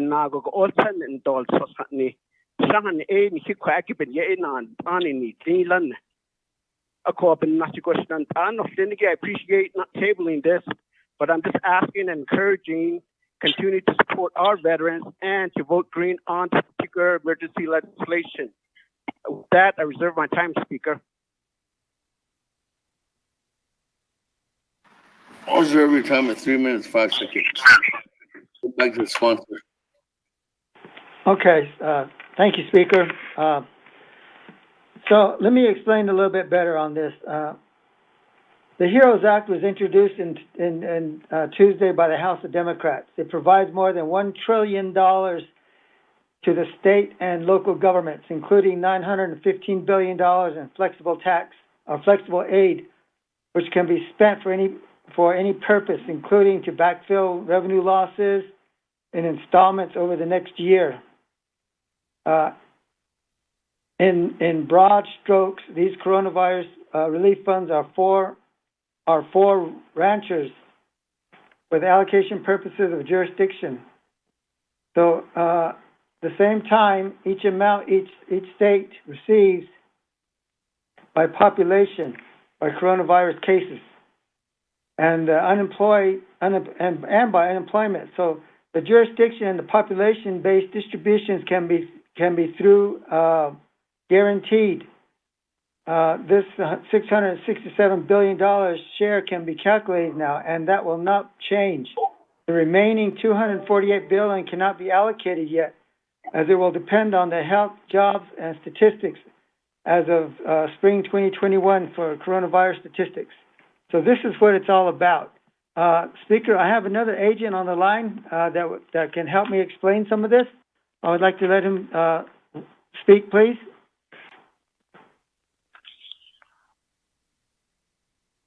Mark Van Norman, are you on the line? Mark Freeland. Mark Van Norman?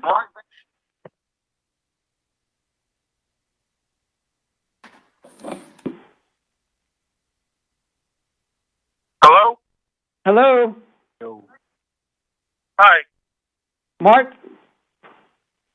Yes. Okay, could you go ahead and explain the HEROES Act, please? Oh, the HEROES Act, that's the House bill on the next CARES provision.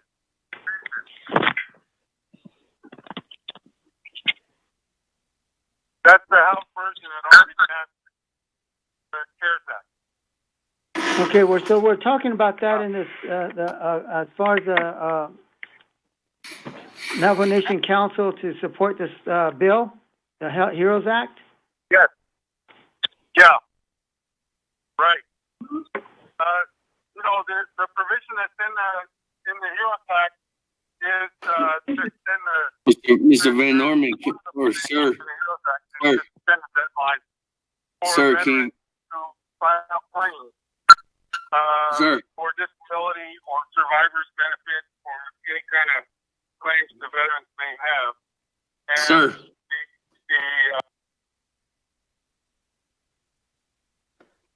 Mr. Van Norman, we can't barely hear you. To use that deadline extension and also to use it with the IHS for any claims that they have over there. Did you mute me? Veterans are often sent to the IHS, Native veterans are often sent to the IHS Hello? for medical care. Sir, this is Speaker Seth Damon of the Navajo Nation Council. Can you please verify your name? Mr. Speaker, I think he had a bad connection. He said he'll call right back in. Is that okay? Yes, good. Okay.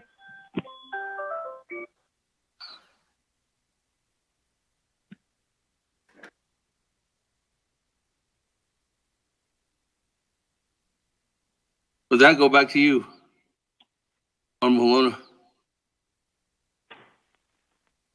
Okay, Speaker. I guess we'll try to wait for him to call back in. But so this is just a position statement that we would like to support the Navajo Nation. We're asking the Navajo Nation to support this HEROES Act for the veterans.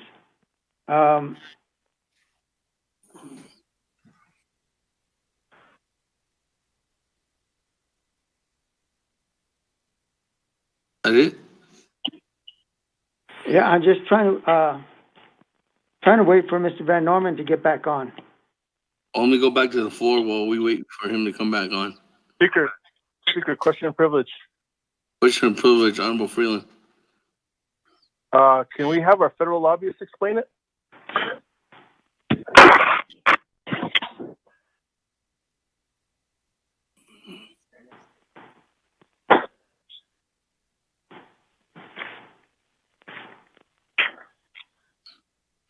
We can call him up.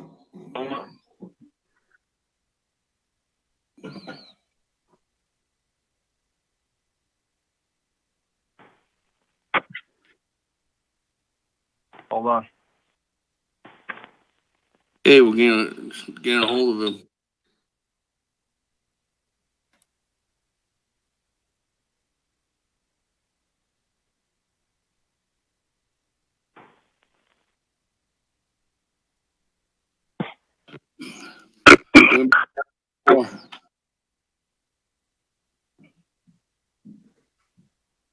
Honorable Vice Chair Smith, 58 seconds.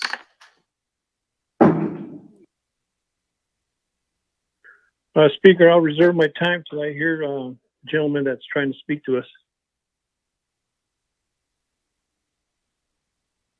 Speaker, lobbyist is on the line, but he's muted. That 56 seconds reserve time. Moving on down, Honorable Otto.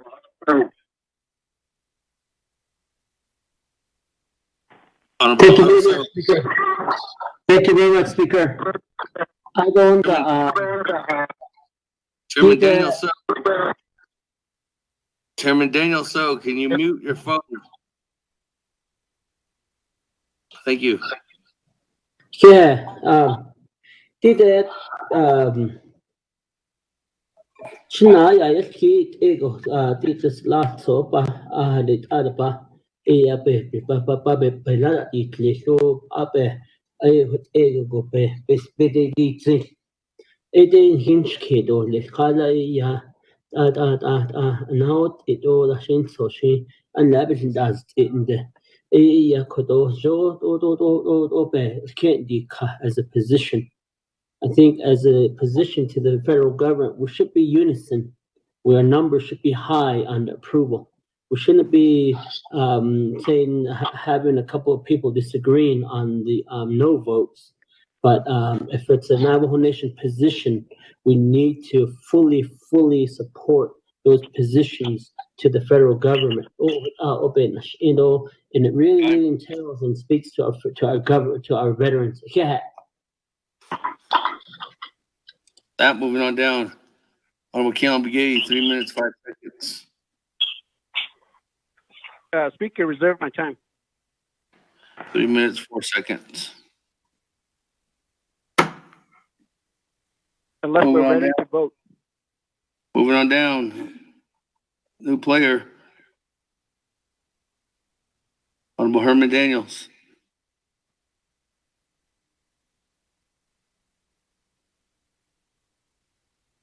Honorable Daniels.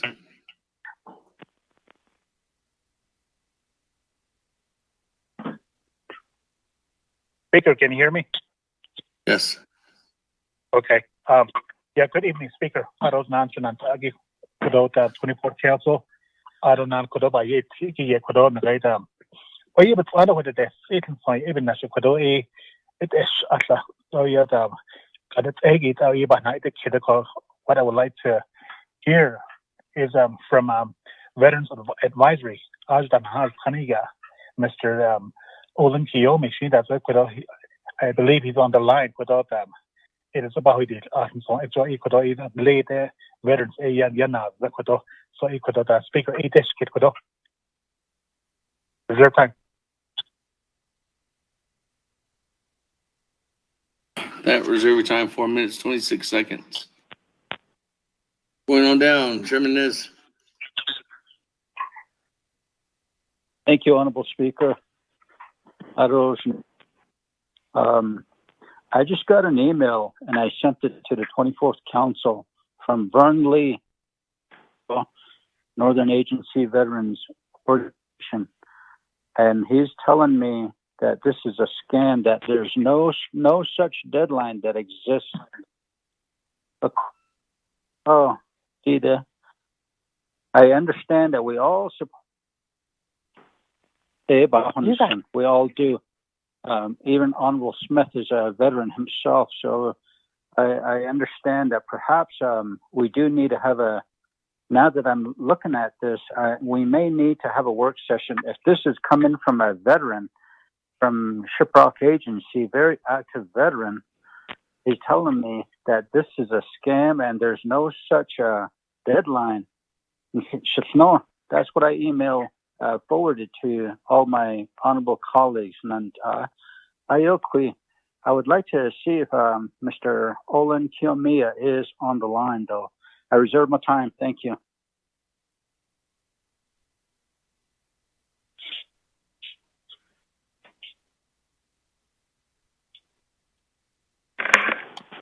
That 3 minutes, 50 seconds, reserve time. Mr. Chairman is, go back to you, Mr. Holona. Okay, first of all, can I get, Question of privilege. This is Daniel. Question of privilege by Honorable Daniels. Yes, Speaker. I raise a question of privilege. Are we going to give some time to Mr. Olin Kiyomi, former council delegate and also a veteran? Honorable Daniels, I think Honorable Holona is going to introduce him as one of his agents. Okay. Honorable Holona. yes, sir. Thank you, Speaker. Mr. Kiyomi, are you on the line? Oh, Shinata, I'm on the line. I want to find out, I understand you had the advisory committee passed a resolution. I want to get that verified according to the supporting the HEROES Act. Oh, Shinata, that's correct. We did pass the resolution from advisory. Okay, and so your understanding of the HEROES Act, do you understand what it's all about, what it contains?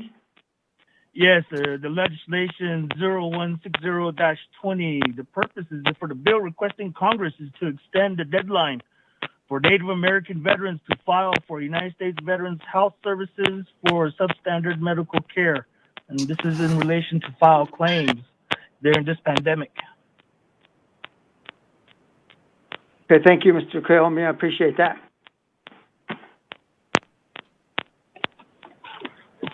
So is it okay to speak, Mr. Speaker?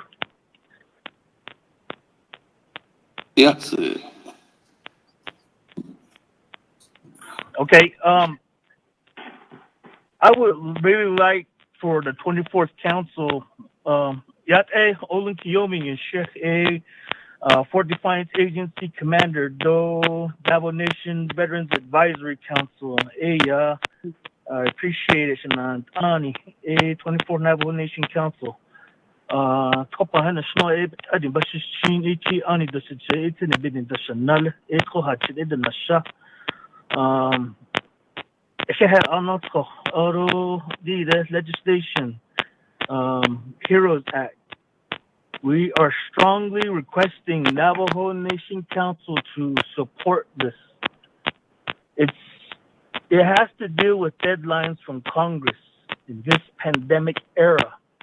All we are asking is that you provide those opportunities for Navajo veterans to have that opportunity to file during this time and during this pandemic. Give them time to file with any veterans' disabilities that they may be qualified for. This is what we're asking. There's the bill in here that allows veterans to do that. As you guys all know, on Navajo Nation, we are severely disenfranchised when it comes to veterans when they file their federal VA claim, disability, pensions, or anything along the lines of that. We don't have internet access, broadband, a lot of these applications, offices, foot on the ground, staff to file these claims for the veterans. It's very Nation Veterans Office is not capable of doing that yet on a full scale. So what we are asking is to help provide those opportunities now. This will give us and buy us some time as veterans on Navajo Nation to go ahead and apply for some of those funding that is set aside for Native American veterans, especially Navajo. This is all it's saying. As far as my counterpart to Mr. Vern Lee, as far as reading the bill from Congress and as far as reading the resolution here with Navajo Nation, as far as what it entails, all it's saying is just asking for that extension. And there's lots of money as far as billions of dollars and millions of dollars for veterans to apply. We just don't want that to slip away once again. So there's a pot of money sitting there, and everybody knows with federal government, timelines are in essence, and all we're asking is for that extension. So I support Delegate Holona, Mr. Kial and Begay, and also Speaker Damon on this legislation. And I urge you guys to support this. And we don't want this to be a disenfranchisement to our Native American veterans, especially Navajo. So I believe the Navajo Nation is moving forward. I'm glad they're taking action. Other tribes are also looking at that as well. So we want to be the first to at least have our hand in it to say, yes, we did this for our Navajo veterans. We did this, we filed the extension, and we're ready. So until we get back online as far as Navajo Nation Veterans Administration and their workers, or hiring or getting assistance from outside help, such as the state VAs or etc., give us time to work with that and have these veterans apply for it. The last time that the veterans applied for federal VA benefits was 2 to 3 years ago on the Navajo Nation. We had the state VA from Arizona, New Mexico, and Utah. We set up broadband units using NTUA Choice Wireless broadband at some of these chapters to help veterans file for pensions, disability claims, etc., even survivors' benefits. So it works. It's just that the capabilities of extending those kinds of programs isn't continuous. There's no continuity. So to give you an idea, 2 to 3 years ago was the last time veterans had help from the state, along with Navajo Nation, on helping Navajo veterans apply for their benefits. That was 2 to 3 years ago that happened. With a team effort from Choice Wireless NTUA setting up broadband so they can file those claims electronically. So that's just to give you an idea of how important some of these claims are. There's a veteran out of Klagetoh. He's a Vietnam veteran. Through that process, he finally got 100% disability. Another veteran from Gadi Ahe, a Vietnam veteran, once again, he got 100% disability from going to one of those claim centers and filing. So I urge you guys, it does change their life when they get that disability payment. It helps out a lot. So imagine the veterans, even code talkers that haven't gotten the right disability, and some of them have gone without it and left this earth without getting the proper benefits they were awarded to. So give the veterans an opportunity to apply, and I support this legislation along with advisory. I urge the council, Delegate Holona and Speaker Damon and Mr. Kial and Begay, Cat. Good, thank you, Mr. Kaomi. Appreciate that. Mr. Van Norman, are you on the line? Back on the line? Speaker. Yes, sir. Daniel wants to speak.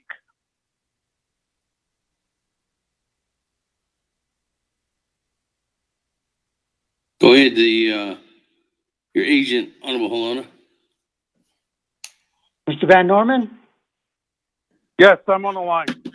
Okay, please make your presentation, sir.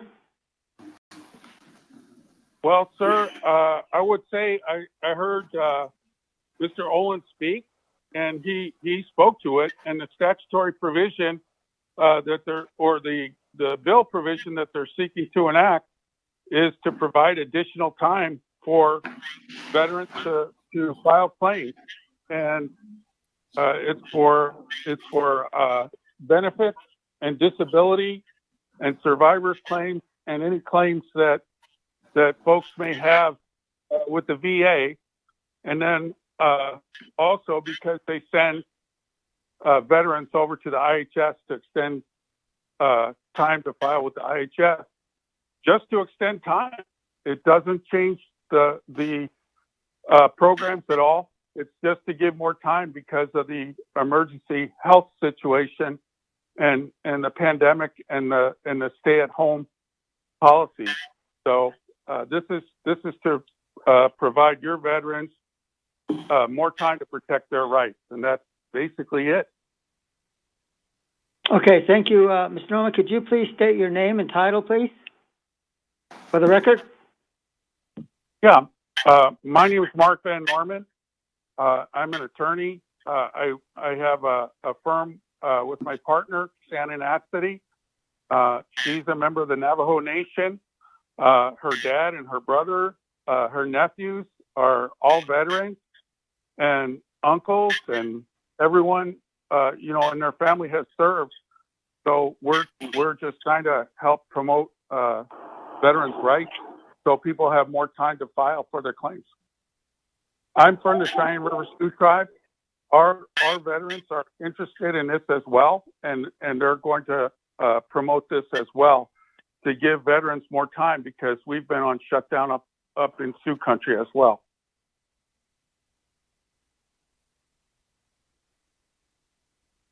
Okay, thank you very much, sir. Speaker? Hold on, thank you. That new individuals in the lineup. I have Honorable Jimmy Yellowhair.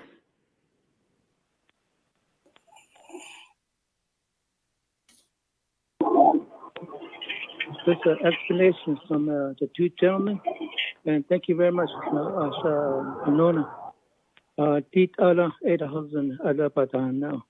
So I know I make a motion as a table as second, but based on the final voting, I will probably vote green for this for our veterans to be part of to get the benefit from the federal funds.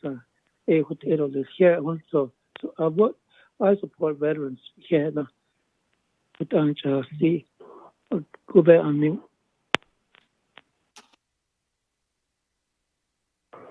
Okay, moving on down, Honorable Paul Begay.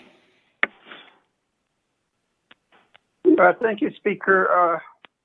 Honorable Delegate Halona, thank you. We do like to make every effort to support our veterans, but in this case, we're talking about Heroes Act and how we can be able to the veterans in this area. Being a member of the state task force, we get a lot of firsthand information and from our lobbyists. And I know that one of our state lobbyists is sitting on the sideline to see if he could put in his 2 cents, maybe give us a current status on this topic that we're talking about. I appreciate that. I know it'll be beneficial to our discussion also. Our lobbyist from Phoenix, former Senator Carl Begay. I think the information that he shares with us will greatly benefit our discussion. I'd like to request that he be allowed to speak also. Thank you, Speaker.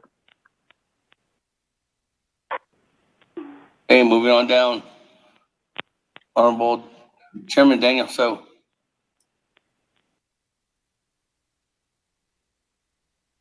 Thank you.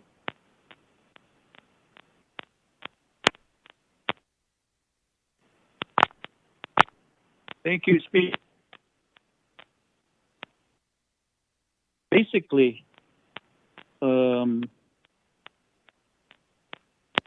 the act right now is House Resolution 6800, and it's been voted on and approved in the House.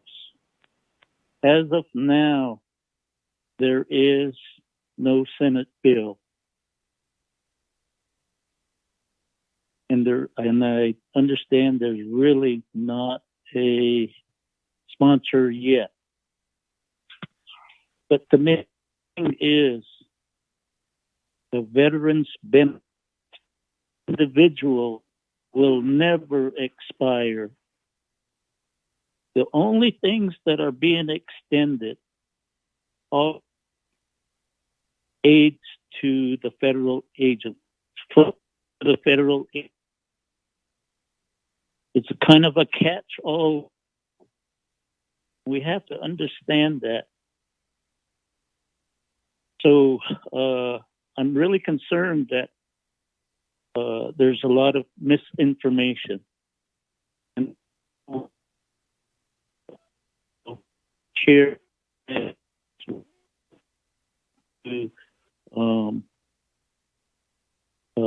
other folks. I've got a long text from a certified veterans service officer that, well, she's certified to be a help people file benefits. And this bill is greatly misunderstood. The individual veteran benefits will never expire. It's these other ancillary items that people have piled into that's of concern. So please understand what I've been trying to get to clarify. So in that respect, members of,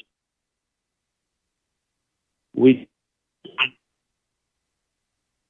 to truly vet this particular bill and make it make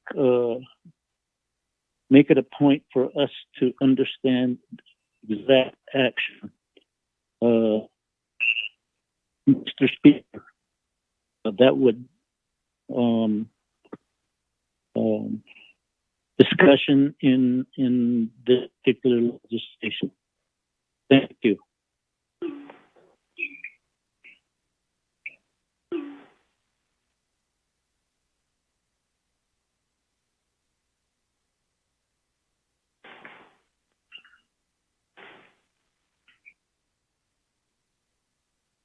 Speaker? Thank you with that. Chairman Daniel, so let me go back to Honorable Halona. Okay, thank you, Speaker. So I know this bill is being redrafted right now, and it's being redrafted to include the Native Council, the Native American population, and Senator Udall's office is the one that's doing the redrafting of this bill to present it to the Senate. So that's where we're at with it right now. Speaker. Okay.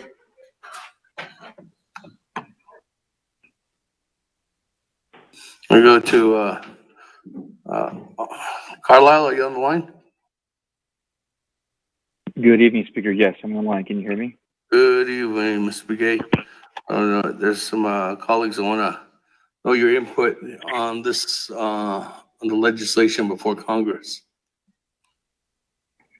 Thank you. Good evening, Mr. Speaker. That to the 24th Navajo Nation Council. Thank you for allowing me to speak this evening. And I know you had a long day, so I'll try to make this quick. I'll start with just explaining the language that is being referred to in this resolution in terms of the veterans programs and the veterans stimulus package that was added to the HEROES Act. We'll talk about where the HEROES Act is currently in Congress and currently where things are at in negotiations for the next stimulus. With regard to this particular language and resolution, the HEROES Act did include language specific to aid or additional aid specific to veterans. The bill authorizes the VA to provide health care for all veterans who lost their employer-sponsored health insurance due to the COVID-19 pandemic. For 12 months after this bill passes, the VA, in statute, this would require the VA We provide hospital care and medical services to veterans who are either unemployed or lost access to group health insurance coverage because of the COVID-19 emergency. There will be some income limitations, however, and that's codified in language. The legislation that was included in the HEROES Act also asked for increased Department of Veterans Affairs disability benefits for certain veterans. This temporary boost proposed in legislation would provide a 25% increase in existing disability benefits for some qualified disabled vets, such as amputees, veterans who have lost their sight or hearing, veterans with caregivers, and disabled vets in nursing homes.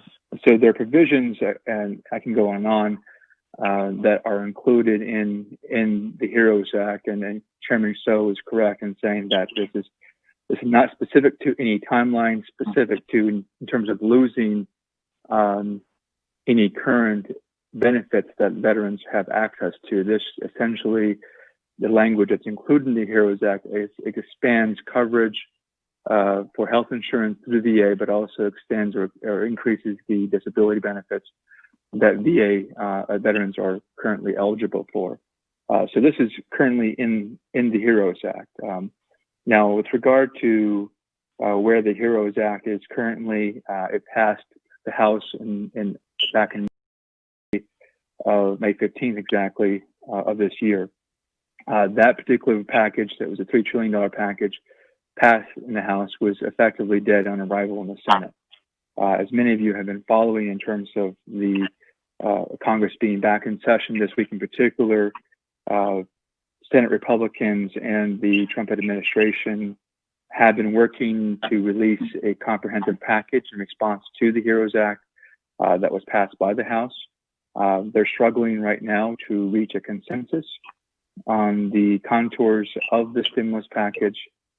Specifically, there have been meetings yesterday and today by Secretary Mnuchin and Mark Meadows, the staff of the White House. They met yesterday with Speaker Pelosi and the Senate Minority Leader Chuck Schumer. Both of the two Democrat leadership indicated that there are no real negotiations in terms of the next stimulus. But right now, the Senate is proposing about $1 trillion package versus the House $3 trillion package. Where this particular resolution related to veterans is included in whether there's consensus on the support between the House and the Senate, that is fluid. And as Delegate Holana had mentioned, Senator Udall is working perhaps on an amendment or provision to include this particular language of increase access to care for veterans and increase the disability coverage for veterans in a Senate passed version that likely will be the guide or guiding post that Congress will entertain in the coming week. I think that the real concern at the moment is whether or not there's consensus on the proposal before the Congress is set to adjourn here on the beginning of August. And so they're beginning and continuing to run out of time. From a practical standpoint, in terms of the resolution, I don't see it being a harm in terms of passing the resolution and strengthening the support for veterans here on the Navajo Nation. I think it solidifies the support of this particular language that currently is in the HEROES Act, regardless of the HEROES Act is dead on arrival in the House or in the Senate. The other thing I want to mention with respect to the increase of benefits to our veterans across the Navajo Nation, we've had some very positive discussions with the VA in the last couple of weeks, as I've mentioned previously, specifically with Peter Vicare, who is the VA's Office General Counsel. He directly advises tribes on the process of tribes becoming a tribal accrediting body. For example, the Gila River Indian community has become accredited by the VA to hire, train their own veteran benefit counselors. As Mr. Olin had mentioned, we rely tremendously on the state currently through their state veterans offices for support of veterans on the Navajo Nation, ensuring that they're applying and accessing their right to their veterans benefits. What this would essentially do, separate from this legislation resolution that's entertained by Congress, would allow through this process the Navajo Nation to be accredited to train and to have our own veteran benefit counselors. And I know that Chairman Daniel So has expressed an interest to want to sponsor that legislation at some point here in the near future. I did also talk to Tyler Fish as well this morning from the White House, and he's actually in the process of scheduling a meeting with the VA as well next week in response to other former requests for a meeting with the VA Secretary regarding Delegate Keon Begay's ongoing request for expansion of direct services for our veterans of Navajo Nation. So I also expect a confirmation on a date and time next week for a meeting with the VA. With that, Mr. Speaker, I'm happy to answer any questions.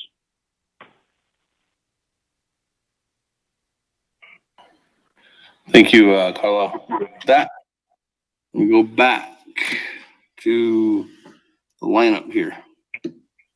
How many new individuals? So, Vice Chair Smith, 56 seconds. Oh, thank you, Speaker. I reserve my time. 55 seconds. Keon Begay, 3 minutes and 4 seconds.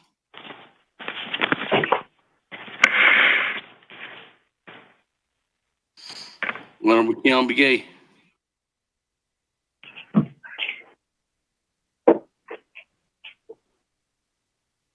Jay.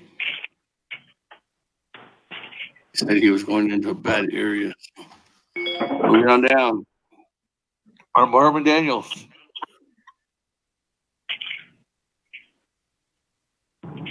Speaker, I'm going to use my time. 4 minutes and 26 seconds. Honorable Daniels.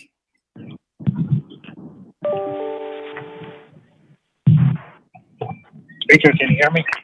I can hear you. I'm going to yield my time. Hey. Let go of my time. Moving on down. Chairman Nez. Thank you, Honorable Speaker Daniel. 3 minutes and 50 seconds. Text message. Could you all please put your phones on mute, whoever's on there?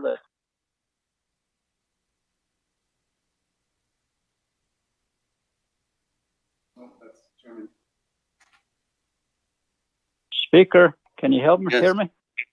Yes. Okay. I'm getting a lot of text messages from Northern, and they're telling me there's no deadline. CFR 38, Part 24.7 has been amended to allow Native Americans authority to participate in VA benefits claims. There's no need to file with Indian Health Service. IHS provides health care services only. IHS files fees for services to VA per each veteran. So this is really confusing, Shananta. So we need to really vet this further. I reserve my time.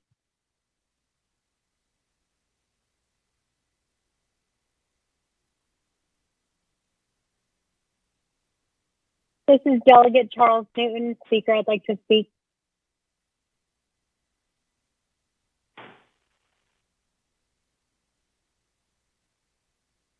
Every time, 3 minutes, 9 seconds. Moving on down.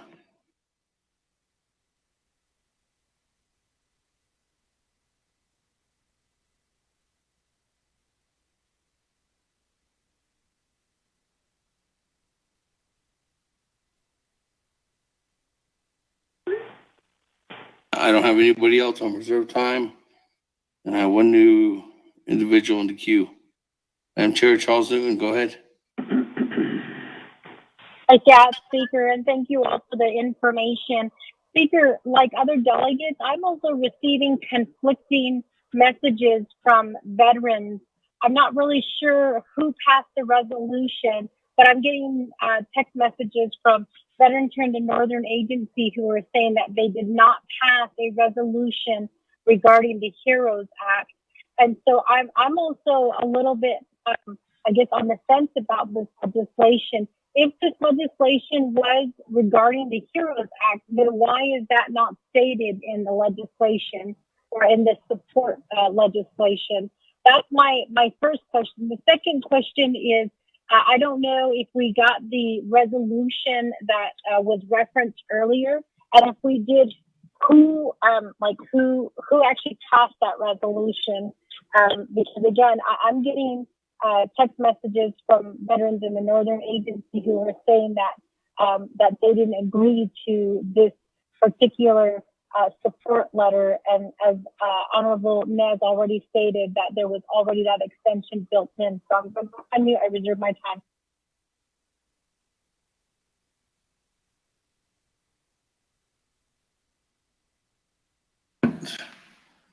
Three minutes and 48 seconds.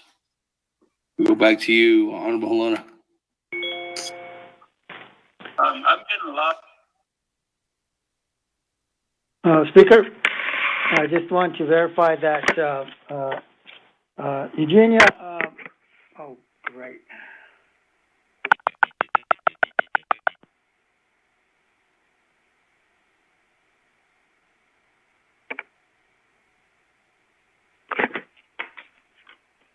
Honorable Helena.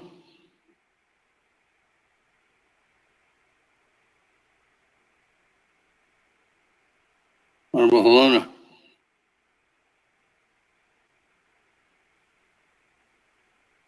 This call may be recorded or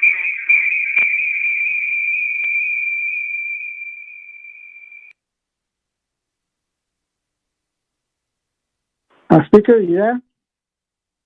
Yes, are you there? Yeah, I just, the phone hung up on me. Eugenia, just to answer your question, Eugenia, about the resolution, Olin Keomi was on the line here and verified that the advisory committee had passed a resolution to support this bill. And this is just a position statement that we're, the Navajo Nation would like to make to support the veterans here at the Navajo Nation and to support the HEROES Act. And that HEROES Act is being redrafted today from Senator Yu's office, and it's going to be reintroduced into the Senate. And they're redrafting it to include all the Native Americans, veterans across the United States. Speaker. Question of privilege. Thank you, Honorable Helena. Madam Chair Charles Zoon, question of privilege. Yes, Speaker, I'm a little bit confused. If the federal legislation has not been completely drafted, then what are we supporting?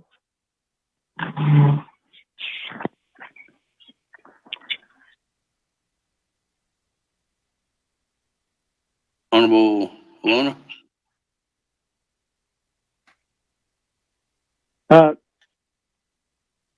The legislation went through the House and was approved in the House.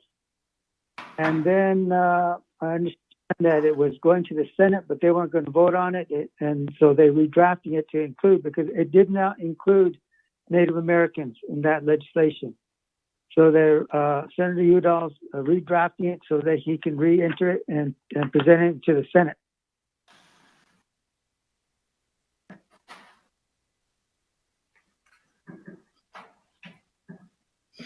Okay, with that, point of order, Speaker. Point of order by Madam Chair Charles Newton. Thank you, Speaker. Speaker, is this legislation, is it out of order? I mean, because we don't have the final draft of the legislation. What if they come back and they say this excludes?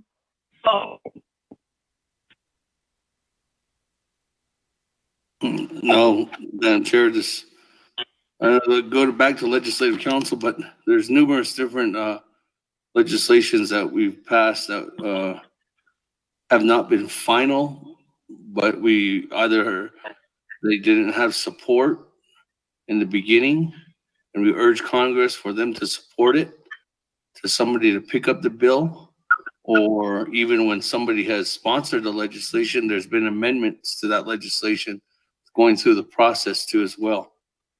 Take, for example, the water, Navajo Nation, Utah water settlement. When it first was drafted, no one picked it up in this Congress. Finally, it was Senator Mitt Romney who picked it up, but we passed the legislation prior to him supporting that. Prior to him sponsoring that legislation, we drafted a resolution that was going through the process. It was during that time, that process, that he actually supported it. So, and then it actually became a resolution number. I can go back to Ms. Barbara to explain furthermore.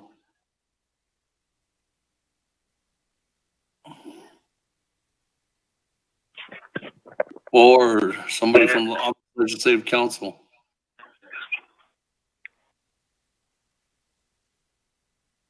Is anybody there?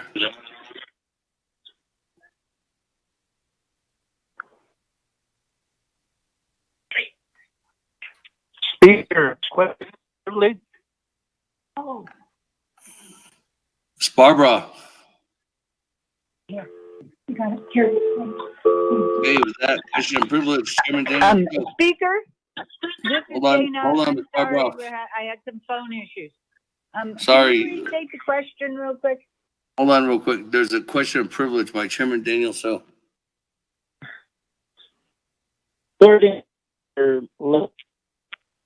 to the council regarding sublegislation, basically been drafted.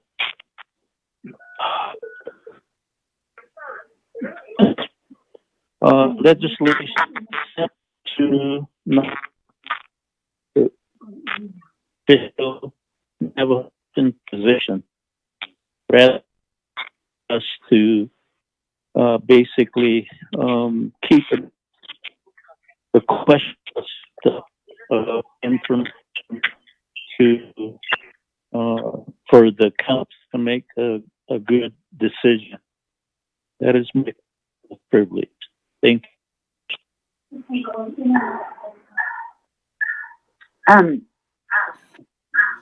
Speaker, thank you.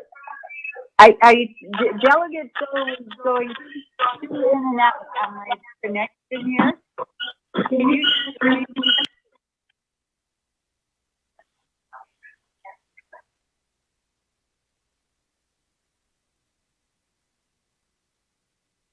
Chairman Daniel, so sorry I got cut off. It seems like we could not hear you. You were going in and out. Chairman Daniel, so can you restate that question? Privilege.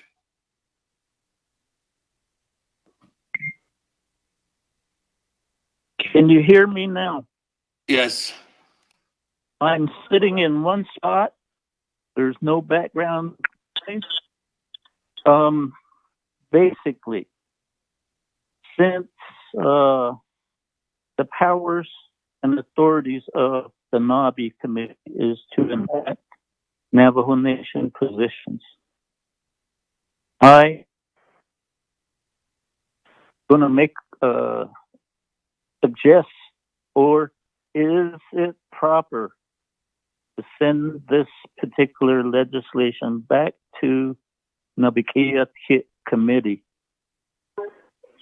pending securing additional information? That is my question of privilege. Did you hear me? Yes, I heard you, Delegate So. Hang on just a second, and I've answered. Okay. Ms. Barbara, if there was a first question too. Okay. Well, let me go answer that question of privilege, and I'm coming back to you, Madam Chair Charles Newton. Thank you, Speaker, and I apologize just for the delay here. Yes, it would be absolutely appropriate for the council to refer this back to NABI for further discussion. It would also, however, it is drafted as an emergency legislation.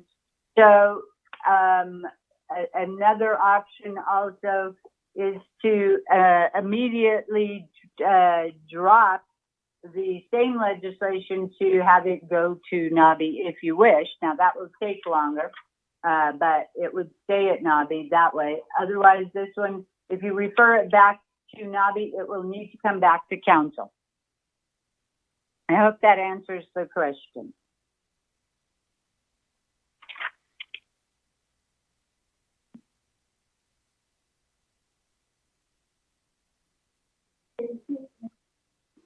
Okay. With that, let me go back to Madam Chair Charles Newton.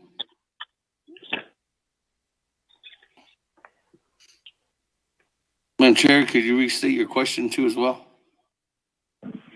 Yes, Speaker. My question was actually a question or concern on whether we can pass supporting legislation on a federal legislation that hasn't been fully drafted. There is, I guess at this point, speculation that American Indians will be included in the language of that act. But what I was saying is, what if they come back and they say American Indians are excluded from this act, and we pass this legislation saying that we support it? So I had this question: is it out of order to be voting on a supporting legislation when we don't really know what the draft language states? That was my question. Thank you. Thank you, Speaker. Thank you, Charles, Delegate Charles Newton. I think that the way it is drafted, it does not actually, if you will, look at the title of the legislation, and that it is basically, it's urging Congress to extend the deadline for Native American veterans to file for U.S. Veteran Administration disability claims and claims against the Indian Health Service for substandard care. It does not directly state that it is filed in support of the HEROES Act, but it does, it's basically telling Congress to extend the deadline, and then in the resolves clause, it once again does not strictly say we are supporting the HEROES Act. What it talks about really is what Navajo is urging Congress to do. So there are some legal technicalities, but the legal technicalities make it okay for you to pass this legislation because you are not directly saying you support the HEROES Act.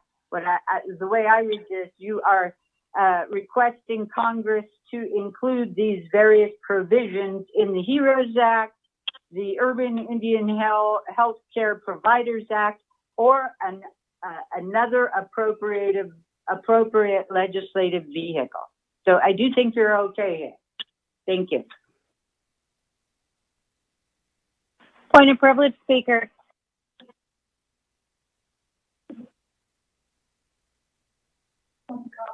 Yeah. That point of privilege by Madam Chair Charles Newton. Speaker, I just need clarification that this supporting legislation has nothing to do with the HEROES Act.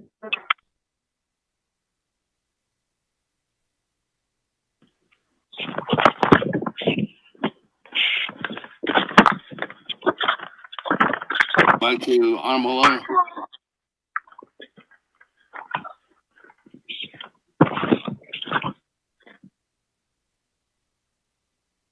Speaker. Yes. It refers to the HEROES Act. But that is all it's doing, is referring to the HEROES Act, because that's what was going through the House, and so it's not really asking to support that HEROES Act. It's referring to the HEROES Act, but we are supporting that the veterans will not be talked out or excluded from the next legislation that's being drafted by UDOL.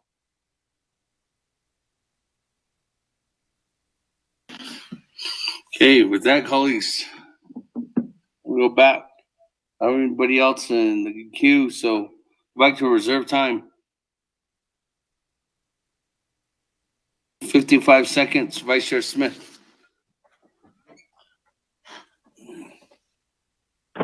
Thank you, Speaker. It sounds like we have come to a roadblock or something like that. I think we should really examine this, because I'm looking at that and there's no deadline. And who's putting the deadline? If there's no deadline for veterans with claims, IHS gets reimbursed through veterans. I think someone from Veterans Office should be explaining to us if there's pertinent questions. I reserve my time.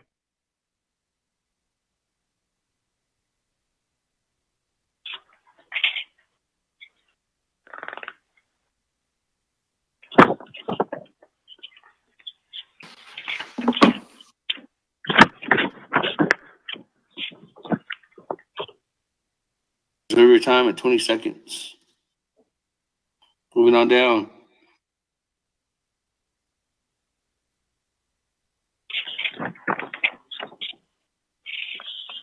Moving on down.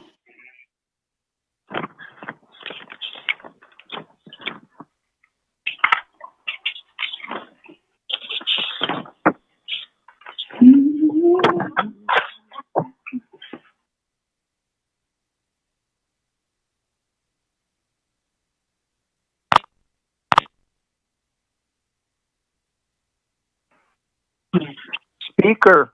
Okay, Chairman Nez, 3 minutes, 9 seconds. Thank you, Honorable Speaker Damon. I would like to make a motion that we refer this back to Navigiatia. I believe we need to have the veterans organizations from each agency come up with a resolution whether they support this or not, because of all the text messages that I'm receiving now. So I'd like to make that motion, Speaker. I reserve my time. I second that motion, Speaker. This is Delegate Charles Newton.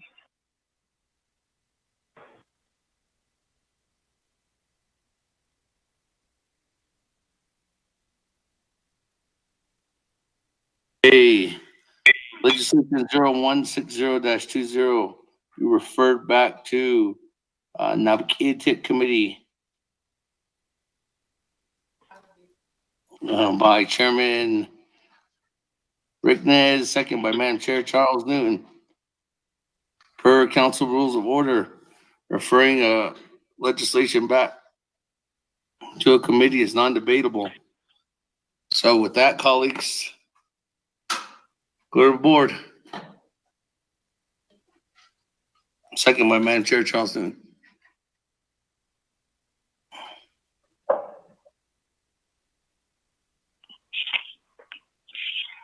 Honorable Elmer Begay. Elmer Begay. Honorable Elmer Begay did not vote. Honorable T. Allen Begay Jr.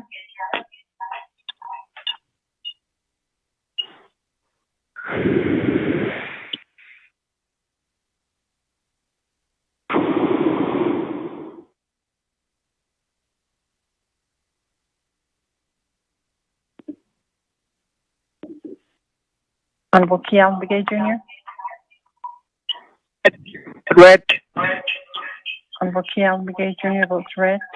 Honorable Paul Begay Jr. Delegate Paul Begay votes green.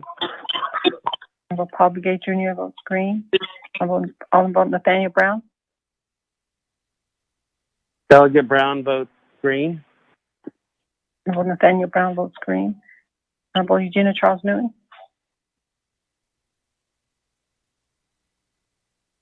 Honorable Eugenia Charles Newton votes green. Honorable Eugenia Charles Newton votes green. Honorable Kenneth Bakrati. Delegate Amber Kenneth Bakrati votes green. Thank you. Honorable Amber Kenneth Bakrati votes green. Honorable Herman Daniels Jr. Honorable Herman Daniels Jr. I vote red. Honorable Herman Daniels Jr. votes red. Honorable Mark Freeland. Red. Honorable Mark Freeland votes red. Honorable Pernell Halona.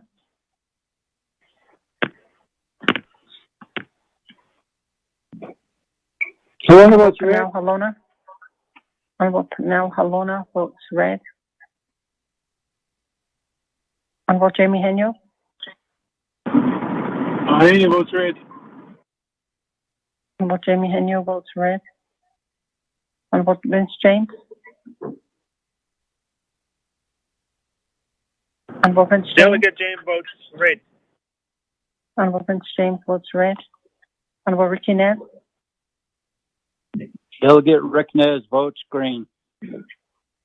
Honorable Ricky Nez votes green. Honorable Carl Slater. Honorable Carl Slater. Honorable Carl Slater does not vote. Honorable Carl Slater votes green. Honorable Raymond Smith Jr. Green. Honorable Raymond Smith Jr. votes green. Honorable Wilson Stewart Jr. Red. Honorable Wilson Stewart Jr. votes red. Honorable Otto So. Red.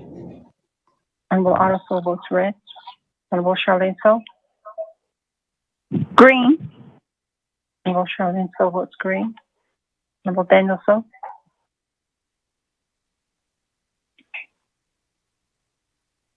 Daniel So votes green.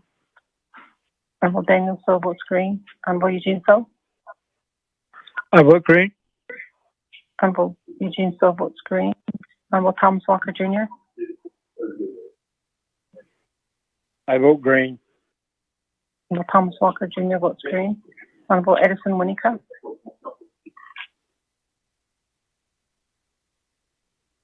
Honorable Edison Winika. Honorable Edison Winika did not vote. Honorable Edmund Yazzie. Red. Honorable Edmund Yazzie votes red. Honorable Jimmy Yellowhair.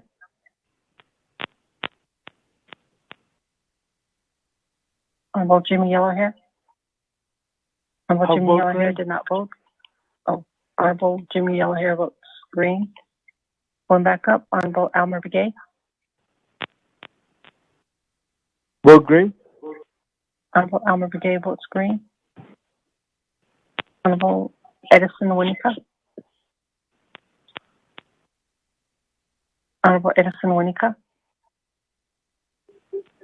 Honorable Edison Winika did not vote. With that, Mr. Speaker, you have a vote of 13 in favor and 9 opposed. Mr. Speaker. I'll vote green. Yellowhair votes green.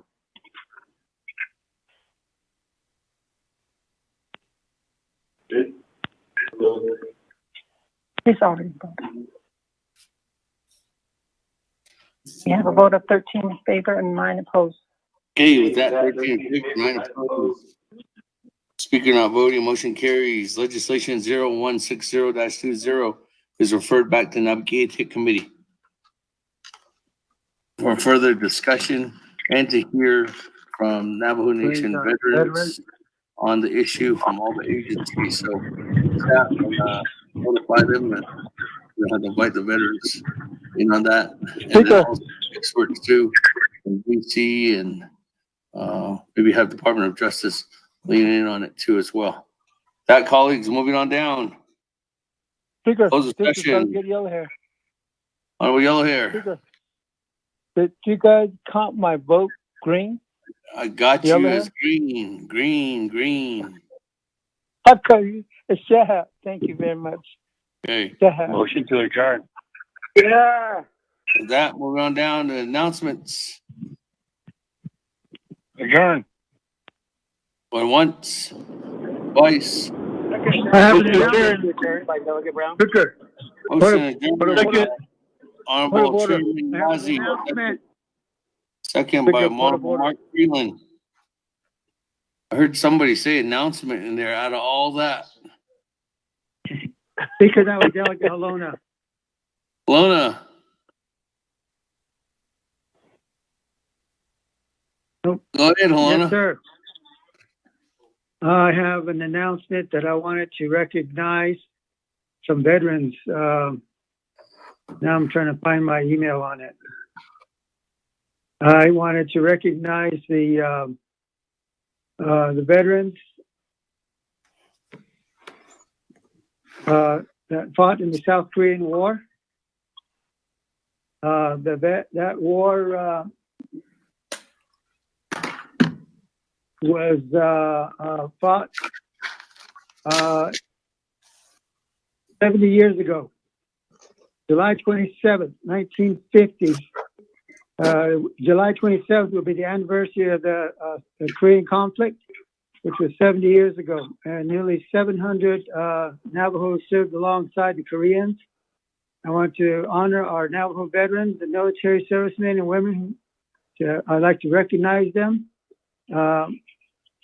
There was going to be two people listening on that were veterans from the Korean War, the Korean conflict.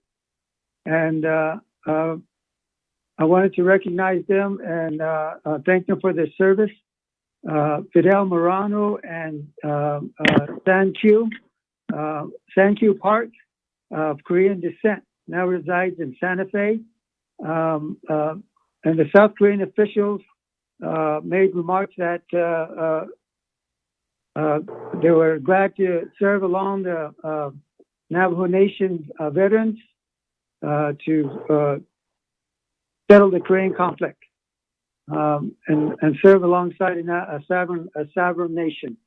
So one of these days, I hope they would like to come to the United States to visit the Navajo Nation, and that would be the South Korean officials. So I just wanted to bring that up and salute the veterans from South Korea, or the fought in the South Korean War. Thank you, Speaker. That, colleagues. Speaker, point of order. Motion and second adjourning for 7:49 p.m. Speaker of announcement. Honorable Freeland. Speaker Adoshant, I thank you for the debate and legislation. We had a very productive day. I wanted to bring something up as well in regards to our veterans.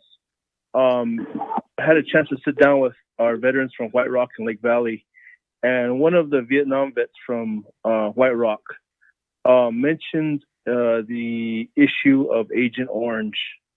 I know we have been dealing with other issues related to our veterans, but some of our veterans, especially from Vietnam, are still trying to get help and assistance with Agent Orange. And I did talk to Carlisle about this. I think we need to start looking at this more in depth if we can. It's a serious matter, and it still continues to haunt and trouble our Vietnam vets. And I'm really concerned about this, Speaker, my colleagues. You know, I don't think a veteran has spoken to me the way I was spoken to at White Rock.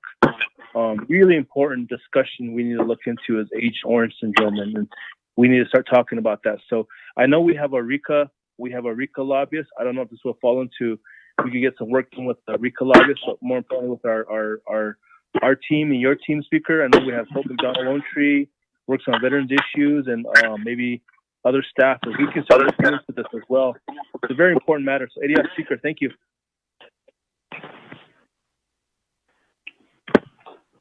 Thank you.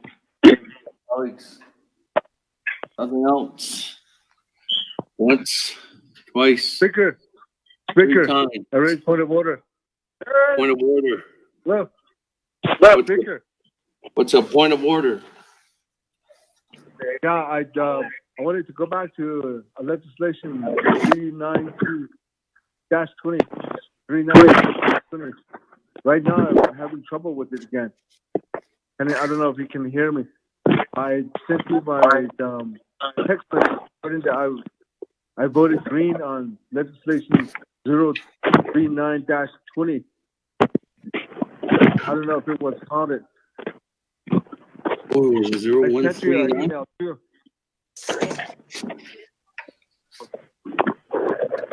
And I sent you the screenshot.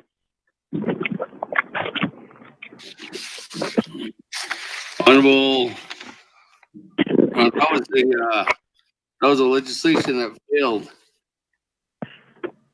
Honorable Elmer Begay, we called your name more than twice on the first round, more than twice on the second round, and we even went to a third round to call you.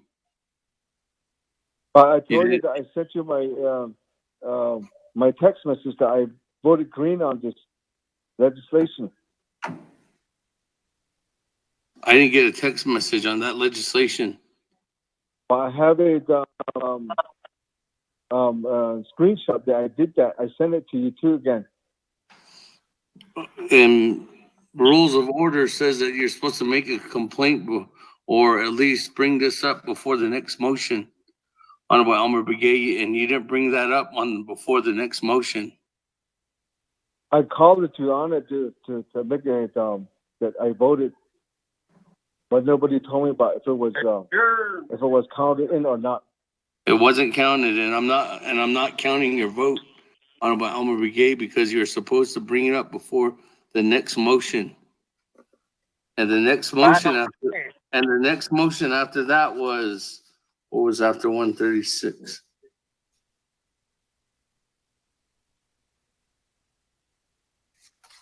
And the next motion was legislation 0043-20. And on that legislation, I specifically made sure, Honorable Elmer Begay, and I even asked on the record, do we have a text message? And there was nothing. But it shows on there that I sent you the text message. No, Honorable Elmer Begay, I asked staff. But like I said, I have a proof. There's a proof that the screenshot others that Elmer Begay, before I certify the legislation, I'm gonna have to sit down with you and Miss Barbara. Okay, I'll save this the screenshot then. And we're gonna have to rewind the tapes and get everything together. And I'm gonna pull the staff's phones to see when you text them and at what time. Thank you. Okay. Yes. Okay. All right. Thank you. That, colleagues, nothing else. We're adjourning. Speaker, this is Delegate Charles Newton. Yes, Madam Chair, Charles Newton. I just want to thank the veterans who were listening in and those who were engaged in the conversation. It's always good to know that our people are out there and they're really listening to what we have to say at council. So I just want to say hello, veterans. Thank you for your service. We look forward to working with you, and we look forward to the next NABI work session. Thank you. That, colleagues, if there's nothing else, going once, twice. Speaker, Eugene. Eugene, so go ahead. There are veterans that we don't forget, but they don't forget neither, but they don't want to be known when they come back from service. Hasta que te cato, porque te hagado, aro da pesto cheka AOE veterans. Those were some veterans that we don't have any records of them. So that's Aggie, I know who they are, so just say shit lang to those. and all those veterans that are the code talkers that never knew that they were never alive when the secret was broke. Without the house, it was fed the husband afterwards. Aid the family. Thank you. Okay, that 2 times, 3 times. Go to the board. Before we take that vote, I'm going to say something. Thank you to the staff. Thank you very much to our staff here. Has worked countlessly for the past week and a half and has stayed here every night. Thank you very much. I appreciate all of you staff. Yeah. Roll call. Yes, Honorable Almer Begay. Honorable Almer Begay. Honorable Almer Begay. Honorable Almer Begay did not vote. Honorable Kealan Begay Jr. Delegate Kealan Begay votes green. Honorable Kealan Begay Jr. votes green. Honorable Paul Begay Jr. Delegate Paul Begay votes green. Honorable Paul Begay Jr. votes green. Honorable Nathaniel Brown. Honorable Nathaniel Brown. Honorable Nathaniel Brown did not vote. Honorable Eugenia Charles Newton. Delegate Charles Newton from downtown beautiful Natani Nez votes green. Honorable Eugenia Charles Newton votes green. Honorable Amber Knussbach Crotty. Delegate Amber Knussbach Crotty from along the Trishkai Mountain votes green. Thank you. Honorable Amber Knussbach Crotty votes green. Honorable Herman Daniels Jr. I vote green. Honorable Herman Daniels Jr. votes green. Honorable Mark Freeland. I will also vote green. Thank you, veterans. Honorable Mark Freeland votes green. Honorable Panel Halona. Honorable Panel Halona.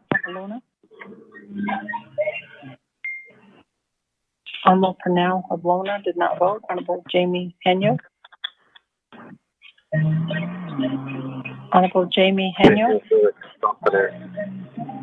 Honorable Jamie Henyo did not vote. Honorable Vince James. Delegate Vince James votes green from Ganado Hornet Country, the Valley of the Rain. Honorable Vince James votes green. Honorable Richie Ness. The man from San Juan River votes green. Thank you, veterans. Honorable Richie Ness votes green. Honorable Carl Slater. Delegate Slater, green. Honorable Carl Slater votes green. Honorable Raymond Smith Jr. Good evening, good night. Green. Honorable Raymond Smith Jr. votes green. Honorable Wilson Stewart Jr. Green. Honorable Wilson Stewart Jr. votes green. Honorable Otto So. I vote green. Honorable Otto So votes green. Honorable Charlene So. I vote green. Honorable Charlene So votes green. Honorable Daniel So. I vote green. Honorable Daniel So votes green. Honorable Eugene So. Thank you. Honor So, veterans, colleagues. Eugene So votes green from Canyon de Chelly, Arizona. Honorable Eugene So votes green. Honorable Thomas Walker Jr. Delegate Thomas Walker Jr. votes green. Honorable Thomas Walker Jr. votes green. Honorable Edison Winica. Green. Honorable Edison Winica votes green. Honorable Edmund Yazzie. Honorable Edmund Yazzie. Honorable Edmund Yazzie did not vote. Honorable Jimmy Yellowhair. Proud Navajo veterans, Navajo Code Talkers, save the country. I'll vote green. Jimmy Yellowhair. Honorable Jimmy Yellowhair votes green. Okay. With that, Mr. Speaker, you have a vote of 18 in favor and 0 opposed. You give him a vote. Speaker, this is Delegate Brown. Give him a vote too. This conference has reached its maximum duration and will end in 1 minute. Speaker, this is Delegate Brown. I vote green. This is Delegate Halone. I vote green. Vote green. 18 in favor, Any of votes? 0 opposed. Speaker not voting, motion carries. We're adjourned. Thank you, everyone. Have a good evening. Safe travels. Aho. Good night, all. Thank you, Speaker.